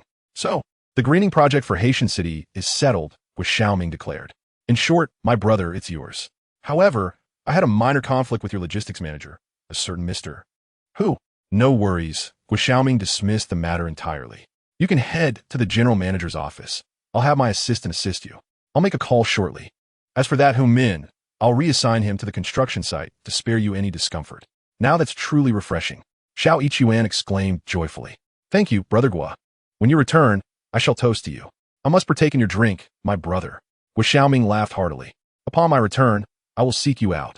Very well, Xiao Yichuan replied, engaging in a few more casual exchanges before ending the call. The project for Haitian City was assured. Xiao Yichuan turned to Wang Ye, saying, this afternoon or tomorrow, just head to their general manager's office and seek out the assistant. Wang Ye, taken aback, inquired, whom did you call? The general manager of Haicheng Tianbua, Guo Xiaoming. You know the general manager of Haicheng Tianbua? Wang Ye asked, astonished yet delighted. I traveled to Africa with General Guo this time, Xiao Yichuan elucidated. Haicheng Tianbua is investing in a copper mine there and needed a translator. They borrowed me from the Qihai Grand Hotel for the trip, which is how I got acquainted with him. You have such a good relationship with General Guo? It must be good, Xiao Yichuan chuckled. I am the translator. He needs me by his side at all times to facilitate communication. That makes sense, Wang Ye nodded. Then this order should be secured. Absolutely no doubt, Xiao Yichuan affirmed confidently. I will visit their company this afternoon. Wang Ye instantly became animated. Chapter 50. Ever awaiting Sister Fang's summons. After dining, she returned to her rented room for a brief respite. Being a state-owned enterprise, work wouldn't commence until 2:30 or even 3 o'clock, so arriving early would be futile. Wang Ye had a habit of taking a midday nap. After resting for a while, she set off for Haicheng Tianbua at 3 o'clock, returning around 4 with a beaming expression. The contract is signed, she announced to Xiao Yichuan. While he was confident there would be no surprises, he feigned astonishment, exclaiming, you signed it? Teacher Wang truly excels. Wang Ye beamed with pride, but shook her head. This has nothing to do with my capabilities. General Guo called his assistant, who treated me with great enthusiasm, without even reviewing my shop as credentials. They signed the contract immediately, and the 3 million was transferred directly into my account. The funds have been received, she concluded, leaving Xiao Yichuan genuinely astonished. The money has indeed come through. Wang Ye nodded, stating, I received the message. I also inquired with Assistant Yuan, who informed me that it was a directive from General Manager Guo. She mentioned that General Manager Guo has complete trust in our company. She turned to Xiao Yichuan and remarked, Xiao Yichuan, it appears that General Manager Guo holds you in high regard. With a chuckle, she added, General Manager Guo is quite amiable once you establish rapport. Xiao Yichuan could only concur. He certainly could not disclose that Guo Zhao's investment in the Qingniu tribe had been fraught with challenges, nearly single-handedly overturned by him, and that future developments, including mining operations, would rely on his assistance. Xiao Yichuan was indeed the steadfast anchor for Haicheng Tianbua within the Qingniu tribe. In comparison to the substantial investment of $2 billion and the subsequent support, the mere sum of 300,000 yuan was inconsequential, which elucidated why Guo Xiao directly transferred the funds. Nevertheless, Xiao Yichuan saw no need to boast about such matters to Wang Ye. The following day, Xiao Yichuan arrived at the hotel. He approached Lung Qi's office and knocked on the door. A clear voice from within called, please come in. He noted that, in subtlety, her voice differed slightly from Fang Jie's. He opened the door and stepped inside. Lung Qi stood by the window, clad in a striking navy blue business suit, complemented by a silver blouse with a small collar, sharp and stylish. Upon noticing Xiao Yichuan, she greeted, Xiao Yichuan, welcome back. Indeed, I returned yesterday, took a brief rest, and am here to report, he replied. Lung Qi responded succinctly, stating, you need not report to me at this moment. Tianbua Company requires your continued secondment. Xiao Yichuan exclaimed in surprise. You still need to second me? Yes, she confirmed, turning to stand before her desk without taking a seat. Fong Qing informed me yesterday that matters on their end are not yet settled and require your assistance. How long will this be? Xiao Yichuan inquired. I am uncertain, she replied, shaking her head slightly. Therefore, you will continue your secondment, with your remuneration remaining unchanged. Our side will continue to issue your salary, and theirs will be settled according to previous agreements. Very well, Xiao Yichuan mused, recognizing the arrangement as beneficial. I shall continue with them. Lung Qi nodded. Then I shall take my leave. He turned to exit, sensing that Lung Qi was watching him, though he dismissed the thought. Upon exiting, Xiao Yichuan sent a message to Fong Qing. Sister Fong, I just reported to Minister Lung, who mentioned you still require my secondment. Fong Qing, still in Beijing, responded promptly, as mobile devices are ever within reach. Indeed, General Manager Guo stated that we have only just signed the contract and construction has yet to commence, necessitating substantial work ahead that will require your assistance. Is that acceptable on your end? No problem, Xiao Yichuan replied readily. Salaries will be issued as previously agreed. Certainly. He inquired further, what should I do now? Fong Qing replied, there is nothing at the moment, but I will notify you when there is. Understood, Xiao Yichuan affirmed. I shall remain at your service, Sister Fong. She responded with a smiley face emoji. Excellent, he exclaimed, pumping his fist. Receiving dual salaries while currently having no obligations was indeed a delightful situation. Upon returning to his rented accommodation, he found Wang Ye absent, having gone on an errand. When she returned around noon and discovered him at home, she expressed surprise, asking, Are you not working today? I am currently at work, remarked Xiao Yichuan with a smile. You are working from home, Wang Ye also chuckled. Indeed, I am working from home, Xiao Yichuan replied, noticing Wang Ye's puzzled expression. He proceeded to elucidate the matter regarding his continued secondment at Haicheng Tianbua. Then you must be quite comfortable, Wang Ye commented, receiving double the salary, and for now, there is nothing to worry about, she added, before inquiring, how much is Haicheng Tianbua offering you for the assignment in Africa? Daily settlement, 500 a day, he replied. So that amounts to 15,000 a month? Wang Ye expressed her astonishment. What about the Seven Seas Hotel? Are they still paying you? Yes, Xiao Yichuan admitted, a hint of pride in his voice. They are paying me 10,000 a month. So, altogether, that is 25,000. Wang Ye gazed at him with envy. Xiao Yichuan, you are truly impressive. That is why I said we must thank Teacher Wang. He chuckled. If it weren't for your excellent English teaching back then, how could I have become a translator for the Japanese? This remark elicited laughter from Wang Ye, dressed in a simple white chiffon blouse and a fitted skirt. Complemented by nude stockings, she exuded a charm reminiscent of a flower blooming in the neighborhood.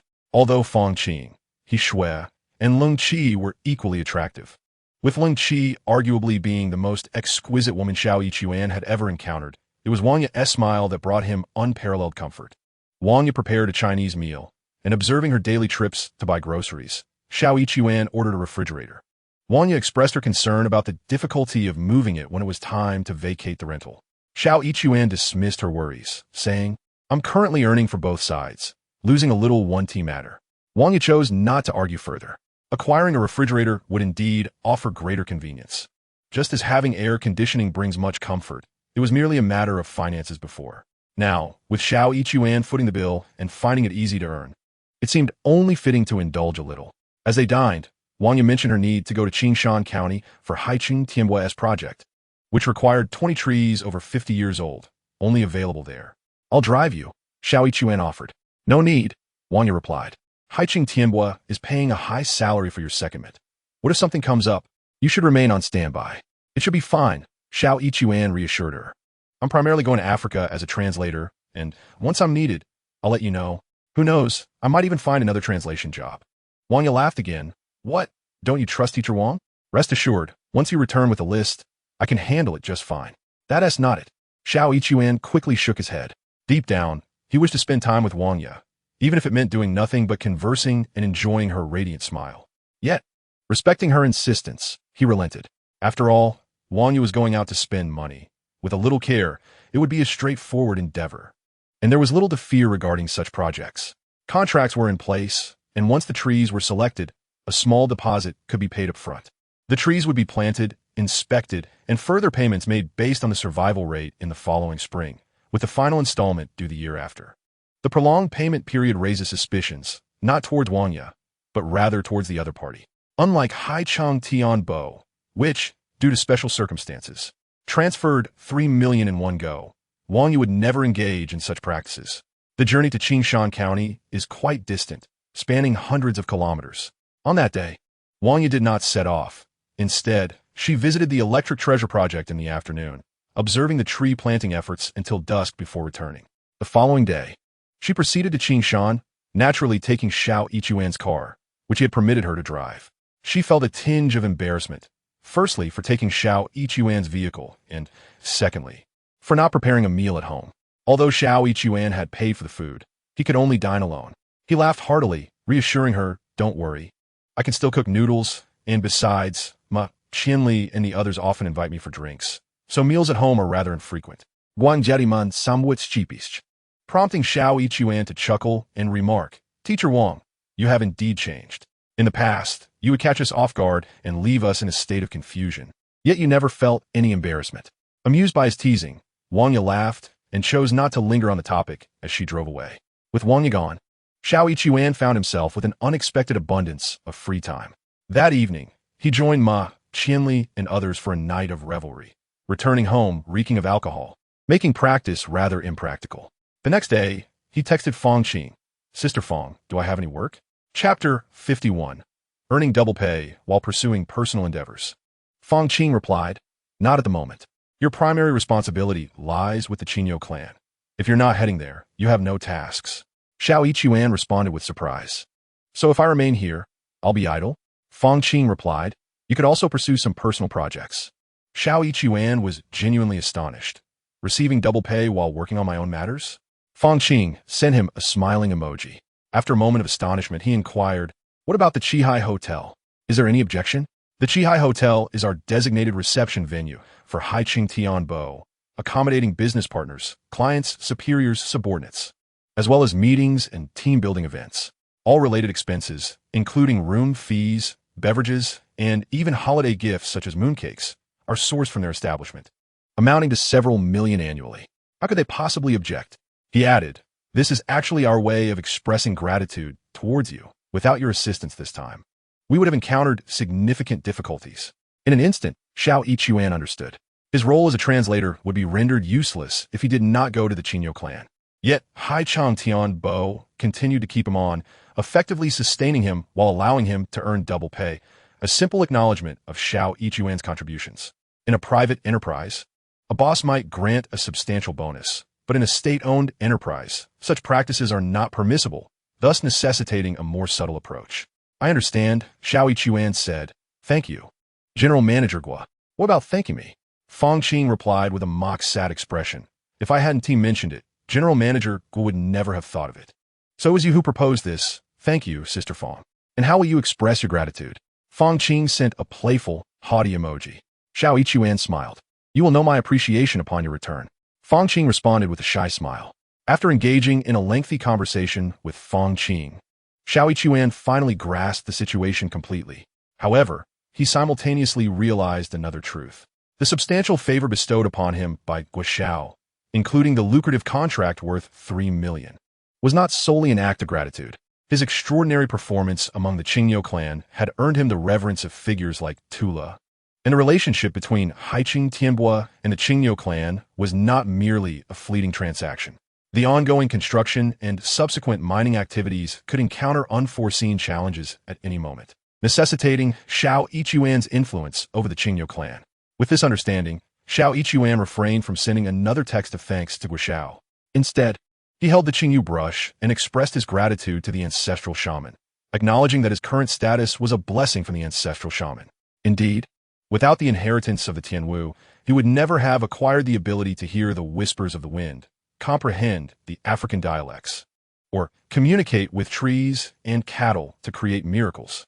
Without these gifts, would someone as aloof and proud as Fong Qing ever regard him with respect? In the words of Ma Jinbiao, even a chance encounter in the elevator would only elicit a slight nod from her, despite his attempts to engage her. Fong Qing was no different. Today, she had even gone out of her way to curry favor, showcasing her accomplishments before him. As for Gua Xiao, he was the general manager of Haicheng Tianbo, a company whose annual exports alone amounted to several $billion, equating to hundreds of billions in RMB when combined with domestic sales. Such a prominent figure would hardly consider a mere security guard as a peer or seek to offer him assistance. Such notions were fantastical. Thus, Xiao Yichuan felt no obligation to extend his gratitude to them. Everything he possessed stemmed from the Tianwu inheritance from the ancestral shaman. Since receiving the Tianwu inheritance, he had often felt disoriented, but at this moment, he attained a lucid self-realization. He was the Tianwu of this generation, though his powers were far from sufficient. The legacy resided within him. This brought to mind He Xue. During their last encounter, she had clearly been avoiding him. However, after their recent experiences within the Qingyo clan, her attitude towards him had undergone a significant transformation. Upon his return, would she reach out to him?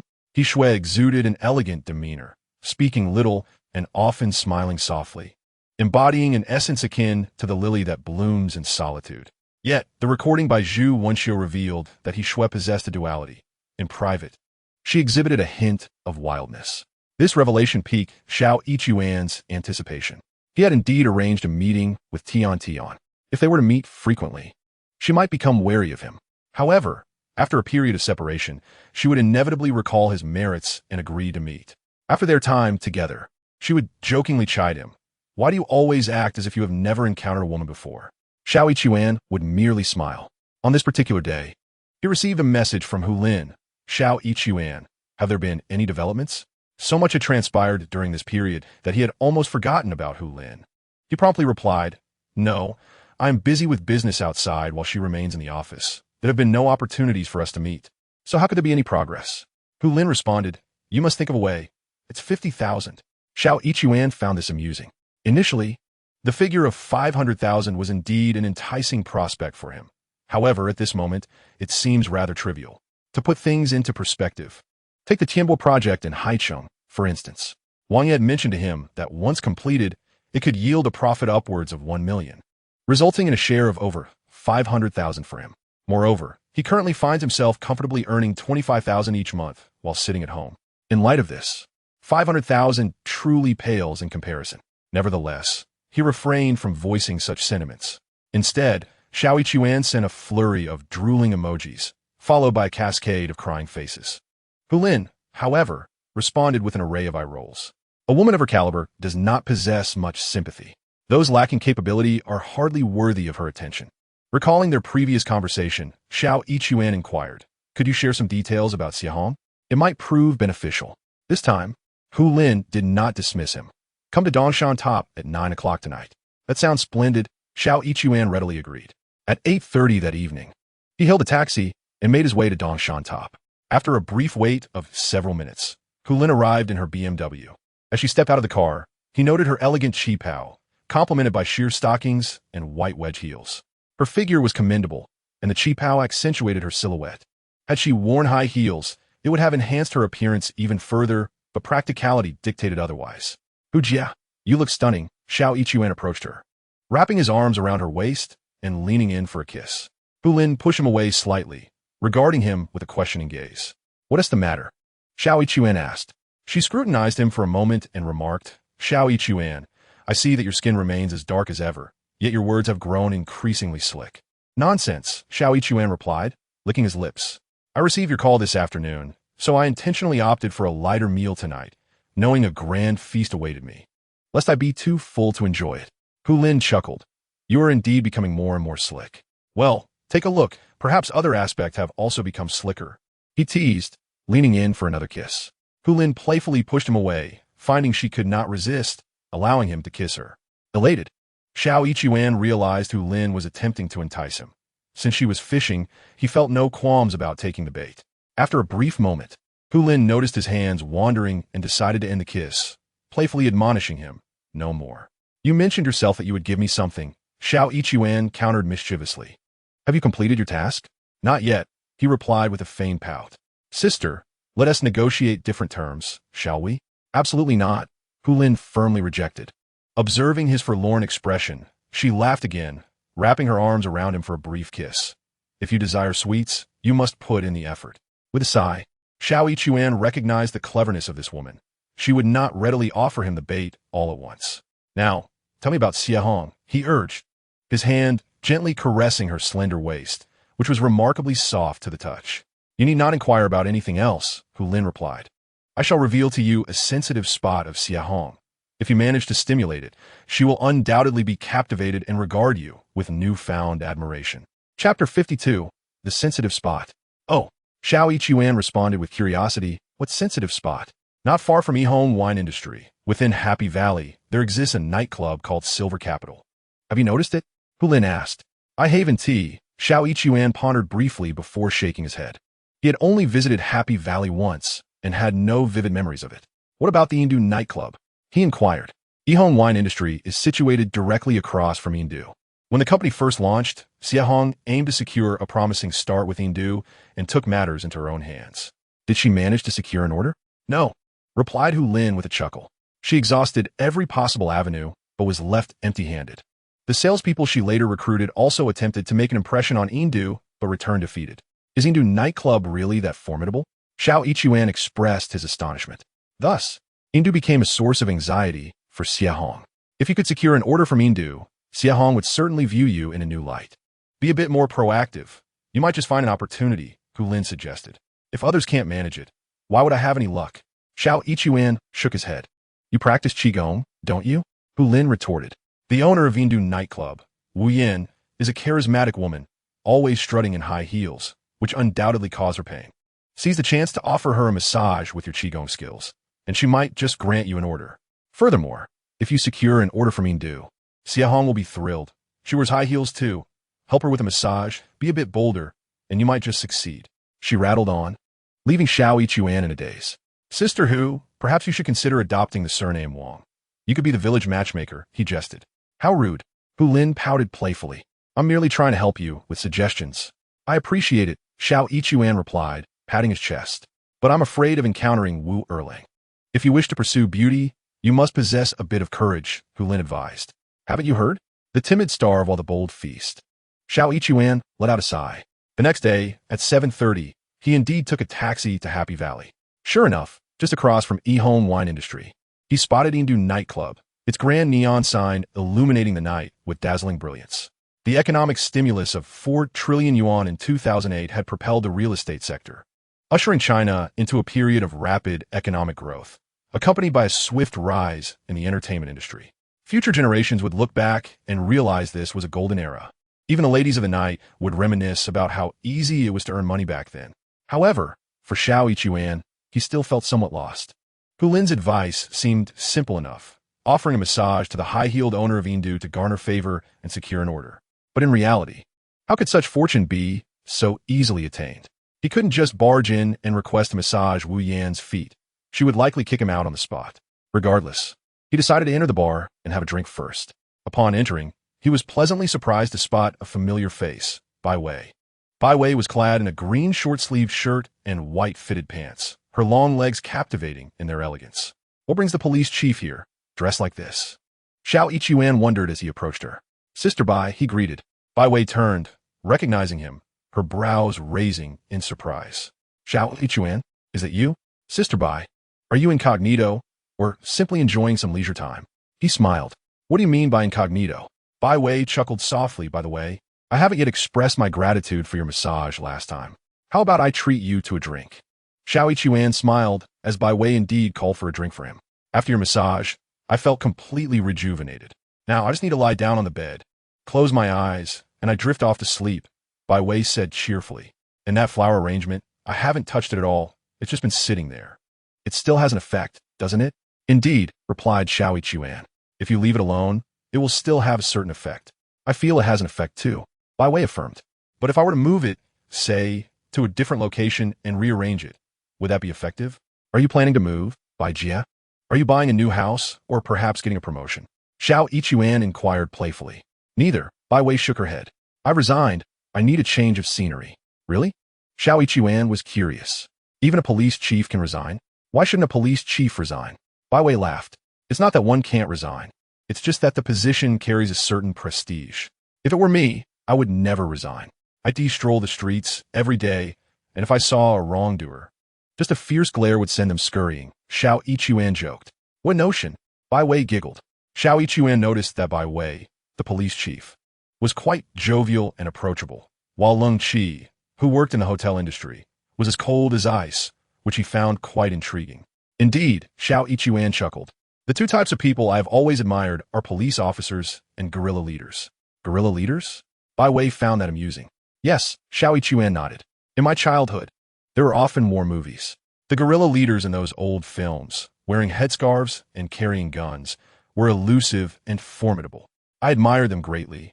And the police, particularly female officers in white uniforms who would confront the enemy, hand on their waist, firing their guns. Every time I saw that scene, I was thrilled.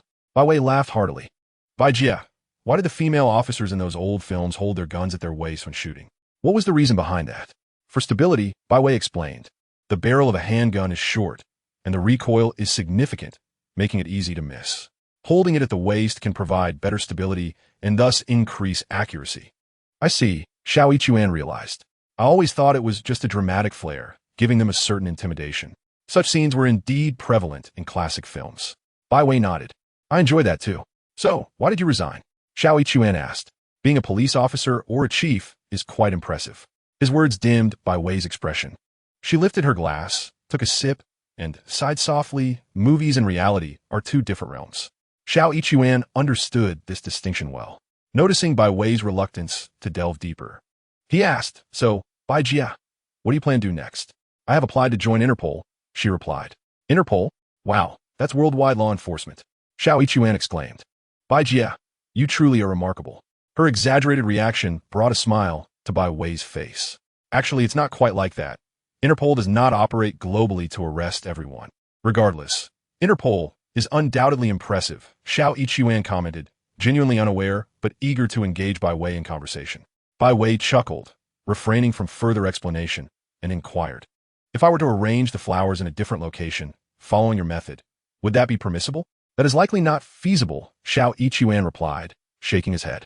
Each location, including every room, possesses a distinct energy. The floral arrangement must harmonize with the room's aura to be effective. Noticing Bai Wei's confusion, he elaborated. It is akin to a mobile phone signal. While the signal may be strong at the entrance, it could diminish to a mere 2 bars in this corner. Oh, Bai Wei instantly comprehended. What a pity, she lamented, shaking her head. I had hoped to appropriate your floral arrangement technique, enabling me to set up an arrangement anywhere to aid my sleep. At that moment, a voice suddenly interjected. Well, isn't this our lovely Bai Wei? Are you waiting here tonight to apprehend me? Xiao Ichuan turned to see 4 or 5 individuals, led by a young man in his late 20s, adorned with a thick gold chain around his neck. Approaching, the man extended his hands, stating, Bai Wei, I am quite cooperative. Please cuff me. Chapter 53. I engaged in role-playing with her a few times. Bai Wei's gaze sharpened, coldly scrutinizing the man with the gold chain. What? You aren't going to arrest me? He asked, feigning surprise. Then I suppose you lack evidence. Retracting his hands, he expressed his disappointment. What a shame. I have often envisioned the scenario of you personally cuffing me and bringing me to the police station. He turned to the others, proclaiming, honestly, I have imagined this scene countless times. Just the thought of the stunningly beautiful Bai Wei, majestically approaching me with a commanding voice, Daiji, you're under arrest. You may remain silent, but anything you say can and will be used against you in a court of law, sends a thrill through me. His companions erupted in laughter. Indeed, he continued, that Lin Lin from last time, doesn't she bear a slight resemblance to Bai Wei? I engaged in role-playing with her. She portrayed Bai Wei, wielding handcuffs to apprehend me, and each time, I was utterly exhilarated. And then what? Did you end up capturing her instead? I hope there wasn't anything untoward. Killing is unlikely, but as for the other, he chuckled, drawing laughter from his cohort. Bai Wei's countenance hardened like ice. Xiao Ichuan observed, both astonished and contemplative. While he had previously asserted that the police commanded respect, it was merely a compliment to Bai Wei. In reality, law enforcement did not hold such power. This was a society steeped in bureaucratic hierarchy, and in the wake of reform, everything revolved around wealth. With the affluent often exuding arrogance. Daiji, you ought not to be so brazen, Bai Wei interjected with a cold snort. Your imprisonment is merely a matter of time. Imprisonment is inconsequential, Daiji retorted provocatively. I simply lament that it is not you personally arresting me. He burst into laughter. That would indeed be my lifelong regret. With that, he turned to leave, exclaiming, let us go drink. Tonight, we shall not return until we are intoxicated. Watching Daiji and his companions depart, Bai Wei drained her glass in one gulp, only to choke slightly, coughing a few times. She patted her chest and, noticing Xiao Yichuan's gaze, remarked, Xiao Yichuan, now you understand, do you?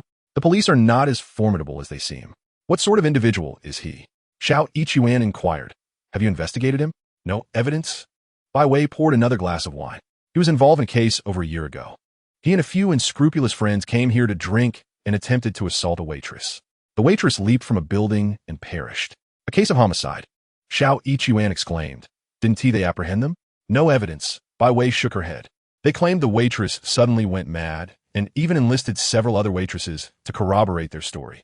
Subsequently, they offered the waitress's brother 500,000 yuan to testify that his sister had a history of mental illness, prone to sudden episodes of self-harm. And thus, they evaded justice? Xiao Yichuan protested. They should be arrested and interrogated. Surely they would confess. That's not feasible, Bai Wei replied with a bitter smile. Dai Zhijia is wealthy and influential. His father is the director of the Bureau of High Management, and he has uncles and relatives in positions of power, whether in government or business. Their influence is substantial, and without irrefutable evidence, they cannot be apprehended. She sighed softly. I am unwilling to accept this. I yearn to investigate further. Yet my consequence was 3 months of study, while he faced no repercussions at all. It appears that even in a grand city like Haicheng, such corruption exists. Xiao Yichuan sighed. In our county, the mayor and secretary were appointed from outside, which is somewhat better, but below the deputy mayor, nearly everyone is local, colluding with one another through familial ties, business partnerships, and the exchange of children for positions, forming an indestructible web. Breaking this web is nearly impossible. Now, how do you see? The police chief is no longer formidable, Bai Wei remarked bitterly. Xiao Yichuan was at a loss for words. It was not merely a loss of prestige. In the face of Dai Zhi's arrogance, it felt utterly diminished. But what could be done? Without evidence, one cannot apprehend individuals. Sure, one could detain Dai Zhi for 24 hours, but he is not an ordinary person. And Bai Wei, as the police chief, is merely a deputy-level officer, subject to the authority of many others. If she were to act forcefully, she would be reprimanded or even dismissed in an instant. This is why Dai Zhi dares to be so brazen before her. They will face retribution, Xiao Yichuan could only say. Retribution? Bai Wei shook her head. Having served as a police officer for 8 years and the chief for nearly 2, I have witnessed the darker side of society, far beyond just Dai Zhi's case. Who has faced retribution? The more corrupt and nefarious, the more they flourish. This is the reality. Her resignation and divorce stem from a shared reason. The darkness of society rendered her powerless. She disapproved, yet felt helpless, ultimately choosing to distance herself. Nonetheless, she cherished her role as a police officer and thus applied to become an Interpol officer. However, she felt it inappropriate to share these sentiments with Xiao Yichuan, as they were not yet intimately acquainted. She sipped her wine, gradually becoming somewhat inebriated. Yet, with her strong self-control, upon feeling tipsy, she decided to stop drinking and told Xiao Yichuan, You drink slowly. I shall take my leave. I will also return, Xiao Yichuan replied. Having lost interest in searching for Wu Yan, Bai Wei, having arrived by car, could not drive after drinking and needed to find a designated driver. Xiao Yichuan offered. Shall I drive you? You have also been drinking, Bai Wei retorted, shaking her head. That won't do. I don't get drunk. Xiao Yichuan chuckled. Just boasting, are we? Bai Wei expressed her disbelief. Moreover, even if one doesn't become intoxicated, it still wouldn't suffice. Just a single glass of beer can be classified as driving under the influence. You are aware that such offenses were criminalized last year, aren't you? Indeed, but there is no alcohol in my system, Xiao Yichuan chuckled. Noticing Bai Wei's astonished gaze fixed upon him, he raised his hand, curling 4 fingers while extending his index finger. Sister Bai, take a look. As he spoke, a liquid began to seep from his fingertip, reminiscent of perspiration, and it continuously dripped, soon accumulating into a dozen droplets, wafting a potent aroma of alcohol with the breeze. Is this your internal skill, expelling alcohol? Bai Wei gasped, as if the wine she had consumed was awakening within her, her beautiful eyes widening like light bulbs. Just like in those martial arts novels? Quite close, Xiao Yichuan nodded with a smile. Wow, so the martial arts depicted in those novels truly exist, Bai Wei exclaimed, her astonishment palpable. She had initially thought that Xiao Yichuan possessed medical skills and perhaps some shamanistic abilities. But to discover he was also a master of martial arts was utterly astonishing. It's not as impressive as depicted in novels or films, Xiao Yichuan laughed. but some aspects do indeed exist. Xiao Yichuan, you are truly remarkable. Bai Wei's eyes sparkled with admiration. Therefore, allow me to escort you. Very well. Bai Wei felt reassured and was about to hand the keys to Xiao Yichuan. Just then, Dai Ji and a few others emerged, spotting Bai Wei. They provocatively remarked, Bai, are you leaving already? How about another drink? Bai Wei cast a glance, choosing to ignore them. Dai Ji laughed heartily. What a pity that Bai is departing. We're heading to Shouting Guan, where there's a new girl who resembles Bai by about 4 or 5 points, especially in profile. Tonight, I intend to have a delightful game of cops and robbers with her. Is it a petty thief or a flower snatcher? If Bai falls into the hands of a flower snatcher, that would be quite troublesome. What an exhilarating plot. Dai Ji's followers cackled. Bai Wei clenched her teeth in frustration. Even in front of the station head, it was futile, let alone now that she had resigned. Xiao Yichuan observed her, a sudden surge of impulse stirring within him. He glanced over and noticed a dog at the entrance of the alley across the street.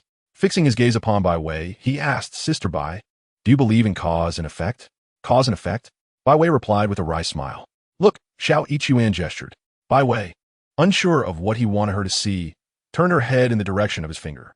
She beheld a black dog across the street, rummaging for food near a restaurant. Suddenly, the dog lifted its head and sprinted towards them. Dai Ji and his group were preparing to enter their vehicle, with Dai Ji already opening the door to climb inside. The dog dashed across the street, leaping up and lunging at Dai Ji, sinking its teeth into his neck. Ah! Dai Ji screamed in pain, flailing his arms to pry the dog off. Yet, the dog clung tenaciously to his neck, refusing to release its grip. Dai Ji tumbled to the ground, and the dog shook its head violently, tearing away a sizable chunk of flesh. Dai Ji's followers rushed over to strike the dog, which swiftly turned and bounded across the street, disappearing into the alley. A gaping wound had been inflicted on Dai Ji's neck, severing the carotid artery, and blood gushed forth like a fountain. His followers hastily called for an ambulance, but it was already too late. Chapter 54. How did you do it? Bai Wei stood frozen, eyes wide in disbelief as she witnessed the unfolding chaos. After a prolonged moment, she suddenly grasped Xiao Yichuan's hand. It was so overwhelmed with emotion that she found herself at a loss for words. You. Xiao Yichuan gently patted her hand. Shall I take you home? He retrieved the car keys and opened the door. Bai Wei glanced back at Dai Ji before finally stepping into the vehicle. Once inside, she could not resist turning to Xiao Yichuan. He touched his own face and remarked, Beautiful lady, please don't look at me like that. It makes me shy. Bai Wei did not smile. How did you manage that? Have you never seen a circus? Bai Jie? Xiao Yichuan inquired. The performers can command lions and tigers. What is a mere dog in comparison? But, Bai Wei stammered, struggling to articulate her thoughts. To assert that it was incorrect seemed unjust, as indeed. Circus trainers could direct animals. Marine trainers could even command massive whales. Yet to concede that it was right felt somehow off. Her enormously sharp intellect, which often surpassed that of the average person, was in disarray this night, tangled in a web of confusion that left her mind in a state of chaos. Her home was not far away, and at this hour, having passed the rush hour, they arrived within 20 minutes. Bai Jie, would you like me to give you a massage? Sure, Bai Wei nodded. Upon arriving home, Bai Wei asked, Would you like something to drink first? No need. I've had enough to drink earlier, Xiao Yichuan replied, shaking his head. Then please wait a moment. Bai Wei went to wash her feet and change her clothes in the inner room. I'm ready, she called out. Xiao Yichuan entered to find her sprawled on the bed. She had changed into sleepwear, which was slightly translucent under the light, particularly accentuating her alluring curves. Xiao Yichuan stole a glance before beginning her massage. As his hands made contact, Bai Wei let out a soft gasp. Xiao Yichuan sensed that, unlike the last time, there was a hint of seduction in her sound. However, he dismissed the thought, focusing on the massage. As Bai Wei drifted into a drowsy state, he softly murmured incantations, and she fell asleep. He gently turned her body, draping a light blanket over her abdomen before stepping out to wash his hands, and then leaving. The following morning, Xiao Yichuan received a message from Bai Wei. I'm leaving. Thank you, Xiao Yichuan, for removing a thorn from my heart. Xiao Yichuan replied. May the mountains and seas accompany you. Never forget your original intention. Bai Wei responded with a smiling emoji. She truly loved to smile. Xiao Yichuan sighed with relief. He had acted impulsively the previous night. Engaging in supernatural events in the city was indeed fraught with risks. Luckily, Bai Wei was not the type to pursue him for explanations.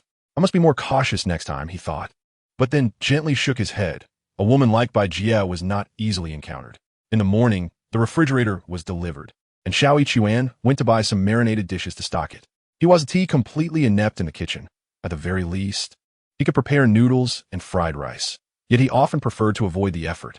During the day, with nothing much to occupy his time, he browsed the internet and played games, sitting in a meditative pose for several hours, for practice was essential.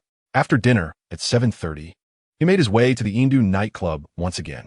Upon entering the bar area, he instinctively glanced at the spot where he had sat the previous night. There, a group of young men and women were drinking and laughing. The woman from last night was nowhere to be seen. Xiao Yichuan shook his head, ordered a drink, and sipped it slowly. Halfway through his drink, a sudden commotion erupted. Someone shouted, "A man is dead! A man is dead!" Many rushed to see what was happening, and Xiao Yichuan followed suit. The scene of the tragedy was the dance hall. A young man in a red shirt lay on the floor in the center, surrounded by a crowd. Through their murmurs, Xiao Yichuan gathered the details. During a dance, a collision occurred, leading to a fight, and the young man in red had been knocked down, possibly landing on the back of his head, resulting in his demise. Suddenly, someone exclaimed, "The owner is here." Xiao Yichuan turned to see a woman entering through the door. In her 30s, she possessed a striking beauty, adorned in a green, sequined mermaid dress, moving gracefully, as if she were a mermaid gliding through water. She must be Wu Yin, he thought, nodding to himself, indeed a captivating figure. Wu Yin approached the young man in red and asked, "What happened?" The dance hall manager replied, "A fight." "What about the others?" Wu Yin inquired. "They ran away." Wu Yin furrowed her brow. "Is he unconscious?" "No," the manager lamented. "He's dead. There's no breath." Fights in entertainment venues were all too common. Wu Yin initially thought nothing of it, assuming the young man was merely unconscious or feigning death. However, upon learning the truth, her expression darkened. Although she was not easily frightened, experience had taught her caution. She approached, crouched down, and placed her hand near the young man's nose to check for breath. When she felt none, her complexion shifted. Fights, even when escalated, usually resulted in mere fines. But a death meant several days in custody, and reopening would come at a much higher cost. "Call an ambulance. If he is dead, there is nothing we can do. Call the police." Xiao Yichuan had been observing how Wu Yin handled the situation, and at that moment, he felt an opportunity arise. He spoke up, "This man can be saved." Wu Yin turned to him, intrigued. Xiao Yichuan raised a silver needle in his hand. "Let me give him an acupuncture treatment." "Are you a doctor?" Wu Yin's eyes lit up. "Then do try." He approached, inserting the needle into the young man's philtrum, then gently manipulated it. The young man gasped and opened his eyes. He had truly come back to life. The miraculous needle. It was often said that traditional Chinese medicine was ineffective, yet it possessed remarkable power. Acupuncture, after all, was widely acknowledged. Was it not a part of traditional Chinese medicine? The crowd gasped and murmured in astonishment. Even lifting him up, Xiao Yichuan withdrew the needle and stepped back as the young man in red sat up, feeling his head before leaving on his own accord. Wu Yin said to Xiao Yichuan, "Thank you, sir. May I invite you for a drink?" The owner of the establishment responded courteously. Xiao Yichuan followed Wu Yin to the bar, where she ordered a drink and inquired, "What is your surname, sir?" "Please, I am but a humble man. My surname is Xiao Yichuan," he replied. "Mr. Xiao, are you a doctor?" Wu Yin asked. "I'm not a doctor." Xiao Yichuan shook his head. "Not a doctor? How intriguing. Where do you work, Mr. Xiao?" "I'm actually a salesman for Haicheng wine industry," he explained. Upon hearing this, Wu Yin blinked rapidly. Just then, a commotion erupted outside. "Murder! Murder!" Wu Yin sprang to her feet, exclaiming, "I must see what is happening." She dashed outside, with Xiao Yichuan trailing behind her. They arrived at the dance hall, where the young man in red, having procured a watermelon knife from somewhere, was pursuing another young man with a buzz cut. The buzz-cut youth took refuge behind a nearby table, skillfully evading his attacker by weaving around the furniture. Yet, the young man in red relentlessly pursued him. "Security! Security!" Wu Yin urgently called out. 2 security guards rushed forward, but the young man in red brandished his knife threateningly, declaring, "Anyone who approaches, I will kill." His fierce countenance and weapon instilled fear in the guards, preventing them from advancing. At that moment, the buzz-cut youth suddenly charged forward, but slipped and fell to the ground. The young man in red leapt forward, mounting the buzz-cut youth, gripping his neck with one hand and raising the watermelon knife high, poised to strike. "Stop him!" Wu Yin shouted in anger. However, the guards were unable to intervene in time. The onlookers gasped, bracing for the moment of bloodshed. Yet an extraordinary occurrence unfolded. The young man in red held his knife aloft, but hesitated, unable to bring it down. He faltered, his bravado dissipating. "I thought you were a brave man," murmured the crowd. The young man in red, in a fit of desperation, looked at his hands, realizing they had become rigid and immobile. He cried out, raising his left hand in an attempt to grasp the knife in his right, but as he did, his left hand suddenly tingled and froze as well. In that instant, he discerned the presence of a silver needle embedded in the web of his left hand, and another in his right. "You treacherous scoundrel!"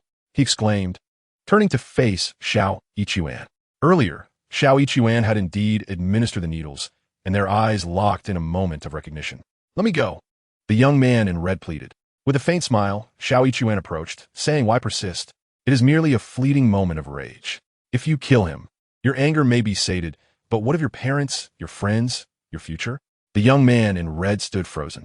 Seizing the opportunity, the buzz-cut youth arched his body and pushed the young man in red off him, scrambling to his feet and fleeing swiftly.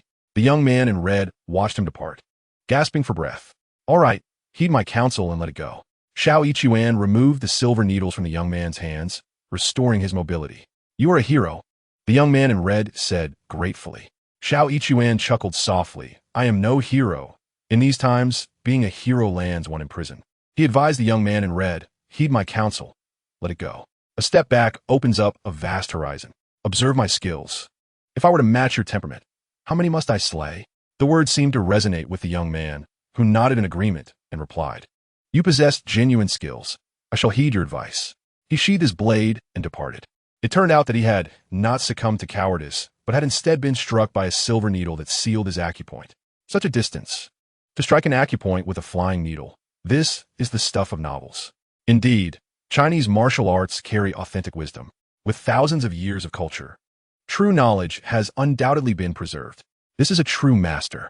The onlookers gazed at He Xue, murmuring amongst themselves, their eyes sparkling as if beholding a giant panda. Wu Yin, equally captivated, addressed He Xue, "Mr. Xiao, let us discuss matters in my office." "Very well." He Xue followed her into the elevator, ascending to the 5th floor and arriving at her office. "Mr. Xiao, please take a seat," Wu Yin invited, pouring a drink. She settled down as well, saying, "Mr. Xiao, I must express my gratitude once more." He chuckled lightly. "Altercations are quite common in venues like dance halls and bars, are they not? It's an everyday occurrence. Rather tiresome." Wu Yin displayed a look of exasperation. He Xue chuckled. "There are many young people, after all." Wu Yin, intrigued, gazed at him and inquired, "Mr. Xiao, was that acupoint strike achieved with a flying needle? How is it so precise?" He chuckled again. "In our youth, there was a text about an oil vendor who remarked, 'It is merely a matter of practice. My hands are adept from extensive training.'" Wu Yin looked at him in admiration, saying, "Mr. Xiao, your medical skills are exceptional, and your martial prowess is extraordinary. Yet, you claim to be a sales representative for Haicheng wine industry." "Indeed," He Xue nodded. "With such talent, why not seek greater opportunities?" Wu Yin asked, curious, "What talent do I possess?" He Xue laughed. "I learned acupuncture from my grandfather, but I struggled academically and could not obtain a certification. Without a license, becoming a doctor in a hospital is impossible." "That is true," Wu Yin agreed. "But what use is your skill?" He Xue posed a rhetorical question. "Winning leads to imprisonment. Losing results in hospitalization. Take that young man in red. Should he win, he would slay another. And then what? Does the government reward him?" He shook his head. "In modern society, martial prowess holds little value." Wu Yin paused, contemplating, and finally stated, "Martial skills still have their worth. Today, had it not been for you, a bloodbath could have ensued. Yet, I cannot be present at the dance hall every day to prevent fights. Can I, General Manager Wu?" He Xue laughed, and Wu Yin joined him in amusement. However, her curiosity regarding his acupuncture technique led her to pose numerous questions, and eventually she said, "Thank you for today. Since you are a sales representative for Haicheng wine industry, I shall place an order for you." She indeed placed an order worth 2 million. "Thank you, General Manager Wu." He Xue expressed his gratitude. "If you would kindly address me as Sister Wu, I shall place another order for you in the second half of the year." Wu Yin smiled. Adept in the entertainment industry and skilled in managing relationships. Naturally, she would assess the individual. With another person, she might not have extended the same courtesy. He Xue chuckled heartily. expressing his gratitude towards Sister Wu. At that moment, another individual sought out Wu Yin, prompting Xiao Yichuan to take his leave. The fortress of Yindu had been successfully breached. Glancing at the Yihong wine industry across the street, Xiao Yichuan raised the order form in his hand, filled with pride. However, it was too late. The Yihong wine industry was devoid of any personnel. The following morning, Xiao Yichuan visited the Yihong wine industry. Upon reaching Xie Hong's office, he knocked on the door, to which Xie Hong responded from within, "Come in." Entering, Xiao Yichuan found Xie Hong standing by the window, clad in a light blue fitted dress. Leaning against the window, she turned her head to look at him, her posture forming a natural silhouette that exuded freshness and elegance, with a hint of alluring charm. "Sister Xie," Xiao Yichuan greeted. "Xiao Yichuan," Xie Hong replied, a smile gracing her features. "Have you secured another order?" "Thanks to your good fortune, Sister Xie," Xiao Yichuan replied with a smile, handing over the order form. "You truly are remarkable," Xie Hong praised, taking the form. Upon seeing the contents, her eyes widened in astonishment. "An order from Yindu?" "Yes, from Yindu," Xiao Yichuan affirmed with a nod. "You actually managed to secure an order from Yindu?" If her prior compliments were merely professional pleasantries, she was now genuinely astonished. "How did you achieve that?" Her eyes, already large, widened further in disbelief. "Well, it just happened," Xiao Yichuan chuckled. "Do tell me more," Xie Hong inquired, her curiosity piqued. Xiao Yichuan understood her eagerness. Had not Hu Lin mentioned that from the moment Yihong wine industry was established, they had aspired to secure an order from Yindu? Xie Hong herself had personally attempted and returned empty-handed, while subsequent sales personnel faced similar setbacks. Yindu loomed like an insurmountable fortress against which Yihong wine industry had deployed its finest troops, yet had remained unyielding. The fact that Xiao Yichuan had breached it naturally intrigued Xie Hong. Xiao Yichuan refrained from elaborating, merely stating that he had coincidentally encountered a scuffle at Yindu, where the security was overwhelmed, and he had intervened to mediate. Wu Yin happened to be present, appreciated his efforts, and subsequently granted him the order. It was, in truth, a stroke of luck, coupled with Wu's generosity. As he concluded, Xie Hong was left uncertain whether to believe him. Yet she could only commend, "You truly have a talent." 1,000,000, she remarked, giving Xiao Yichuan a thumbs up. "This year, you're likely to be the sales champion. We offer an additional 5% bonus on top of the existing commission for the champion." Wow, Xiao Yichuan rubbed his hands together. "I will certainly strive to maintain this and aim for the company's substantial reward. I believe you can do it," Xie Hong encouraged, her eyes sparkling with enthusiasm. "Keep it up." "I will," Xiao Yichuan nodded in agreement. Chapter 56, Sister Hong, you are simply stunning. Having submitted his order, he took his leave.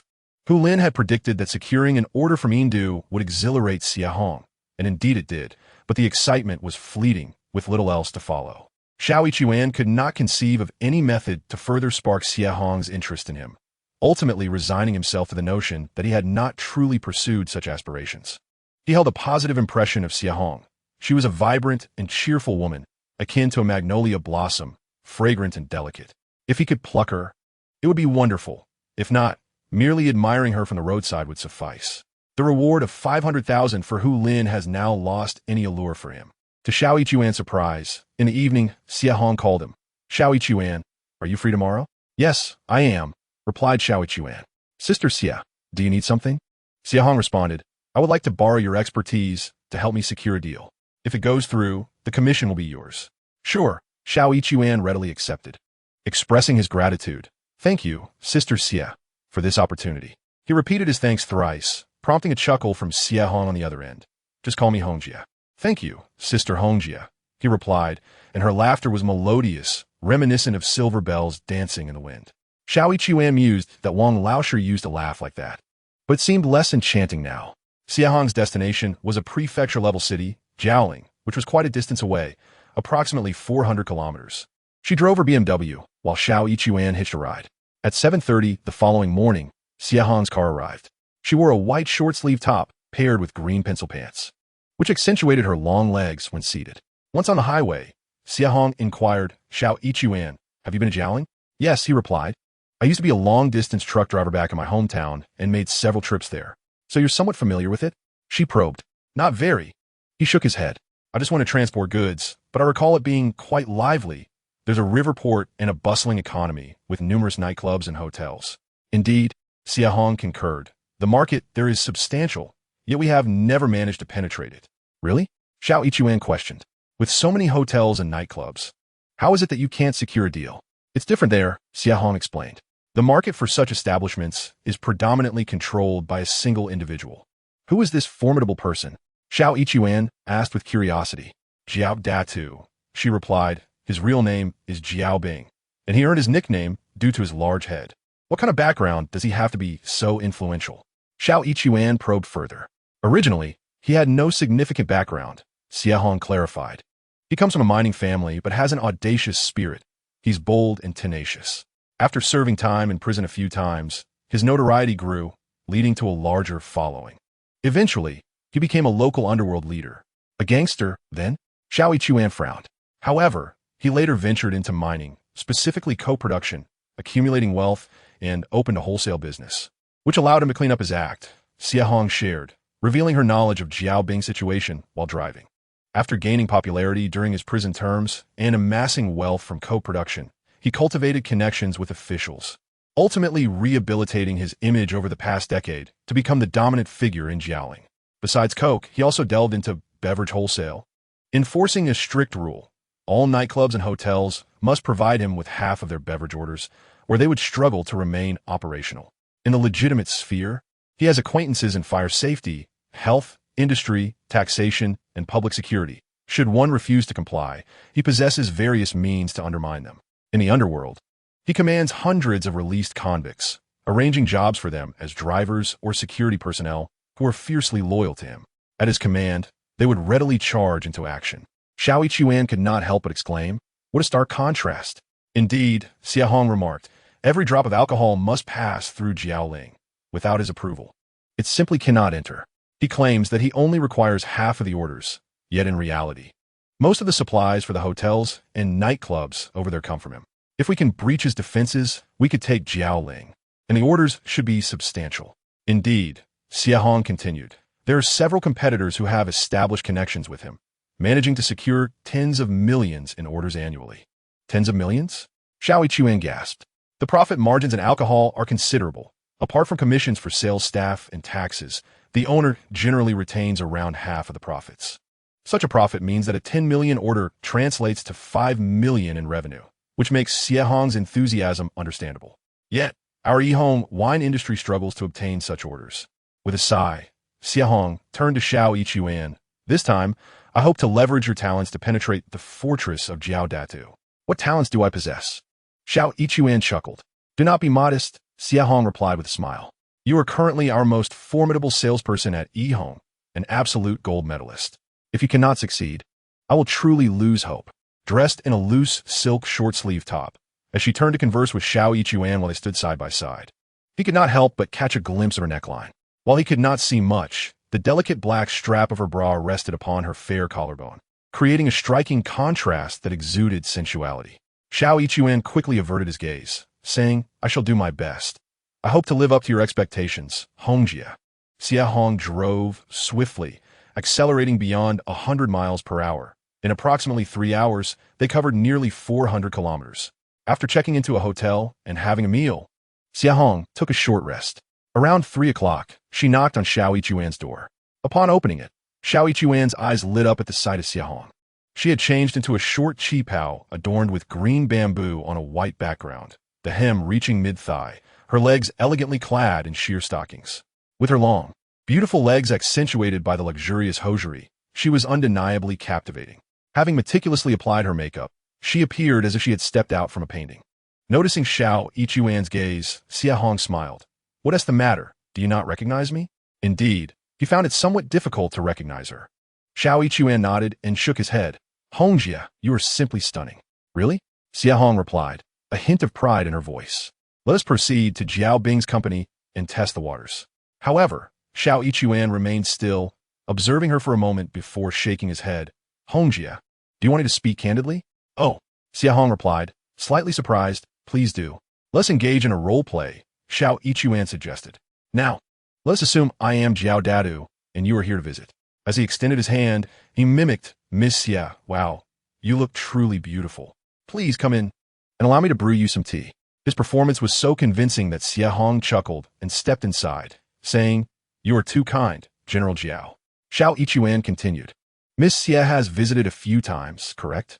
Xie Hong nodded. "This is my third visit. We are old friends now." Xiao Yichuan said, "Since we are old friends, Miss Xie should understand my request. I shall not waste words. Miss Xie, undress and join me in bed for one night, and I shall provide you with a contract worth 10 million. 2 nights will yield 20 million.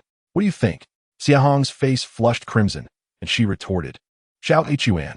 He gazed at her coldly. "I am now the head of Jiao." Xie Hong froze. She had meticulously adorned herself and initially felt quite confident. But now her posture slumped, clearly disheartened. Yes, he harbored such intentions. He aimed to exploit her. If she were unwilling, she could not gain entry to Jiaoling. She sighed in despair. Therefore, Xiao Yichuan continued, "The more beautifully you present yourself, the less chance you have. Upon seeing you, his desires will surely be awakened. If you do not cater to him, he will never offer you a contract." Shaking his head, he added, "For women, especially beauties, this can be both an advantage and a disadvantage." He thought of Wang Ye, who was beautiful and possessed an elegant demeanor. Yet her sales of liquor were far inferior to those less attractive. Why? Because people, upon seeing her beauty, wished to take advantage when she did not acquiesce. They refrained from purchasing her drinks. The principle is the same. A beautiful woman has an advantage when she is willing to invest. If she is not, it becomes a disadvantage. Chapter 57. Where are you looking? I could gouge out your eyes. Do you believe me? What should I do then? Xie Hong inquired. Shall I speak candidly? Xiao Yichuan asked. Please do. Xie Hong nodded. My honest opinion is that you should dress beautifully for my eyes alone. But do not go see Jiaobing. If you do, it will only bring trouble. After contemplating, Xie Hong reluctantly nodded. Then I must rely entirely on you. So, you were merely toying with me earlier, Hongjie? Xiao Yichuan feigned grievance. Not all, Xie Hong giggled. Her figure was stunning, and as she laughed, her bosom swelled enticingly, nearly captivating Xiao Yichuan's gaze entirely. His reaction was somewhat exaggerated, causing Xie Hong to feel both prideful and bashful, leading her to tease. Where are you looking? I could gouge out your eyes. Do you believe me? Xiao Yichuan hastily covered his face with his hand, yet his fingers were spread apart, allowing him to peek through the gaps, which made Xie Hong double over with laughter. The qipao she wore was already short, and when seated, it hiked up further. With her laughter, it seemed to rise even more, revealing her thighs almost entirely. Fortunately, she wore stockings, but rather than serving as a barrier, they were designed to tempt men, inciting even more imagination. Dressed as she was, if she were to meet Jiaobing, it would be a clear attempt to seduce him with her beauty. However, her reluctance to fully engage would make it strange for Jiaobing to offer her a contract. Xie Hong pressed down the hem of her qipao and said, Then I shall not go. I entrust everything to you. I will go take a look first.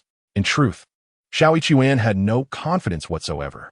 Although Xie Hong regarded him as capable, he was well aware of his own limitations. Reflecting on his few contracts, he remembered that Ma Qianli's was for medical treatment, Yi Dongmei's was related to a voyage, and Guo Zhao's had entailed a trip to Africa. Wu Yan, too, resorted to underhanded tactics, revealing a skill in acupuncture with a deftness akin to a flying needle. In truth, he lacked the ability to sell himself solely through words.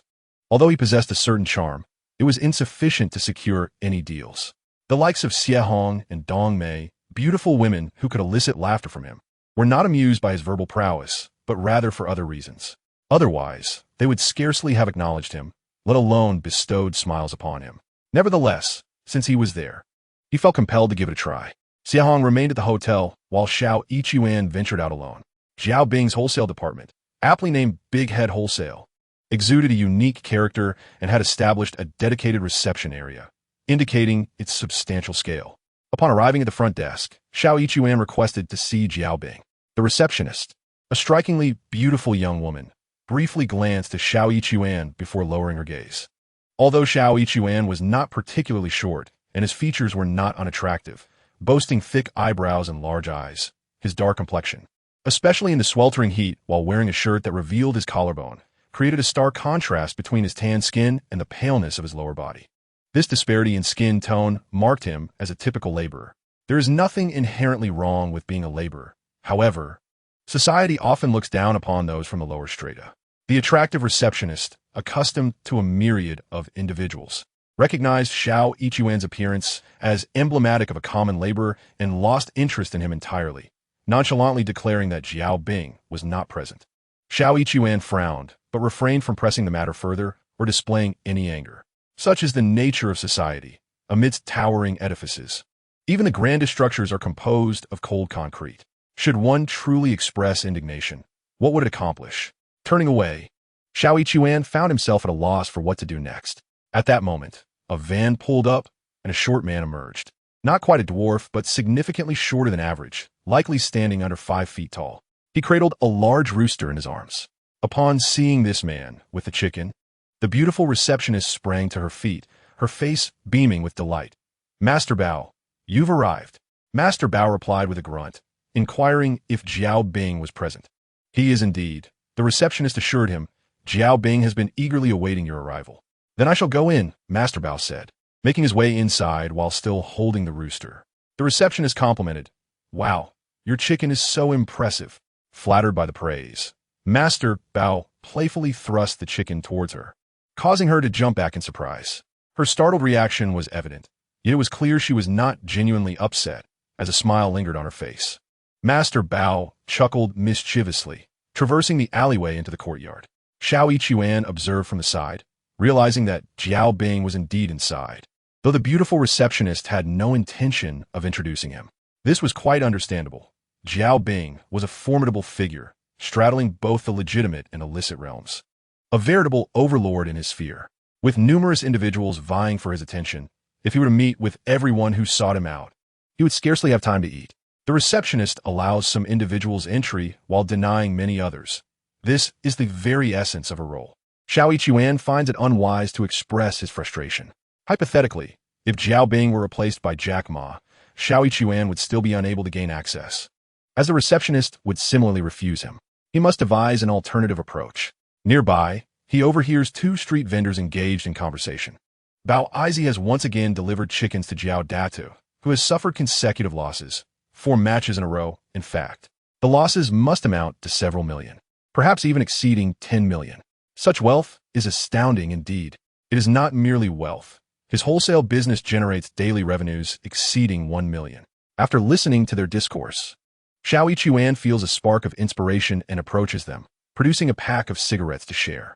This is the advantage of cigarettes. In business, one must always carry a pack, as it often serves as a bridge. The 2 men accept the cigarettes, and Xiao Yichuan lights them before feigning curiosity.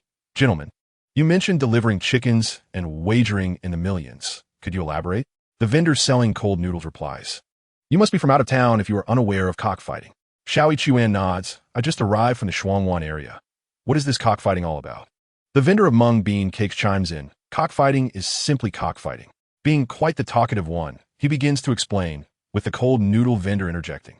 Xiao Yichuan quickly grasps the situation. Cockfighting is quite popular here, and Jiao Bing is particularly fond of it. He has a small circle dedicated to this pastime, comprised mainly of affluent individuals who regularly engage in high-stakes betting. Rumor has it that the highest total wager reached 100 million. They conduct their affairs with remarkable professionalism, employing overseas companies to manage the bets, thus evading domestic scrutiny and avoiding disputes over losses. Jiao Bing has 3 great passions: fine wine, beautiful women, and cockfighting. This is common knowledge among the locals. However, recently, Jiao Bing has encountered a streak of bad luck, losing 3 matches to someone named He Xue, with substantial bets leading to losses of at least a few million. The earlier mentioned Bao Izi specializes in raising chickens, sourcing quality fighting cocks for Jiao Bing, which has earned him special favor with Jiao Bing, and, consequently, the attractive receptionist regards him with particular interest. After conversing with the 2 vendors for a while, sharing half a pack of cigarettes, and enjoying cold noodles paired with mung bean cakes, Xiao Yichuan gathers sufficient information about Jiao Bing's affairs. Noticing that dusk is approaching, he decides to return to the hotel. Upon his return, Xia Hong inquires, "So, did you meet Jiao Bing?" "No," Xiao Yichuan replies with a shake of his head. "The receptionist, captivated by my striking appearance, wouldn't let me pass to meet Jiao Datu." "Ah, being handsome truly has its drawbacks." Xia Hong bursts into laughter, understanding his implication. Jiao Bing conducts substantial business and possesses an extensive network.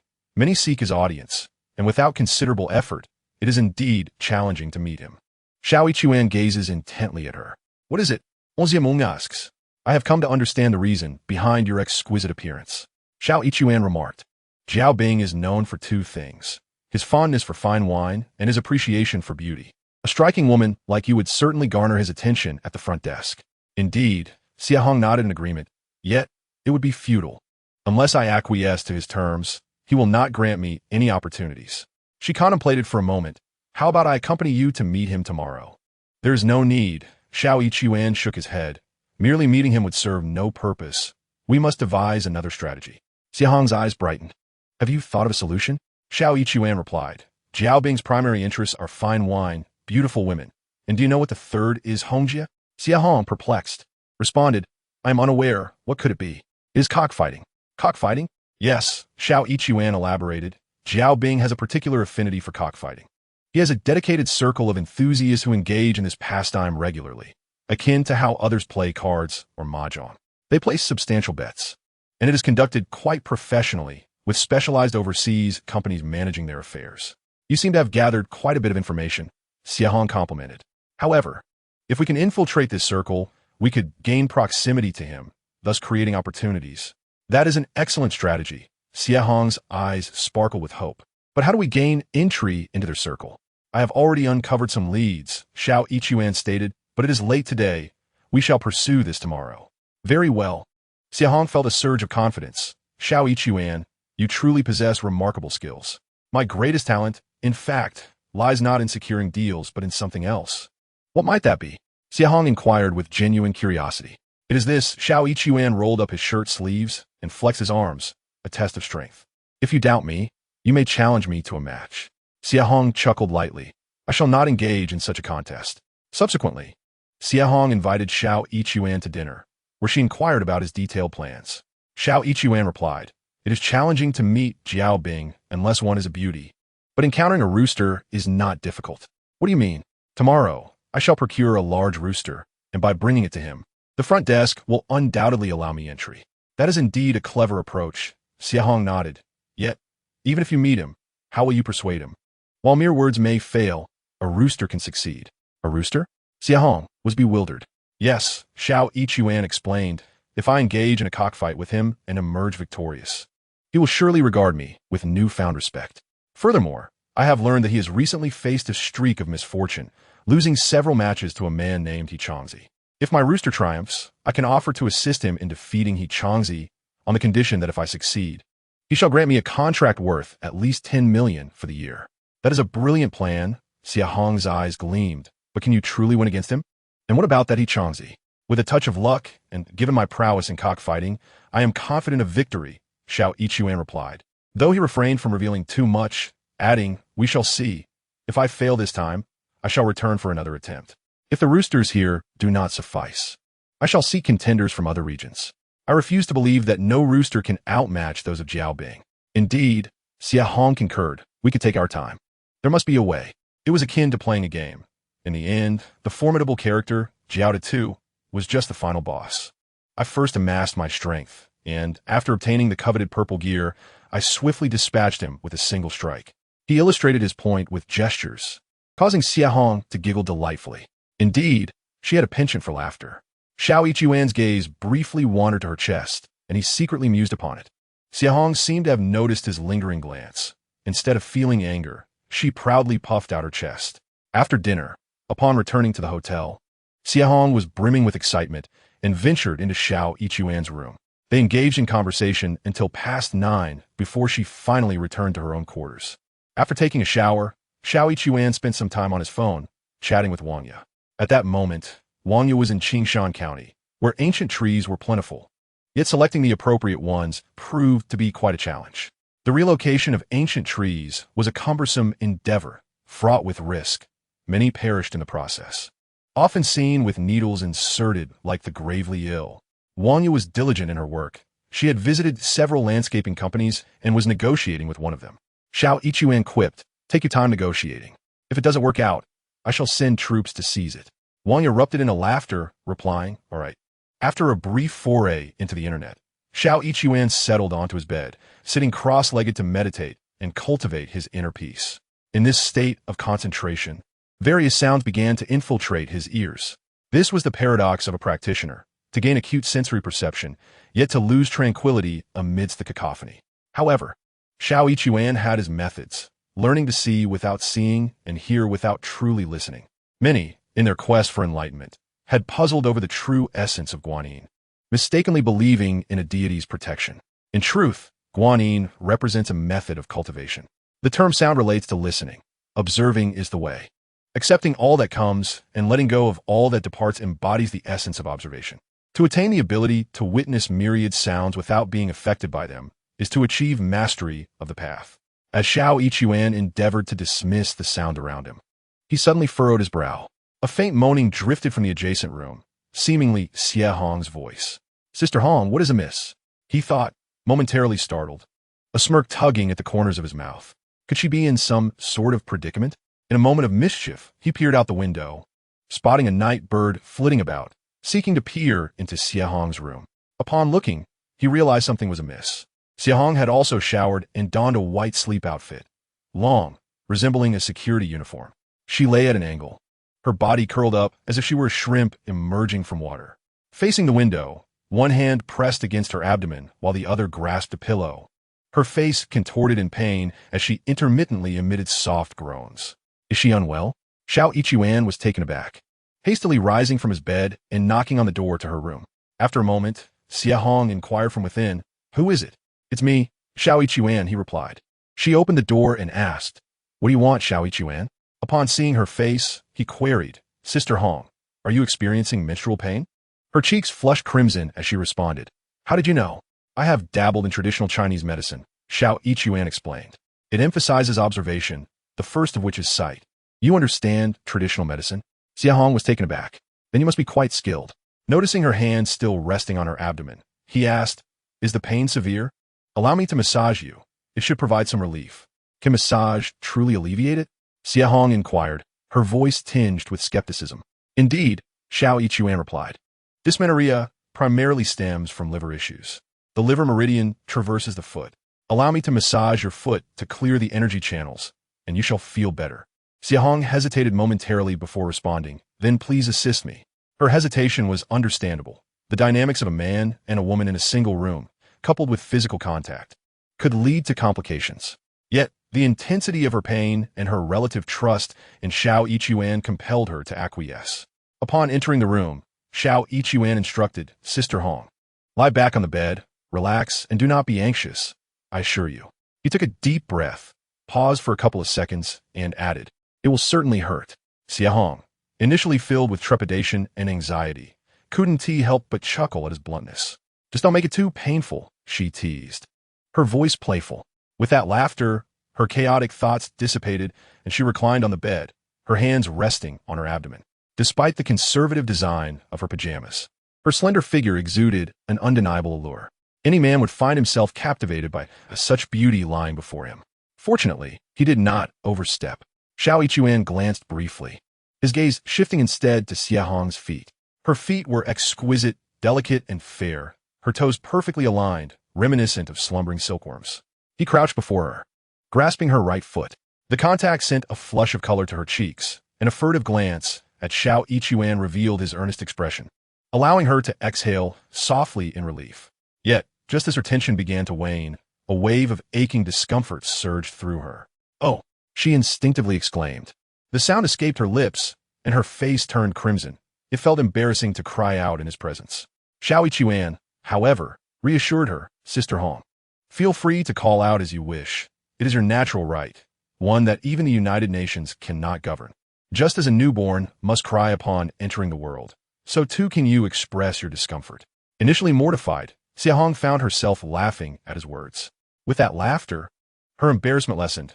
Though Xiao Yichuan continued to apply pressure, another wave of soreness struck, prompting her to call out once more, heedless of her surroundings. Xiao Yichuan worked on her right foot, then moved to her left. With her eyes closed, she surrendered to the sensations, losing herself in a haze of discomfort and relaxation. Ultimately drifting into slumber, a result of Xiao Yichuan's incantations, something Xie Hong remained blissfully unaware of. The following morning, she awoke with a start, momentarily disoriented, before quickly gathering herself and checking her attire. Everything was intact, and she felt no signs of violation. A sigh of relief escaped her lips. I actually fell asleep. Thankfully, he did not overstep. Reflecting on their first encounter, she recalled how He Xue had been performing a good deed, yet had faced unwarranted accusations. She smiled at the thought, realizing he was, indeed, a good person. After freshening up, I called He Xue. He Xue, have you awakened? Let us go for breakfast together. Not yet. I'm still lost in dreams. However, it seems as if someone is treating me to breakfast in my dreams. How peculiar. Lately, I've been having strange dreams. Could it be that pies are falling from the sky? Xiahong chuckled lightly and replied, the weather is quite lovely today. It truly feels as if pies are falling from the heavens. Is it really so? He Xue exclaimed with delight. Then I shall rise immediately and bring back a pie. Xiahong laughed heartily at his whimsy, thinking to herself, he is quite amusing, yet a good person. When He Xue emerged, Xiahong expressed her gratitude. Thank you for yesterday. After you applied pressure, the pain subsided and I even fell asleep. I truly feel embarrassed. The embarrassment is on my part. He Xue shook his head. What is the matter? Xiahong inquired. You praised me as an ace salesperson, yet. He Xue spread his hands. I scoured both upstairs and downstairs last night, hoping to sell you while you slept, but alas, I failed miserably. I am utterly ashamed. Xiahong laughed again, playfully shaking her fist at him. How dare you?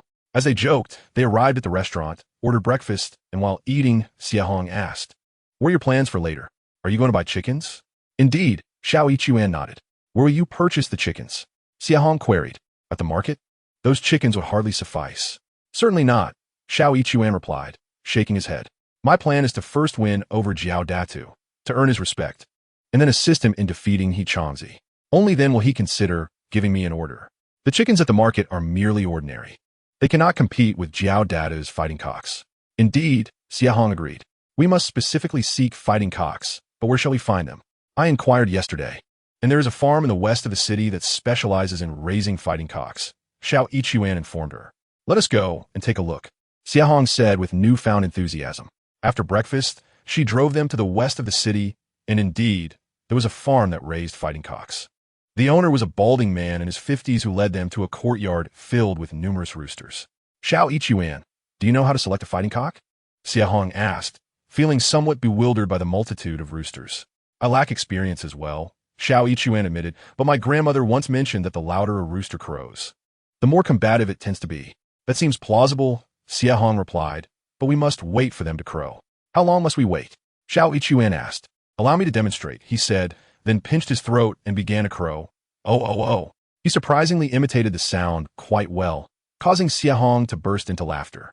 The balding man, despite his age, was still somewhat lecherous, his gaze wandering over Xiahong's figure, hardly paying any attention to He Xue until now. Upon hearing He Xue's crowing, the balding man chuckled. You young man have a certain charm. As He Xue crowed, the roosters in the yard responded in kind. Pointing to one rooster, He Xue declared, that one crows similarly to me. It shares my sentiments. Haha. The balding man laughed heartily. All right. I shall sell it to you for 200 per pound. This rooster weighs about 3 pounds. I will charge you 600. Such an exorbitant price? Xiahong exclaimed in shock. He Xue had inquired the previous day and was aware that fighting cocks indeed commanded such a price, whereas ordinary chickens were merely a few dozen per pound. The bald-headed old man's gaze flitted incessantly over to Xiahong, which irked He Xue. Growing weary of haggling, he paid directly and emerged with a rooster in his arms. As Xiahong drove, she observed the rooster nestled in He Xue's grip, appearing remarkably tranquil. Her curiosity piqued. The rooster seemed undaunted, perhaps attempting to impress due to the presence of a beauty in the car. He Xue chuckled. Recalling his childhood, it's akin to when I received vaccinations. I wouldn't cry if a beautiful nurse was present. Xiahong giggled lightly, then inquired, shall we seek out Jiaobing now? Allow me to go. He Xue shot her a glance and replied, best not to. If Jiao Daitu sees you, he may transform into an overly flirtatious rooster. Though Xiahong wore only a hint of makeup and donned a simple ensemble, a red crewneck shirt and washed-out denim skirt complemented by sheer stockings, her understated appearance still captivated the eye. Beauty is indeed a gift, difficult to conceal. With a slight pout, she expressed her annoyance. So irritating. He Xue nodded in agreement. Indeed, beautiful women can be quite vexing. What makes them so alluring? He playfully flicked the rooster's comb and remarked, "Brother Rooster, do you agree?" The rooster suddenly stretched its neck and crowed. "Do you concur with my sentiment?" Xiao Yichuan praised. "Indeed, great minds think alike." He affectionately stroked the rooster's neck, proclaiming, "In the realm of heroes, only you and I possess insight." Xiahong erupted in laughter, leaning forward so vigorously that Xiao Yichuan glimpsed in her neckline. Truly, the poet's words ring true. Boundless beauty lies in perilous heights. As Xiahong navigated her car onto the street housing Jiao Bing's wholesale store, Xiao Yichuan alighted with the rooster, bidding it farewell. "Brother Rooster, say goodbye to the beautiful sister." The rooster responded with another crow. Xiao Yichuan feigned annoyance. "I asked you to say goodbye, not to sound a battle cry. What is the meaning of that?" Xiahong found it amusing yet held a tinge of concern as she watched him turn down the street, pondering to herself. He has quite the character. But I wonder if this method will suffice. A common chicken purchased outside may not rival Jiao Daitu as professional fighting roosters. Worrying proved futile. Xiao Yichuan had his methods, which was certainly preferable to having none.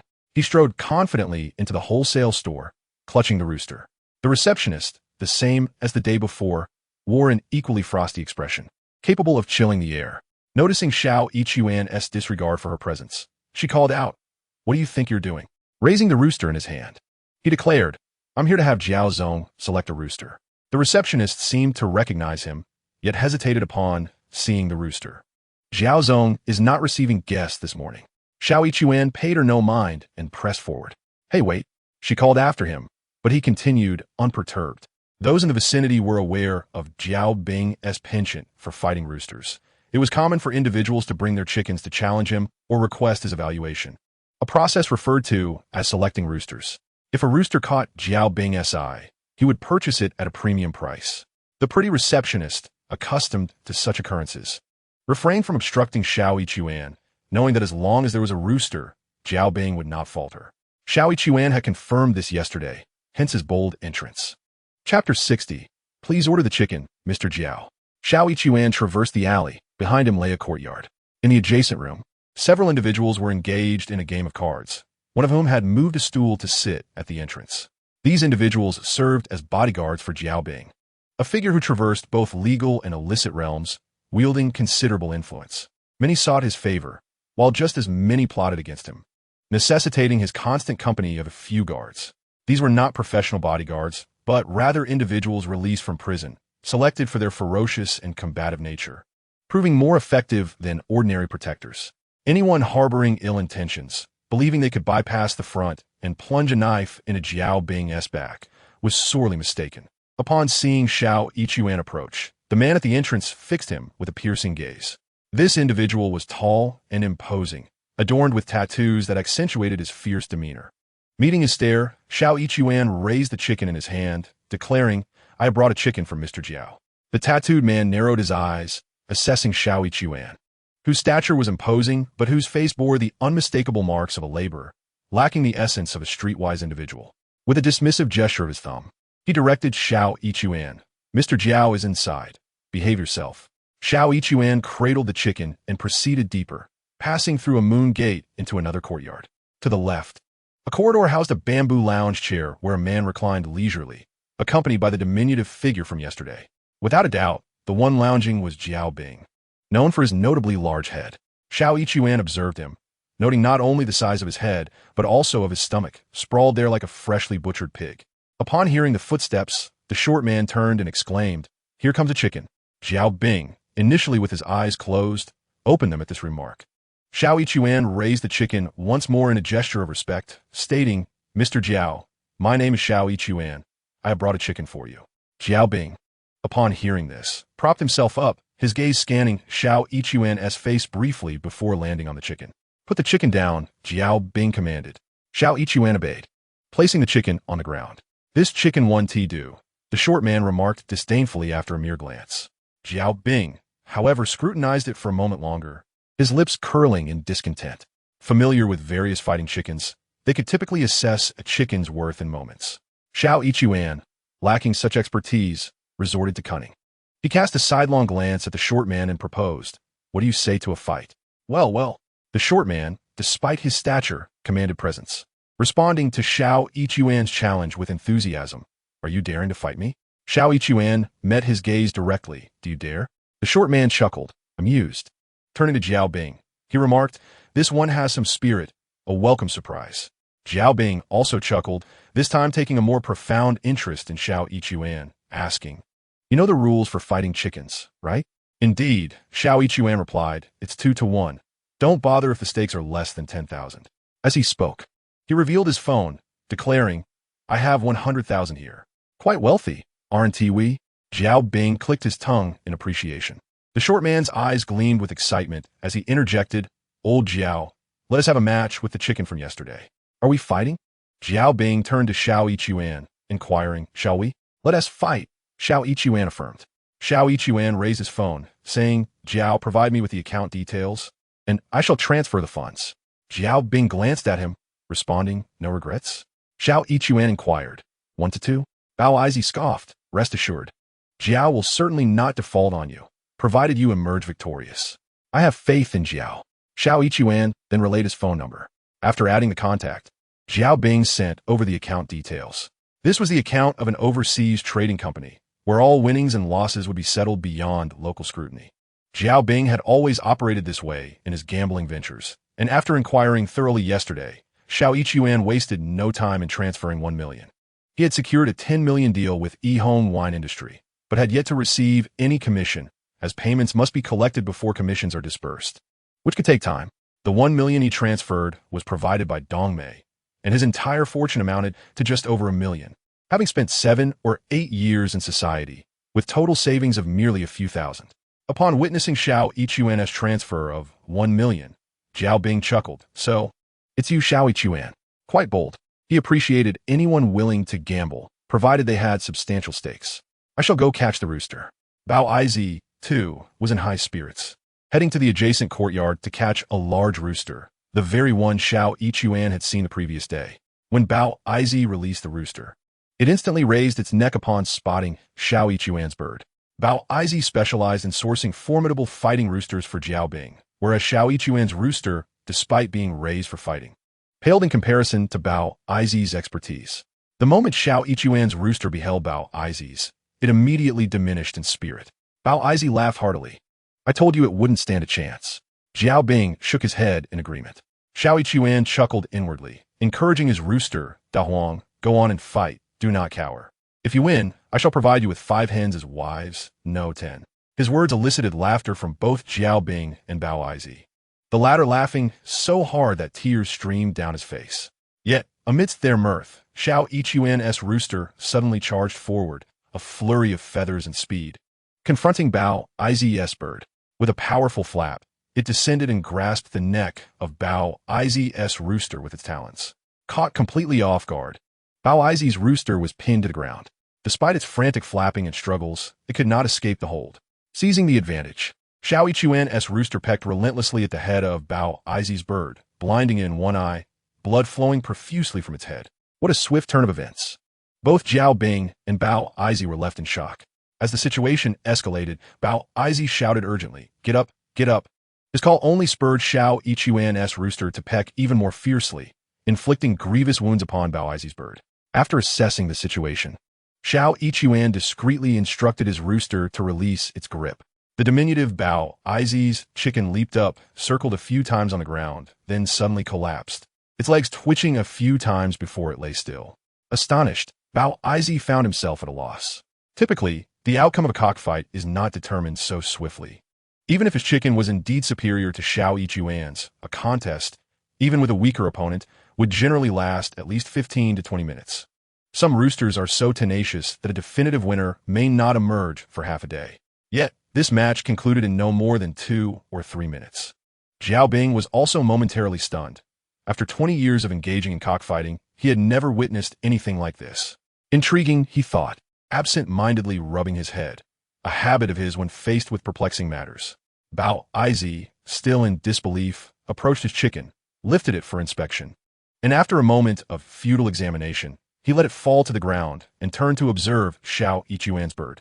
This makes no sense, he exclaimed. Xiao Yichuan stifled a smirk. With a subtle movement, his chicken suddenly raised its neck and let out a loud crow. How fascinating. Jiao Bing's interest was piqued. This rooster was impressive. They had all misjudged it. The financial stakes were insignificant to him. He was elated by the prospect of a formidable bird. "You have won," he stated, pulling out his phone to send a text message. Shortly thereafter, Xiao Yichuan's phone chimed with a bank notification confirming the receipt of $2,700,000. The overseas trading company charged a 10% fee, borne by the winner, while the loser paid nothing. Xiao Yichuan had wagered 1 million and won 2 million, totaling 3 million, from which 30,000 was deducted as the fee. Chapter 61, A Fortuitous Beginning. Xiao Bing, unperturbed, nodded in acknowledgement. Xiao Yichuan bowed slightly. This flattery did not faze Xiao Bing, who glanced at Xiao Yichuan's rooster and inquired, "Is your chicken for sale?" "Jiao, I have heard that you recently lost a few rounds to He Xue." "Indeed," Xiao Bing admitted without hesitation, "in cockfighting. Losses are nothing to be ashamed of." However, Xiao Yichuan's comment left him slightly perplexed. "What do you mean?" Xiao Bing asked. "I have an idea," Xiao Yichuan replied. "I wish to ride on your coattails, Jiao, and challenge He Xue to a wager. You want to rely on me?" Xiao Bing's brow furrowed. "You could approach He Xue directly. His odds are also 1 to 2. To be candid," Xiao Yichuan continued, "I am a salesperson for Haicheng e-home wine industry, and I would like you to sign a contract with me." Xiao Bing's expression grew serious. "My proposal is this. If you defeat He Xue, you will sign the contract." Understanding dawned on Xiao Bing as he rubbed his head again, glancing at Xiao Yichuan. "And if we lose?" "If we lose, I will return. Procure another rooster and come back for another match," Xiao Yichuan replied. "I have informed my boss that e-home wine industry aims to expand into jiaoling and is prepared to demonstrate our sincerity. My sincerity involves engaging in cockfighting with you. As long as you are pleased, securing the contract will be assured." "Huh!" Xiao Bing erupted into laughter. "Indeed, that is the essence of it. As long as I'm satisfied, the contract is but a word." He gazed at Xiao Yichuan, saying, "So it's you, Xiao Yichuan. Very well. I shall grant you this opportunity. Let your rooster compete against He Xue's. If you triumph, I will sign a contract worth 10 million with you. If you lose, you shall leave." Chairman Jiao spoke with great confidence. Xiao Yichuan cupped his hands in acknowledgement, while Xiao Bing laughed heartily. The previous day, Bao Izi had procured a rooster, and this morning, Xiao Bing arranged for a cockfight with He Xue, scheduled for 3 days hence. Should Xiao Yichuan's rooster defeat Bao Izi's, he could substitute it for his own in the upcoming contest, also set for 3 days later. Thus, Xiao Yichuan left his rooster with Xiao Bing, who had personnel dedicated to its care. Bringing it back would be impractical, as he had no place to keep it, certainly not in a hotel. Upon returning to the hotel, he encountered Xie Hong, who inquired, "How did it go? Was the start smooth?" Xiao Yichuan replied, "I won a match against Jiao Datu." "Really?" Onzième only exclaimed, both astonished and delighted. Although Xiao Yichuan had devised a plan, she harbored doubts. Xiao Bing had engaged in cockfighting for many years. While Xiao Yichuan was a newcomer, could he truly win against Xiao Bing with just any rooster? In truth, Xie Hong felt a lack of confidence. Yet, upon hearing Xiao Yichuan's assertion of victory, her surprise turned to joy. Xiao Bing's rules dictated that when one gambled with him, the payout was double. For instance, if one wagered 1 million and won, he would pay out 2 million. However, as the operation was managed by an overseas company, the victor was subject to a 10% service charge, leaving a total of 2,700,000. As he spoke, Xiao Yichuan pulled out his phone to show Xie Hong the text notification. At that moment, her doubts evaporated. "You managed to win against Xiao Bing with just any rooster?" "Xiao Yichuan, you are indeed remarkable," she praised, her face radiant with admiration. "How can it be just any rooster?" Xiao Yichuan countered. "I enlisted the help of the most beautiful woman in Haicheng, Xie Hong, to select the rooster. It must be the strongest fighter." Xie Hong giggled at his words, her beauty accentuated by her joy and excitement. Her cheeks flushed like blossoms in early spring. "Truly beautiful," Xiao Yichuan mused inwardly, contemplating how much more enchanting she would appear in an intimate setting, a hint of shyness enhancing her allure. Outwardly, he remarked, "I mentioned that I am with e-home wine industry, and I assured him I could help him defeat He Xue. He agreed that if I won, he would sign a 10 million contract with me." He clicked his tongue in admiration. Right from the outset, he offers 10 million. No wonder he is known as Jiao Datu. He dominated the liquor market in the Jiaoling area, not only within the city, but also across 6 surrounding counties. 10 million was merely a trifle for him. Xie Hong's eyes sparkled, yet a hint of concern lingered. "Do you think your rooster can truly defeat He Xue?" "It must," Xiao Yichuan declared with a wave of his hand. My rooster is no ordinary bird. It was specially selected by the renowned beauty of Haicheng, known as He Xue. It is bound to win. Xiahong erupted into laughter once more, clearly delighted. Though she did not entirely believe Xiao Yichuan's claims as a woman, she relished flattering words, the accuracy of which mattered little. However, she was not foolish. After their laughter subsided, a tinge of worry crept into her heart. Xiao Yichuan had made a promising start, earning Jiao Bing's trust and securing an opportunity. But what if he lost? Then, the contract would remain elusive. Xiahong turned back, contemplating, and a thought emerged. After having lunch and resting for a while, she approached Xiao Yichuan, saying, "The cockfighting event is in 3 days, right?" "Indeed," Xiao Yichuan nodded. 3 days hence. That leaves us some time. Xiahong continued, "I have heard that there is a Zhenwu temple nearby, dedicated to the Zhenwu emperor, who is quite powerful. How about we pay a visit and light some incense, asking for the Zhenwu emperor's blessings for our victory?" "There's no need to invoke the Zhenwu emperor," Xiao Yichuan chuckled. "Hongjia, the chickens you personally selected are sure to win. I cannot claim such confidence." Xiahong smiled. "Xiao Yichuan, shall we go and pay our respects?" "Sure." Xiao Yichuan replied nonchalantly. "It's no trouble. A little excursion with a lovely lady sounds delightful." The Zhenwu temple was situated beyond the city, atop Shishan, approximately 20 kilometers away. Fortunately, with a vehicle at their disposal, the journey was swift. Xiahong drove, and within half an hour, they arrived. However, the ancient temple was not accessible by car, requiring them to park at the foot of the mountain and ascend on foot. Luckily, Xiahong had opted for practical footwear instead of high heels, making her well prepared for the hike. The two ascended the stone path, a winding route spanning nearly a kilometer. Upon reaching the summit, they found a spacious plateau adorned with an ancient temple. The entrance was weathered, yet it added to the ambience. However, the temple appeared to lack visitors. Inside, they encountered no other worshippers, only an elderly Taoist priest engrossed in meditation, seemingly indifferent to their presence. In contrast to Buddhism, which welcomes all, Taoism is more selective, engaging only with those deemed fated to visit. True Taoists, unlike pretenders, do not solicit guests, embodying a proud tradition that, in its arrogance, renders it less prominent than Buddhism and other faiths. Xiahong, however, approached with genuine reverence, bowing respectfully and depositing 10,000 yuan into the merit box. Yet, the elderly Taoist remained oblivious, his eyes closed in deep concentration. Xiao Yichuan chose not to partake in the worship. As a shaman of notable lineage, he was a celestial shaman who does not venerate external deities.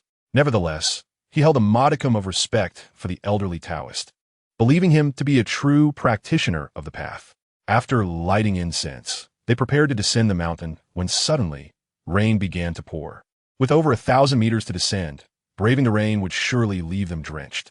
They sought shelter in the temple. The rain fell heavily, accompanied by thunder and lightning.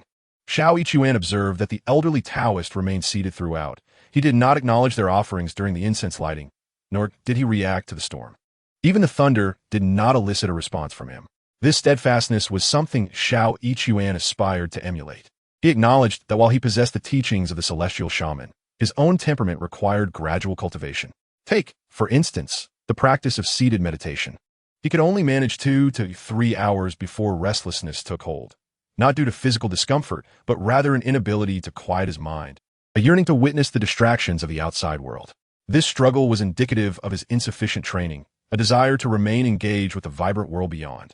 The old Taoist priest had likely spent decades in cultivation, achieving a state of tranquility akin to still water, with no worldly concerns occupying his mind. When others offered incense and gold, he remained indifferent. When thunder roared and rain fell, he paid no heed. In contrast, for the present day, Xiao Yichuan, whether it be the former or the latter, he found himself incapable of such detachment. Chapter 62. Seeking shelter from the rain poured heavily. Yet it was not destined to last. After more than an hour, it ceased, though dusk was fast approaching. "We must descend the mountain quickly," Xiao Yichuan remarked to Xiahong, "or we shall be forced to spend the night at this temple, and I fear the old practitioner may not welcome our presence." Xiahong harbored similar thoughts. Her act of offering incense was sincere, yet the prospect of staying overnight at the temple did not appeal to her. They hastened down the mountain, entered the vehicle, and set off. However, they had not traveled far before they were compelled to halt. Ahead in the valley, a mountain torrent surged down, overflowing the stream and completely blocking the road. The earlier downpour had caused the water from the mountains to accumulate, and now, in a great rush, the flood rendered passage impossible. Should they attempt to force their way through, the likelihood of being swept down the ravine was alarmingly high. "There's no way through," Xiao Yichuan declared as he exited the vehicle to inspect the flood, shaking his head. "What shall we do?" Xie Hong inquired, her brows furrowed. This path led into the mountains, and turning back would only lead them to the previous parking area. There was no detour available. "Let's wait," Xiao Yichuan suggested. "Once the torrent subsides a bit, we can proceed." He glanced at the sky. "We just need to hope it doesn't rain again." Yet, as if his words had summoned it, the rain resumed its relentless fall. Reluctantly, they returned to the shelter of the car. Xie Hong felt a twinge of frustration, prompting Xiao Yichuan to smile. "Indeed, Sister Hong, you are truly a person of distinction. How can I be considered distinguished?" 11e on retorted. In our region, it is said that whenever a person of distinction ventures out, rain follows. Xie Hong chuckled. Then it seems there are many distinguished individuals here. Ordinary folk do not count. Xiao Yichuan waved his hand dismissively. It is only when you step out that it rains. His playful banter, accompanied by gestures, managed to lighten the mood despite the incessant rain. However, the downpour showed no sign of abating, and the torrent appeared to intensify, with some of the floodwaters encroaching upon the roadside. Xie Hong had no choice but to reverse. Fearing a landslide, she opted to retreat back to the parking area, which offered a bit more space. "This is troublesome," Xie Hong lamented. "Had I known it would come to this, I would have preferred to stay at the temple." Xiao Yichuan also shook his head in agreement. With the rain unrelenting and the flood showing no signs of receding, their vehicle remained trapped. Climbing back up the mountain would require a strenuous ascent of several hundred meters, a challenge Xiao Yichuan could endure, but one that Xie Hong found daunting.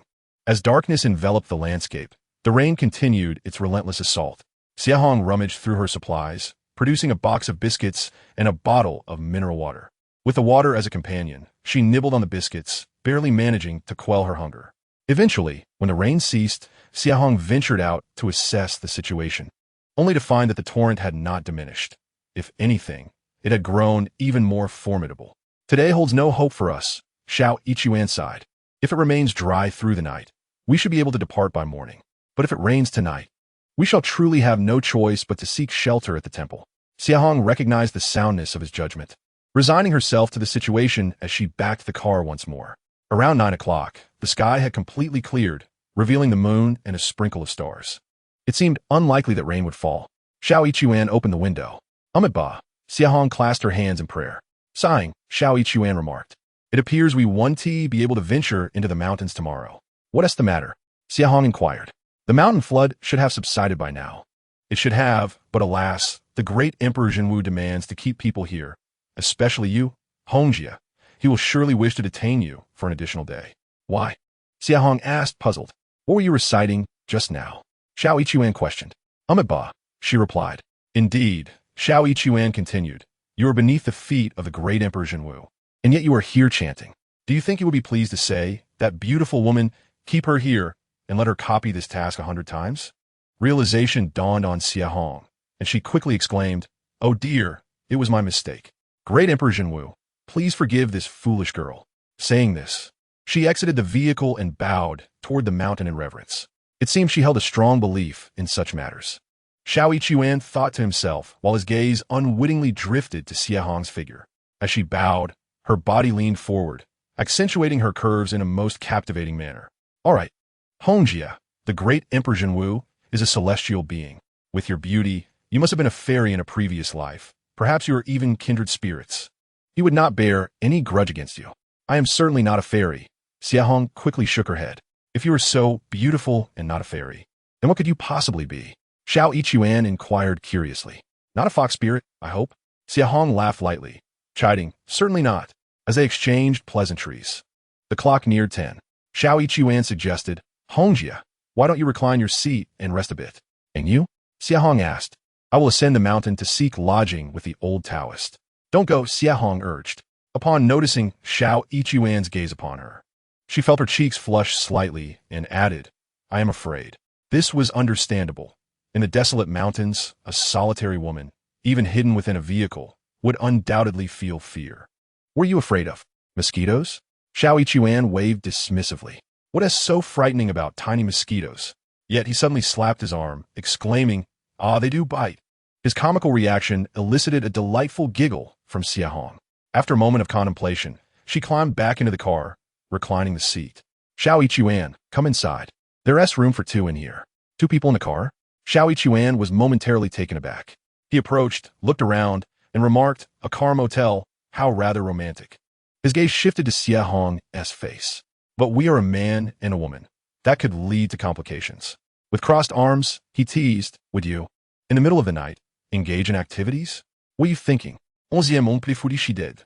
"That is not certain," Xiao Yichuan replied. "When I was a child, my grandmother always warned me that if children misbehave while sleeping, the wolf grandmother would come at night to nibble on their fingers." "What if you are the wolf grandmother transformed?" Xiahong laughed. "Then you must behave and not move about. Otherwise, I shall become the wolf grandmother." As she spoke, laughter softened her demeanor, and she leaned against the seat, facing Xiao Yichuan. In this posture, her collar fell slightly, and he found his gaze inadvertently drawn in. Xiahong noticed his gaze, her cheeks flushed slightly, and she lay down, saying, "One on each side, let us obediently sleep. Otherwise, Grandma Wolf won't be so polite." As she spoke, she laughed again. She truly had a penchant for laughter, thought Xiao Yichuan. He too lay down, closing the car door, muttering, "Grandma Wolf. Don't catch me. I'm a good baby, I'm Xian Yang. No, that seems to be a mix-up." Xiahong chuckled at that. Her trust in Xiao Yichuan stemmed from the previous night. She had fallen asleep while he honored her boundaries, which made her feel he was quite amiable. Nonetheless, in this desolate wilderness, with the two of them confined in this small vehicle, she still harbored some concern. Thus, her heart remained somewhat unsettled. Yet unexpectedly, with his antics, her tension dissipated with that laughter. This man, she thought humorously to herself, was indeed quite amusing. "It's time to sleep. No more antics," she playfully chided. "As you command," replied Xiao Yichuan. He ceased his playful behavior, and Xiahong fell silent as well. However, she found it difficult to drift into slumber. How could she sleep soundly with a man beside her in this wilderness? In truth, she remained attentive to Xiao Yichuan, noticing that his breathing was steady, soft, and long, without a hint of snoring. Xiao Yichuan was clearly awake, yet he was not being unruly, which was reassuring. He was a good person, Xiahong mused. He had respected her boundaries the previous night. With this thought, her heart began to settle. After 20 minutes or so, she grew a bit drowsy when suddenly a loud thud startled her. Something had struck the car. Startled, Xiahong quickly raised her head to see a strange creature staring at her through the windshield. "Ah!" she shrieked, turning and leaping into Xiao Yichuan's embrace. Chapter 63. Let us go. Let us have some fun. Xiao Yichuan, who had been practicing his breathing exercises, opened his eyes at the noise, only to be surprised when Xiahong suddenly landed in his arms. He quickly wrapped his arms around her and asked, "Sister Hong, what is wrong?" "A monster." "There's a monster," she exclaimed, trembling. "A monster?" Xiao Yichuan was startled as well. "Where is there a monster?" "Outside, right on the glass." She replied. Xiao Yichuan sat up, peering outside, and then chuckled. "It's not a monster, it's an owl." "An owl?" Xiahong, who had initially been terrified, clung tightly to Xiao Yichuan, shivering. At his words, she turned to look and indeed saw an owl perched on the hood of the car, staring in with wide eyes, curiously observing them. "Phew," Xiahong sighed in relief. "You scared me half to death." An owl appearing out of nowhere in the dead of night could indeed be quite alarming. Xiao Yichuan reassured her, tapping on the car window. "Owl, no. That is not right. Owl brother, that is rude of you. Go on, off you go find some pretty ladies. If you're a female, go find a handsome fellow. Why are you just standing there?" Startled, the owl flapped its wings and flew away. All is well now, Xiao Yichuan comforted Xiahong. However, she refused to release her grip on him. Being embraced this way felt somewhat ambiguous. Xiao Yichuan looked down at Xiahong. Xiahong's gaze met his, and in a flurry, she hastily shut her eyes, yet her hand remained resolutely clasped in his. Xiao Yichuan felt his heart skip a beat. There was a certain ambiguity in the air, palpable to him. However, if he were to kiss her at this moment, would it not be a case of taking advantage of the situation? If it were another woman, perhaps it would be different, yet his thoughts drifted to Hu Lin. Hu Lin had tasked him with filming Xiahong and had promised a substantial reward, 500,000, a considerable sum for a laborer. Could Hu Lin's seemingly casual remarks about merely ridiculing Xiahong truly reflect her intentions? Certainly, Xiao Yichuan could choose not to film the video, or even if he did, He need not submit it to Hu Lin. Yet, if he were to become involved with Xie Hong, entanglements could arise, and Hu Lin might discover their connection, potentially leading to adverse consequences for Xie Hong. This uncertainty caused him to hesitate. After a moment's contemplation, he ultimately refrained from kissing her, instead embracing her gently, murmuring incantations until Xie Hong soon drifted into slumber. After alighting from the vehicle, Xiao Yichuan lit a cigarette, inhaling deeply before exhaling slowly. He had acquired the habit of smoking during long drives, as the monotony could sometimes induce drowsiness, necessitating a stimulant. However, he was not particularly addicted. He could take it or leave it. Yet today, he felt an unusual desire to smoke. The window was rolled down, and moonlight poured into the car, illuminating Xie Hong, who reclined in her seat like an elegant night-blooming jasmine, so tranquil and exquisite. He gazed at her in silence, pondering the emotions that stirred within him. Nevertheless, he felt no regret. Perhaps there would be future opportunities, but he needed to discern Hu Lin's true motives. He thought to himself, Hong Jie is a good woman. I cannot bring harm to her. At dawn, Xiao Yichuan ventured outside to survey the situation. Indeed, the floodwaters had receded somewhat. Although the creek continued to surge tumultuously, it had not encroached upon the roadway. It was safe to leave. Upon returning, he informed Xie Hong, "You drive." After a night had passed, Xie Hong's demeanor towards him seemed to have shifted slightly. Xiao Yichuan could not quite articulate it, but it felt as if she were both shy and delighted, simultaneously anxious and resentful. One cannot easily decipher a woman's thoughts. All right, Xiao Yichuan replied, as he took the wheel and drove steadily onward. As they approached the city, Xie Hong finally stirred awake. Upon returning to the hotel, they enjoyed breakfast before parting ways to rest. It was not until the afternoon, as dusk approached, that Xie Hong called him. "Let us go out for a meal." "Jia, I have been eagerly awaiting your command. My patience has nearly tied my stomach in knots." He jested. Xie Hong chuckled on the other end. "You want to tell me you skipped lunch?" "Indeed," Xiao Yichuan replied. "I have been waiting for your summons." "You fool." Xie Hong teased lightly, her tone laced with laughter and a hint of allure. "Let us go." With that, she hung up the phone, and, as he stepped outside, the door from Xie Hong's side opened. She emerged, and Xiao Yichuan's eyes widened in surprise. She wore a long qipao styled in the fashion of the Republic era, exuding an understated elegance that spoke of the passage of time. "Jia, this qipao looks particularly enchanting on you," he remarked. "Is that so?" Xie Hong's face broke into a smile, her eyes sparkling with a charm that was rarely seen. "It is indeed true," Xiao Yichuan remarked. "If you were to star in a Republic of China drama, it would surely become a sensation. Just placing your photograph on the cover would entice viewers to click, and they would inevitably be captivated." "It's not as simple as you say," Xie Hong replied with a smile, clearly delighted. They ventured outside and found a restaurant where Xiao Yichuan ordered a bottle of red wine. Although Xie Hong typically abstained from alcohol, she graciously accepted this evening. After their meal, returning with a slight intoxication, Xie Hong appeared even more enchanting, particularly as her eyes sparkled with a hint of moisture. In the 2 days that followed, the pair remained at the hotel. Xie Hong, though playfully reproaching him, seemed to relish the experience, rarely denying Xiao Yichuan's requests and often indulging in playful banter. Xiao Yichuan noticed her infectious laughter and playful demeanor. She possessed a bold spirit, willing to partake in any adventure he proposed, embodying the essence of an enchanting sprite. On the 3rd day, Xiao Yichuan received a call from Bao Aizi, instructing him to meet at Jiao's place at 2 in the afternoon. Upon informing Xie Hong, she expressed concern. "Will we succeed?" Zhuge Liang aided Zhou Yu at Chibi with the favor of the eastern wind. Xiao Yichuan gazed intently at her, declaring now, "I am Zhou Yu, and you, my dear Hongjia, are my Kongming. Should you choose to play the melody of the eastern wind for me, the wind shall sweep away our adversaries." Xie Hong giggled, playfully wrapping her arms around his neck and planning a kiss on him. At 1:30, Xiao Yichuan summoned a taxi to Jiao Bing's wholesale department. Xie Hong had intended to accompany him, but felt too fatigued to even press the brake. Upon arriving at the wholesale department, the reception area remained as charming as ever. Noticing Xiao Yichuan, the receptionist merely raised her eyelids, neither stopping him nor greeting him, her smile conspicuously absent. Undeterred, he proceeded inside, where the same burly man sat at the entrance, glancing at Xiao Yichuan and gesturing with a thumb without uttering a word. Inside, Jiao Bing and Bao Aizi were present, along with Xiao Yichuan's lively rooster, which had thrived after being fed for 2 days. "It's your turn to carry the rooster," Jiao Bing said, pointing at Xiao Yichuan.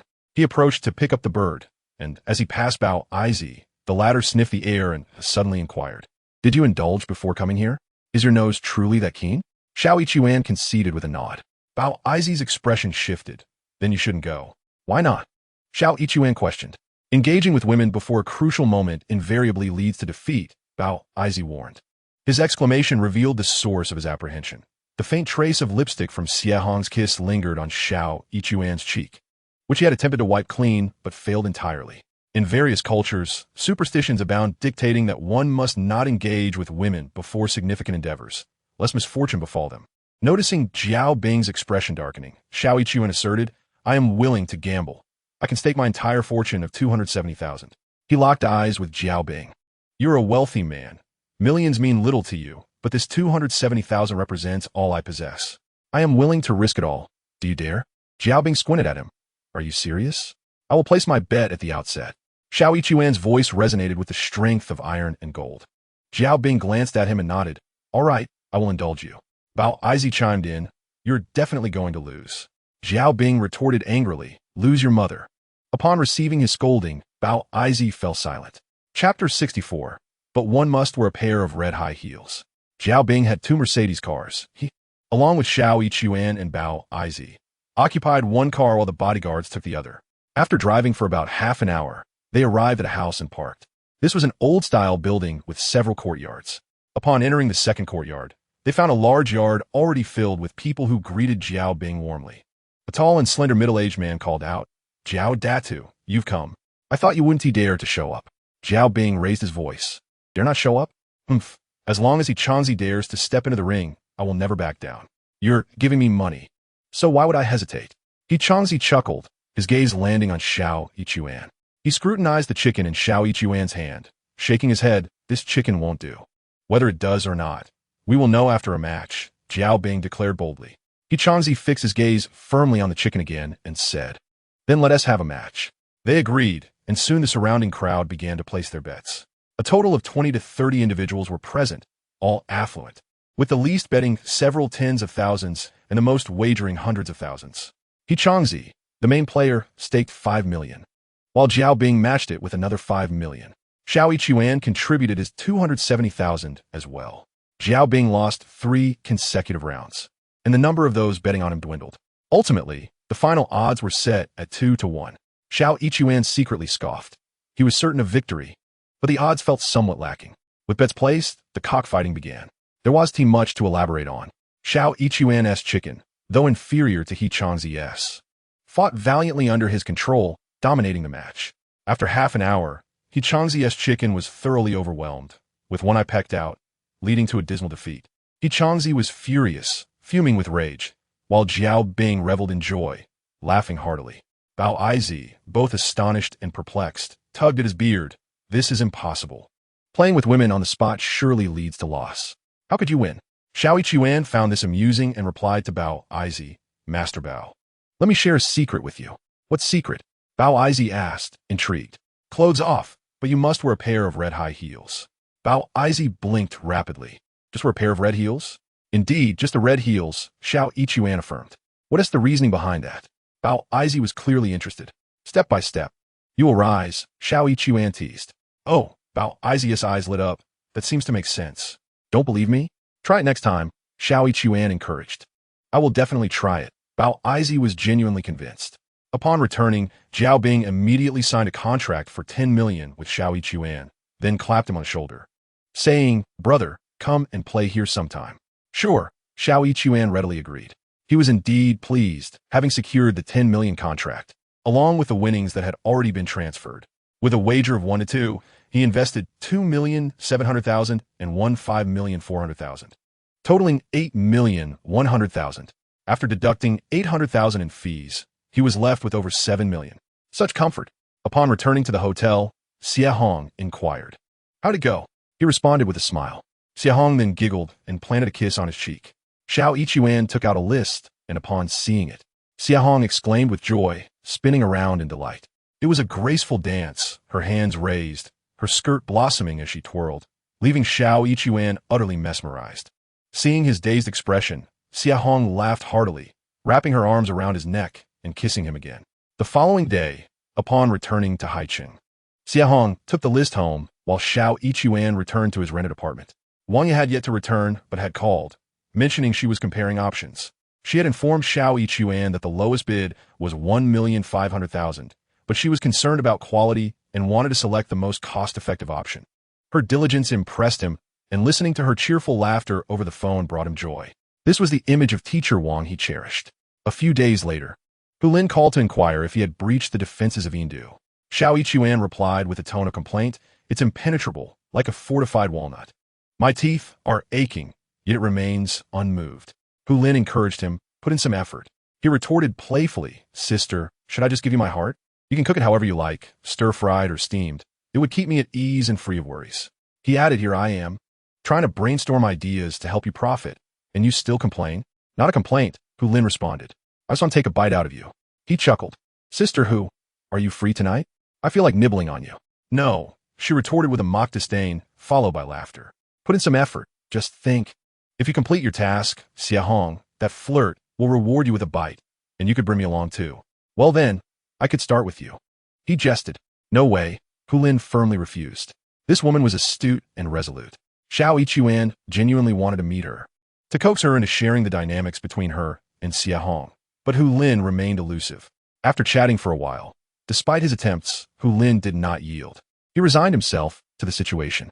However, regarding his progress with Hong, he refrained from sharing any updates with Lin, believing there was little hope on that front.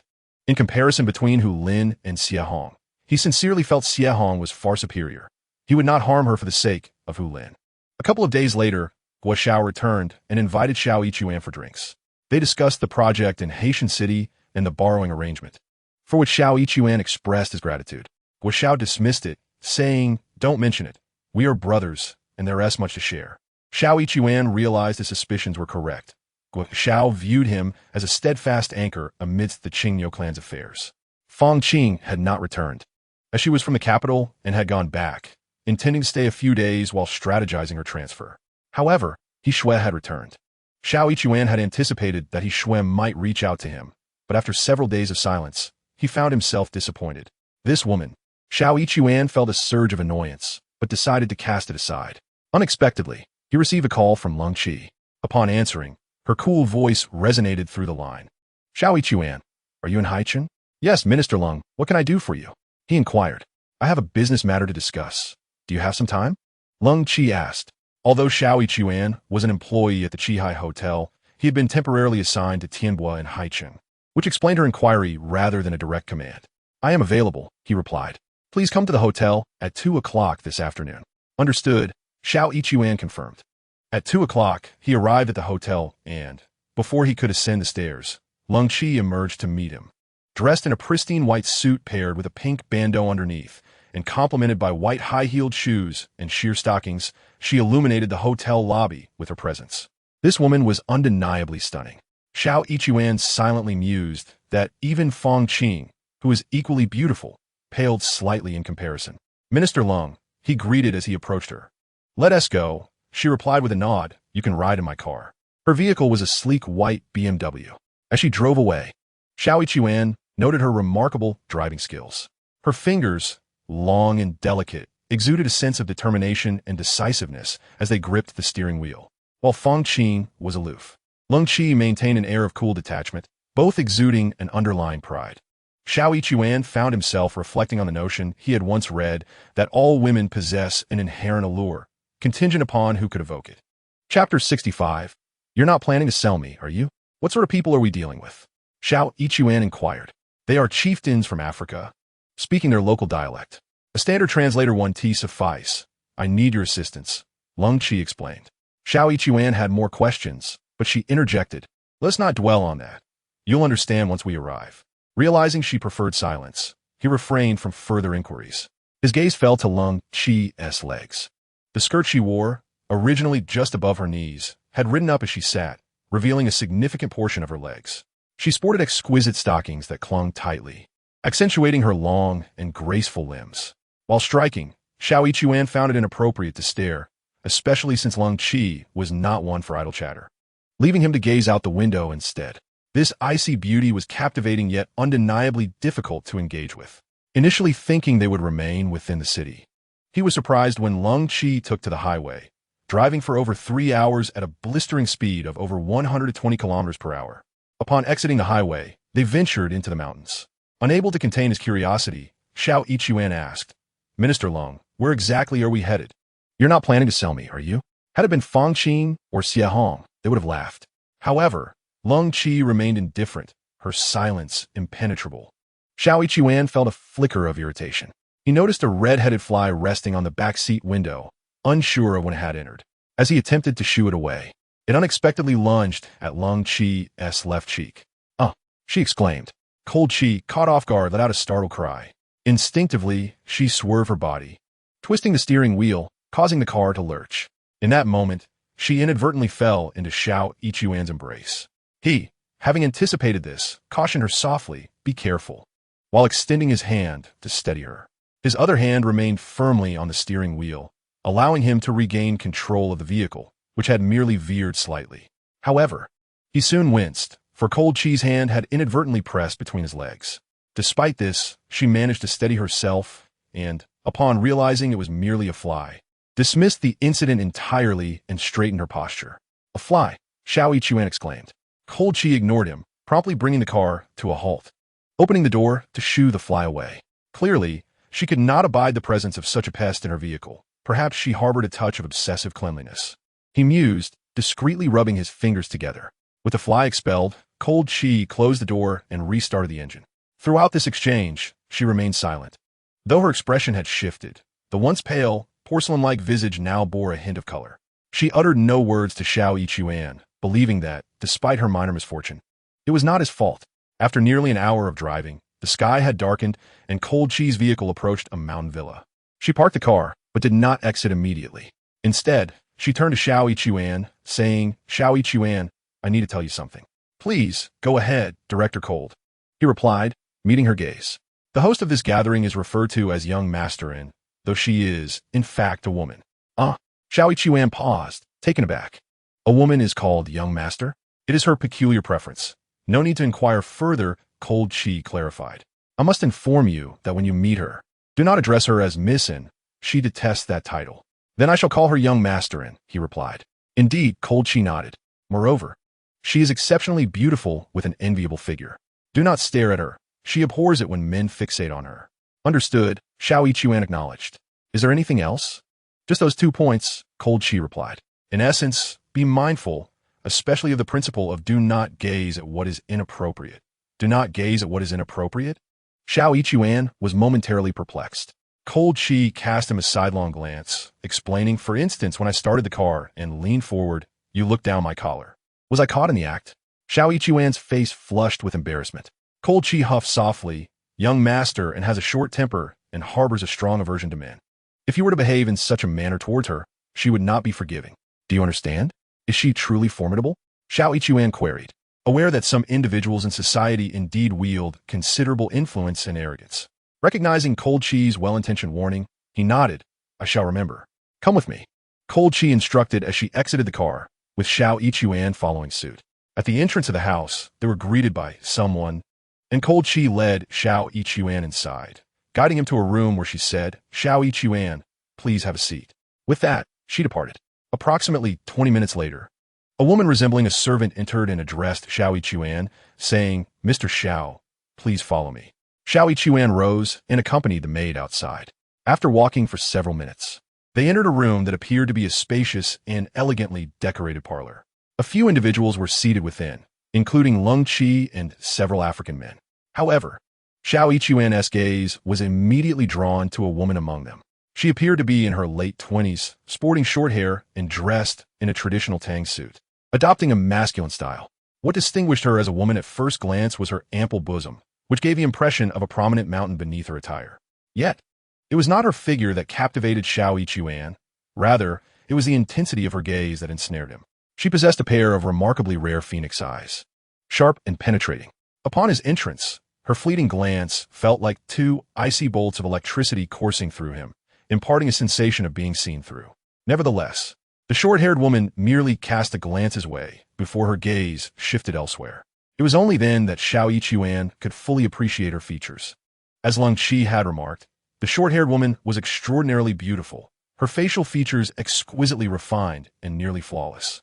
Xiao Yichuan had long believed that Lung Qi was the most beautiful woman he had ever encountered, yet upon seeing the short-haired beauty, he felt that the two were nearly indistinguishable in their allure.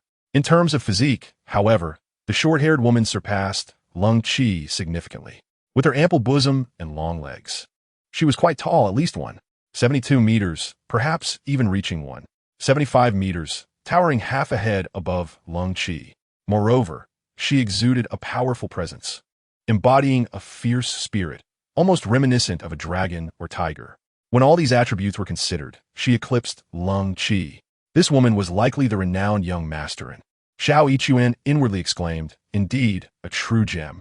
Previously, when Lung Qi had earnestly warned him, he had not taken it to heart. After all, he had encountered and mingled with several beautiful women over the past few months, and he had begun to doubt the extraordinary claims. However, at this moment, he believed. It was astonishing that such a captivating creature existed, defying convention with her androgynous appearance. Lung Qi, seated nearby, observed Xiao Yichuan's entrance and introduced him to young master, saying, "Young master, this is my assistant, Xiao Yichuan." Young master then turned his gaze to Xiao Yichuan, nodded, and said, "Let us begin." Lung Qi gestured for Xiao Yichuan to sit beside her, while young master addressed the African men, stating, "Chief Simba, let us commence. Feel free to express your demands." A translator present among the Africans conveyed the message to their leader, who then began to speak in French. Although his accent was not authentic, it was comprehensible. This took Xiao Yichuan by surprise. There were plenty of French translators available, so why had Lung Qi traveled hundreds of kilometers to bring one? His suspicion was validated. Just as he was about to speak, Lung Qi subtly gestured for him to remain silent. He complied. Young master and understood French herself, responding directly to the African's remarks. A brief exchange ensued, but soon the Africans began to argue among themselves. There were 3 of them, and their status appeared to be relatively equal. They may not have reached a consensus, for when it came to the critical terms, a dispute arose. As they bickered, young master slightly tilted his head, prompting Lung Qi to immediately instruct Xiao Yichuan. Translate their words for young master, and turned a glance at Xiao Yichuan and said, "The one in the middle is number 1, the one on the left is number 2, and the one on the right is number 3. Please refer to them as 1, 2, and 3, but speak softly." This method of assigning numbers indeed facilitated comprehension, and speaking softly was intended to avoid drawing the attention of the opposing party. The faux nobleman displayed remarkable shrewdness. Xiao Yichuan, with a flash of insight, focused on the 3 black men and relayed their arguments to young master. It turned out they belonged to a large tribe, which was subdivided into 3 smaller factions. Each of these men represented one of the smaller factions, embroiled in disputes over their respective interests. I want more, you want less, and I refuse to agree. I want more, you want less, and you disagree. They argued in their native tongue, believing no one here could comprehend, unaware that Xiao Yichuan was a celestial sorcerer. With the acute hearing of a sorcerer, he could discern not only human speech but also the communication of animals. Xiao Yichuan translated the quarrel for young master. She, being astute, quickly adjusted her strategy, deftly identifying a compromise and facilitating an agreement. The black men departed in high spirits, and young master turned to Xiao Yichuan, expressing her gratitude. "Thank you, Assistant Xiao." "You're welcome," Xiao Yichuan nodded. Subsequently, young master instructed someone to escort Xiao Yichuan to rest. Though she held little interest in him, he found her quite captivating. As soon as Xiao Yichuan exited the room, he seized control of a nightboard perched on a nearby tree, directing it to keep watch over young master. Upon his departure, young master beckoned Lung Qi, saying, "Qi, come here." Lung Qi rose and approached, and young master wrapped her arms around her waist, drawing her into her embrace. With a gentle kiss on her lips, young master remarked, "Today, you have accomplished something significant. There will be a reward later." Xiao Yichuan, observing through the eyes of the nightboard, was momentarily taken aback. Were they? He looked at Lung Qi, who, instead of resisting, smiled radiantly. Her typically cool demeanor transformed into a dazzling smile, akin to a white plum blossom blooming in the snow, exuding an enchanting chill. Xiao Yichuan found himself momentarily entranced, forgetting to maintain control of the nightboard. Once the connection was severed, if the spirit he had been controlling was out of sight, re-establishing control became impossible. Alas! As he walked away, He could no longer see the nightboard. Upon returning to the room, he waited for the servants to leave before locating another nightboard in a nearby tree, summoning it, and regaining control. However, when he flew over, young master and Lung Qi were no longer in the living room. Xiao Yichuan directed the nightboard to search around, but to no avail. With so many rooms, it was impossible to ascertain where young master and Lung Qi had gone. Searching each room would be exhausting. His physical strength was currently potent, yet his spiritual power was not as robust, and controlling the nightboard, which required a connection of spirits, proved considerably taxing on his mental faculties. Furthermore, it is merely a matter of young master and Cold Qi's romantic entanglement, although Xiao Yichuan is quite eager to witness it. Expending excessive spiritual energy to seek it out seems rather futile. He is no stranger to women. It is all rather unremarkable. After sitting in meditation for several hours and indulging in a brief slumber, he awoke around 6 o'clock. Xiao Yichuan exited the dwelling and made his way to the rear. This estate is vast, with sparse buildings and abundant trees. Behind the house lies an expansive forest and open space, complemented by a small lake where lotus flowers bloom splendidly, bringing a sense of serenity to the heart. Standing between two ancient trees, facing the lake, he relaxed his mind and practiced standing meditation. After a while, footsteps drew near. Though obscured by the trees, he discerned the presence of 3 individuals. The morning was alive with the chirping of birds. Yet Xiao Yichuan had no intention of commanding them to observe. That would be entirely unnecessary. Cultivating spiritual energy is an arduous task, yet its depletion occurs with alarming ease. Much like the meager salaries of ordinary individuals, painstakingly earned and swiftly spent with a mere swipe of a code. Thus, in general, Xiao Yichuan was reluctant to manipulate spiritual energy. He continued his practice, indifferent to the approaching figures. Suddenly, one individual approached him, with his gaze cast downward. He was not closing his eyes. It was inappropriate to do so during standing meditation. However, he kept his eyes gently lowered, drawing in his spiritual light. Upon hearing someone navigate around the ancient tree, he lifted his gaze and beheld a young woman. With a round face and charming dimples, she was undeniably beautiful. Yet, when her eyes met Xiao Yichuan's, her expression soured, and she exclaimed in alarm, "There's an assassin." Brandishing a sword, she lunged toward him without hesitation. Xiao Yichuan couldn't help but feel amused. What does she mean by assassin? Who does she think she is? However, the young woman's strike was swift and practiced. Devoid of mercy, aiming directly for his chest, Xiao Yichuan realized that should he fail to evade, her sword could indeed pierce him. Rather than dodging, he waited until the blade neared his chest, then raised his hands to clasp it firmly within his palms. Startled, the young woman attempted to retract her sword. Infuriated by her ruthless approach, Xiao Yichuan seized the moment to push her blade away. She felt an immense force surge through the sword, causing her to lose grip on the hilt, which then struck against her left breast. With a well-proportioned figure and pronounced curves, the impact caused her to wince in pain and stagger backward. The other 2 individuals approached. One was another round-faced girl, nearly identical to the first, clearly a twin. The other was young master, and Xiao Yichuan's eyes brightened. Standing tall, yesterday he had only seen her seated. He could now ascertain that young master stood at least 173 meters in height. Clad in a fitted white silk practice outfit, she appeared to embody the essence of a white lotus from the lake, further accentuated by her strikingly ample bosom and distinctive phoenix-like eyes, truly the epitome of femininity. As he stood there in a daze, the second round-faced girl let out a sharp cry and lunged at Xiao Yichuan with her sword. Truly, they were twins, exhibiting the same lethal swordplay, and showing no mercy in their strikes. However, upon seeing young master Xiao Yichuan understood. Their ruthless approach was not a reflection of their twisted personalities, but rather a consequence of their association with young master. The previous day, Lung Qi had merely advised him to exercise caution and avoid offending young master without revealing the latter's true identity. Yet, with the twins' 2 swift strikes, Xiao Yichuan discerned that young master status was undoubtedly significant. As the second round-faced girl aimed her sword at him, Xiao Yichuan did not respond as he had with the first girl, who had been met with a defensive posture. Instead, he retreated. With a jade belt cinched around his waist and a lightness to his movements, it appeared he had only taken a step back. Yet he had actually distanced himself by several meters. Young master and phoenix-like eyes narrowed instantly. Unlike the squinting eyes of the lecherous, her eyes possessed a captivating brilliance, and as she focused, It seemed as if a cold light emanated from her gaze. Xiao Yichuan immediately recognized that this woman was also skilled in martial arts, and certainly no novice. As the second round-faced girl missed her strike, she quickly pursued him with another thrust. Although the first girl had received a blow, and her chest, being soft, had absorbed some impact, she had not sustained any significant injury. A woman trained in martial arts possesses a much higher tolerance for pain, and having been struck in such a sensitive area only fueled her embarrassment and anger. After enduring the initial pain, the first girl retrieved her sword, inhaled deeply, and attacked Xiao Yichuan from the side.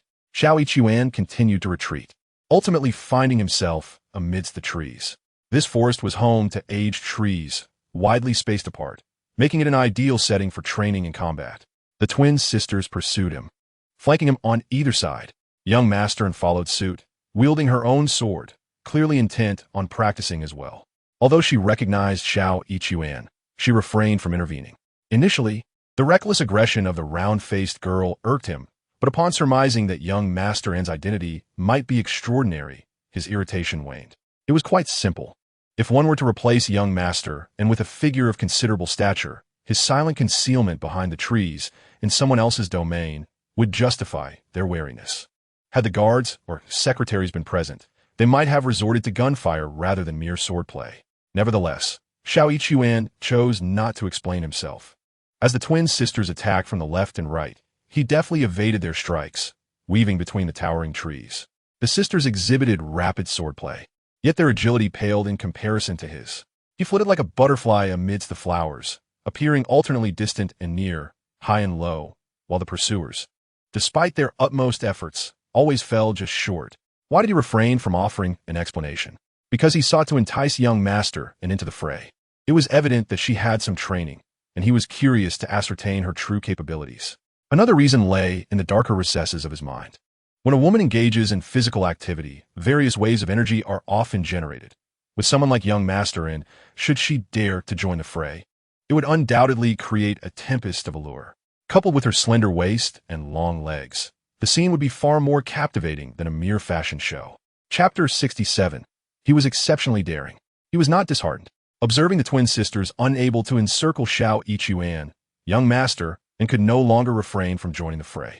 A fine display of skill. Prepare to receive my blade, she announced before leaping forward with a thrust of her sword. Indeed, her movement elicited a graceful undulation across her chest, and as she soared, her waist and legs traced a delightful arc. Xiao Yichuan's eyes sparkled with intrigue. However, he regarded young Master N's swordplay with indifference. If it were merely the inheritance of the celestial witch, the trio's encirclement would pose some threat. Yet with the assistance of a jade belt, he inhaled deeply, feeling the aura of the belt lift him as weightlessly as the morning breeze in the forest. With a mere flicker, he evaded young Master N's strike. The round-faced twins coordinated well, attacking from both sides, but with a swift turn, Xiao Yichuan maneuvered away, leaving the two women nearly striking each other.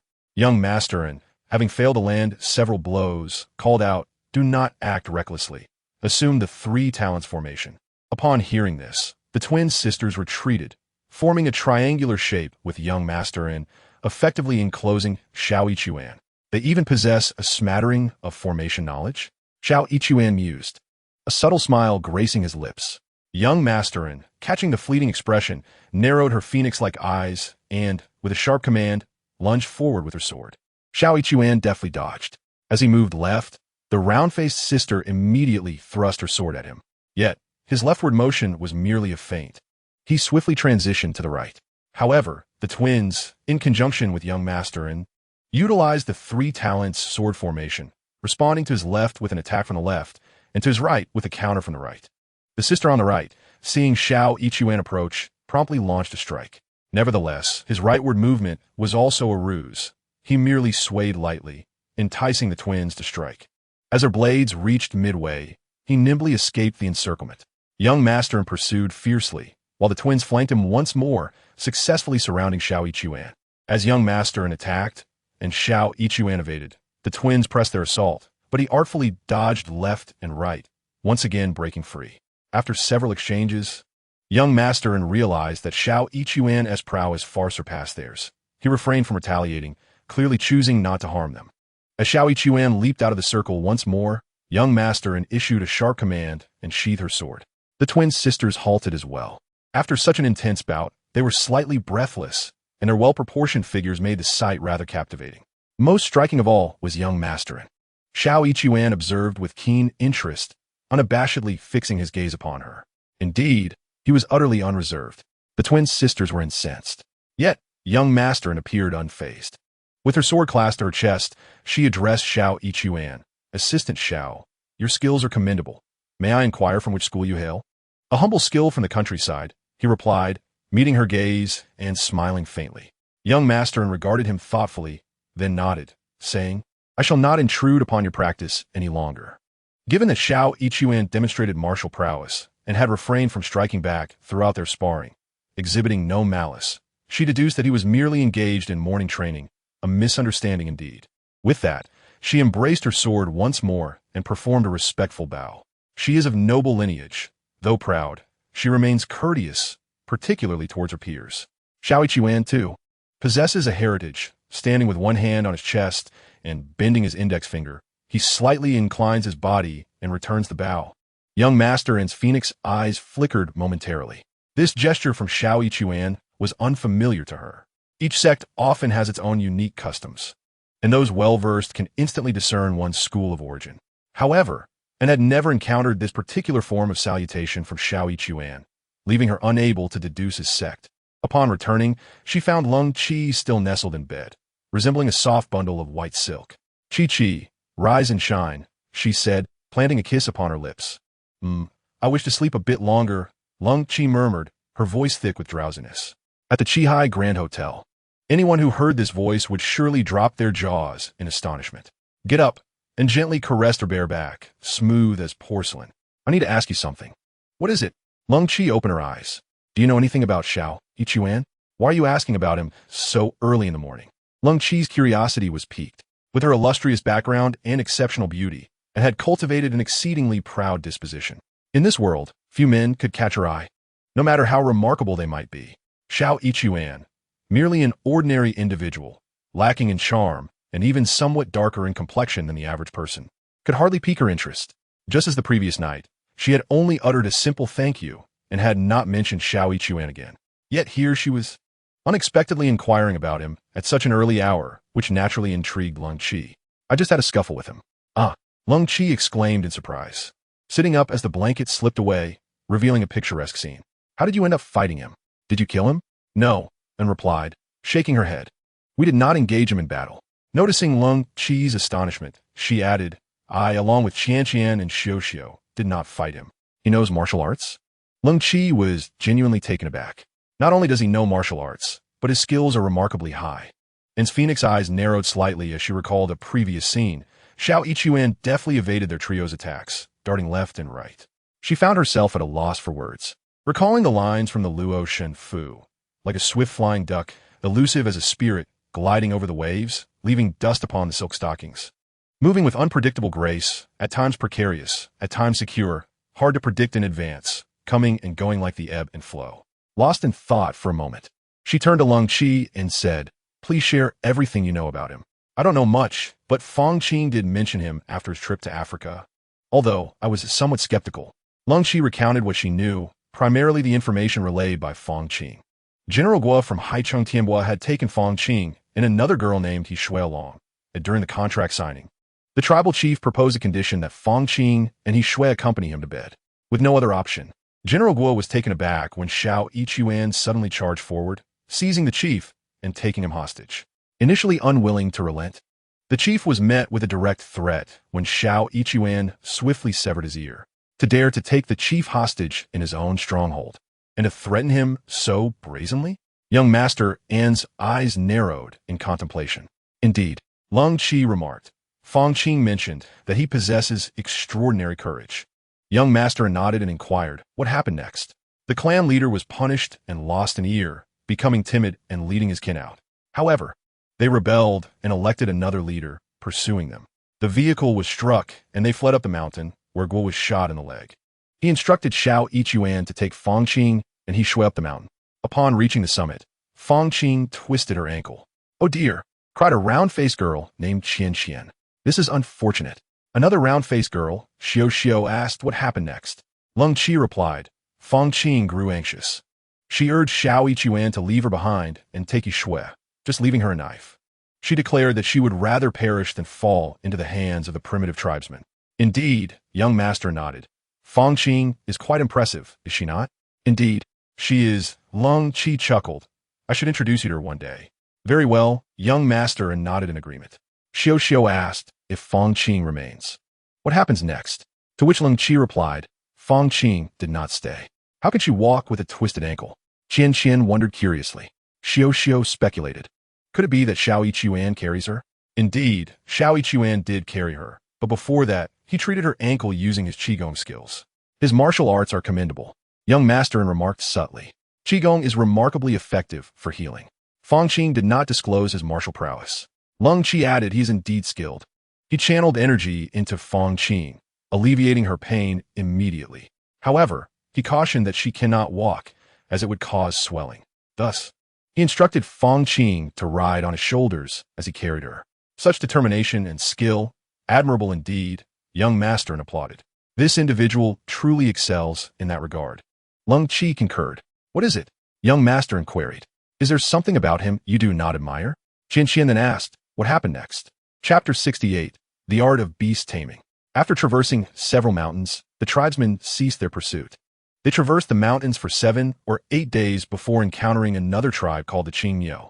Subsequently, Xiao Yichuan aided the Qingyou in vanquishing the Juya tribe and rescued Guishao. Impressive, young master commented. Why do you not admire him? Because. Lung Qi hesitated slightly. He employed a form of beast taming to assist the Qingyou in defeating the Juya. Beast taming? Young master Anne's eyes sparkled with interest. Her phoenix eyes, particularly captivating, shone brilliantly in moments of surprise or delight. Lung Qi found herself entranced. What moved her most about young master and was not the overwhelming power he possessed, but his visage, especially his phoenix eyes, which left her utterly defenseless upon a mere glance. How did he tame the beasts? Young master inquired. He tamed the cattle, Lung Qi explained. He gathered all the cattle from the Qingyou tribe, numbering in the tens of thousands, and led them into a charge against the Juya tribe, trampling thousands of their warriors in one fell swoop. Tens of thousands charging, trampling thousands? Young master An's phoenix eyes glimmered with intrigue. Fang Qing recounted that the Juya tribe had assembled their strongest warriors to cross the river and attack the Qingyou tribe in formation, only to be met with the stampede of cattle that trampled them all. How dreadful! He Xue clasped her hands tightly against her chest. Tian Tian, however, asked, was it captured on film? No, came the reply. Lung Qi shook her head, explaining that Fang Qing and the others had been stranded in the mountains for 7 or 8 days, their phones long dead, and they had been utterly astonished at the time. How did he tame the cattle? The young master raised an eyebrow, intrigued. Beast taming, that's the remarkable part. I don't know, Lung Qi replied. Fang Qing told me that she later inquired, and Xiao Yichuan said it was just like the trainers in a circus. That's different. The young master immediately pointed out, detecting the flaw. Circus trainers can only tame 1, or, at most, 2 or 3 animals at a time, essentially creating conditioned reflexes. But Xiao Yichuan, he summoned thousands of cattle. How did he achieve that? I don't know. Lung Qi shook her head again. Perhaps he tamed the lead bull. Animals do exhibit her behavior. Once the lead bull charges, the others will follow. True, animals do have a herd mentality, the young master nodded. But how did he gather thousands of them? The lead bull can't accomplish that alone, can it? Seems so, Lung Qi replied, both nodding and shaking her head. But beyond that, I really don't know.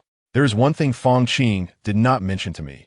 Xiao Yichuan made branches extend down to lift him into the sky. He told Fang Qing not to speak of such matters, especially regarding the branches. Taming thousands of cattle for battle. This is no mere feat of beast taming, the young master remarked, clicking his tongue in admiration. Indeed, He Xue exclaimed. How impressive. Tian Tian scoffed, recalling how she had struck Xiao Yichuan in the chest with the hilt of her sword, a lingering pain still bothering her. She harbored no fondness for him. What is so impressive about that? Lung Qi, who had no interest in martial arts or violence, countered, thousands of lives are at stake. Ah, so that's why you hold a grudge against him, the young master chuckled, understanding her perspective. This man is no ordinary individual. One cannot perceive him through the lens of an average person. Is it really that remarkable? Lung Qi retorted, her confidence rising. P.S. Just a migrant worker who previously labored in the county, then ended up as a security guard at our hotel, a position I helped him secure. The young master laughed lightly. But if he were to join the foreign ministry? Once he showcased his proficiency in numerous African dialects, do you think they wouldn't want him? He could instantly accompany the minister on foreign visits, becoming a figure of prominence in the limelight. Lung Chi paused, indignantly responding. Then why doesn't he? With such exceptional martial skills, excellent language abilities, immense courage, and the extraordinary talent of taming beasts, the young master gently caressed her face, his gaze drifting outside. He is an extraordinary figure from the underworld. One cannot judge him by conventional standards. Like a character from a martial arts film, He Xue added, her tone tinged with a hint of fascination. Tian Tian was still unconvinced, letting out another scoff. The young master grew curious about He Xue, yet she had not met him. Having just engaged in a skirmish earlier and not emerging victorious, meeting him immediately would deflate her momentum. She was a shrewd and assertive woman, always seeking to maintain control in any situation. After breakfast, she instructed Lung Chi and He Xue to return, reminding Lung Chi to keep a watchful eye on him and report any peculiarities. What peculiarities? Lung Chi scoffed lightly. Gu Qianla is tanned. He is too. Could it be that he is just as baked? He Xue's alleged taming of cattle, resulting in the deaths of thousands, was something she simply could not admire. Her little daughter's demeanor elicited hearty laughter from young Masterin. Her laughter was bright and resounding. If one were to focus solely on her face, it could easily be mistaken for that of a man of great stature and charisma. On their way back, He Xue inquired, who exactly is that young Masterin? Cold Chi maintained her impassive expression, devoid of any mirth, and replied, a man among men, a woman among women. Huh? He Xue chuckled softly, yet nodded in agreement. The phrase a woman among women was self-evident. That face, that figure, those long legs, and that peach-like posterior, all these attributes combined within a single woman are rare, yet young Masterin possessed them all, and they were of the highest quality. As for being a man among men, He Xue had little knowledge of young Masterin, but merely a glance from his phoenix-like eyes radiated a commanding presence that most men could never hope to achieve, lacking such aura. Qingli, Xianfeng, Zhao dance. Or Shu Yuan, what type was she? Xianfeng? He Xue pondered quietly. In popular parlance, beauty is often likened to the sinking of fish and the falling of wild geese, the concealing of the moon and the shaming of flowers. However, the witch's perspective was unique, categorizing exceptional women with labels such as Qingli, Xianfeng, and Zhao dance. The most renowned Qingli women included Baoxi and Xi. Baoxi's smile brought down the kingdom of King Yu of Zhou, while Xi, holding her heart in her hands, toppled the state of Wu under King Fuchai. As for Xianfeng women, they included the likes of Empress L and Wu Zetian. Empress L had a remarkable trait. When Liu Bang was a bandit, she consistently delivered clothes and provisions to him. Liu Bang was a fugitive pursued by the government, often on the run with no fixed abode, yet Empress L could always locate him. Curious, Liu Bang once asked her how she managed, to which she replied that wherever he was, there would be a colorful, auspicious cloud overhead, and she simply sought him beneath that cloud. Many focused on Liu Bang, proclaiming him a man of destiny under the auspicious cloud, yet few considered why others could not see that cloud while she could. Later, when Empress L held power, she wielded authority over the likes of Xiao He, Chun Ping, Zhang Liang, and Chao Qian, an extraordinary feat for a woman. Why did they submit to her? Because among the three great generals of the early Han Haicheng and Peng Yu were both slain by her hand. Perhaps she borrowed a bit of Liu Bang's influence, yet a woman who could eliminate the divine General Haicheng and the progenitor of guerrilla warfare, Peng Yu, cannot be dismissed as anything but formidable and resolute. This is the might of Xianfeng. As for Wu Zetian, her accomplishments are well known. In a patriarchal era, she ascended to the throne as an empress, having married two emperors, Li Shimin and Li Ji, and giving birth to two emperors, Li Xian and Li Dan, while herself reigning as emperor. This exemplifies the prowess of Xianfeng. The witch's categorization of beauty is not just a matter of appearance. It is much more precise and distinctive. Young Masterin, possessing a woman's body, yet exuding the essence of a man, with his commanding phoenix eyes, led He Xue to believe that she was most likely a Xianfeng woman. However, He Xue remained uncertain.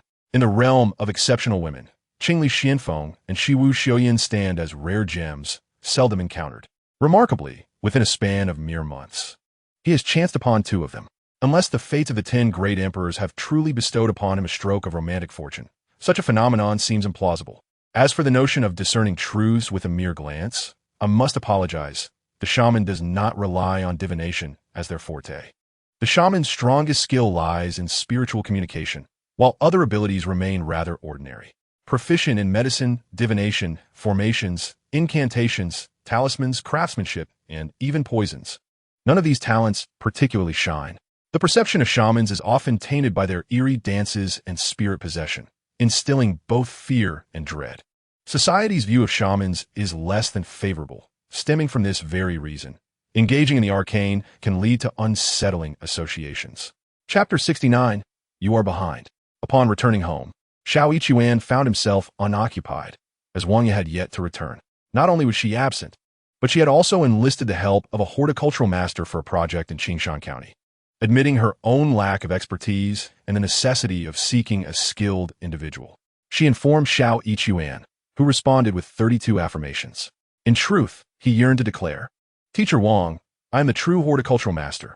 I can make a seed sprout and blossom in an instant, or cause a century-old tree to wither and perish in the blink of an eye." Yet, such words remained unspoken. The following day, a call from Mao Gue interrupted his thoughts. He Xue, are you free? What is it, Aunt Mao? He inquired. Mao Gui's chatter was incessant, even more so than that of women, a fact acknowledged by Ma Jinbiao and others. She herself took no offense, and thus he followed suit. Did you not mention that you have experience in renovations? You can handle masonry, plumbing, and such? Indeed, replied He Xue. What? Have you purchased a new house and require my assistance with renovations? Buying a house? Perhaps in my next life, Mao Gue scoffed. I have a job opportunity. If you are available, I will take it on and you can assist me. I will pay you 200 for the day. Many security personnel, including Mao Gue, often took on side jobs. He Xue hesitated momentarily. 200 a day was reasonable. Previously, while working security, he earned less than 3,000 a month, averaging less than 100 a day. However, circumstances had changed. He sought not such trivial earnings anymore, with each project yielding at least tens of thousands, sometimes even hundreds of thousands, and having recently won a substantial amount from gambling. His bank account now boasted over 7 million. Despite this, he consented after a brief moment of contemplation, for Mao Gue had aided him in the past. Whenever he needed a shift change, he had always turned to her, and she had readily obliged without complaint. On one occasion, after delaying for days to take over a shift, Mao Gue had accepted his payment with a smile, without a single reproach. Whenever He Xue requested her assistance, she never declined, and now that she sought his help, he felt reluctant to refuse. It was simply not how one ought to conduct oneself in social interactions. Furthermore, he found himself unoccupied, as Haicheng Tianbua was evidently retaining him under the guise of a temporary assignment. Spending each day merely playing games seemed rather dull. Even some displaced residents were seen driving BMWs while engaging in community service, simply seeking something to occupy their time. Thus, he agreed, and the following day, He Xue went to meet Mao Gue. Mao Gue has taken on a project in a new residential complex, primarily involving masonry and floor installation. In rural areas, masons often construct stoves and similar fixtures, whereas in urban settings, stoves are typically prefabricated and installed by specialized vendors, leaving little for the mason to do. Floor installation, however, is straightforward. Upon hearing this, He Xue readily agreed, as he had prior experience in renovation and felt quite adept at the task. Initially, Mao Gue harbored some reservations. The world is rife with boastful individuals, many of whom proclaim their prowess with grandiloquent words, but prove inept when it comes to actual work. Yet, once He Xue began, it became evident to Mao Gue that he was no mere braggart. His skills surpassed even those of Mao Gue himself. Instantly reassured, Mao Gue gave him a thumbs up, exclaiming, "He Xue, you're quite impressive. Installing a floor is trivial." He Xue responded nonchalantly. Mao Gue, intrigued, asked, "Why not pursue renovation directly? Surely, it's more lucrative." He Xue retorted, "It's difficult for one person to take on such work. Managing a company is beyond my capabilities." Mao Gue shook his head, explaining, "Renovation requires more than just masonry. Plumbing, electrical work, painting, and carpentry are all essential, necessitating a full renovation team, or even an entire company. This particular job was contracted through a fellow villager of Ambiguous, who managed a renovation team. Given the abundance of work in this new complex, his compatriot had taken on several projects and, overwhelmed, called upon Mao Gue for assistance. Mao Gue, contemplating the additional units to be renovated, sought to secure the contracts but realized he needed help, thus enlisting He Xue. Upon hearing Mao Gue's explanation, He Xue chuckled. I faced the same predicament. It's challenging to secure contracts. Many lack the skills, yet create unnecessary complications. Mao Gue, ever chatty, rambled on about mundane life matters. He Xue, more reserved, simply listened. Suddenly, Mao Gue took an interest and inquired, He Xue, do you have any romantic interests at the hotel? He Xue laughed. I have good chairs, but no romantic interests. Why not seek one out? Mao Gue responded with a sly grin. It's all just for fun. We're merely working here. A few small expenses for ice cream or a late-night snack, and it's all good. How many have you been involved with? He Xue countered. None for me. Mao Gue admitted, shaking his head, but many others do. That fellow Ma Jinbio boasts of having been with a dozen or so. He really knows how to brag. Why not indulge a bit? He Xue asked. I have a wife, Mao Gue replied. Women are just like that. When a mood strikes, it's easier to stay with the wife than spend any money. He Xue chuckled. Mao Gue, with his incessant chatter, also held a strong view on finances. Indifferent to the opinions of others, even if it meant losing a penny. There are opportunities in renovation as well, he said, leaning in with a mischievous grin. I know a fellow villager who is quite charming and persuasive. He targets homeowners and, with a little flirtation, manages to win them over. Is there really such good fortune? He Xue expressed skepticism. I'm not deceiving you. It's the truth. Mao Gue often expresses his thoughts in this manner. My old acquaintance from last month has managed to charm a rather attractive homeowner in her 30s, who is overseeing a renovation project. With a little coaxing, he has successfully won her over. Quite impressive, isn't it? Indeed, that is a remarkable skill. As Mao Gue grew animated, his words flowed forth with fervor. Engaging in such light-hearted banter alleviated the monotony of their work, making it less burdensome. After half a month of labor, they had completed 2 apartments. Upon commencing the third, their familiarity with the task allowed them to work swiftly. One morning, while engrossed in their duties, the homeowner arrived, a bespectacled man in his 30s. Upon entering, he exclaimed, This won't do, what is this? Mao Gue, aware that the gentleman's surname was Wang, inquired, What seems to be the problem, Mr. Wang? Everything appears to be in order. The tiles are laid flat, and the lines are perfectly aligned. The man retorted, What does laid flat and aligned mean? I specifically hired someone to design this. The tile patterns have been meticulously selected to achieve a modern, fashionable, and artistic ambience. The bespectacled man's indignation was palpable. Mao Gue, taken aback, replied with a smile. I am unaware of how to lay them out. Please instruct us, and we shall follow your vision. The man proceeded to rattle off a series of demands, which Mao Gue noted with a smile. He was the type of person who, as long as he received payment, would always wear a cheerful expression. Meanwhile, He Xue remained silent, listening attentively. It was only natural for the homeowner to have requests. After all, that was to be expected.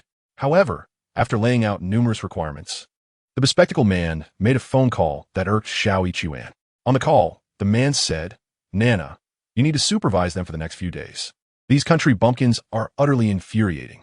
The call was made in their presence, and while Mao Gue maintained a smile, He Xue narrowed his eyes slightly. Shortly thereafter, a young woman entered, a fashionably dressed individual in her mid-20s, adorned in a checkered dress and sheer black stockings paired with red high heels, exuding an aura of elegance that even surpassed Tian Tian by a small margin. Nana, you need to oversee this, the bespectacled man instructed the stylish woman. She appeared somewhat displeased, casting a dismissive glance and replied, Can't you just communicate clearly with them? Why do I need to supervise? The man insisted, Can you convey concepts like fashion, artistry, and international style to these country folk? Do they understand? The stylish woman pouted and acquiesced, fine. Once the man departed, the stylish woman lingered but did not remain inside the chaotic environment of the renovation, preferring to stay outside. She possessed a red BMW and spent most of her time in the vehicle, occasionally stepping out to check on the progress. Mao Gue was unperturbed by her presence. Rather, it provided him with an opportunity for conversation. He turned to He Xue and remarked, I've heard that many women in the city are now wearing those trendy pants that are just held up by a single strap. Do you think she wears something like that? Xiao Yichuan chuckled. How can one guess? Mao Gue responded lewdly. I suspect it's quite possible. I have an idea. I'll pretend to ask her about it. If she bends over to look, you could take a glance from behind. Xiao Yichuan shook his head. A 1T look. Mao Gue retorted, if you 1T, then I shall. Mao Gue became quite agitated. When you see her, just ask her if it's worth the effort. I'll go behind her. Suddenly, he shouted loudly, startling Xiao Yichuan. You're calling out so seductively in those pants? Turning around. He was amused to find Mao Gue speaking while still fixing the porcelain tiles. In his distraction, he forgot to be careful, and when he hammered, he hit his thumb. The blow was no light matter. His thumb instantly swelled. Ouch, ouch, damn it. Mao Gue cradled his hand, exclaiming, that woman must be a relative. What bad luck. Xiao Yichuan couldn't help but laugh at him. Chapter 70, The Spring Curse. I can't take any more, Mao Gue said. I have some Yunnan Baiyao at home. I'll spray some on, and you handle things for now. With that, he dashed away. For such external injuries, the application of medicine is most effective. Though Mao Gue was a chatterbox, he was a decent person, and Xiao Yichuan was willing to treat him. However, another thought flickered in Xiao Yichuan's mind, prompting him to remain silent. Instead, he called out, I'll manage today. You take a day off. Mao Gue acknowledged him and left. Once Mao Gue departed, Xiao Yichuan stood up to assess the energy in the room. In the southeast corner, he dipped his finger in water and drew a circle, within which he sketched a red apricot blossom.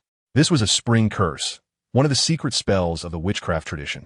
He intended to take revenge on the bespectacled man, wishing for that woman to stray. Mao Gue's incessant questioning had revealed that the woman was ostensibly the secretary and lover of the bespectacled man, an ideal target for retribution. However, everyone possesses their own fate and fortune. Those with strong destinies may be impervious to curses. For instance, in history, the infamous witchcraft disaster could not afflict Emperor Wu of Han. The backlash of imperial energy resulted in the deaths of thousands, including Crown Prince Lu Ju and Empress Wei Zifu. Some individuals' fortunes defy the heavens. Approximately an hour later, the fashionable woman arrived. Glancing around, she inquired, Where's the other person? Oh, Xiao Yichuan replied. He had something to attend to and left. The fashionable woman slightly furrowed her brow. Are you managing alone? Of course. Xiao Yichuan replied with a smile. Just look at my setup. The fashionable woman, indeed, stepped into the room to assess. She observed for a moment, but did not step into the circle. Xiao Yichuan was at a loss. Had he drawn the circle at the entrance? She could have stepped into it upon entering, but that would have been ineffective. The energy would be misaligned. In the realm of nature, there exists a field. At different times and in various directions, the energy fluctuates. Even within the same room, changing positions can alter mobile phone signals. It's the same principle. Without harmonizing with the energies of the universe, Xiao Yichuan's spell would bear no fruit. The fashionable woman scrutinized for a while, but found nothing amiss and began to leave. Xiao Yichuan sighed inwardly, feeling helpless. Unexpectedly, the fashionable woman's phone rang.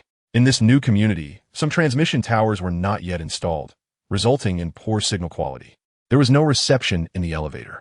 The fashionable woman halted, refraining from exiting, and instead turned toward the window. She answered her phone by the window, becoming animated in conversation and began pacing. Suddenly, she stepped into the circle. This was indeed a delightful surprise. Sensing the enchantment enveloping the fashionable woman, Xiao Yichuan clenched his fist in triumph. Success. The fashionable woman remained oblivious. After finishing her call, she was about to leave when an inexplicable emotion welled up within her. Her gaze drifted toward Xiao Yichuan. At that moment, he made a gesture and exclaimed, It's so hot, this dreadful weather. With that, he removed his shirt. His complexion was dark, yet his physique was undeniably impressive. His upper body was sculpted with bulging muscles, tapering perfectly at the waist, radiating explosive strength. The only flaw was the noticeable color difference on his body. Above the neck, he was a mix of dark and red, while below, he appeared significantly fairer. Nevertheless, the fashionable woman paid no heed to this, her eyes reflecting fascination as she beheld his bare torso. Unable to contain herself, she remarked, Wow, your physique is truly exceptional. Well, it's all right, just average, Xiao Yichuan chuckled, standing up to showcase a couple of bodybuilding poses, leaving the fashionable woman entranced. Oh, your abs are stunning. She instinctively approached him, resembling a mermaid drawn to bait. It's no exaggeration. My abs are indeed impressive, Xiao Yichuan boasted. While most have six-pack abs, I possess 8. Is that true? She leaned closer, almost bending over to take a better look. With her body leaning forward and her neckline dipping, He Xue, being taller, could see directly into her neckline, revealing a fashionable and striking green demi-cup. Isn't it beautiful? He Xue's abs twitched slightly. You can touch them, feel the texture. Is that permissible? She prompted, yet her hand was already reaching out. Her fingers were slender and delicate, akin to freshly peeled scallions. If her appearance rated an 80, her hands would surely score 90.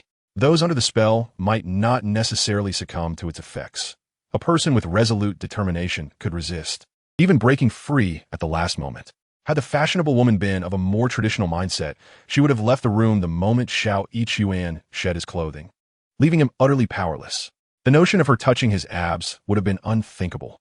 Unfortunately for He Xue, the fashionable woman was a modern urbanite. For her, sexuality was not a traditional poison, but rather a delightful novelty akin to a trendy milk tea, one she relished and enjoyed in various forms. The moment their skin made contact, the interplay of yin and yang became inescapable. Indeed, as her hand grazed He Xue's skin, a flush crept across her face, and her eyes became utterly entranced, reminiscent of a springtime red apricot blossom. He Xue, emboldened, wrapped his arm around her waist. Oh, she sighed softly, offering no resistance as she fell into his embrace. Her hands encircling his neck, tilting her head upward, silently demanding a kiss. He Xue obliged, sealing their moment with a kiss. Once it was over, he lit a cigarette, exhaling the smoke out the window, feeling invigorated. Turning back, he found the woman languishing against a large board in the corner, resembling a white acacia blossom that had fallen from its branch after a storm. A torn stocking clung to one of her legs. A smile involuntarily crept across He Xue's face as the arrogant visage of the bespectacled man flashed before his mind. Did you not deride me as a country bumpkin? Your modern, fashionable, cosmopolitan self is now groveling beneath this rural dog. He chuckled softly, taking another drag of his cigarette and exhaling forcefully. That was the essence of his character. When left undisturbed, he was quite amiable, capable of charming banter and uplifting spirits. Yet, if provoked, he would not hesitate to retaliate at the slightest opportunity, just as he had done with Zhu Wenxiu and the bespectacled man. Around 5 o'clock in the afternoon, Wang Yi called, He Xue, I'm back. Are you coming home for dinner tonight? Oh dear, He Xue exclaimed. I fear I may be otherwise occupied today. I just heard from the Queen Mother of the West about some banquet for the peaches of immortality. Wang Yi laughed heartily on the other end. Then you should go to that banquet. But He Xue hesitated. What if Chang'e, upon seeing my handsomeness, wishes to take me as her son-in-law? Wouldn't that be splendid? Wang Yi laughed even harder. Not at all, He Xue replied. I have principles. I would never become a son-in-law by the door. Their playful banter filled him with an extraordinary sense of ease, a stark contrast to the earlier tumult with a woman in black stockings. Chapter 71. Teacher Wang. I'm not a good person. By 6 o'clock, he finished work and returned home. As he opened the door, he heard noises from the kitchen. Wang Yi peered out, saying, You're back. Just wait a moment. Dinner will be ready in 20 minutes. He Xue entered the kitchen to wash his hands and casually inquired, How's everything over there? It's settled, Wang Yi replied. 160,000. I'll explain the details shortly. All right, He Xue responded, casting a glance at Wang Yi. She had changed into a beige loungewear set, cinched to the waist with a red apron adorned with large white polka dots, topped with a matching hat. The loungewear was loose, but when she bent over, her curves became evident, round and inviting. He Xue averted his gaze, drying his hands and assisting in bringing the stir-fried dishes to the table. Would you care for a drink? He asked. He had inadvertently discovered that Wang Yi had developed a taste for alcohol.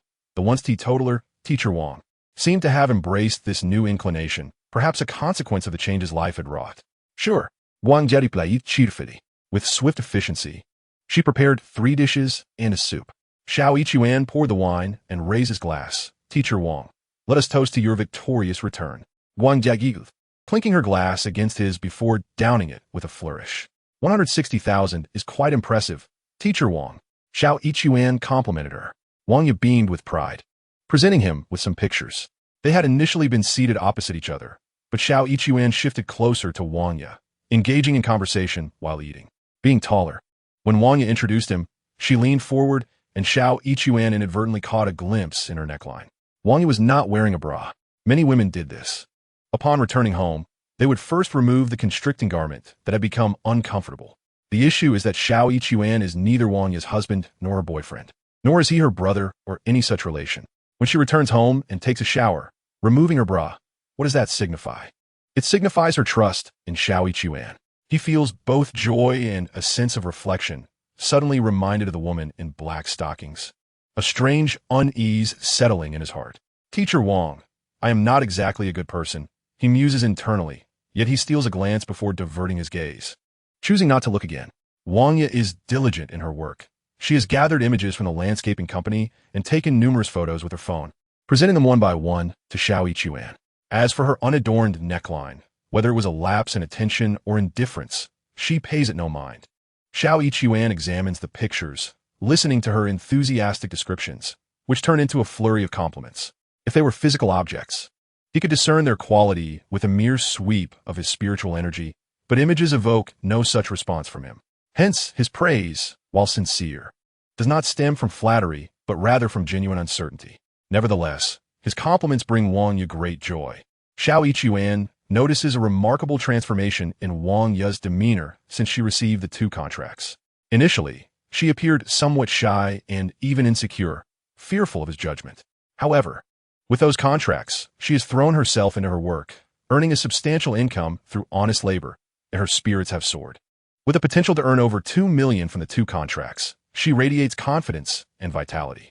The unrestrained admiration from Xiao Yichuan delights her, and her laughter rings clear and bright, reminiscent of silver bells dancing in the wind, evoking memories of her youthful days as a teacher who treated her students as friends, often bursting into gentle laughter.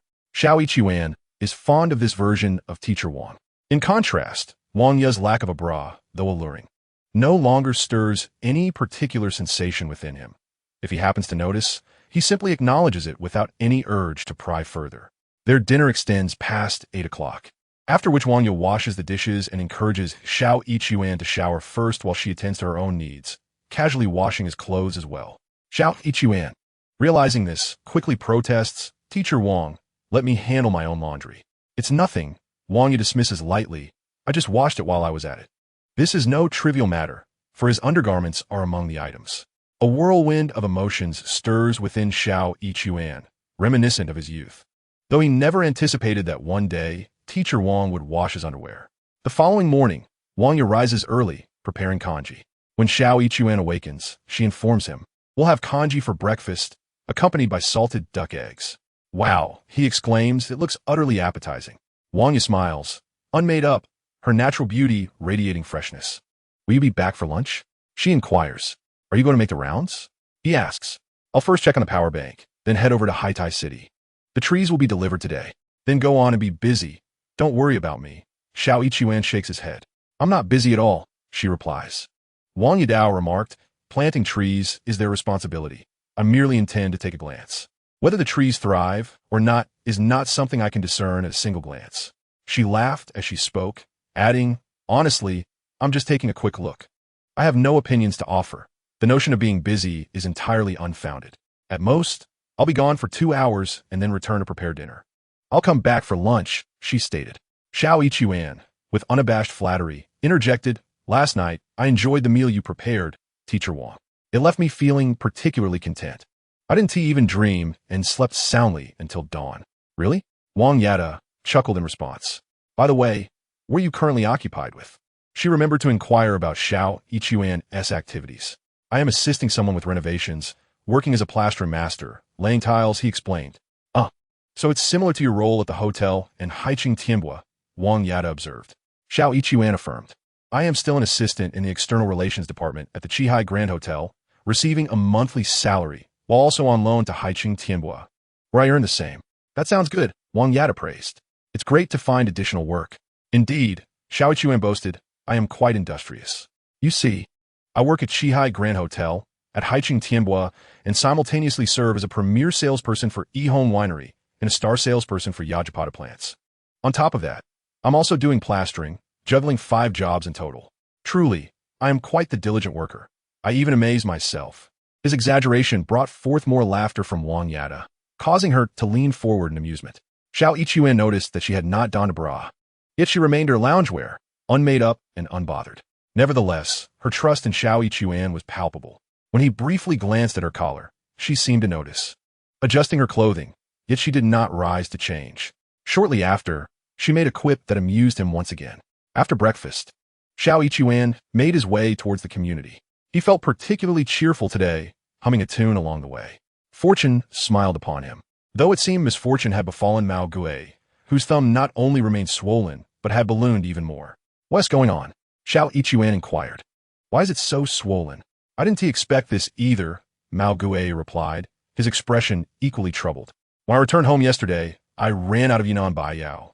So I ventured outside to apply some herbal remedies. It usually works overnight, but this time it's peculiar. The swelling has intensified. Why not just buy a bottle of Yunnan Bai Yao?" Xiao Yichuan sighed. "I rarely use it," Mao Gui retorted, "and buying a bottle seems like an unnecessary expense. Moreover, the prices for medicine have skyrocketed. It's outrageous. All due to unscrupulous merchants," he added. Being quite frugal, he felt a sense of loss whenever prices increased, making him reluctant to purchase. Xiao Yichuan understood his nature and chose not to press further. Instead, he suggested, "This won't do. There isn't too much left to handle here. Allow me to take care of it. Rest assured, I won't take advantage of you. Just 200 a day, no more." "Ah," Mao Gui responded eagerly to his words. "Then please proceed. I'll return home and seek out some other remedies.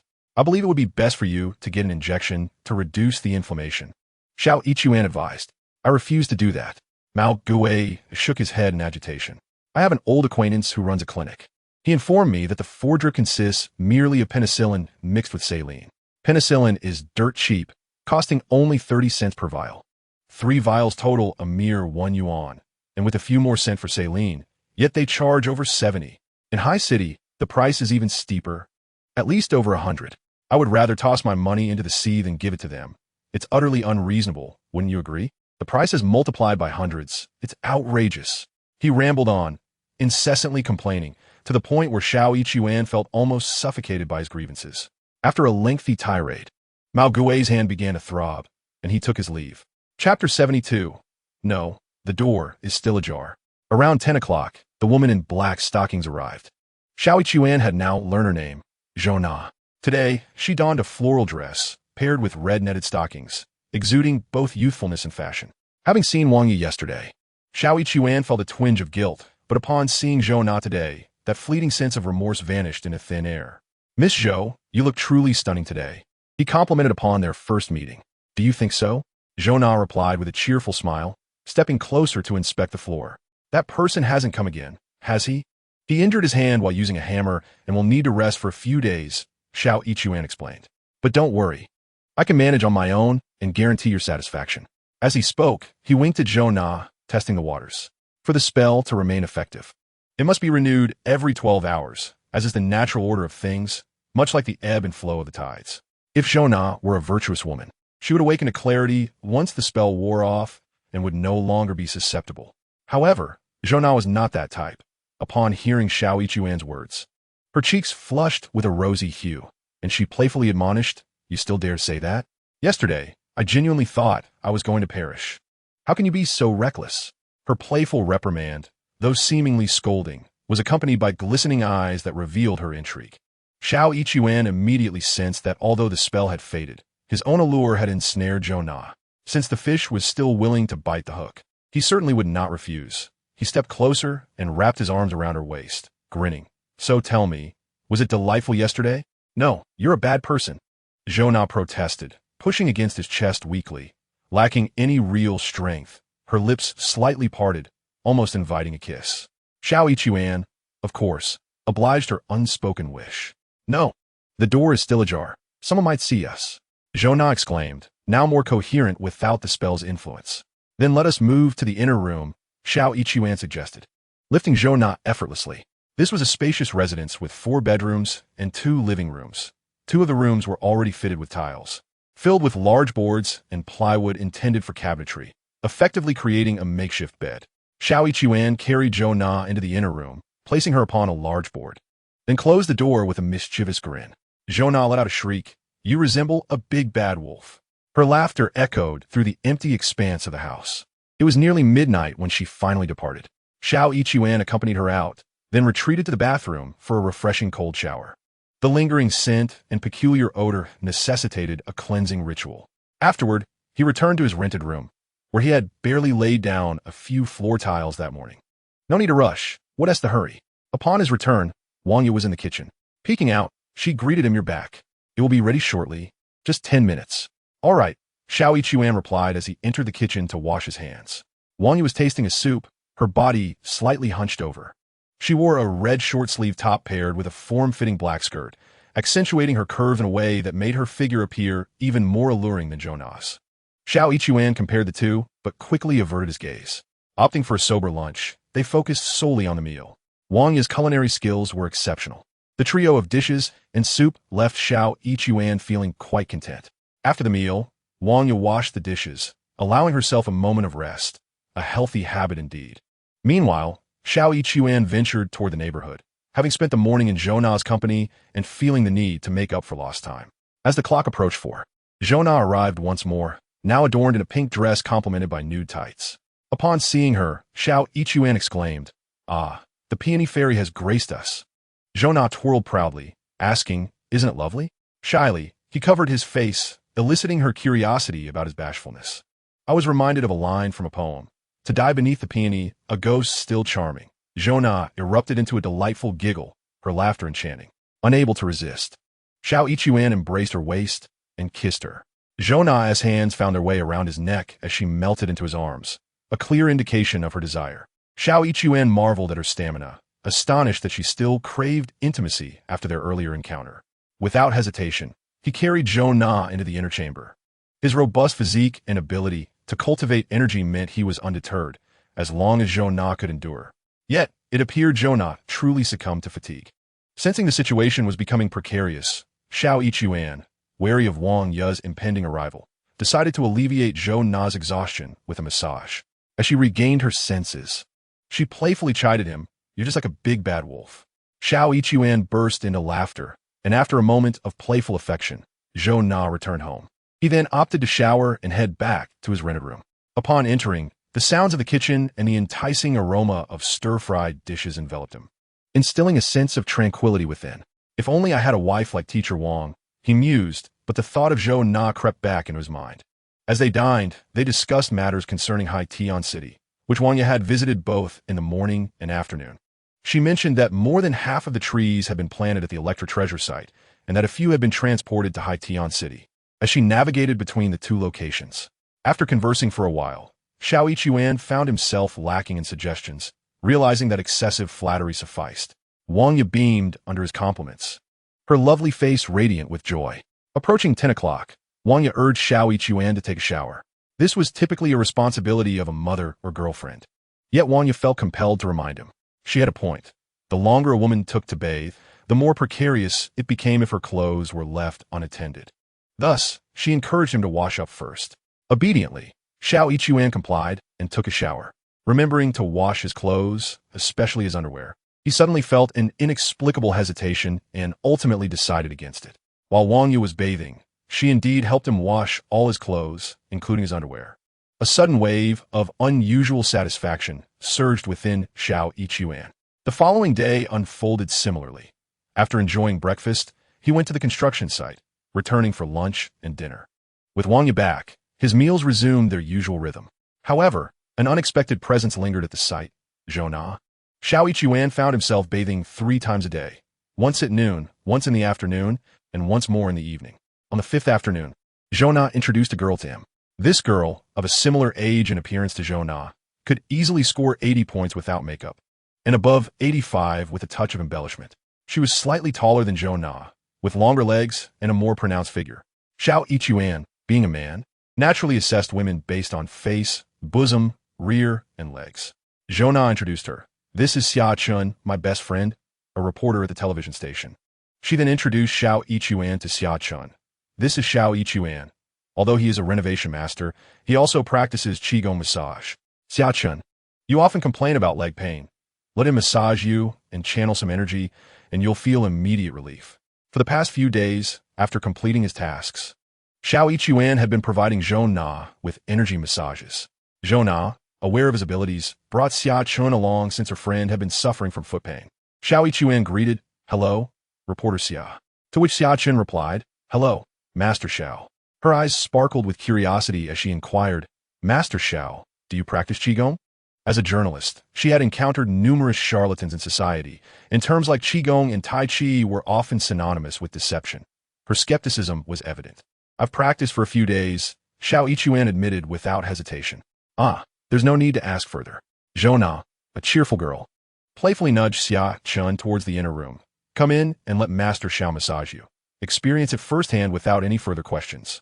Her words struck a chord with Xia Chen. Whether it's true or false, the proof is in the pudding. She settled onto the large board, placing her feet upon it as well. Zhona encouraged, "Just lie down. It's easier to massage that way." "How can I lie down here? It's filthy." Xia Chen glanced around and suddenly froze. Between the large board and the wall, she spotted a torn black stocking, seemingly stuck to something. As a sophisticated urban woman, though unmarried, she was already discussing marriage and had been in relationships since high school, giving her ample experience. A mere glance revealed the origin of the stocking, and she recognized it as Zhona's, for they owned the same pair, Parisian elegance. A jolt of realization surged through Xia Chen. Chapter 73. It's better to lie down for the massage. However, being a journalist who had interviewed all sorts of people and encountered various situations, her mental fortitude was exceptional. She feigned ignorance and turned her head as Zhou Na continued to persuade, "It's not dirty. Lying down makes it easier for the massage."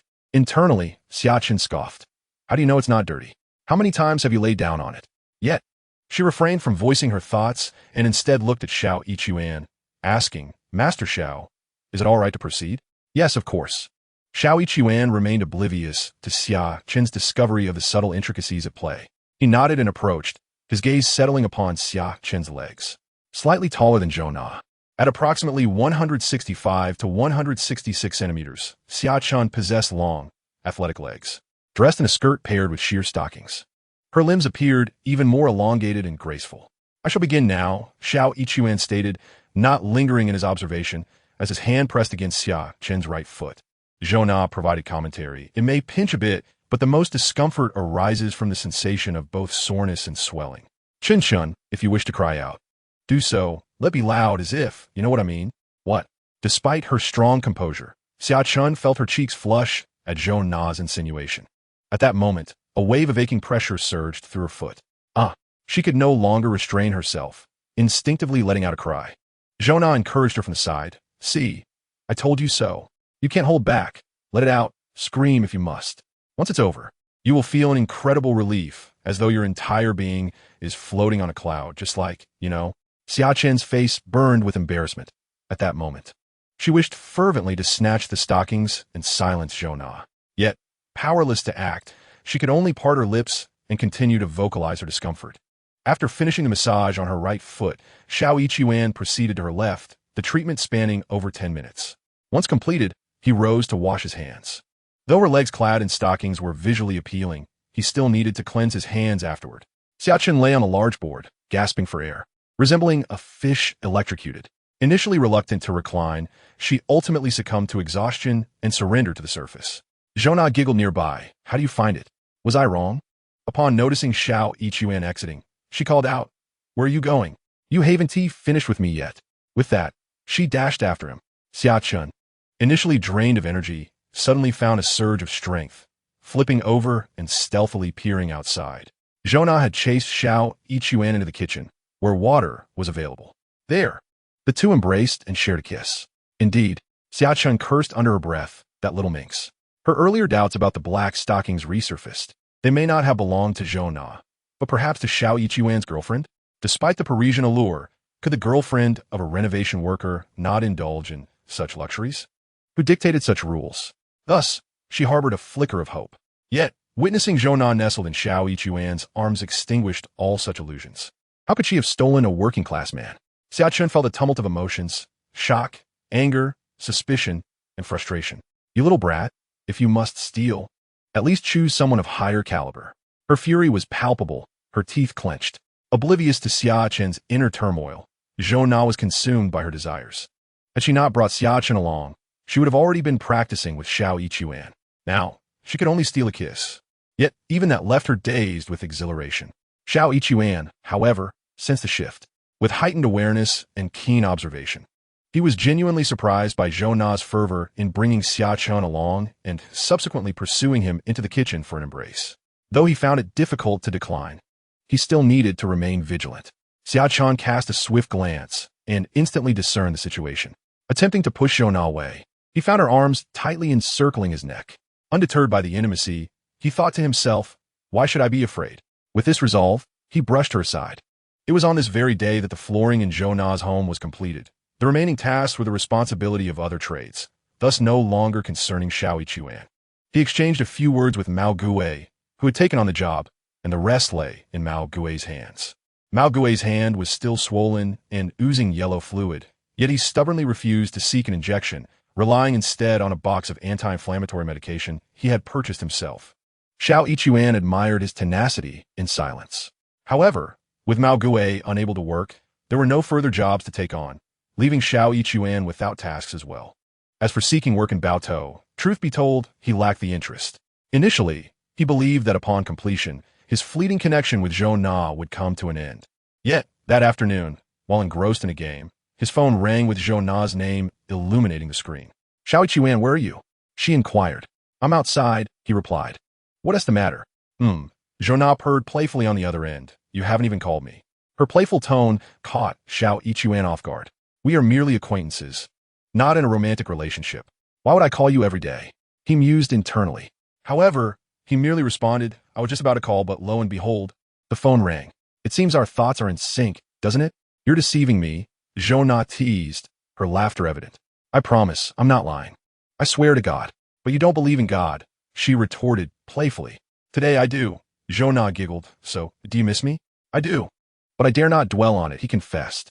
"Oh, the celestial being, even if my heart aches, it is of no use. You only know how to flatter me," she replied, her laughter brightening the atmosphere. "Then come over here," she suggested, sending him an address. A spark ignited within He Xue. A woman as charming and poised as Zhou Na, taking the initiative to invite him, was a proposition no man could decline. Without a second thought, he hailed a taxi and made his way. The destination was a residential complex known as 1 Meter of Sunshine. Upon entering, he located Building 5, ascended to the 7th floor, and rang the doorbell. The peephole flickered, and the door swung open, revealing Zhou Na standing there. Clad in a flowing white chiffon dress with a sleeveless, halter-neck design, her shoulders appeared as delicate as jade and as pristine as snow. "Wow!" He Xue exaggeratedly widened his eyes. His antics elicited a melodic laugh from Zhou Na. "Stop it, come in quickly," she urged, her eyes sparkling with mischief. Once inside, as soon as the door closed, Zhou Na's arms wrapped around his neck. It was nearly 6 o'clock when He Xue finally departed. Feeling refreshed after a shower at her place, Zhou Na, with an alluring visage, bid him farewell. Unbeknownst to them, a car was parked around a corner within the complex, where a woman sat watching. This woman was Haicheng, who had followed Zhou Na intentionally, harboring her own motivations. He Xue mistakenly assumed that Haicheng, being Zhou Na's close friend, would remain indifferent to her affairs. Just as He Xue would not concern himself with such matters, he was mistaken. Haicheng, as a journalist, had an inclination to meddle in others' affairs. For the modern urban woman, intimacy is merely akin to a cup of milk tea. If one desires it, they indulge. The crux of the matter lies in the fact that Zhou Na had taken a liking to a migrant worker, which Haicheng found intolerable. Had Zhou Na pursued someone of equal standing, it would have merely sparked some gossip and casual exchanges, eliciting no laughter. However, to pursue a migrant worker was a source of shame, transforming Zhou Na into a subject of ridicule and marking her with a lifelong stain. As Zhou Na's close confidant and a true friend, Haicheng could not remain passive. She had initially thought that once the renovations were completed, the matter would be resolved, only to discover that Zhou Na had brought He Xue to her apartment. Haicheng had intended to invite Zhou Na for a shopping trip, but when Zhou Na claimed to be unavailable in the afternoon, Haicheng sensed something amiss. Stealthily trailing Zhou Na's vehicle, she soon uncovered He Xue's presence, who lingered for 2 hours before departing. It was evident, not only from He Xue's reticence, but also from Zhou Na's unmistakably blissful demeanor, what had transpired. "That foolish girl will truly be the death of me," Haicheng seethed, her nails digging into her flesh in frustration. This simply cannot stand. Gritting her teeth, she resolved to rescue her friend, knowing Zhou Na's naive disposition. Akin to a child craving ice cream, she would disregard any repercussions, dismissing all warnings. Zhona was impulsive, and when her desires surged, she became obstinate, impervious to reason. A different strategy was required. With her astute journalist's mind, she soon devised a plan. Chapter 74. Are you deliberately trying to fool me? On this day, Zhona arranged another meeting with He Xue. After their encounter, she mentioned to him, I have a friend who admired the flooring in my home and asked for your contact. May I share your number with him? He Xue, however, was reluctant and replied, the master's hand is still healing. Zhona, playfully insisting, responded, but you could manage it on your own. After some coaxing, He Xue acquiesced, albeit reluctantly. The following day, a call came for He Xue from a male voice identifying himself as Gao, requesting to meet him. Following the provided address led He Xue to a newly developed neighborhood, a bustling hub of real estate activity where many homes were being constructed. Yet few could afford to purchase them. Upon arriving at the designated residence and knocking, the door was opened by a portly man in his 30s, whose belly was particularly pronounced. This jovial man welcomed He Xue with a broad smile, exclaiming, You must be Master Xiao. Come in. Inside, He Xue surveyed the spacious 3-bedroom, 2-living-room, 2-bathroom apartment, spanning over 100 square meters, with prices in the area exceeding 10,000 per square meter, totaling over $1 million. Master Xiao, I admired the flooring you installed for Zhona.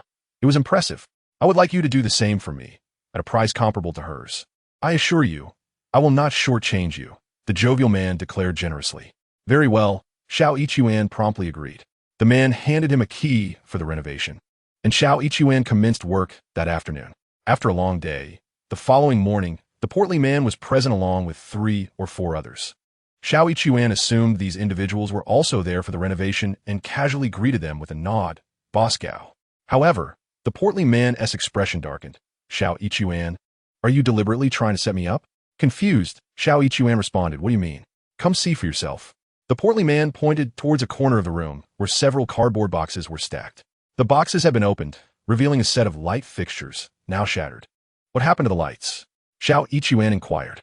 What do you think? The portly man seethed with rage. When I left yesterday, everything was perfectly fine. Today the installer comes, and they are broken. I only entrusted you with a single key to this property. No one else has access. He Xue grasped the implication. So, you're suggesting that I broke the lights? Who else could it be? The portly man retorted.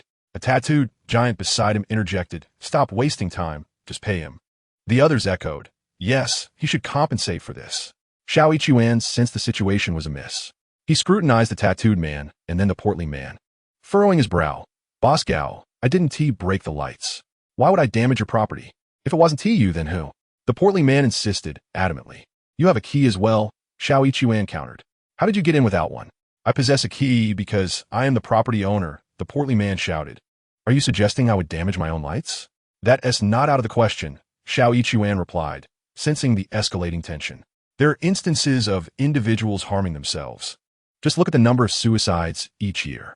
The tattooed man, angered, charged forward and seized He Xue by the collar. He Xue's gaze hardened, noticing the man's hand approaching his chest. He swiftly deflected it and retaliated with a sharp slap. Still daring to strike? The tattooed man, infuriated, swung a fist at He Xue.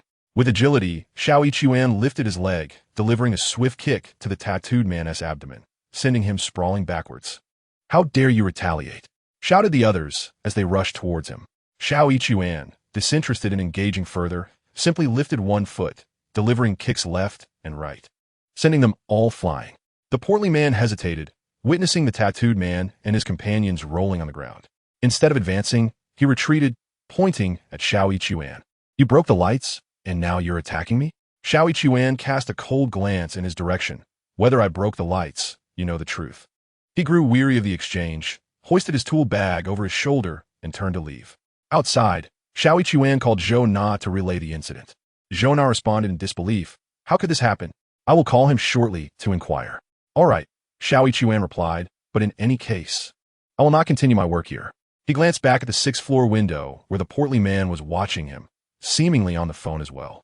Unbothered, He Xue turned and walked away, unaware that the portly man was actually calling Haicheng. Indeed, this predicament had been orchestrated by Haicheng.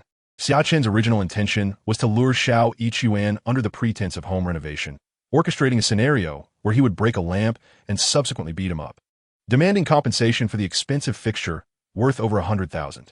Of course, the price was fabricated, a charade agreed upon with the lamp store owner, complete with a falsified receipt. However, Xiao Yichuan would be unable to discern the truth from the deception under normal circumstances. A beating would compel him to comply with the inflated price, and if he lacked cash, he would simply write an IOU. The rotund man would have his tattooed associates relentlessly pursue Xiao Yichuan, threatening him with further violence if he failed to pay. This predicament would force Xiao Yichuan to flee Haicheng, thus nullifying any risk of exposing his affair with Zhou Na, sparing her from becoming the subject of ridicule. Xiaochan's scheme was indeed cunning and seemingly feasible. The only unforeseen variable was that Xiao Yichuan possessed martial arts skills. Astonishingly, he single-handedly bested the 4 or 5 brawlers summoned by the rotund man. He could actually fight? Upon receiving a call from the rotund man, Xiaochan was left dumbfounded. In the afternoon, Zhou Na reached out to Xiao Yichuan, claiming she had a quarrel with the rotund man, though they were not particularly acquainted. She had showcased a picture in her social circle, leading the rotund man to add her and subsequently arrange a meeting with Xiao Yichuan. The WeChat Moments feature launched in April 2012, and as a modern urban woman, Zhou Na found it delightful and frequently flaunted her life online. Xiao Yichuan had never used it, merely smiling wryly at the thought, not giving it much consideration. In a city rife with con artists, he assumed the rotund man was merely attempting to swindle him, oblivious to the fact that a pair of delicate black hands were orchestrating events behind the scenes. Days later, Xiao Yichuan received a text message containing a video. To his shock, it was footage of him on a date with Zhou Na. She had become rather reckless, inviting him not only to her apartment, but also out for leisure activities, taking advantage of Wang Yinjing's frequent business trips. The video he received documented their visit to a leisure club. This was troublesome. Xiao Yichuan internally lamented the predicament. Shortly thereafter, another message arrived. You wouldn't want Zhou Na as husband to find out, would you? The implication was clear, prompting Xiao Yichuan to respond. Who are you? What do you want? The reply came, I am Grey Dove. They're a company called Anda Electronics in the west of the city. They are hiring salespeople to help recover debts. Go apply, and if you succeed in retrieving the debts, I will delete the video. If you fail, I won't be so accommodating. Initially, Xiao Yichuan thought this was a scam for money, only to realize they were requesting him to collect debts. This took a curious turn. Do you keep your word? He pondered, sending a message. Grey Dove replied, You have no room for negotiation. This was indeed a stark truth. Xiao Yichuan, deep down, felt little fear. In the darkest corners of his mind, he even contemplated that revealing the truth might be preferable. After all, Wang Yinjing looked down upon him, the rural bumpkin. He wanted to show Wang Yinjing that his fashionable city wife had sullied herself with a layer of mud from his rustic existence. Yet, such dark thoughts were ultimately unfit for the light of day. Moreover, the one who would suffer the most was Zhou Na. If he did not employ the spring spell, and it was Zhou Na who took the initiative to entice him, then he would not harbor any psychological burdens. The crux of the matter lies in the fact that it was he who, under the influence of the spring spell, attracted Zhou Na, which left him with a tinge of guilt deep within.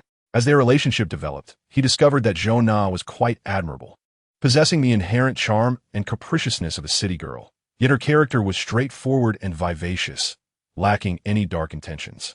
She was a rather delightful urban woman, or perhaps an urban matron. Causing her harm seemed rather senseless. For Zhou Na's sake, Xiao Yichuan felt compelled to adhere to the wishes of the Grey Dove. As for whether the Grey Dove would uphold her end of the bargain afterward, that was a matter to be addressed later. Xiao Yichuan agreed without hesitation and promptly made his way to the west side of the city, arriving at Anda Electronics Company, Limited. This company, located on the outskirts, had a red notice posted at the entrance, confirming that they were indeed hiring individuals to collect debts for Dezhou Electromechanical. The terms they offered were quite enticing. Recover 100,000 and receive 10,000. Recover 1 million and receive 100,000. Recover 10 million and receive 150,000. It appeared that they were genuinely in need of debt collectors. After contemplating for a moment, Xiao Yichuan entered. He found a recruitment office, knocked on the door, and a female voice from within invited him to enter. Inside, behind a desk by the window, sat a woman in her 30s, of average appearance with a somewhat round face. Is there something you need? She inquired upon seeing Xiao Yichuan. I am here to apply for the position of debt collector Xiao Ichuan replied. Oh, the round-faced woman's eyes brightened slightly. What is your name? Xiao Ichuan. Do you have any experience in debt collection? No. Xiao Ichuan shook his head. I see. The woman's expression dimmed a bit. Our debt collectors bear all expenses themselves. All earnings come from bonuses. That is acceptable, Xiao Ichuan nodded. Seeing his eagerness, the woman's eyes sparkled again.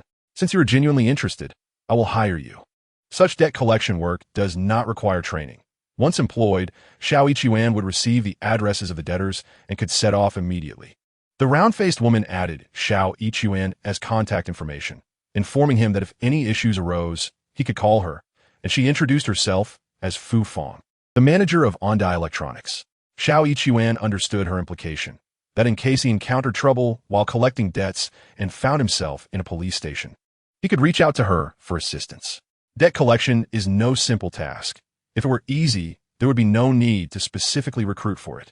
High-difficulty debts require various methods, and one misstep could lead to police involvement. The company he was to approach for debt collection was Dajiao Electromechanical, located 1,000 miles away in another province. Upon returning, he informed Wang Ye of his new endeavor. Wang Ye was taken aback. Debt collection? Yes, Xiao Ichuan confirmed, producing his employee card. I am now the chief debt collector for Ondai Electronics. He then mimicked a bow, lowering his head. Please take good care of me. Wang Ye chuckled lightly, but wore a worried expression.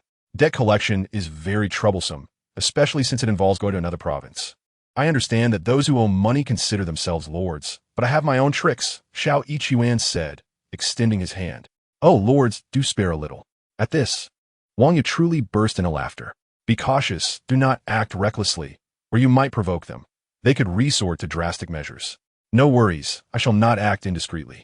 Xiao Quan, aware of Wang Ye's concerns, remarked, moreover, Teacher Wang, you may have forgotten that I am not just an ordinary person. I possess skills beyond the commonplace. I am adept not only in medicine, but also in martial arts. Should they truly become aggressive, I would not be intimidated. Indeed, Wang Ye recognized Xiao Quan's martial prowess. Yet her apprehension lingered. However, in today's society, the lines between right and wrong are often blurred. Those who flaunt their affluence, such as wearing ostentatious watches, are frequently the most unscrupulous. I understand. After all, organized crime does not exist in China, Xiao Quan nodded, assuring her, I will exercise caution. Wang Ye opened her mouth as if to speak, contemplating that Xiao Quan's current income was substantial, 25,000 a month, and he also had additional contracts. Excluding the Yihong wine industry, just from her end, 2 contracts could yield a profit exceeding 2 million, with a 50-50 split, resulting in Xiao Quan receiving over $1 million. Thus, there was no need for him to pursue debts. Yet, she refrained from voicing her thoughts. Xiao Quan, perceptive enough to sense her unspoken words, felt helpless. Just as Shi Minqing had been caught by Yang Guo while clandestinely meeting Pan Jinlian, Xiao Quan too had been discovered by He Xue while secretly meeting Zhou Na. The incident had even been recorded on video. What could he do? Later, he mentioned it to Zhou Na, who grew anxious. What debts are you collecting? Don't go. Xiao Quan could only smile wryly, recognizing that he had no choice but to proceed. However, this was not something he could articulate. He merely comforted her, and Zhou Na, feeling powerless, inquired, when will you return? Xiao Quan, uncertain, could only assure her it would be soon. He probed into the video situation but discovered that Zhou Na was unaware. He had likely not informed her. Thus, he chose to remain silent. This woman, somewhat naive and innocent, would gain nothing from such knowledge. In fact, revealing it might lead to unforeseen complications. The Dajiao Machinery and Electronics Company was located in Haicheng, which lacked direct high-speed rail connections in 2012. Many cities were still without such infrastructure, and direct flights were also unavailable, necessitating travel by train. At 6 o'clock, Xiao Quan boarded the train. Upon finding his seat, his eyes brightened. He was seated in a double compartment next to a woman in her 30s, who wore a pair of delicate glasses. Her features were exquisite, her complexion fair, and she exuded an elegant aura, dressed in a fitted skirt and stockings, showcasing a simple yet fashionable style. At first glance, Xiao Quan felt as though he had encountered He Xue. Hello, he greeted her first. Hello. The bespectacled woman replied with a hint of a smile. It's quite warm today, Xiao Quan remarked. Would it be all right if I open the window a bit? The woman nodded. That would be fine. Xiao Quan then stood to raise the window slightly. I've heard that high-speed trains are equipped with air conditioning, he commented. It would be wonderful if we had high-speed rail here. The woman smiled faintly, but did not respond, instead focusing on her phone. As Xiao Quan stood, he inadvertently caught a glimpse down her collar, red, adorned with lace. Inwardly, he exclaimed, "Wow, she truly resembles He Xue." On the surface, He Xue appears as serene as a chrysanthemum, yet beneath that facade lies a wild spirit.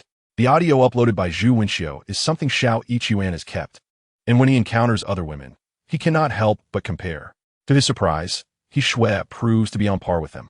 This bespectacled lady exudes a similar elegance, but her inner garments are undeniably provocative, suggesting a personality to match. When she's not engrossed in her phone, Xiao Ichuan finds it difficult to steal glances. But at this moment, he unabashedly gazes at her. The bespectacled woman seems to sense his scrutiny, her brows twitching slightly. Quick to adapt, Xiao Ichuan leans his head out of the window. She looks up and, noticing only half of his body protruding outside, shows no suspicion. Seizing the opportunity, he continues to gaze outside for a while, enjoying the refreshing breeze. Suddenly, a voice calls out from behind. "Hey buddy, move aside." Xiao Ichuan retracts his head to discover a burly man has taken a seat across from him. Dressed in a red shirt, he appears to be in his early 30s. Standing at a height comparable to Xiao Ichuan, at least 1.8 meters tall, but significantly more robust. While Xiao Ichuan possesses a muscular physique, his lean frame can sometimes give the illusion of being slender.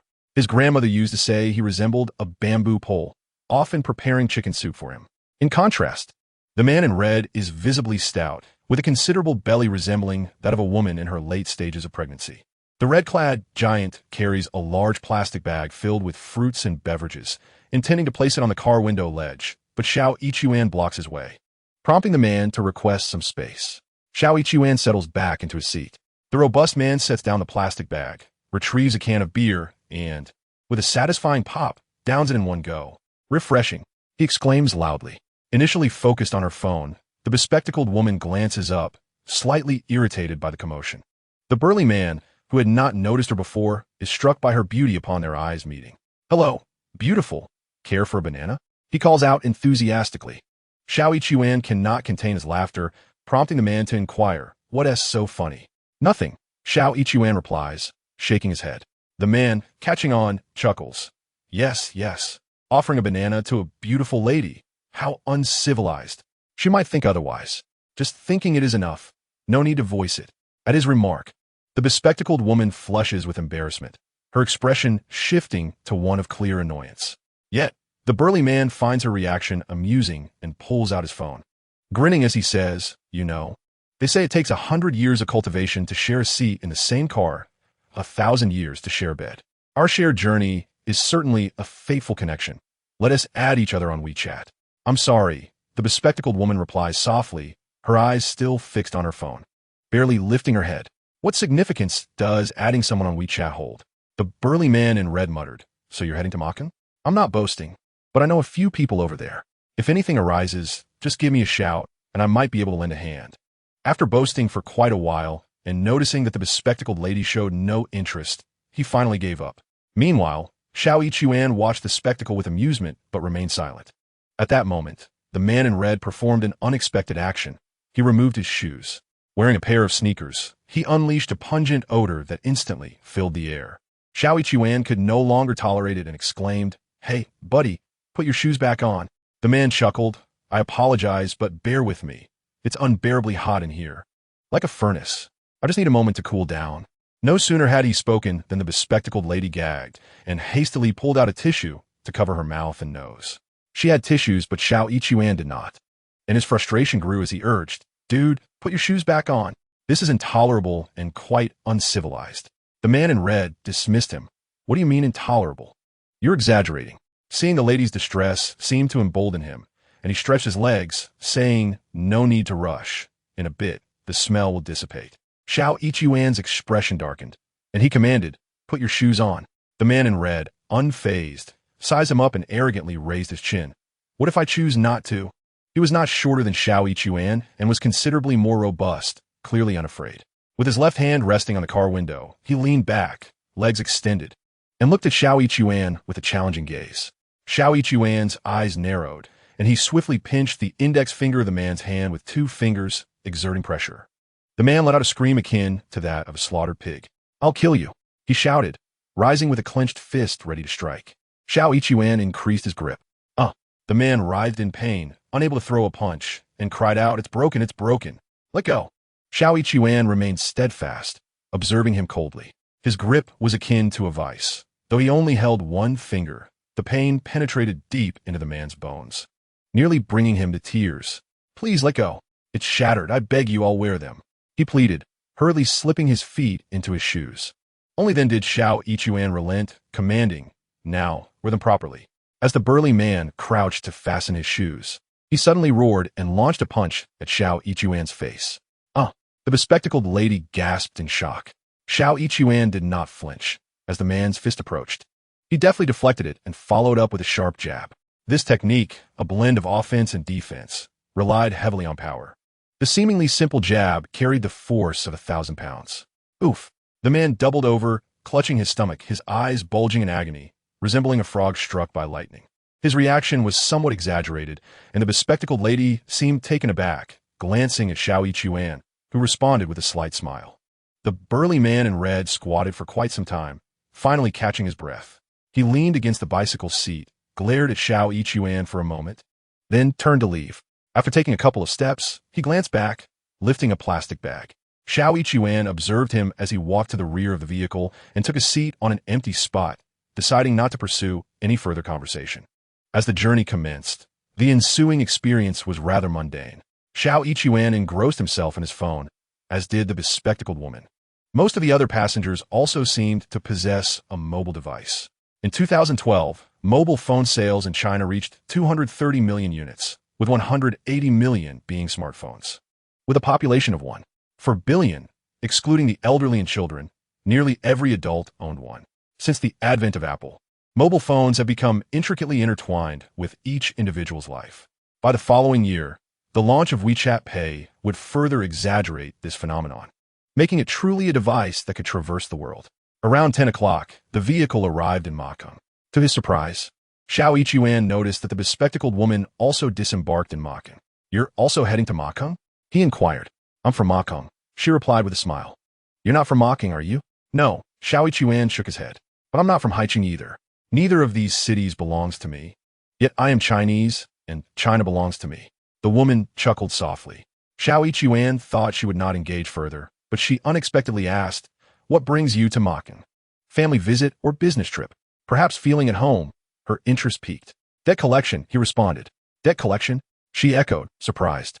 "Yes," Xiao Yichuan explained. "I work for a company, and one in Haicheng has taken our products but hasn't made any payments. I'm here to collect the debt." A middle-aged man, who had also disembarked in Haicheng, interjected, "With your skills, you've chosen the right person for debt collection. Relying on skills for debt collection won't work." Xiao Yichuan quickly shook his head. "If it were all about fists, I'd be in the police station in no time." "That's true," the middle-aged man nodded, curiosity evident. "So, how do you plan to collect?" "Like this." Xiao Yichuan extended his hand towards the bespectacled woman. "Miss, spare a little for me. I'm quite pitiful. I haven't eaten meat in 3 years." The woman burst into laughter. The middle-aged man joined in. "You, my friend, are quite amusing. But indeed, for debt collection, one must have a thick skin and a bit of charm. Otherwise, it's nearly impossible." "Exactly," Xiao Yichuan agreed. "It's a headache. I'm prepared to be shameless and wear them down. Otherwise, I have no other choice." The bespectacled woman blinked slightly and asked, "Which company are you collecting from?" "Dazhao Electromechanical," he replied. "Dazhao Electromechanical," the middle-aged man exclaimed with a chuckle. "Then your debt might be a bit precarious." "What do you mean?" Xiao Yichuan inquired. The middle-aged man continued, "I know Dazhao Electromechanical. Their exports are in the billions of US dollars, quite a large enterprise, but that was before last year." "What happened last year?" Xiao Yichuan asked, his curiosity piqued, while the bespectacled woman looked on with interest.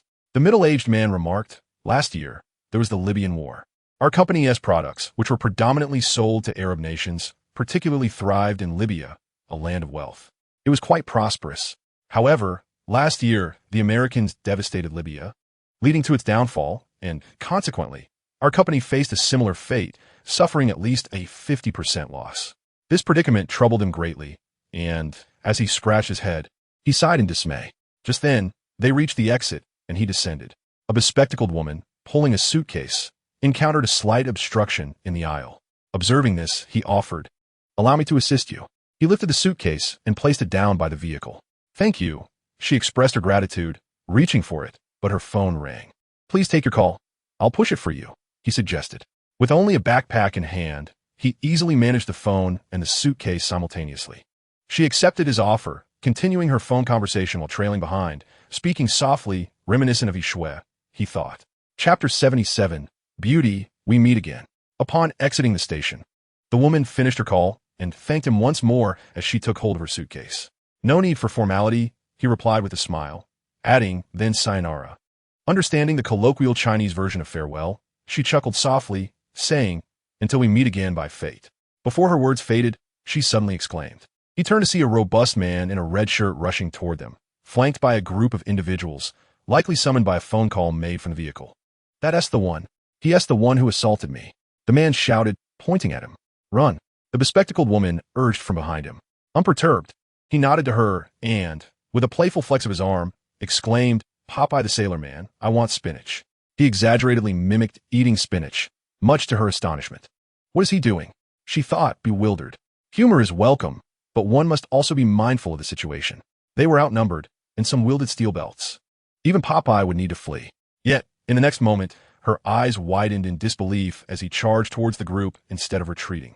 Using only his feet, he swiftly dispatched nearly 20 men with precise kicks, the agility of his legs surpassing that of his hands, enhanced by his training. In a final flourish, he executed a dramatic kick into the air, standing confidently until the crowd erupted in applause. He then casually brushed off his pants and clasped his hands, bowing slightly. A humble display. I apologize for the spectacle. The crowd cheered even louder. The red-clad man, having witnessed his comrade's defeat, turned to flee, realizing the situation had turned against him. He, too, had no desire to pursue. Turning back, he found the bespectacled woman still standing there, her expression one of astonishment. He feigned surprise, exclaiming, "Beauty, we meet once more, and you appear even more enchanting than before." She let out a light laugh. She was inherently beautiful, though there was always a hint of subtlety about her. At that moment, when she smiled, it was as if spring flowers were blooming, illuminating the night with a newfound brilliance. "Your skills are truly remarkable," she remarked. "Well then, farewell." "Sayonara," came the reply from Haicheng, who appeared somewhat out of his depth. The bespectacled lady, too, attempted to mimic the farewell, covering her mouth with a laugh. A BMW awaited her, and as she entered the car, she glanced back at Haicheng, her smile still lingering. Truly, she was a vision of beauty. Haicheng clicked his tongue, particularly captivated by the alluring curve of her waist as she bent to enter the vehicle. However, it seemed unlikely that he would see her again. Some encounters in life are fleeting, lasting but a moment yet echoing into eternity. Suddenly, he recalled a line of poetry, the gentleness of a lowered head, akin to the water lily's bashfulness in the cool breeze. He was not one to wallow in melancholy. With a sigh, he hailed a taxi to the hotel.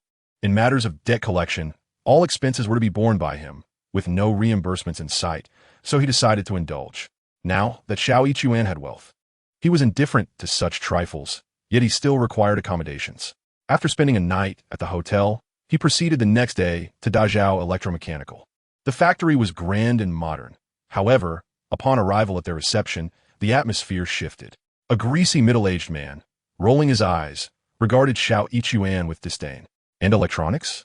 Didn't we inform you? Your last batch of components had issues that affected our products. Thus, you must either renegotiate the contract for a 20% payment or prepare to sue us. We have no funds to spare. We will accept the summons," he asserted. This was an outright refusal, leaving Haicheng at a loss. He decided to at least make a personal appearance. Later, he called Manager Fu.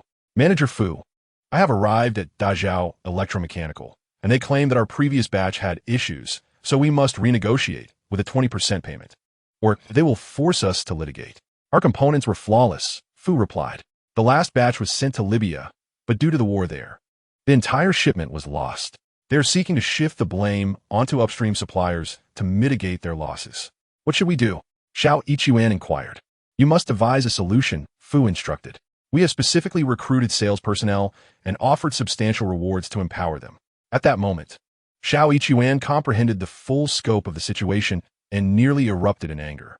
It seemed And Electronics was fully aware of the circumstances, yet was resorting to desperate measures. akin to treating a dead horse as if it might still live. Who could possibly salvage such a situation? Two factories that could be overlooked given their size and influence. But what of the sales staff who were left in the lurch, bearing travel expenses only to leap into a pit, ultimately gaining nothing and incurring a loss? Was such exploitation permissible? Of course, and electronics could argue that without the necessary capabilities, one should not engage in such delicate matters. If one were truly competent, recovering $1 million in payments would yield a profit of $150,000, so there would be no loss. In any case, should a debate arise, they would surely have their justifications. He Xue exhaled heavily. Having navigated the world for 7 or 8 years, he was aware of the many pitfalls. Yet this time, he found himself in a situation both absurd and frustrating. Compelled to leap into this predicament, he found himself with no alternative. Who indeed is the elusive gray pigeon? He Xue had speculated about the identity of the secretive observer, yet he remained in the dark. This individual likely recognized that the debt owed to Anda Electronics was a quagmire, intentionally ensnaring him. While He Xue pondered, he felt utterly powerless. It was conceivable that the opposing party had utilized a Shenzhou travel card for their calls, specifically targeting him, only to switch numbers thereafter, rendering their true identity a mystery.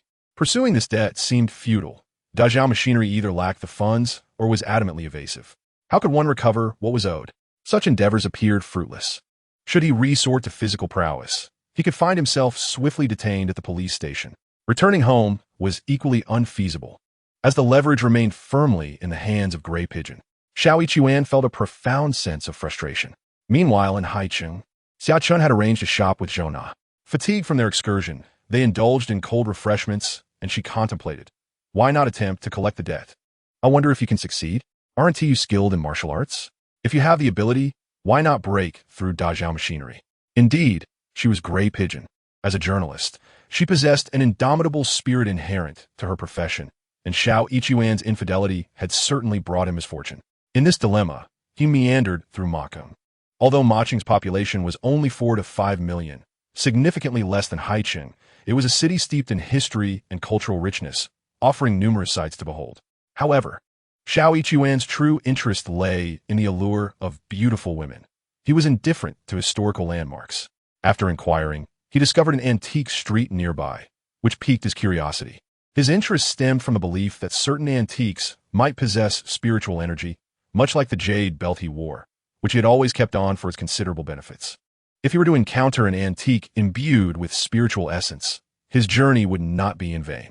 He hailed a taxi to the antique street. This area was part of the old city, and the antique street had existed for quite some time, eventually consolidating its shops and stalls, adorned with a touch of antiquated decor that lent an air of ancient charm.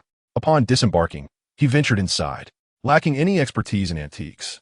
He merely extended his spiritual awareness, akin to a human radar, sweeping through the street.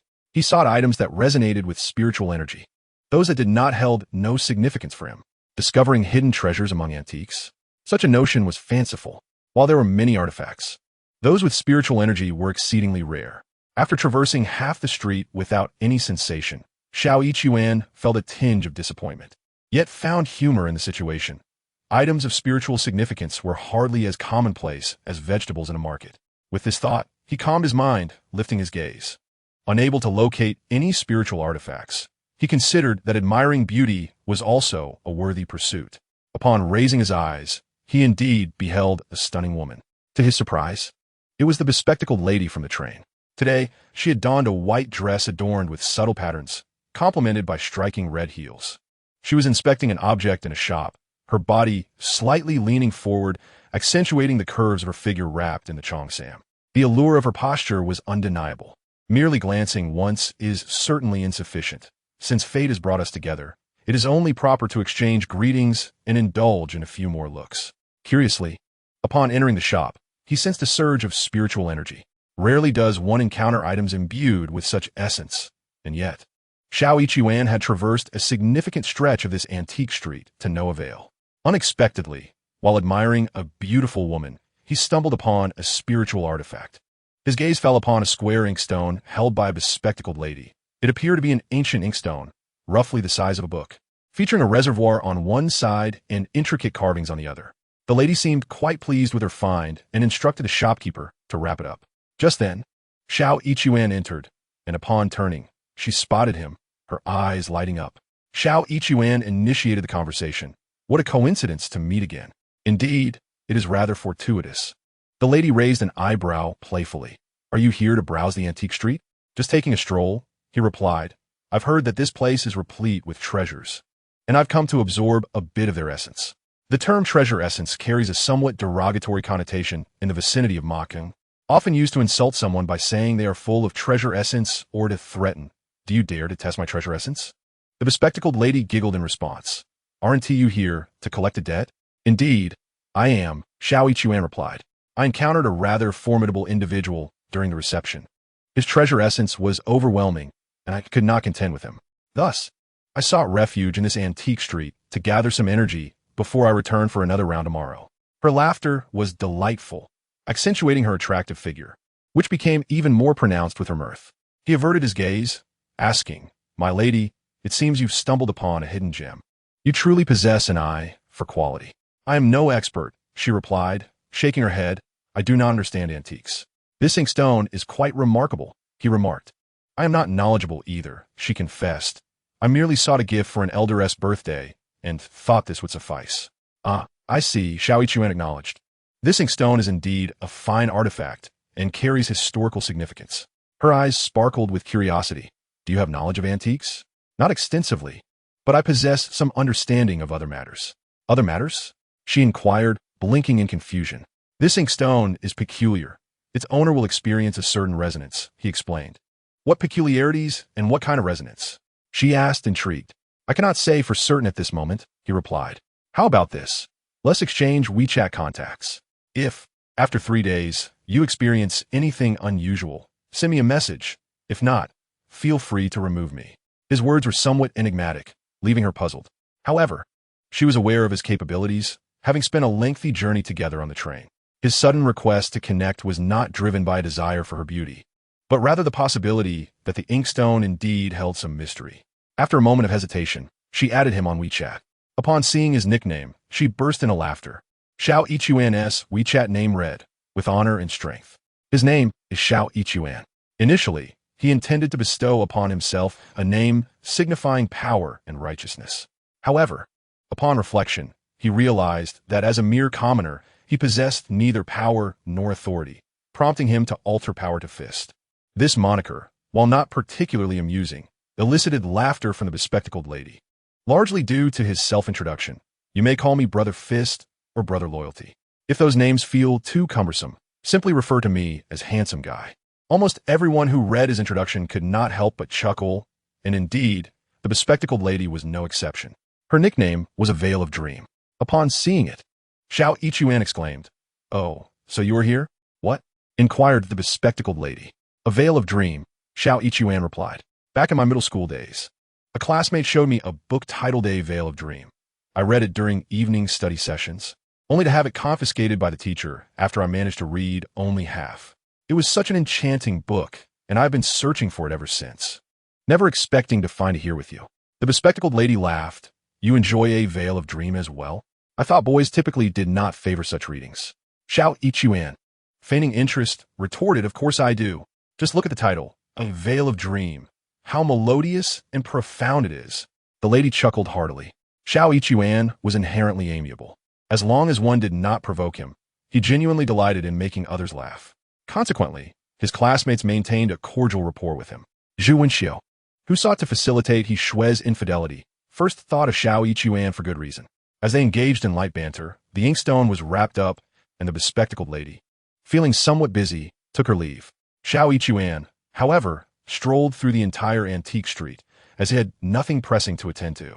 Regrettably, aside from the inkstone from the bespectacled lady, he encountered no other antiques imbued with spiritual energy.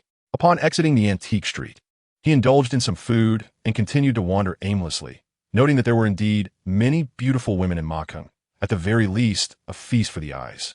Thus, he spent his days sauntering about, and after 2 days he received a WeChat message from the bespectacled lady. Handsome Guy, are you there? I am, Xiao Yichuan replied. But let us confirm, shall we? You haven't sent this by mistake, have you? Do you truly find me handsome? A smiley face appeared in reply, stating confirmed. Handsome Guy is indeed you. Xiao Yichuan responded with laughter. I knew it. Just as gold will inevitably shine, a handsome man will always attract the admiration of beautiful women. Those who claim I am not handsome are merely envious. Those who call me dark are simply harboring darkness in their own hearts. The bespectacled lady likely giggled on the other end, replying with a string of smiley faces. Xiao Yichuan then inquired, Dream Fairy, your discerning eye is commendable. By the way, do you have something to discuss? Today, I am in a splendid mood and at your service. Thank you, she replied. There is indeed a matter. When I purchased the inkstone last time, you mentioned it had a peculiar quality, did you not? Indeed, Xiao Yichuan affirmed. What peculiarities are you referring to? She asked. I cannot be certain, he replied, as it depends on what the buyer encounters. He then queried. The recipient of the gift encountered something unusual, correct? Yes, she confirmed. He has experienced some strange occurrences. What sort of strange occurrences? Xiao Yichuan pressed. This inkstone was a gift from my uncle, and he adores it. However, he has been dreaming every night for the past few days. Everyone dreams, Xiao Yichuan remarked. What has he been dreaming about? His dreams were rather peculiar. Upon entering slumber, he would engage in the art of calligraphy. Even if he were to awaken momentarily, upon drifting back to sleep, the same dream would resume, leaving him utterly fatigued by morning, as though he had spent the entire night practicing calligraphy. Ah, I see, said Xiao Yichuan. The bespectacled lady inquired. Could be due to the inkstone? Indeed, Xiao Yichuan replied. What should we do then? She asked. Will this dream persist? Perhaps we could dispose of the inkstone. Would that suffice? Xiao Yichuan pondered. I cannot say for certain. The bespectacled lady suggested. Perhaps you could consult my uncle? Would that be agreeable? Xiao Yichuan had been awaiting her suggestion and promptly responded. Certainly. Where may I find you? He mentioned the name of the hotel. Upon his arrival outside the hotel, it wasn't long before the lady appeared, adorned in a flowing white dress, exuding an elegant grace. Upon encountering Xiao Yichuan, she introduced herself. I am Mo Meng. May I inquire your name? Handsome, sir? I am Xiao Yichuan, he replied with a smile. You truly call me handsome? I might blush, he added. Mo Meng giggled. You are indeed handsome. With such a compliment from a beauty, I shall have newfound confidence. Xiao Yichuan chuckled in response. Mo Meng continued to laugh joyously. As they entered the vehicle and discussed her uncle, Mo Meng remarked, My uncle has a passion for calligraphy, though he is quite busy and does not practice daily. However, over the past few days, he has been diligently practicing in his dreams and awakens feeling exceptionally exhausted. Xiao Yichuan nodded. Let us investigate. It should not be anything serious. Thank you for your assistance. Mo Meng expressed her gratitude. It is no trouble at all, Xiao Yichuan replied, shaking his head. The true challenge lies in how to spread the word that Jia, you deem me handsome. Mo Meng laughed heartily once more. The two sat side by side, her laughter causing her to lean forward, and due to Xiao Yichuan's height, he caught a glimpse of her delicate green lingerie, strap resting on her collarbone, undeniably alluring. Mo Meng's uncle was named Liang Yuanshan, and her aunt was called Yu Xiang. They resided in a villa. Liang Yuanshan, in his 50s, was tall and imposing, clearly a man of considerable stature. Yu Xiang, in her 40s, must have been a beauty in her youth, and even now, she retained an alluring charm. However, upon meeting Xiao Yichuan, a hint of disappointment flickered in their eyes. Xiao Yichuan's complexion was somewhat dark, which was easily overlooked, yet his youth was a more significant concern. A young man, without any notable presence, naturally rendered them skeptical. Chapter 79. This is the skill of the flame blade. Liang Yuanshan addressed Xiao Yichuan. Young Xiao, I hear from Meng Meng that your skills are quite impressive. I wouldn't call it anything grand, Xiao Yichuan replied modestly. Just some rural techniques. Oh, young man, do not be so humble, Liang Yuanshan remarked. I was once a soldier myself, believe me, a reconnaissance soldier. Back in my day, we truly trained hard and had experts as instructors. However, if an instructor did not demonstrate their skills, we would not submit to their authority. From Liang Yuanshan's words, it was clear he harbored doubts regarding Xiao Yichuan's abilities, expecting him to showcase his prowess. Having ventured out into the world for 7 or 8 years, Xiao Yichuan was no naive schoolboy. He could discern the underlying implication. He merely smiled gently. At that moment, a maid arrived with a tray of juice. Xiao Yichuan turned to Mo Meng and said, Sister Mo, this juice would taste even better if it were chilled. As he spoke, he reached out to grasp the glass of juice in front of Mo Meng. Uncertain of his intentions, Mo Meng detected her uncle's mistrust of Xiao Yichuan. and it seemed rather bold for Xiao Quan to make such a request, particularly for a chilled beverage. She glanced at her aunt, Yu Xiang, whose expression was equally displeased, leaving Mo Meng feeling somewhat awkward. Well, the thing is, she stammered, at a loss for words. Xiao Quan smiled faintly and, after about a minute, released his grip, saying, "It's chilled now, Sister Mo. Please take a sip and see how it tastes." What? Mo Meng was bewildered. What did he mean by it's chilled? Did he think his hand was a refrigerator? Yet, she found it difficult to refuse at that moment, unsure of how to articulate her thoughts. Taking a sip of juice would serve as a suitable distraction. She reached for the glass, but upon contact, she yelped and quickly withdrew her hand, as if jolted by an electric shock. "What's wrong?" her Aunt Yu Xiang inquired. "This juice," Mo Meng remarked, her face a mask of confusion. She glanced at Xiao Quan, who wore an indecipherable grin. Intrigued, she reached out to touch the glass of juice in front of her uncle, Liang Yuanshan. His juice was perfectly normal. However, when she reached for her own glass again, it felt as cold as ice. She couldn't help but exclaim. "What's the matter?" Yu Xiang asked, startled. Mo Meng looked at Yu Xiang and then back at Xiao Quan, choosing not to explain. Instead, she lifted her glass and offered it to Liang Yuanshan. "Uncle, please have my glass of juice." Liang Yuanshan noticed her astonishment and questioned, "What's wrong with this juice?" "Just take a sip," Mo Meng said with a hint of playful insistence. He took the glass, and, as soon as he touched it, he exclaimed, "How is it so cold?" Yu Xiang, sensing something amiss, remarked, "It hasn't been chilled." "Go ahead, feel for yourself," Liang Yuanshan said, handing the glass to her. Upon touching it, she too gasped in surprise. Being more timid, she quickly released her grip, and to their astonishment, the juice did not spill but rolled on the ground as if the entire glass had been frozen solid. "It's frozen," Yun Yan exclaimed in disbelief. Liang Yuanshan, however, understood immediately, his eyes sparkling with excitement as he turned to Xiao Quan. "You did this, didn't you?" "Xiao, what an impressive skill." Xiao Quan smiled modestly. "Just a simple rural trick, nothing to be embarrassed about." No, you are far too humble," Liang Yuanshan said with wide-eyed amazement. "Is this what they call internal martial arts?" Xiao Quan replied with a slight smile. "It's merely a simple rural trick." "This is no mere rural trick. It is genuine skill."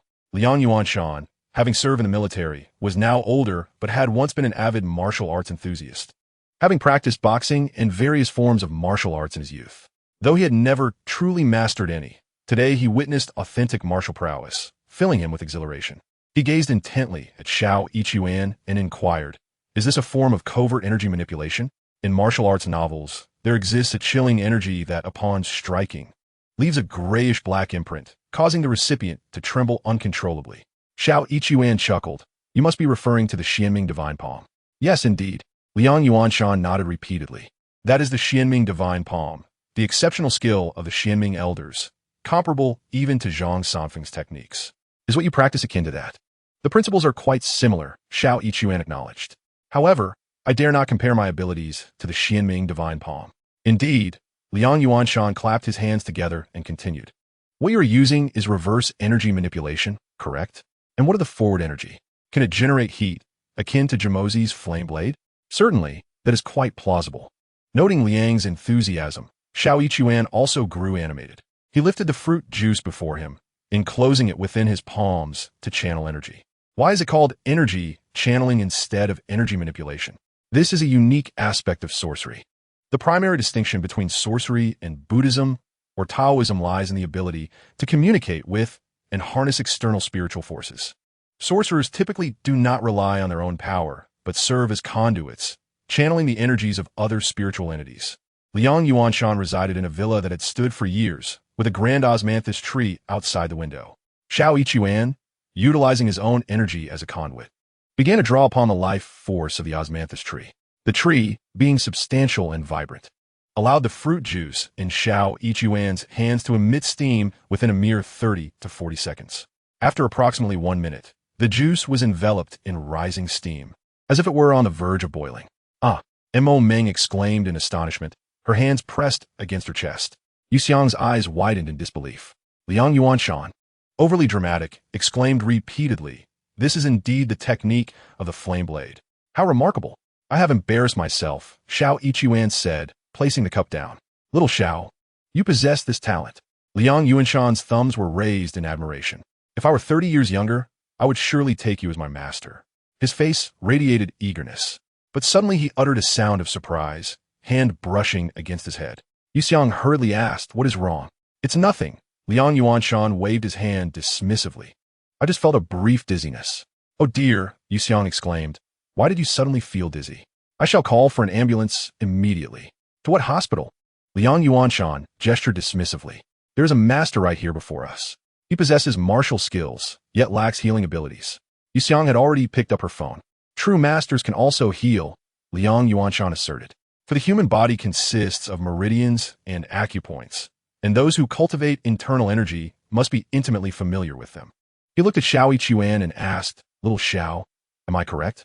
Xiao Yichuan chuckled, "Uncle Liang, this isn't an ailment. It is merely a slight influence from the spirit of the inkstone, causing a bit of mental fatigue." "Inkstone? Spirit?" Liang Yuanshan inquired in astonishment. "Could it be malevolent energy?" He Xue exclaimed, "I have heard that some antiques come from graves and carry malevolent energy, causing disturbances when placed in homes. This inkstone was gifted by Mo Meng. If one were to speak of its malevolence, she might indeed cast blame upon Mo Meng." Xiao Yichuan chuckled, remarking that the inkstone had never been near a grave.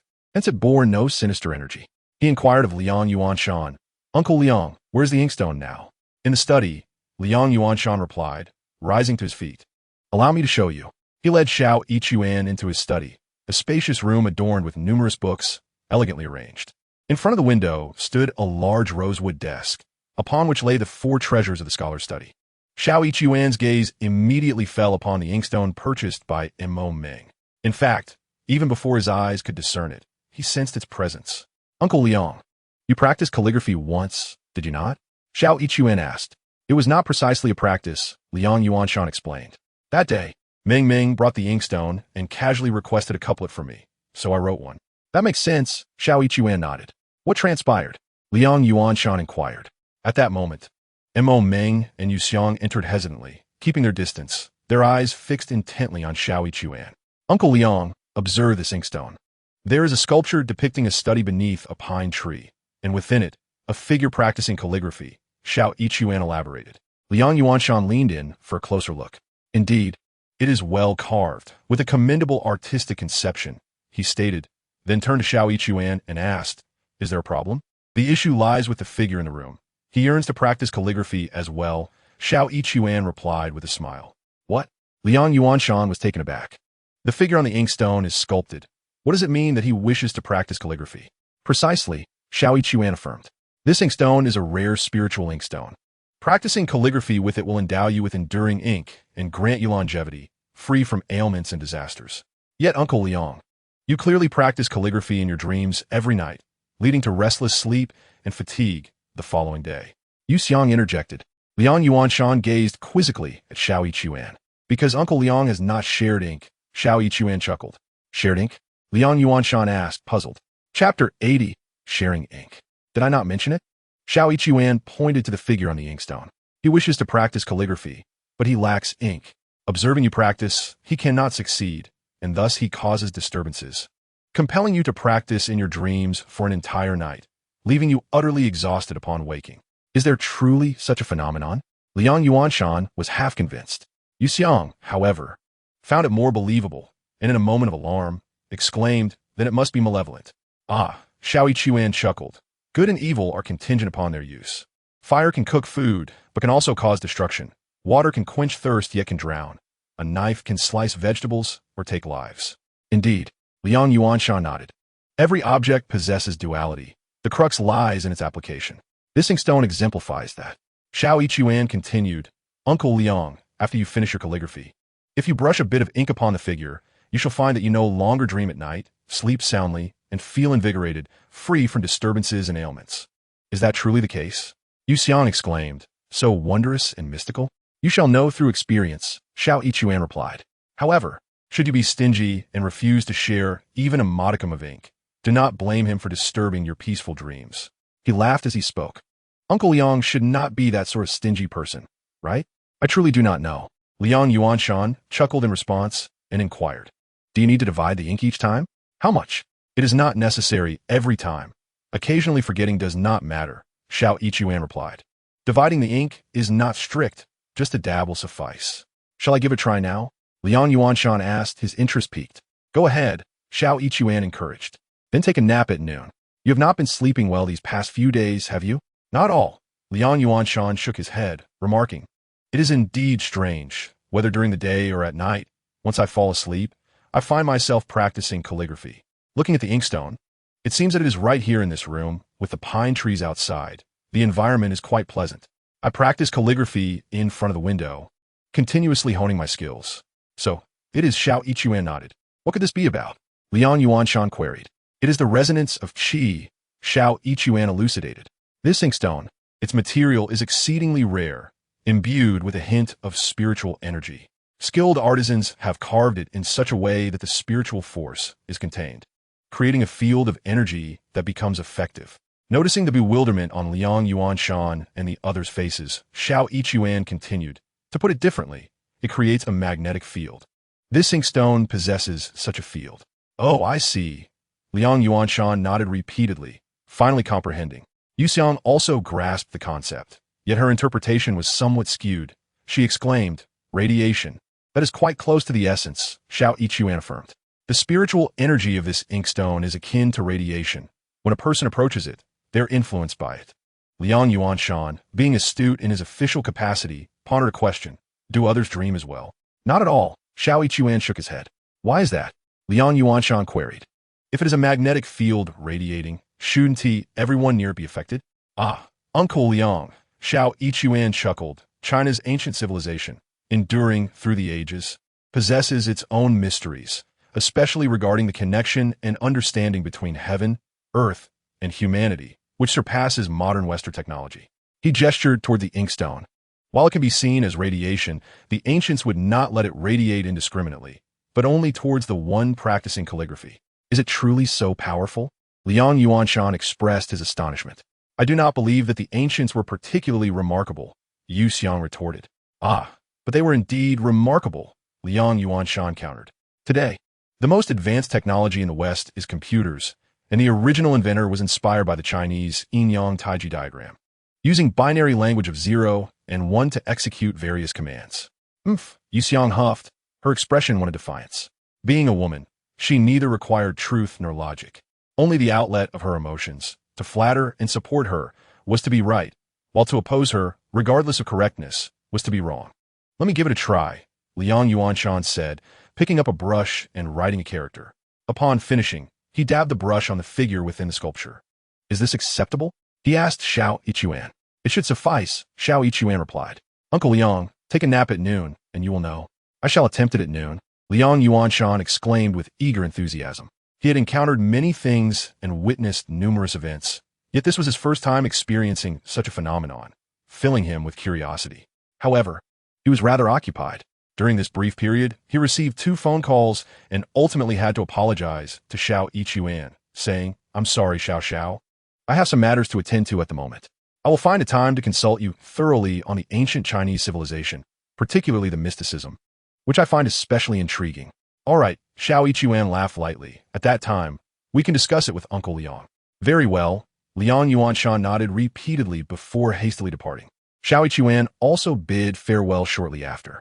Around 2 in the afternoon, he received a call from Mo Meng, who excitedly informed him. My uncle told me he took a nap at noon and slept exceptionally well, without experiencing those strange dreams about practicing calligraphy. Upon waking, he felt particularly light. Is that so? Xiao Yichuan replied. That's good. It indicates that the ink has gained recognition.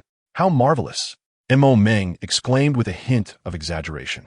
By the way, Xiao Yichuan, my uncle has invited you to dinner tonight. Are you free? Will you go? Of course I shall, Mo Meng affirmed. I find it quite strange, though. Then I shall attend, Xiao Yichuan chuckled. I have this peculiar habit of feeling tense around people, yet I become more at ease in the presence of beautiful women. Mo Meng giggled. I'm just an old aunt now. How can I be a beauty? Ah, so you are 98 and still so lovely and charming? I am truly impressed. Xiao Yichuan's words evoked a cascade of laughter from Mo Meng. Around 6 o'clock, Mo Meng arrived in her car to pick up Xiao Yichuan. Upon reaching the Liang residence, Liang Yuanshan had just returned. The moment he saw Xiao Yichuan, he exclaimed, Xiao, it truly works. I had a splendid nap at noon. and I felt exceptionally well for the entire afternoon, my mind particularly clear. That is indeed a good sign, Xiao Yichuan nodded. Why is it so effective? Liang Yuanshan inquired, displaying a spirit of inquiry. Because it is a spiritual object, Xiao Yichuan explained. Such rare spiritual items are a matter of fate for you, Uncle Liang. These words immediately struck a chord with Liang Yuanshan, causing him to chuckle heartily. Then I must keep it well. By the way, Xiao, is there any particular significance to it? Should I offer anything? This is an inkstone, Xiao Yichuan smiled, a tool for reading and writing. Placing it in your study is the finest form of reverence. Moreover, practicing calligraphy from time to time and sharing a bit of ink with your classmates. Let us not speak of superstition or blessings, but rather, let us say that those who share the same breath shall seek each other out. Your classmates will undoubtedly support you, wishing you longevity and freedom from ailments. The same breath seeking each other. This phrase resonated with Liang Yuanshan, prompting him to nod in agreement. That is wonderful, truly wonderful. He was delighted, as was Yu Xiang. And naturally, Mo Meng shared in their joy. At the dinner table, Liang Yuanshan raised a toast to Xiao Yichuan, saying, Xiao, I truly must thank you for this matter. By the way, provide me with your account details, and I shall send you a consultation fee. What are you talking about? Xiao Yichuan shook his head. It was merely a small effort. There is no need for a fee. This is certainly not a trivial matter, Liang Yuanshan replied earnestly. If it weren't for someone knowledgeable, this could have led to a misdiagnosis. The hospital would certainly not have been able to resolve it. Who knows what complications might have arisen? He spoke the truth. Xiao Yichuan smiled and remarked, Uncle Liang is indeed a fortunate man. He naturally turns misfortunes into blessings. My involvement is merely coincidental. Even in my absence, another would have alleviated your predicament. Thus, you ought to express your gratitude to me. Liang Yuanshan insisted otherwise. At that moment, Mo Meng interjected, Uncle, why not give Xiao Yichuan a call? Chapter 81. What illness do you think I have? A phone call? Liang Yuanshan inquired. Xiao Yichuan had come to the Chao machinery to collect a debt.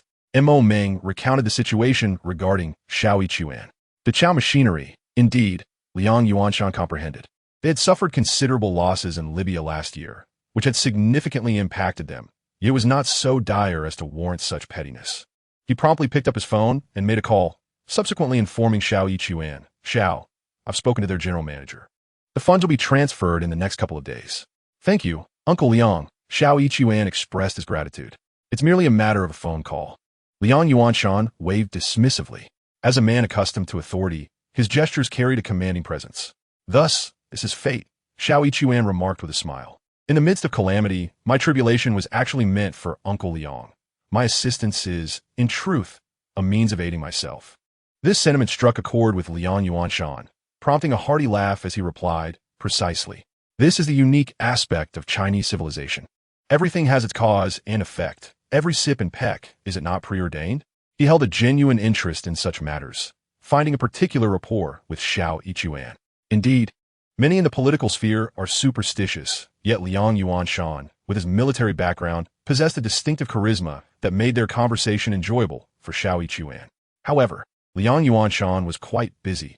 After a brief meal and a few exchanges, he had to attend to other matters and excused himself. Xiao Yichuan took his leave as well. But Mo Meng accompanied him, stating her intention to escort him back to the hotel. Midway, she suggested, Xiao Yichuan, let us find a place to have some tea. Certainly, Xiao Yichuan replied. Having tea with a beauty like Sister Mo will surely lead to sweet dreams tonight. Mo Meng giggled in response. Though she appeared demure on the train, she was actually quite jovial once familiar with someone. Mo Meng found a tea house, and, as they settled in, they engaged in light conversation, discussing topics like Qigong, traditional Chinese medicine, and mysticism. Mo Meng inquired, Xiao Yichuan, when it comes to traditional Chinese medicine, with its methods of observation, listening, inquiry, and palpation, is it truly as miraculous as it claims? Traditional Chinese medicine is akin to traditional martial arts. While there may be some authentic elements, it is greatly inflated and embellished.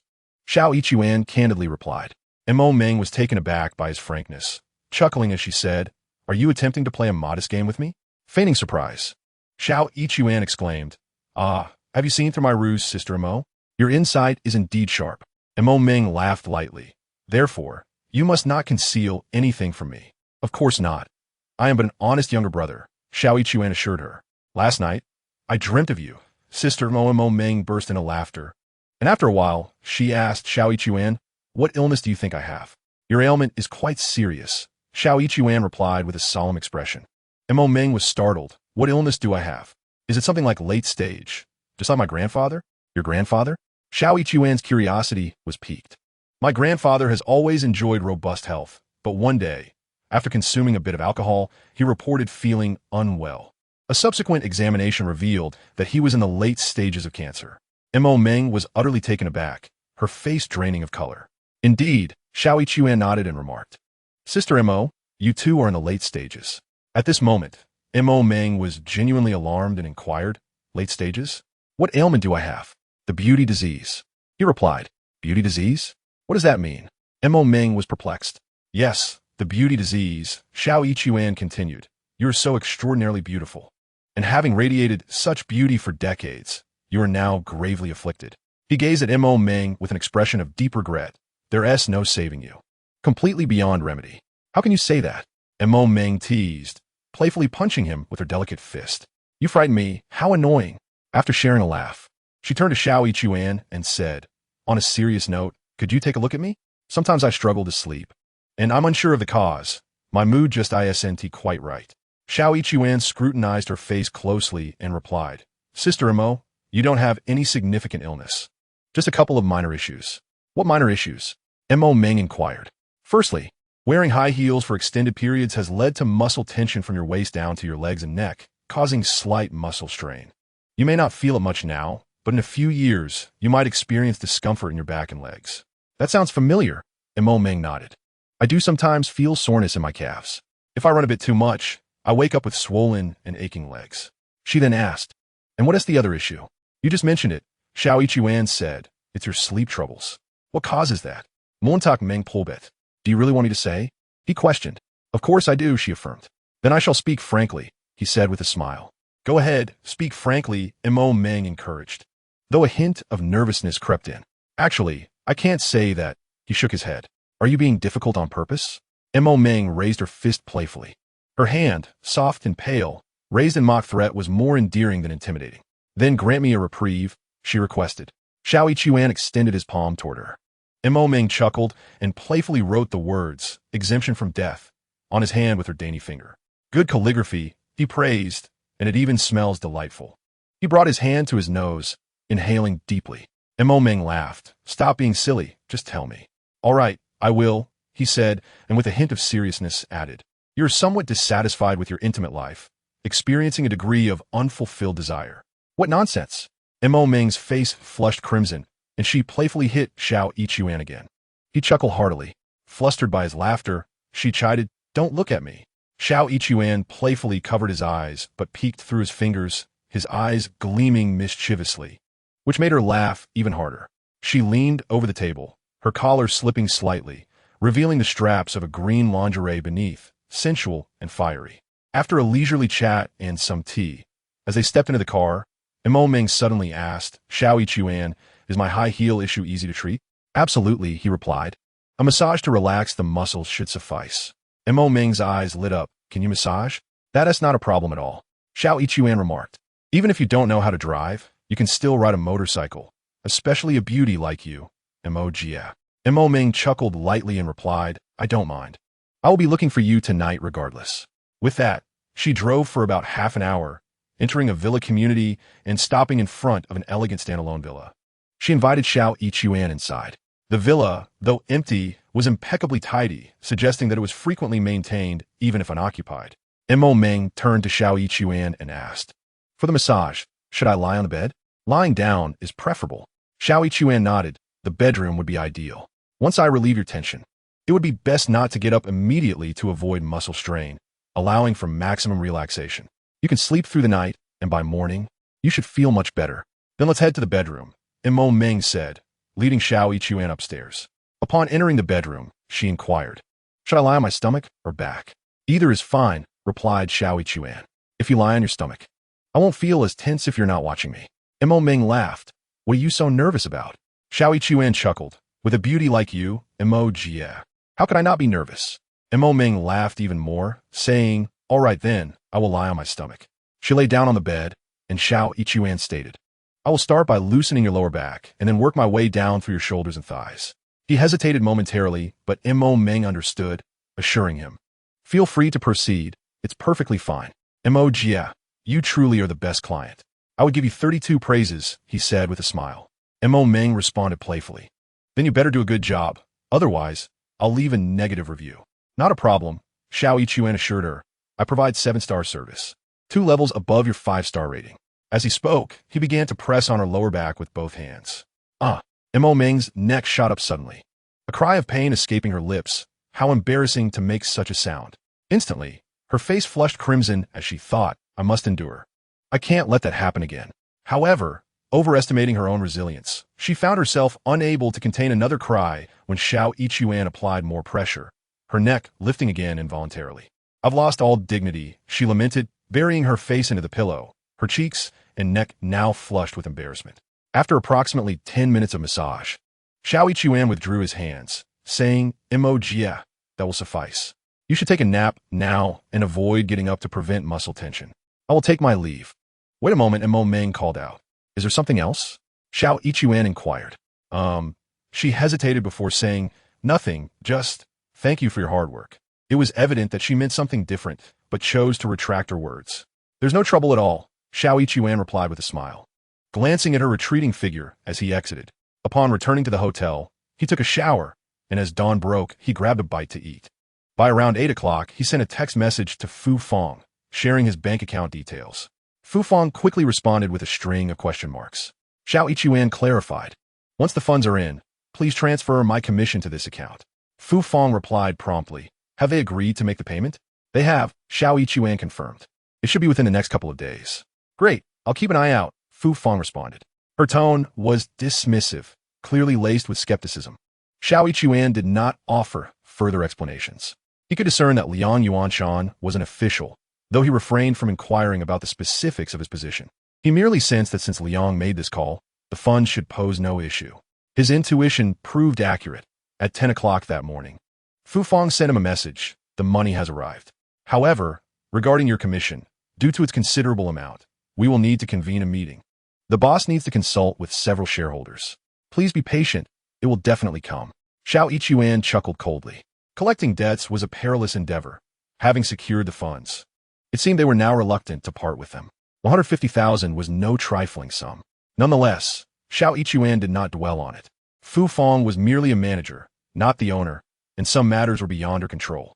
Regardless of the state of Ando Electronics, Liang Yuanshan's call had indeed been effective. Xiao Yichuan called Liang to express his gratitude. "What is that?" "Just a matter of a phone call," Liang Yuanshan replied nonchalantly. "Xiao, you have truly been a great help to me.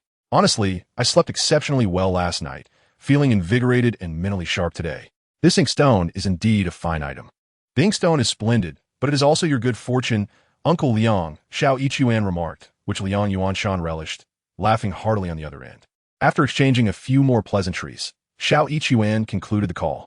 Around noon, Mo Meng called. "My aunt mentioned that the funds from Dazhao Electromechanical have already been transferred." "Transferred?" Xiao Yichuan replied. "Your uncle's call is like a divine decree, swift and commanding, banishing calamity."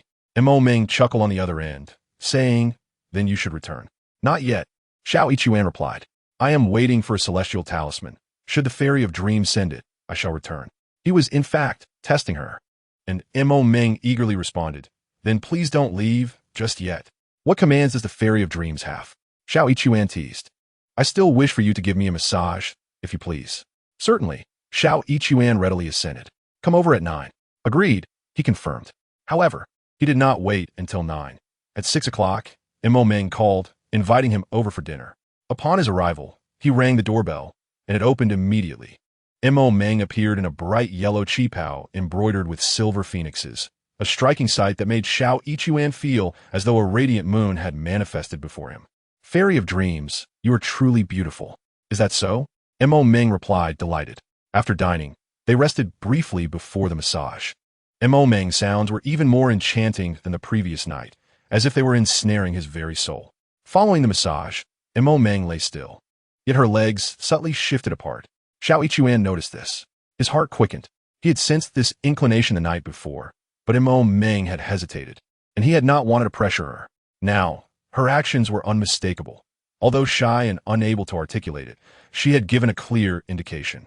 Yet, just as He Xue reached out, Mo Ming's phone rang unexpectedly. "Ah," she exclaimed, grabbing her phone to glance at it before jumping up.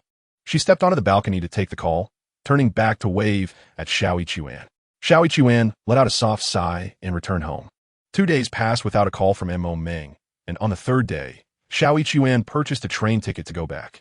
The train departed at 7:10 in the morning, and he arrived at the waiting hall before 7. Upon entering the station, he suddenly felt a spark of excitement. A woman ahead caught his eye. She was strikingly beautiful.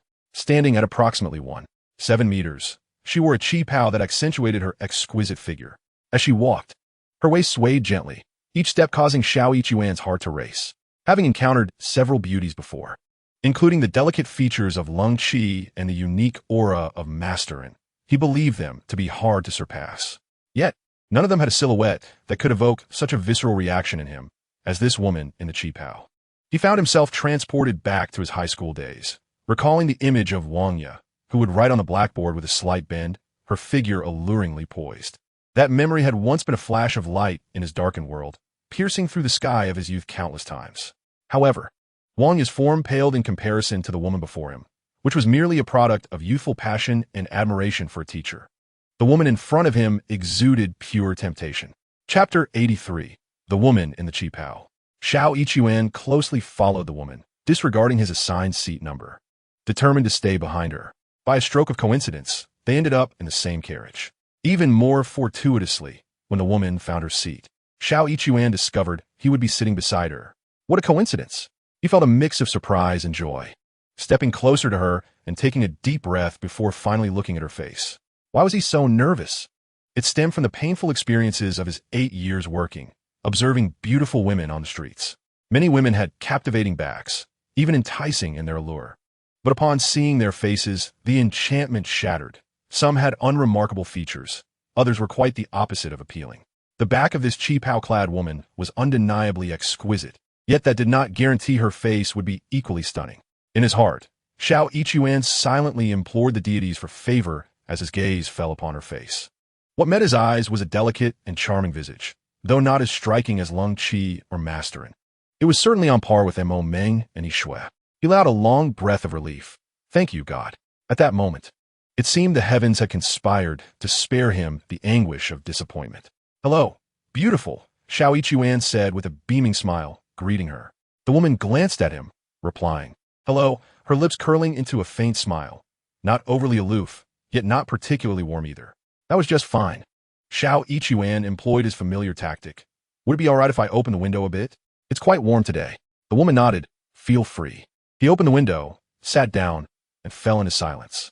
He refrained from seeking conversation, recognizing that initiating dialogue with such a beauty could be daunting.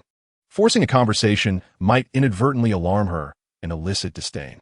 He Xue is well aware of his own circumstances. He is not particularly handsome, making it difficult for him to win the affections of young women solely based on his appearance. In the 25 years leading up to his arrival in Haicheng, he had never managed to secure a girlfriend, a clear testament to this fact. In truth, he is not unattractive. He stands tall, albeit with a darker complexion. This darkness, however, is a result of his own folly. At the age of 15, he had stolen his classmate's father's motorcycle, which ended in a crash.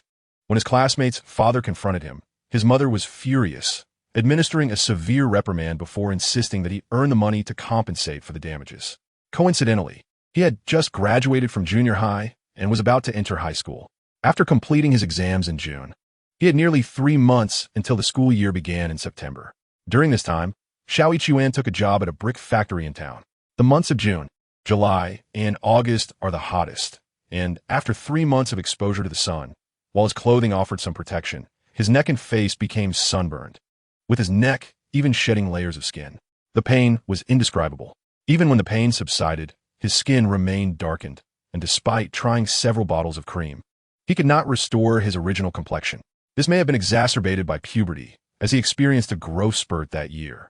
Aware of his shortcomings, he chose to focus on his strengths, maintaining politeness without being overly enthusiastic, especially in the presence of women. He took out his phone to scroll through, and a woman in a qipao beside him was doing the same. Sitting side by side, The slit of her chi pao reached the upper thigh, and as she settled down, it crept up slightly, exposing half of her thigh. Fortunately, she wore high-end, ultra-thin stockings that resembled a second skin. They were sheer black, a dangerously tempting invention by some unscrupulous merchant. To be frank, He Xue found himself somewhat captivated, his gaze drifting to the alluring legs of the woman in the chi pao while scrolling through his phone. Eventually, she seemed to notice, adjusting her dress to cover more of her thigh. He Xue felt a twinge of embarrassment, forcing himself to concentrate on the screen of his phone. As the train began to move, the passengers across from him appeared quite ordinary, a stark contrast to the exceptional figure of the robust man in red from a previous encounter. This journey seemed to be a rather dull one. Despite the presence of a beautiful woman, it felt as though a fleeting opportunity had passed him by. As the saying goes, opportunities are for those who are prepared. After the train had traveled for over 10 minutes, a sudden cry pierced the air. "Mommy, mommy." He Xue leaned forward to look, spotting a small girl, around 4 or 5 years old, crying out from several rows away. In her seat, a woman in her 30s clutched her chest, slumped in distress. Gasping for breath as if she could not inhale fully, her face contorted in agony. An older woman, perhaps in her 50s or 60s, held her tightly, repeatedly exclaiming, "I didn't bring the medicine. What should we do?" Nearby, someone inquired about the situation, and the elderly woman explained, "It's asthma. We were in a hurry and forgot the medication. There is little that could be done, even if a doctor were present on the train. The absence of medication would leave them helpless." Passengers began to murmur amongst themselves. The asthmatic woman struggled to breathe, her body curling into itself as a little girl cried out in desperation, "Mommy, mommy, please don't die. I can't bear to lose you." Noticing the distress, He Xue stood up and approached. "Everyone, please step back and allow the air to circulate," he urged, gently dispersing the onlookers. He positioned himself about a meter away from the asthmatic woman, forming a sword-like gesture with his fingers, directing his energy towards her chest. The woman, already suffering immensely, felt as though a boulder was crushing her lungs. At that moment, a refreshing breath of energy flowed into her, bringing immediate relief. She inhaled deeply several times, the pain fading from her face, replaced by gratitude as she looked at He Xue. "Don't move, stay calm. Just for a minute," he instructed. After a minute of his energy projection, the woman felt completely restored. "I'm better now. Thank you." She expressed her gratitude. The little girl echoed her thanks, "Uncle." "Thank you." Such politeness, He Xue complimented. Is this truly energy projection? It seems there is genuine qigong after all. Doubts lingered in the crowd. Many believed it was merely a deception. Those who expose themselves for profit are indeed charlatans, yet true masters often remain hidden among the populace. As discussions buzz around him, some pressed for answers, but He Xue simply smiled and returned to his seat. The woman in the chi pao, who had previously paid him little mind, now expressed curiosity. "Were you just using your energy?" she inquired. "Indeed," he nodded. "Asthma primarily concerns the lungs. Other treatments may not be effective, but energy projection is most suitable." "What kind of qigong do you practice?" she asked. He chuckled. "You don't practice qigong as well, do you?" She laughed lightly in response. He Xue, taken aback, asked, "So you truly have practiced? May I ask which school you learned from?" The term heroine brought a smile to her face. She was striking. He admired her beauty. While her features might not rival those of Lung Qi, her smile infused her face with vitality, enhancing her charm. "Not quite," she replied with a smile. "My grandmother practiced during the qigong craze. As a child, I accompanied her to practice every morning and evening." "Ah, I see," He Xue understood. Back in the 80s and 90s, there was a fervor for qigong. Reports indicated that over 400 million people practiced. "Indeed, my grandmother was quite passionate during that time," she reminisced. "Was your grandmother a master then?" He Xue inquired with a grin. "Not at all." She shook her head. "They practiced daily with great enthusiasm and camaraderie, showing immense respect for their master. They would even dedicate songs and performances on television to celebrate their master's birthday." The atmosphere was indeed vibrant. He Xue was aware of the general sentiment of that era, but it was merely an ambience. However, true skill was lacking. Among so many practitioners, few demonstrated any real prowess. He Xue chuckled. "Achieving true mastery is no easy feat. How did you manage to attain it?" The woman in the cheongsam gazed at him with curiosity. "You must have a master, don't you?" "Indeed," He Xue nodded. "Which sect do you belong to?" The woman in the cheongsam inquired with keen interest. "I merely possess a bit of rustic skill." He Xue chuckled. This was a modest assertion, yet also a reflection of helplessness. In the eyes of the world, shamans were often viewed with skepticism, their reputation tarnished. As a descendant of celestial shamans, he held a sense of pride that rendered him disdainful of flaunting the insignia of other sects, leaving him with no choice but to seek an excuse. Chapter 84. Taking in a beautiful apprentice. Ah, I see. The woman in the Cheongsam expressed her understanding. True mastery is not easily imparted, and even sects are reluctant to divulge their secrets. Those who boast and parade themselves in public are, in truth, charlatans. Her indignation intrigued He Xue, but he soon learned the reason behind her ire. Her grandmother had recently passed away. Many of my grandmother's fellow practitioners have also departed this world, and not only have they failed to attain mastery, but their health has also deteriorated. Meanwhile, those who do not practice and merely dance in the square seem to thrive without a care, she lamented, her frustration growing. Among those who remain, many have descended into madness, obsessing over feelings of energy, gratitude, and fate, spiraling into a state of irrationality. My grandmother, in her later years, became similarly inclined, attributing trivial matters to the mystical. This is fate, that is an opportunity, expressing gratitude here and there, until she was no longer herself. Sighing, He Xue could only empathize. By the time he became aware of the world, the fervor for Qigong had already peaked. His grandmother, a spiritual medium, had been accustomed to such occurrences, leaving him with little impression of the phenomenon. The woman in the Cheongsam, being older, around her 30s, had witnessed the height of Qigong's popularity in her early years, especially with her grandmother being a practitioner. Now, reflecting on the past, she understood the deceit and felt even more enraged. I have heard that qi flows through the meridians. The woman in the Cheongsam remarked, her gaze piercing as she fixed it on He Xue. Could you demonstrate it for me? Her words bore a duality of sincerity and skepticism. On one hand, she might genuinely wish to witness it firsthand. On the other, she remained doubtful, as her lack of personal experience left her uncertain. Perhaps He Xue possessed no true skill, or perhaps, she mused, Qigong itself was a mere illusion, with his recent healing merely a psychological comfort. He Xue understood her skepticism and chuckled lightly. His eyes fell upon her hands, which were exceptionally beautiful, long, pale, and delicately plump at the joints, each knuckle forming a charming little dimple. My dear, your hands are exquisite. May I have a closer look? He Xue asked with a smile. The woman hesitated momentarily, but then extended one hand. Typically proud, she seldom engaged in handshakes with men, yet she was compelled to do so now, influenced by He Xue's earlier display of skill. Gently, he cradled the tips of her fingers. Her hands truly were stunning. Held delicately in his grasp, they resembled a finely sliced lotus root. If only these hands could wield a flag, He Xue mused, composing himself. Each finger corresponds to a meridian. The thumb to the lung meridian, the index finger to the large intestine meridian, the middle finger to the pericardium meridian, the ring finger to the Sanjiao meridian, and the little finger to the heart meridian. He inquired of the woman in the Qi Pao, "Are you familiar with this?" She replied, "I know a little."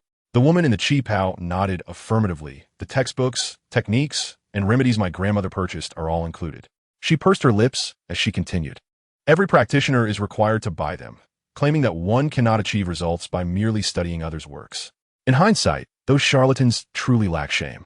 A chuckle escaped He Xue's lips. So, are you well acquainted with the pathways of the meridians? Not entirely, the woman in the Qi Pao admitted, but I have a general understanding. That suffices, He Xue remarked. Gesturing towards her thumb, the pathway of the lung meridian enters from the inner side of the thumb, ascends along the inner arm, and connects to the lungs. Indeed, the woman in the Qi Pao confirmed, retrieving her phone to search for the lung meridian. In this digital age, it is quite convenient. Illustrations would enhance the experience. Now, let's make contact. Do not worry, it won't hurt, He Xue encouraged. The woman in the Qi Pao quickly blinked twice and nodded. Yes, I am unafraid. I'm ready. He Xue gently brushed his index finger over her thumb. His touch was remarkably tender, akin to caressing a beloved's hand. The woman in the Qi Pao felt a flush rise to her cheeks. Yet, in the next moment, she gasped and swiftly withdrew her hand, as if jolted by electricity. How does it feel? He Xue asked with a smile. It felt electrifying, she replied, rubbing her arm, looking somewhat apprehensive. It was as if a small snake swiftly slithered in. She illustrated her point, gesturing from her thumb, along her arm, up to her chest. The sleeveless Qi Pao accentuated her graceful hands and soft, jade-like arms. As she demonstrated, not only Xiao Ichuan, but also the individuals seated nearby were captivated. Among them, a portly man in his 40s gawked, nearly salivating. However, the woman in the qipao remained oblivious to the attention, perhaps accustomed to being admired for her beauty since childhood. Excitedly, she remarked to Xiao Ichuan, "The diagram of the meridians on this phone matches perfectly. It is remarkably accurate. The ancient depictions of meridians are fundamentally correct." Xiao Ichuan nodded in agreement. This indicates that there were indeed masters of true skill in the past. Certainly, he affirmed, while there are many frauds, genuine expertise undeniably exists. Absolutely, the woman in the qipao concurred, nodding emphatically, "What you possess is authentic skill." Xiao Ichuan chuckled. "Would you like to explore other meridians as well?" Without hesitation, she extended her hand. As she experienced Xiao Ichuan's genuine qi, she discovered that while it felt electrifying, it did not inflict pain. Instead, it was rather pleasant. Dispelling her fears, Xiao Ichuan continued to support her hand, explaining, "The human meridians communicate with one another. The thumb corresponds to the lung meridian, while the lung is interrelated with the large intestine. The little finger connects to the heart meridian, which corresponds with the small intestine." He gazed at the woman in the qipao. "You possess a commendable constitution, yet your digestive system exhibits some minor issues." "Really?" she inquired in surprise. "It is possible. I underwent a period of dieting, refraining from food after noon, and often endured stomach pains from hunger. I may have inadvertently caused some issues." She gazed at Xiao Ichuan with eager anticipation. "I don't have any significant issues, do I? Could you assist me?" "Certainly," Xiao Ichuan nodded. "As I mentioned earlier, the pathways of the large intestine and small intestine are interconnected. I have already opened the lung meridian, which is linked to the large intestine. Now, I will help you clear the heart meridian, which corresponds to the small intestine. With this, both the large and small intestines will be unblocked, and any minor digestive issues will naturally resolve." "That makes sense," the woman in the qipao nodded repeatedly. "Please, do help me." If she had appeared quite proud before, at this moment, she seemed almost like a starry-eyed admirer. "Focus," Xiao Ichuan instructed, gently stroking her pinky finger as he had before. "Ah," she gasped, quickly withdrawing her hand to rest on her chest. "It feels like an electric shock." She indicated the area that had been stimulated, a lofty peak, and Xiao Ichuan, casting a glance, found it difficult to maintain his gaze. However, others were less restrained.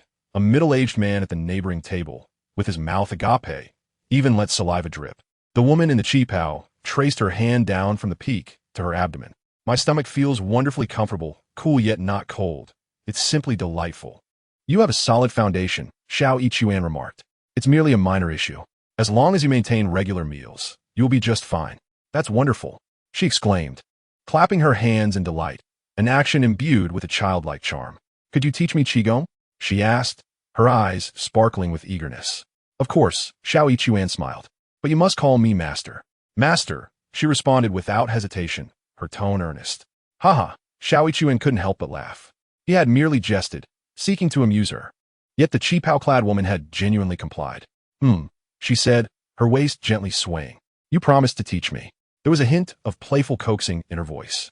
This was entirely normal. A beauty like her was bound to have a penchant for charm, though it was dependent on the person. Xiao Ichuan first treated her asthma and allowed her to experience the results firsthand. As she transitioned from skepticism to admiration, he earned the right to her playful affection. Her calling him master was a reflection of this newfound dynamic, her lively personality rendering her less aloof. Chapter 85. Your comprehension is remarkable. You practice yoga regularly, don't you? Xiao Ichuan inquired. Yes, she affirmed, nodding. I used to dance and aspired to attend the Central Academy of Drama. However, after failing the entrance examination, I ceased dancing, though I have consistently practiced yoga since then. Indeed, Xiao Ichuan thought to himself. The contours of her figure were nothing short of exquisite, surpassing even those of young Masterin. Initially, he wondered if she had undergone surgery or used some advanced technology for enhancement, but upon observing her hands, he realized that was not the case. It was inconceivable that her hands could be artificially enhanced. Now, with this inquiry, it was clear the woman in the qipao was a natural beauty, complemented by her diligent cultivation, resulting in such a flawless physique. Broadly speaking, yoga can be considered a form of qigong. That is indeed the case, he replied. The woman in the qipao remarked. My teacher says that yoga is a practice passed down from high monks of Buddhism that can beautify the body, enhance wisdom, and unlock various spiritual centers.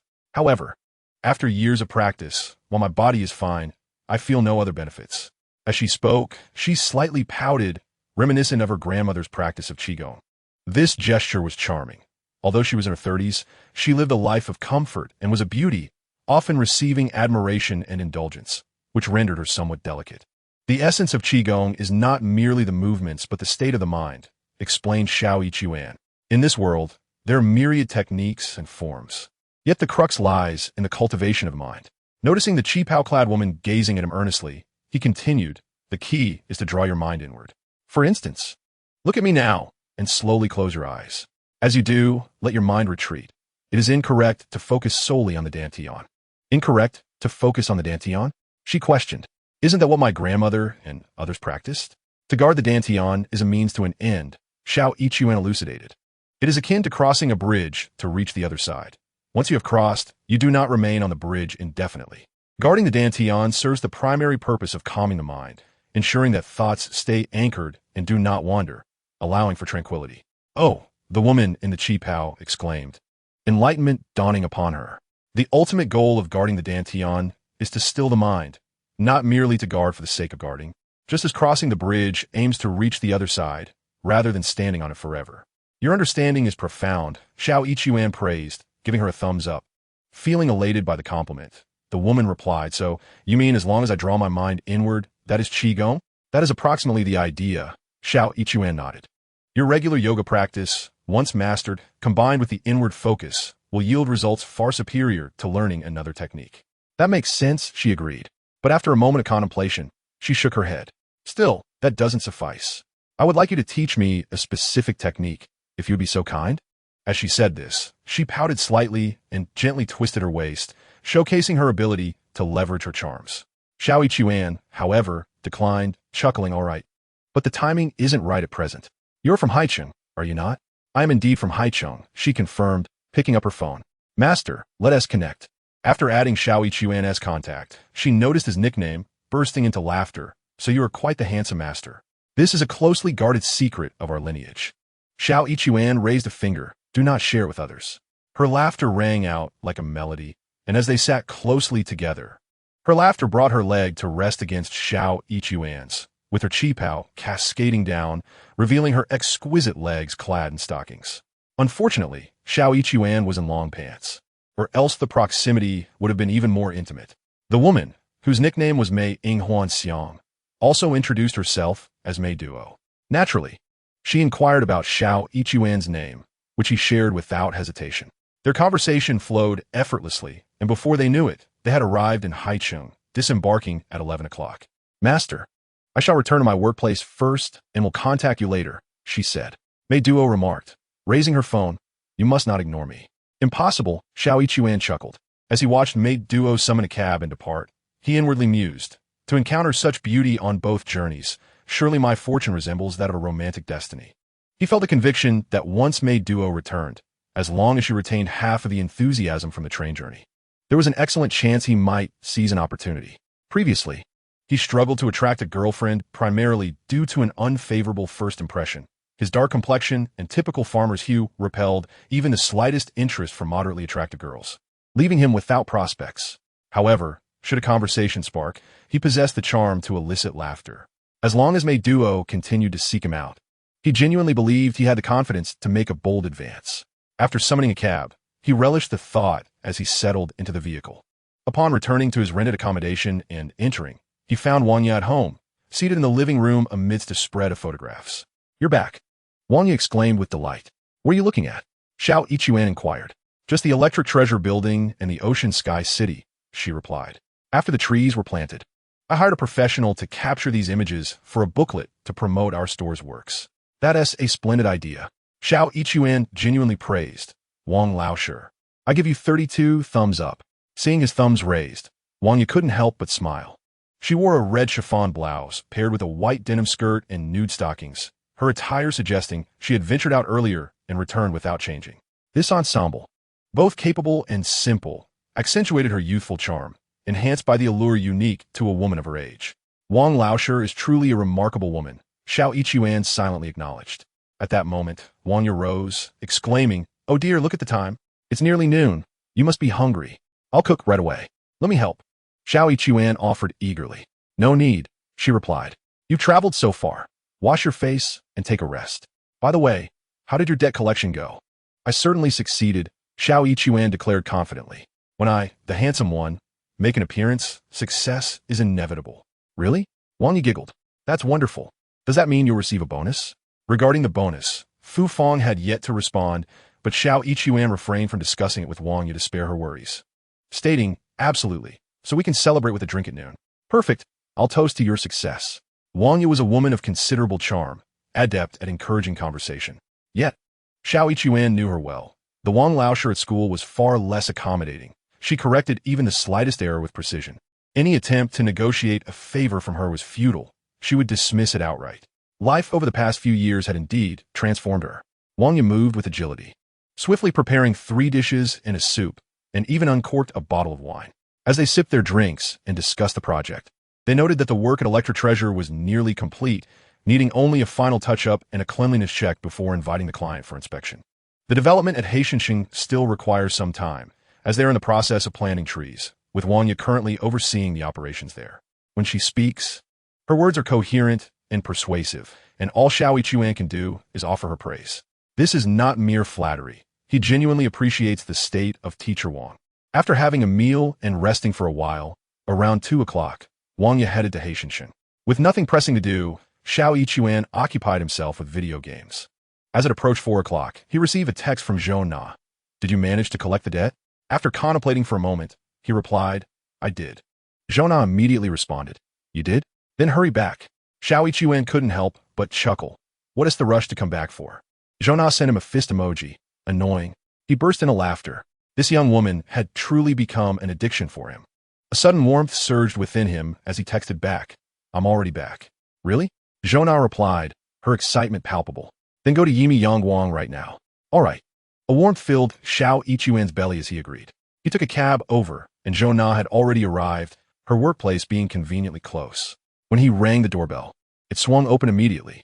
Zhou Na, clad in a pink dress, appeared with a flushed face, reminiscent of a branch of red apricot blossoming over a garden wall in spring. Once the door closed, Zhou Na leaped into his arms, her warm breath igniting a fire within him. Meanwhile, outside the community, in a car, Xia Chun felt a similar blaze of frustration. She had sent Xiao Yichuan to collect the debt, believing that after some time, Zhou Na would come to her senses. However, today, when they were supposed to go shopping together, Zhou Na suddenly claimed to have other matters to attend to, raising Xia Chen's suspicions. Stealthily, she followed Zhou Na's car and, as expected, soon spotted Xiao Yichuan. It was evident that they had arranged to meet once again. Chapter 86. Are you not afraid of hurting her? He actually returned. Xia Chun gritted her teeth, and he returned only to meet up with her, that foolish girl. Is she truly so enamored? At the same time, she questioned, did he actually collect the debt? A phone call confirmed her suspicions. He indeed had collected the debt. Wasn't he had said that this sum was intended to be evaded by Dazhao machinery and would be impossible to recover? Xia Chun was both astonished and puzzled. How had he managed to collect it? She had connections at Anda Electronics, yet even they were unaware, only stating that the debt had, in fact, been recovered, although the boss here was somewhat reluctant about the hefty bonus. What a relief, Xia Chun thought to herself. If Xiao Yichuan were to secure that substantial bonus, it would feel as though she had lost both the lady and the soldiers, a true miscalculation on her part. But the fact that he had returned, and on his very first day back, had arranged to meet Zhou Na, infuriated her immensely. She switched to a Shenzhou card and texted Xiao Yichuan. Did you collect the debt? Xiao Yichuan did not respond at all. Xia Chen clenched her fists in frustration. She could easily imagine that Xiao Yichuan was currently entangled with Zhou Na, far too preoccupied to reply to her. It wasn't until nearly 6 o'clock that Zhou Na finally descended and left. Shortly thereafter, Xiao Yichuan also departed. Around 6:10, he replied with a simple hand gesture emoji. Xia Chen could almost envision his smug expression and scoffed, promptly responding, Far East Company has a debt. Go collect it. The debt owed by the Far East Company is substantial, exceeding 20 million, yet is a dead debt, utterly unrecoverable. Furthermore, being located in the northwest. Once Xiao Yichuan departs, he will not return in the short term. I find it hard to believe he can conjure miracles, thought Xia Chen bitterly. However, Xiao Yichuan promptly replied with a single word, scram. What does this mean? Xia Chen was taken aback. Then anger surged within her. Do you want me to expose your affair with Zhou Na? Be my guest. Xiao Yichuan responded succinctly. Xia Chun was truly stunned. Aren't you afraid? Xiao Yichuan quickly replied. What do I have to fear? I am but a farmer, not a resident of Haicheng. At most, I would pack my bags and leave. If I am not welcome here, there will always be a place for me elsewhere. If nowhere accepts me, I shall join the 8th Route Army. Xia Chun gritted her teeth. Aren't you concerned about Zhou Na's husband coming after you? What husband? More like a lover. Xiao Yichuan shot back instantly. What can he do? Arrest me? He lacks the authority. Strike me? No boast intended. He cannot defeat me. Xia Chen knew he was skilled in martial arts, leaving her momentarily speechless. Then, Xiao Yichuan delivered a crushing blow. If you expose this, Zhou Na's reputation will be tarnished. And that would be splendid. She might as well marry me. Haha. A farmer, marrying a city beauty with a job. Haha. His laughter echoed, a long string of it that Xia Chun could not even count. She had no desire to tally it, utterly stunned. Indeed, if Zhou Na's reputation were to falter, her prospects for marriage would dwindle, and in the throes of an affair, who knows, she might just end up marrying Xiao Yichuan after a little coaxing. The image of Zhou Na in a wedding gown, arm in arm with Xiao Yichuan, heading to the countryside, made Xia Chun feel as if she might explode on the spot. Xia Chun sat in the car for quite some time, remaining until the sky was completely dark. Her heart mirrored the gloom of the night. She had always been beautiful, astute, and proud, never allowing herself to be bested by others. Yet today, Xiao Yichuan, that worker, had dealt her an unprecedented blow. On Xiao Yichuan's side, seeing Xia Chen's silence, he felt a surge of triumph. A gray pigeon, huh? Hee. I'm a steadfast iron rooster. Chapter 87. She might not refuse. Upon arriving at the rented apartment, Wang Yu was in the kitchen. Hearing the commotion, she peeked out and said, You're back. I'll start cooking now. It smells wonderful, Xiao Yichuan remarked, sniffing the air. I'm stewing mushrooms, she replied. Truly delightful. Xiao Yichuan said as he entered the kitchen to wash his hands. Almost done. Wang Yu lifted the lid off the soup pot, picked a piece of mushroom, and brought it to Xiao Yichuan's lips. Try this. Xiao Yichuan opened his mouth to receive it, chewed a couple of times, and nodded repeatedly. As expected of Teacher Wang, these mushrooms even have a chicken flavor. Wang Yu laughed heartily. That's because it's chicken stew with mushrooms. The chicken is quite fortunate, being accompanied by such a fragrant lady in the pot, Wang Yu added, her laughter causing her to bend over. After returning home, she had decided to prepare dinner, opting for a loose house dress since she would not be going out, casually removing her bra. As she bent down to laugh, her neckline fell, revealing a splendid display reminiscent of an exposition. Xiao Yichuan took a solid glance. Wang Yu noticed, straightening up and saying, You should sit outside. It's hot in the kitchen. I'm not afraid of the heat. Xiao Yichuan shook his head. The words seemed somewhat foolish, prompting Wang Yu to gently kick him on the foot. Go out.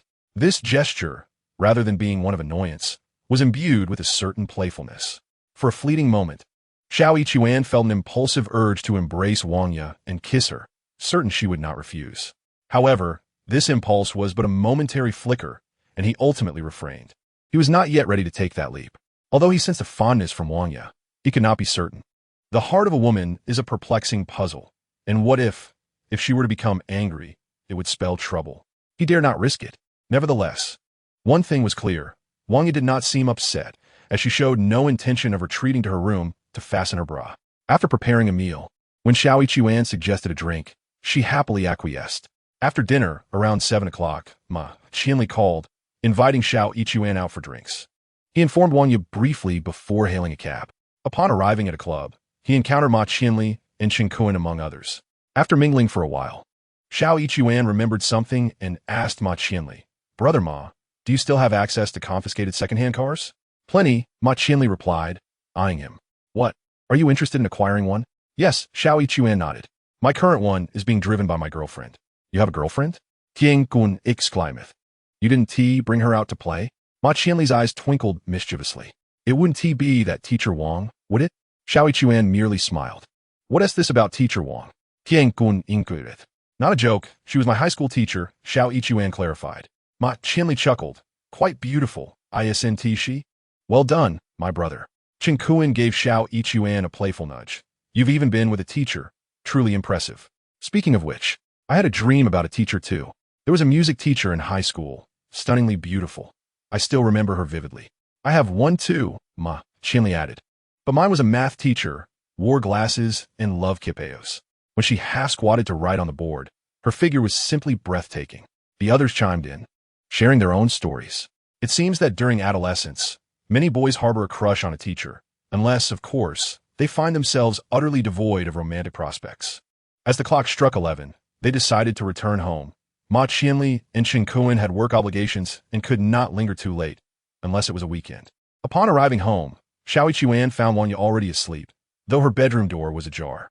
Hearing the noise, she called out, "You're back." "Yes," Xiao Yichuan replied, feeling a twinge of embarrassment. "I'm sorry to have woken you." "I wasn't asleep," Wanya said. "You can shower. I'll do the laundry in the morning." "I can manage it myself," he insisted. "It's no trouble. But you want to clean it properly," she countered. "That's impossible," Xiao Yichuan replied. "Just add laundry detergent. Scrub 7 times, then rinse twice with clean water. It will be spotless." This is the internationally endorsed 7-scrub method by the League of Bachelorhood. Wanya laughed from within her room. "You're calling yourself a bachelor and expect me to believe that? Am I being deceived?" Xiao Yichuan scratched his head. Standing at the threshold of her bedroom, he could see the enchanting silhouette of her waist and hips, even in the dim light. "It's not that you're being deceived. It's just that bachelors doing housework is inherently unreliable." Wanya laughed, her body quivering slightly, as if that alluring curve was beckoning Xiao Yichuan's gaze. She donned a nightgown, with a thin sheet merely draped around her waist, exposing her legs, which glimmered faintly in the moonlight. Xiao Yichuan cast a glance or two at her, and it seemed that Wanya had noticed, for she tugged at the sheet, covering her thighs. Feeling somewhat bashful, Xiao Yichuan remarked, "Then I shall just have a little fun today." After saying this, he dismissed the idea. Wanya chuckled. "Just leave it there." "All right," Xiao Yichuan replied, pouting, which elicited another round of playful laughter from Wanya, causing his heart to flutter as if suspended in midair.